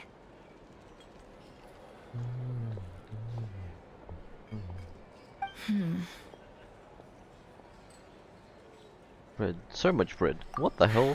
The Raker of Solnari. Kind of a snake, don't you think? No, definitely a snake. A poisonous one who spewed his venomous hatred everywhere. A wolf with rabies. Also fierce. Anyone who seeks revenge out of hatred for other people has become a snake. That's something my dad used to say. Perhaps. I'm sure it sounds like a very wise and open-hearted perspective to your ears. But me? I think hatred is a perfectly justifiable emotion. What else is left when everything you depended on in life gets stripped away? Something's gotta fuel that drive to keep on living. If you're worried about me, you can nip that in the bud. I'm not someone who gets stuck in the past. But I think we'd It's also just- like to look after you. I suddenly feel like I was wrong to call my father a liar. He was just a fool. That's why the Academia turned their back on him, and why the other tribes ganged up on him. Oh, Father. How much better things could have been if you were a skilled liar. Look at the Ibis King. Thoth is a fiendishly cunning liar. And yet, strangely, he feels more like a father to me than my real dad ever was. He's never brought it up, but I'd bet he feels the same way. Why else would he give me the power to perceive the truth, while at the same time training me in the art of deception? Well, King Deshret banished him to Aru, which is essentially a prison, and posed 3 questions to him. He promised that he'd have his freedom if he could find the answers. His response was to take on a physical form and approach me, hoping that I could become his envoy and search for one of the answers on his behalf. Did he really think I'd fall for that? He's stuck there. He can't make me return what he gave to me. So that's enough for you to decide he's nice, is it? He's a prisoner, and he was scared. So he decided to perform some good deeds to win people's approval. But we did visit him afterwards. Ah, shit. He okay, lives hell. in fear because he's a deceiver. How is Rerir any different? But did it out of You order can't of work as a sorts. spy your whole life and expect a happy ending. It's preposterous. Yet I can't say I don't understand it. Liars live in the darkness of their own making. But they say that a liar's soul is the most worthless thing in the world. What do you think? Oh, really? Well, it takes a very kind person to white find liars. compassion White even for liars? liars. That's so racist, bro. There are people who lie through white lies, and those are still liars, no? If you ask me, the soul of a liar really is worth nothing. Because all they care about is themselves. For example, when something good falls into my lap, I don't go sharing the news around. Stops other people trying to steal it from me.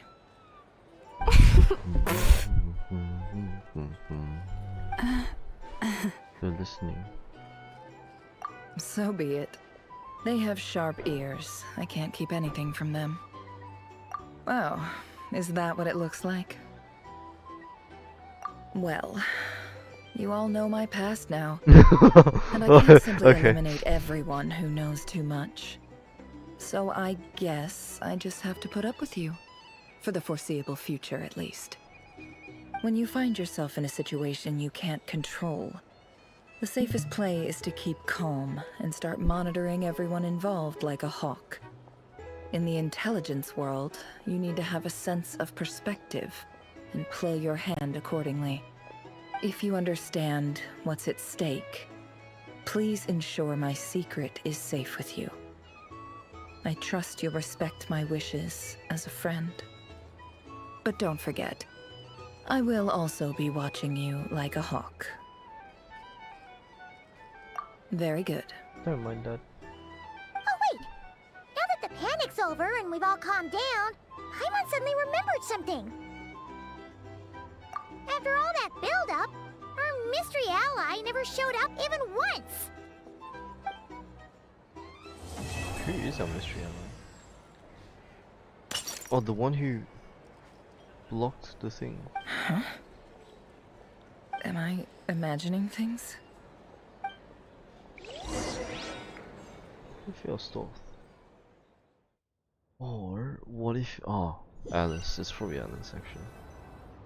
Alice would be the only one who that was close colleague who stayed behind with you? What's he been up to recently? What a teapot. Don't know, don't care. I get more normal human interaction from hanging out with Bosco 2 than him. Bosco 2? Although, now you mention it, he hasn't bothered me in a while. I wonder if... If he's disappeared without a trace, it's the biggest gift he ever gave to the world. But I somehow doubt that's what's going on. He won't lie low forever. So we'd better stay on guard. Why is he such a big deal? Oh, there's a hole in the roof now.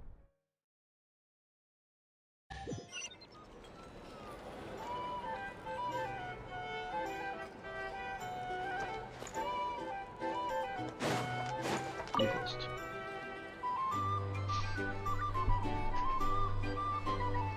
Ah, Lord Sangama Bay.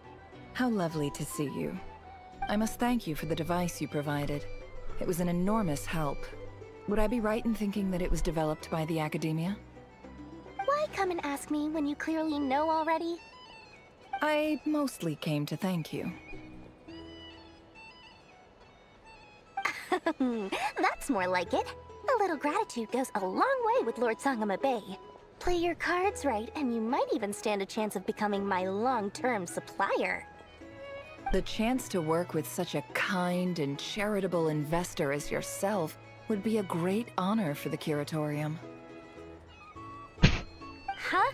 Charitable? Who said anything about charity? First time hearing about it. Let's see. The first plot of land you purchased in Nodcry, your desert interests, and... Stop! What do you think you're doing? Exposing my investment history!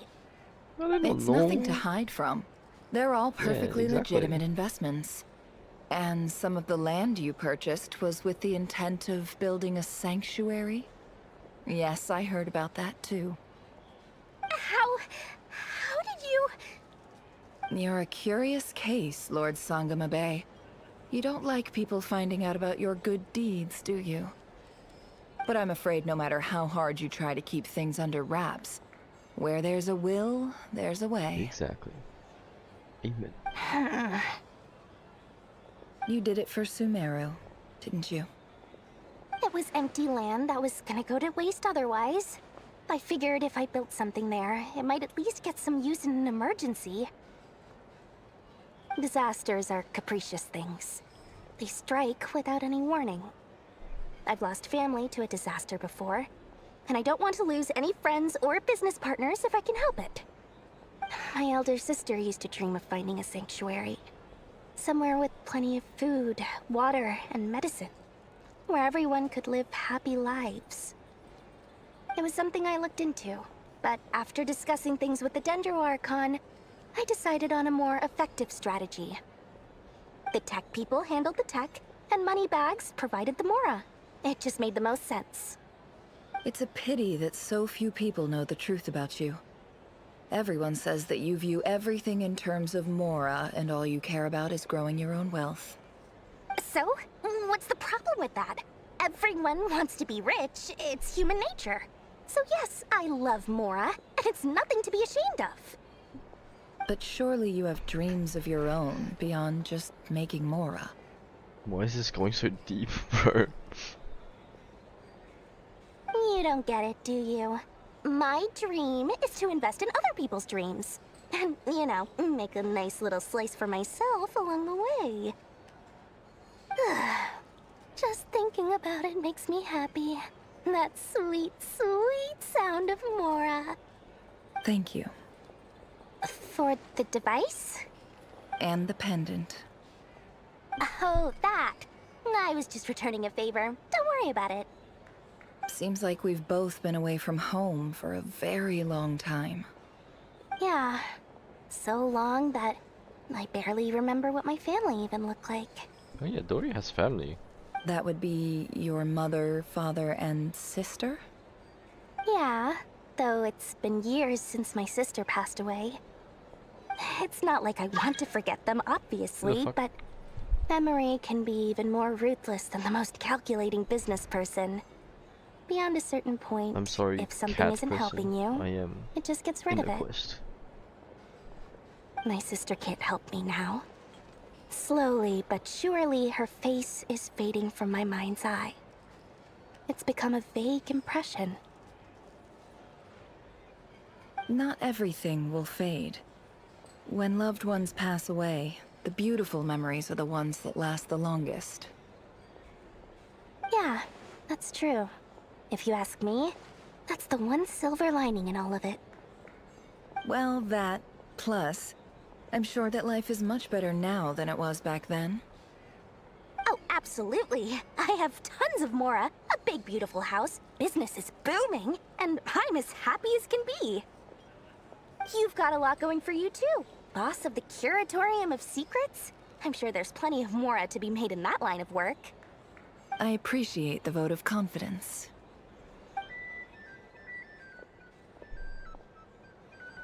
Why am I listening to these guys talk? How's the quest still not done, bro? Why did they move tables? What? How have you been holding up? Any adverse reactions? If you start to take a turn for the worse, make sure you tell me right away. You don't need to worry about me, Grandmaster. I'm fine. I mean, I barely did anything, so... What? You became You're too humble, young man. You played an indispensable role in the battle for Nodcry. We can't thank you enough for your support. Sometimes, when people praise you, it's because you deserve it. The best thing is to accept it calmly and with He's actually grace. teaching him how to be mad. It's important to learn how to respond to words of admiration. Let's do a quick demonstration. Albedo, that was an incredible feat of alchemy. The pressure was on, but you worked flawlessly at lightning speed to get the job done. Thank you. I can't take all the credit, though. Durin played a big part in forming the alchemical array. Diversion? See? Did you catch that? A masterclass in how to take a compliment. I guess. Okay, yeah. I did work pretty hard to help prepare for the battle. No point denying that. Hey, you guys! Hey, look who's bounced back. Looking good, Traveler. Seems like you've recovered. You won't need to take any more medication. Can I get you a drink? Huh? You know how to order at a bar now? You've sure learned a lot recently. Handling a drinks order is ridiculously simple compared to alchemy. Don't worry, I'll blend into society yet. Paimon believes it. You're clearly a fast learner, just like your brother. Listening. To be totally honest though, Paimon didn't quite follow all the details when you first explained the plan to us. That guy's still listening. Don't worry, that's completely understandable. Who the fuck is that? Unless you're a student of alchemy, it's hard to grasp the principle and how the process works. To put it in the simplest terms, we saw how our enemy stole the power of Kuvaki. And that gave us the idea of stealing his power to turn it against him. When facing an enemy you have no hope of defeating, it's best not to engage them in battle. So, instead of looking for a way to overpower him, we decided to help Columbina get strong enough to at least stand up to him in a fight. For this to work, we had to analyze his modes of attack, confirm who his main target was, and make sure that he wouldn't go beyond the range of the alchemical array. For added security, we prepared a total of 4 arrays. But to mitigate the impact of the battle, we identified one location in particular as the ideal spot, which is where the confrontation took place. The alchemical array absorbed his abyssal power. Then Durin processed it to render it usable by Columbina. That power enabled her to do what would otherwise have been nigh on impossible. What surprised me was that Dainsleif actually agreed to join us. Wouldn't he, though? Given his history with Rerir, he had every right to sit this one out. But we're extremely grateful for the decision he made. It must have been a painful choice to make. But I'm sure that making a decision was far better for him than staying in limbo. Absolutely. He was torn between 2 paths, but in the end, he made his choice and stuck to it resolutely. He doesn't strike me as the sort of person who'd stay trapped in limbo for long. Anyway, however you cut it, everyone gave a stellar performance. And now, it's time to kick back and celebrate.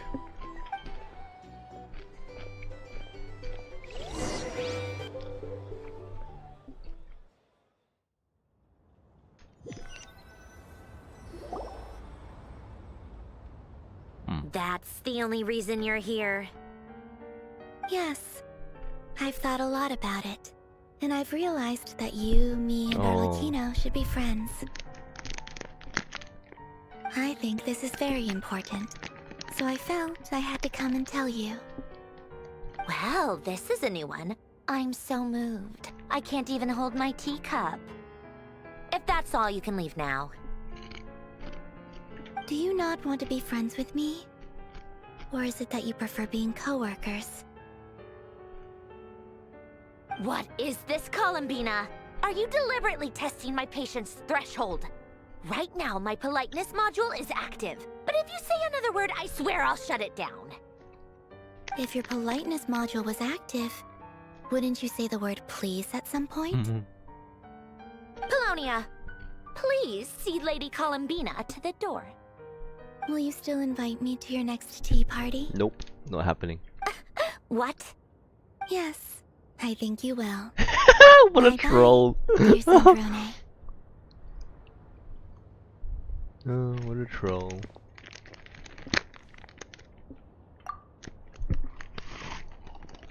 Last time, the Wild Hunt escorted you out. Would you rather I handled it myself this time? We just wanted to, you know, see how you were doing now that it's all over. Why? Out of concern for my safety?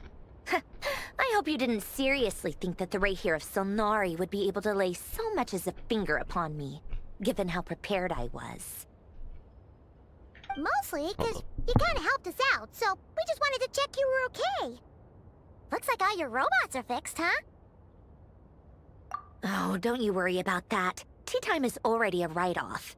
The visitor before you managed to kill my appetite. If you're in the mood for tea, go ahead and help yourself. Otherwise, it's going to waste. My coasters are still missing in action, though. Use this notebook instead. Whoa! Pretty hefty notebook. Look at all those calculations. You can ignore those. They're just dumb scribblings. I doodle and write in my free time. Sometimes I remember the distant, dreamlike past. Sometimes I imagine the far-flung future. And other times, I grit my teeth and note down all the crazy nonsense going on in the present. Some people do the crosswords in the newspaper. This is my equivalent of that. Trying to predict the future is like daydreaming. And writing about the present just makes me furious. The past is my favorite. If nothing else, it's already set in stone, so I don't have to rack my brains trying to figure it all out. Huh. Although, having said that, the only vaguely interesting memory in my past is probably that guy they call Lord Artificer. Who else? Pretty much all the mecha in Fontaine are his personal handiwork. Wait, are you saying you know him? Like, personally? As a friend? I mean, I guess we were friendly enough. Yep. In fact, I'm probably the only normal person left who knew him at all. We used to chat occasionally back when he was still around. Before he passed away, he asked me to destroy all his manuscripts. I honored his request, but I did read through everything first before destroying them. I mean, I couldn't let the genius of Lord Artificer Alain Guillotin disappear like that. Would have been such a waste. So, that's where the formula's in your notebook are from? I just told you. Those are my equivalent of crossword puzzles. They're just dumb formulas that I solve for fun when I'm bored. Alain's work was like epic poetry. The formulas in my notebook are just silly little riddles in comparison. Not that there's anything bad about them. I mean, at least, solving those riddles isn't going to hurt anyone. Except me, because I lose a few brain cells in the process. Real shit. Anyway, while we're on the topic, I might as well tell you about what happened to him and his Dude, friends. she is so, like, oversharing. Alain Guillotin had two close buddies, Renee and Jacob. They spent their childhood years together in the Narzissenkreuz Institute.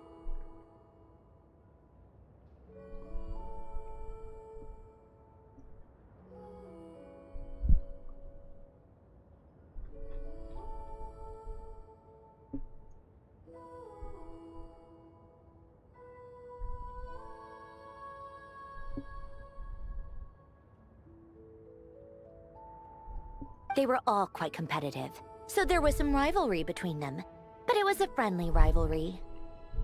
But beneath the friendship and the rivalry ran something deeper, a sense of nostalgia for the past.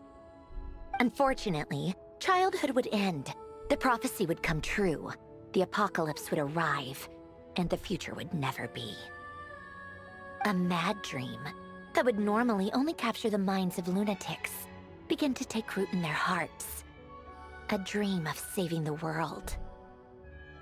And if Renee and Alain had been people of lesser wits, that dream would probably have ended up as something for them to joke about in their older years. But alas, they were some of the sharpest minds around. They nurtured that dream with the full power of their intellect, and it grew into something that ate away at their souls. The first of them to fall under its spell was Renee. Against Alain's wishes, he persisted in experimenting on a mutual friend of theirs to try and save their life. Alain did not approve and parted ways with Renee. It's complicated. Alain wanted to believe that Renee only did what he did for the sake of their friendship.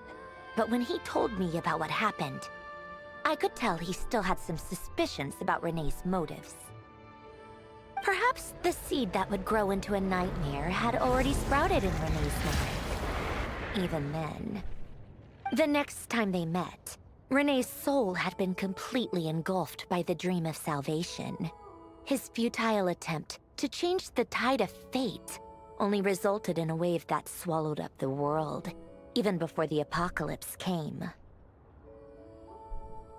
And although that wave died down eventually, I hear that it just recently came back with a vengeance. What the fuck is that As shit? I understand, This is what I have. about his dream of salvation I know what once this is, more. I think. But I'm told that the attempted resurgence finally died out for good.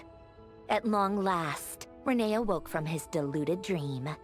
Though of course by then it was far too late. What do you think of Renee? Do you admire his transcendent genius? His view that any price was worth paying to achieve the lofty goal of saving the world? Or do you despise him? Dismiss him as an evil madman who wrought havoc on the lives of everyone around him as he pursued his delusional dream? Same difference, really. Just a matter of perspective. I don't know. What a cop-out. But I suspect you'd have a more incisive and insightful answer if we dug into it further. I don't like fanatics who give up their whole lives for their ideology. Nor do I like fools who let their delusions take control. Maybe I could understand if Renee had just been an ordinary person. But he had a sage-like intellect. And still managed to get himself lost in a labyrinth of his own desires. Anyway, that's enough about Renee. Now, moving on to Alain Guillotin, the Lord Artificer. He managed to put a stop to the first storm whipped up by Renee. But after that, Alain lost his friends and family. To his credit, I suppose, the loss of his family and friends was purely a tragic accident. It's not like Alain sacrificed them for his cause or anything. After that, the only thing supporting his work was the same dream that had dragged his closest friend down to the abyss. But although the desire to save Fontaine drove him to found the Fontaine Research Institute, Alain continued to reject any form of transcendental knowledge or power. He was suspicious and fearful of it, having seen the way it had affected his closest friend. I think that formulas and machines derived solely from human intellect were the only thing that gave him a sense of spiritual comfort. Yet Alain's intellect was simply too great. It barely left him space to breathe in his lifetime. Once he realized that the end of his life was approaching, he finally accepted the truth. The Nazissenkreuz Institute needed someone, and a human being, to see its story through to the end. He quit working on his formulas, trading them in for the fairy tales that had played such a formative role in his childhood, but which he barely touched in his adult life. He told me that the director of the Nazissenkreuz Institute used to read those fairy tales to the children as bedtime stories. Apparently, they worked wonders at sending kids off to sleep. I think that all he wanted at that time in his life was to be able to sleep deeply without being plagued by depression. By that point, nothing else really mattered.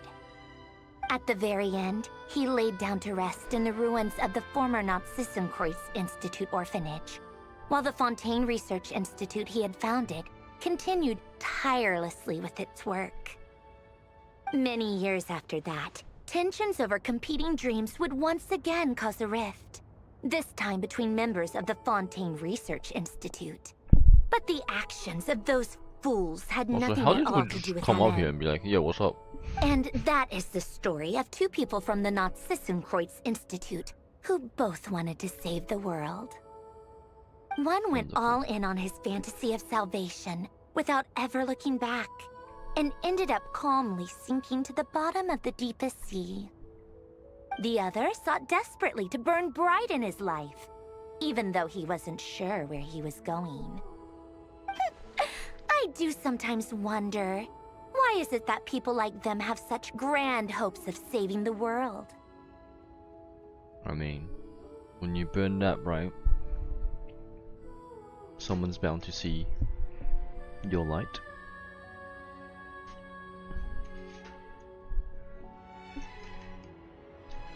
So for the next chapter. Even the grandest tree starts as a tiny seed. So perhaps, for each of them, their mission to save the world began with a very simple desire: to save themselves. They were young children with friends and family who mattered to them, desires to explore the meaning of life, ambitions to have a successful career. They didn't want to see all of that taken away in one fell swoop.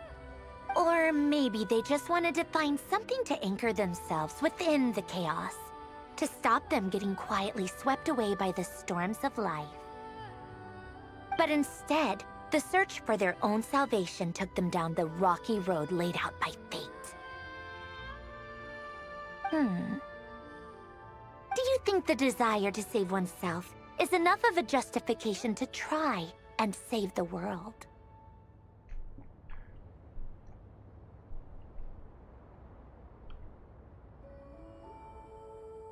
You don't know? I guess that's a fair answer. At least you're not trying to hide your confusion. Alain was much more straightforward about it. I I asked him the same question back when he was in his prime, putting all of his energy into his work. Yes, it's enough. That was all he said before getting right back to his work. He was always that way. All right, tea time's over. I owe Arlecchino a favor for telling me these stories. I'll have to bring a whole sack of gifts the next time I visit the House of the Hearth. I'm gonna go tinker with Polonia now. You guys can do whatever you want, as long as it doesn't involve interrupting me. Polonia, exit hibernation mode. Begin diagnostics.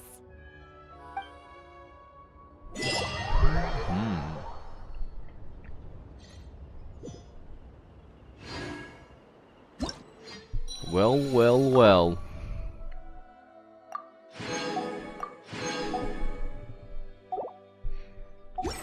Oh, the exploration now. Shoot, I need to hit a ball less, bro. How much time left? 4 hours. Should be grindable. Oh, Mika's here.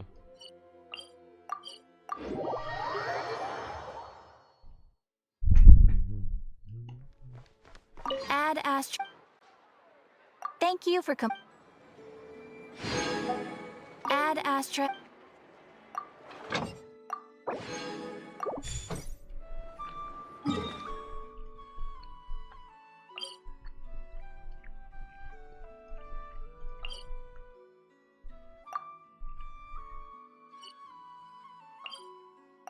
Okay, I think I want to unlock these before I end the stream though, to go to exploration.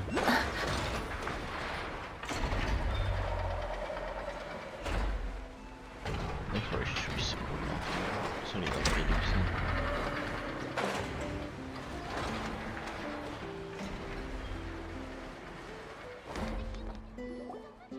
Nothing's going right lately. Is a good night's sleep too much to ask for? There, I know.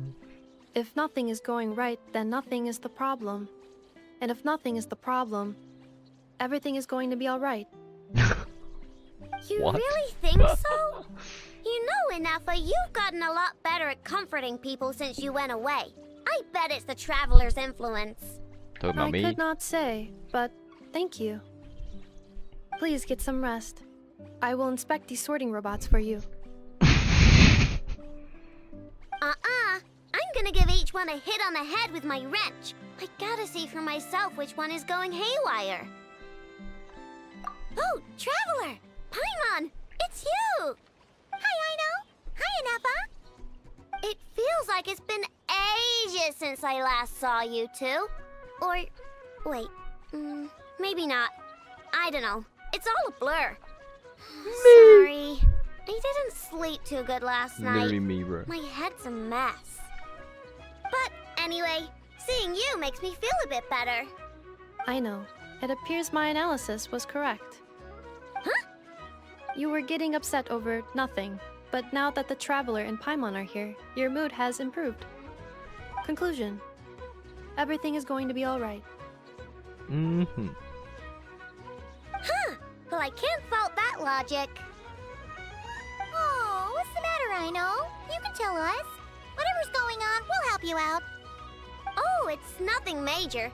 People keep getting into fights around here, and last night, they crashed right into my workshop. All the clinking and clanking makes it hard to sleep. Oh, sounds like the Clink Clank from Kage Craft Shop is living up to its name. Oh, sorry, not the point.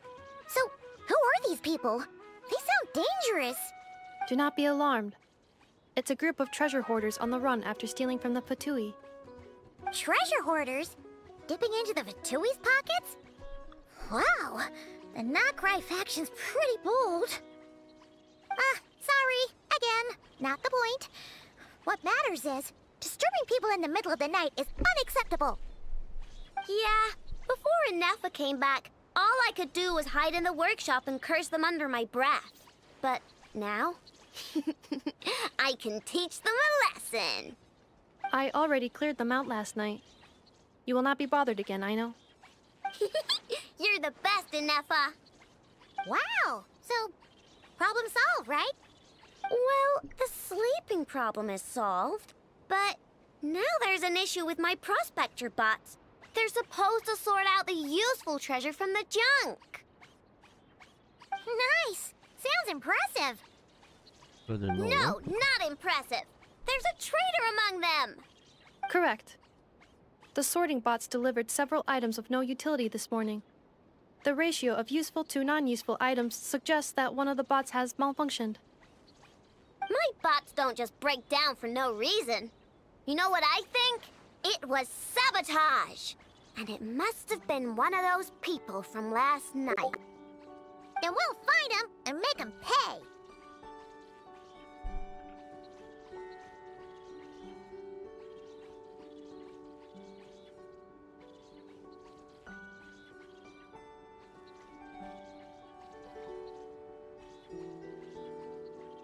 Yeah! But first, I need to figure out which bot they messed with. How are you going to do that? By staring him down. You gotta put a little pressure on him and see which one starts to sweat. Okay, so psychological warfare? That works on robots? I don't know. If it doesn't work, I'll just drag them into a small room and interrogate them one by one.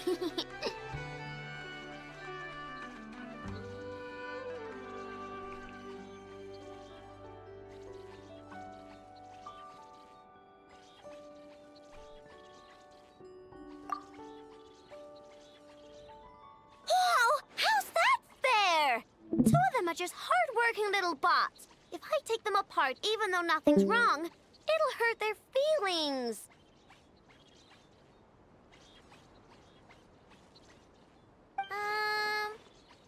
Okay then. Ahem. Alright, listen up, you three. One of you has messed up big time. And if you don't own up, you'll be dragging your friends down with you. So, time to come clean. Or we'll... Smash you. What are we gonna do again? We'll let you off, but just this once.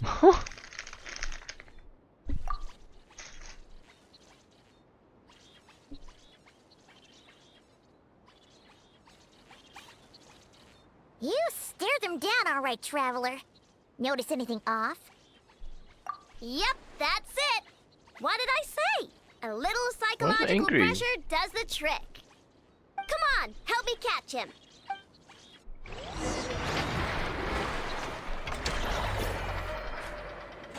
What was it? I know, Inepa! We caught him! Do you need to check him over? Analyzing exterior. No anomalies detected. The probability of malfunction due to an external injury is low. Huh. Must be the processor then. Let me open him up and have a look. Uh-oh! He's on the run again! Catch him!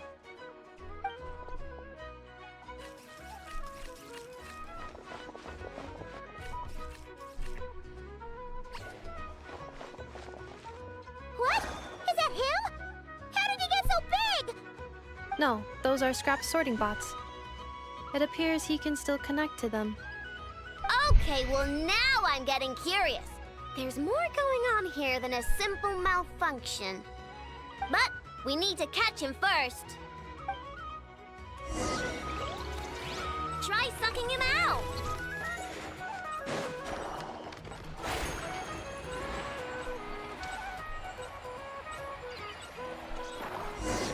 Aha.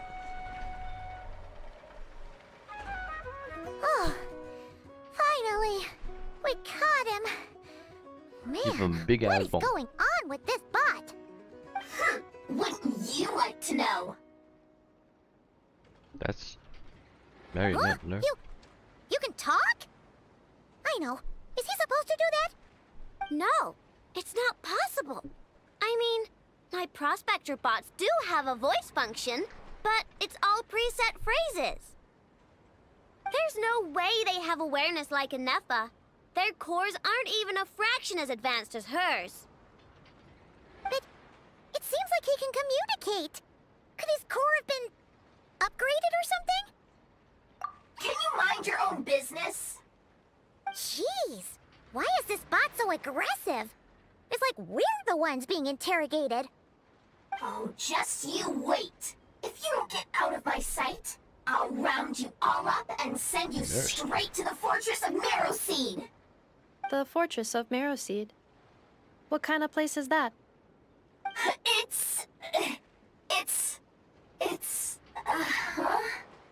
What is it again? Marrowpeed. Yeah, that seems right. Would you stop with the personal questions? So intrusive. Leave a girl alone. Whoa!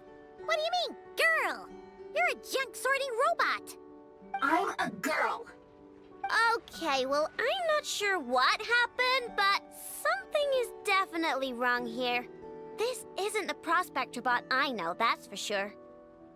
Well, guess the only way to find out is to open you up and see what's going on. Don't come any closer! Somebody help! It's okay. I'm a girl too. What? That doesn't change anything!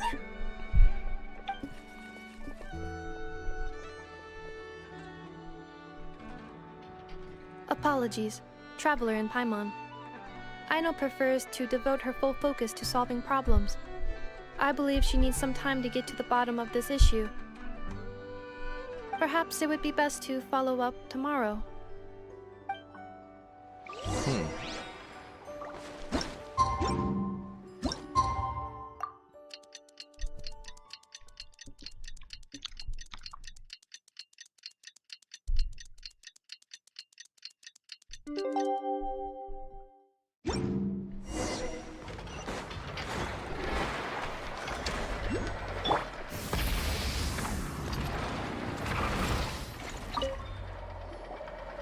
Weird.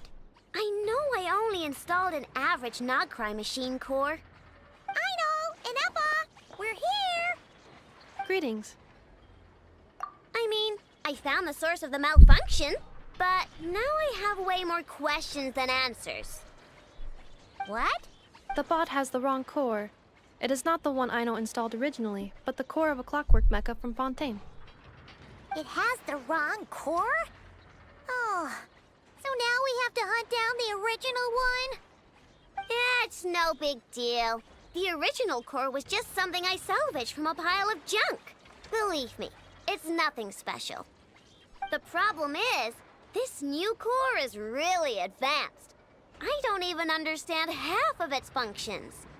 Really? Is that why it can talk like an Eppa? No idea. What I can tell is that this core went through a massive explosion at some point. Almost all the modules are damaged, but I can't fix any of them. Wow! If even Aino's stumped, it must be really complicated. The core originates from Fontaine, but little is known about this technology. Without relevant knowledge, a breakthrough will take time. Yeah, but it's not all bad news. I managed to extract a useful bit of information from the data I could salvage. One word. Charred.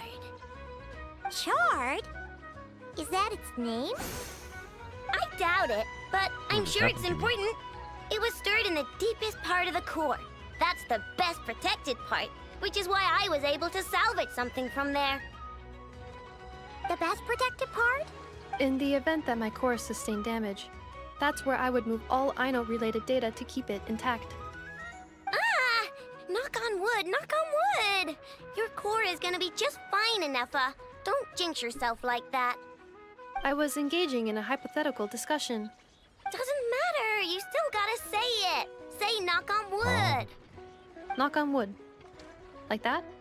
Yeah! Whew, that was a close one. Huh? Anyway, I bet there's other data preserved deep in the core too. Otherwise, this thing wouldn't be able to talk. and I'm gonna extract it all. Here, Data, come to Wino. Man, this core is so mysterious. But if it's so high-tech, how did it end up inside a random prospector bot? Bingo! That's the question, isn't it? Who replaced the original core with this one and why? I mean, even though it's damaged, the research value is off the charts. Bingo! That has to be the answer. You know what happened the day before it started malfunctioning? The Fatui chased a group of treasure hoarders straight into my workshop. I'm thinking the treasure hoarders stole the core from the Fatui and needed a place to hide it. So, they stuffed it in my prospector bot and handed the original core over to the Fatui to smooth things over. Makes sense, don't you think? I'm pretty clever, right, Anefa? Of course. In fact, intel from the Curatorium appears to corroborate this hypothesis. Several of Marinette's subordinates were robbed on their way back to Snezhnaya. Although it is unclear what was stolen, the culprits were identified as a group of 3 treasure hoarders. Their leader is a silver-haired woman wearing a hood. As for the remaining 2 members, there is a man with pink hair and a man with purple hair. Pink? That's red. What the fuck? Wow! So Paimon was right. The local treasure hoarders around here aren't bold. Actually, this group has only been active recently.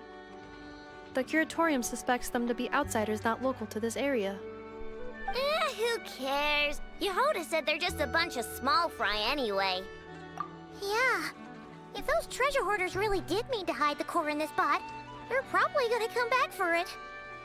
Let them come. If they're nice, I'll even share my crunkakes with them. And if they're mean, Inefa will give them a good old knuckle sandwich. And Sounds if good. they try to take back the core? I already thought of that. I'm just gonna hide it. Inefa, can you get Little Chard and the others to come over here?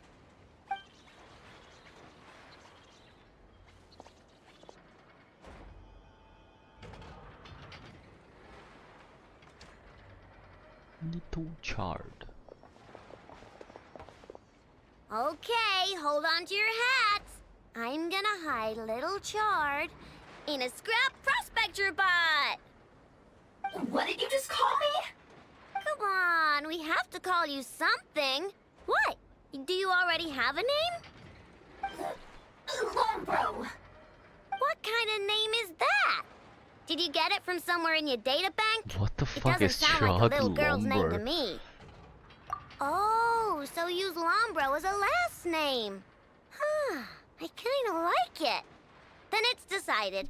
You're Chard Lombro What? from now on. No complaining, alright? You're stuck with it either way. You're the one who decided to hide out here, so from now on, you work for me. Don't think it likes the sound of that. Correction. This bot has no capacity to like or dislike something in its current state. Huh? Why? Because its core was destroyed 6 ways to Sunday. So, right now, its tone and mannerisms are all just a simulation of whatever data has been preserved. Like, remember how I found the word Chard in the data? Well, if that refers to a person, then basically, Little Chard is just imitating their way of speaking. Oh, so that's how it works. Anyway, we can figure all that out later. First, we need to make sure Little Chard is hidden. Why don't you take the reins, Traveler? It's super cool. You'll see.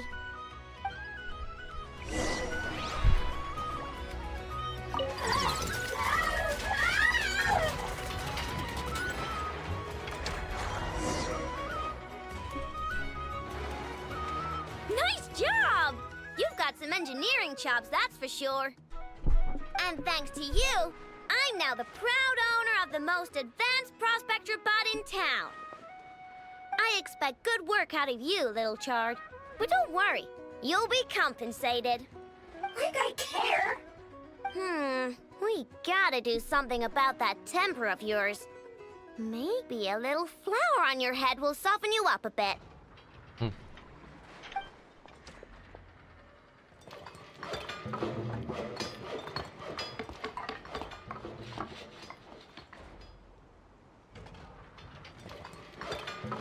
There's so much shaking, bro. There. Much cuter. A flower. Oh, that reminds me.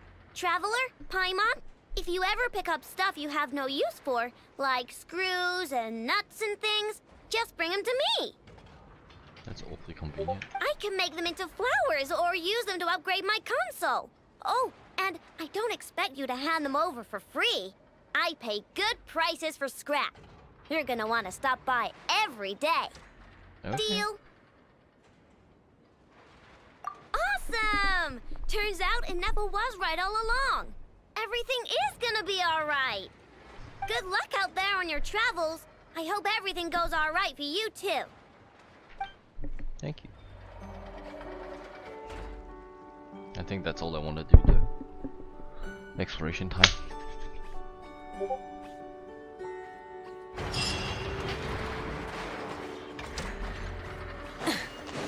What other meeting quests have I not done?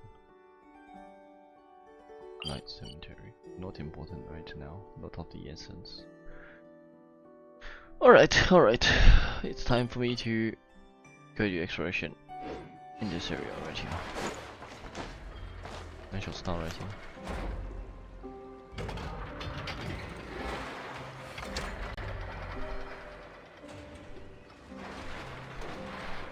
Alright. Bye bye.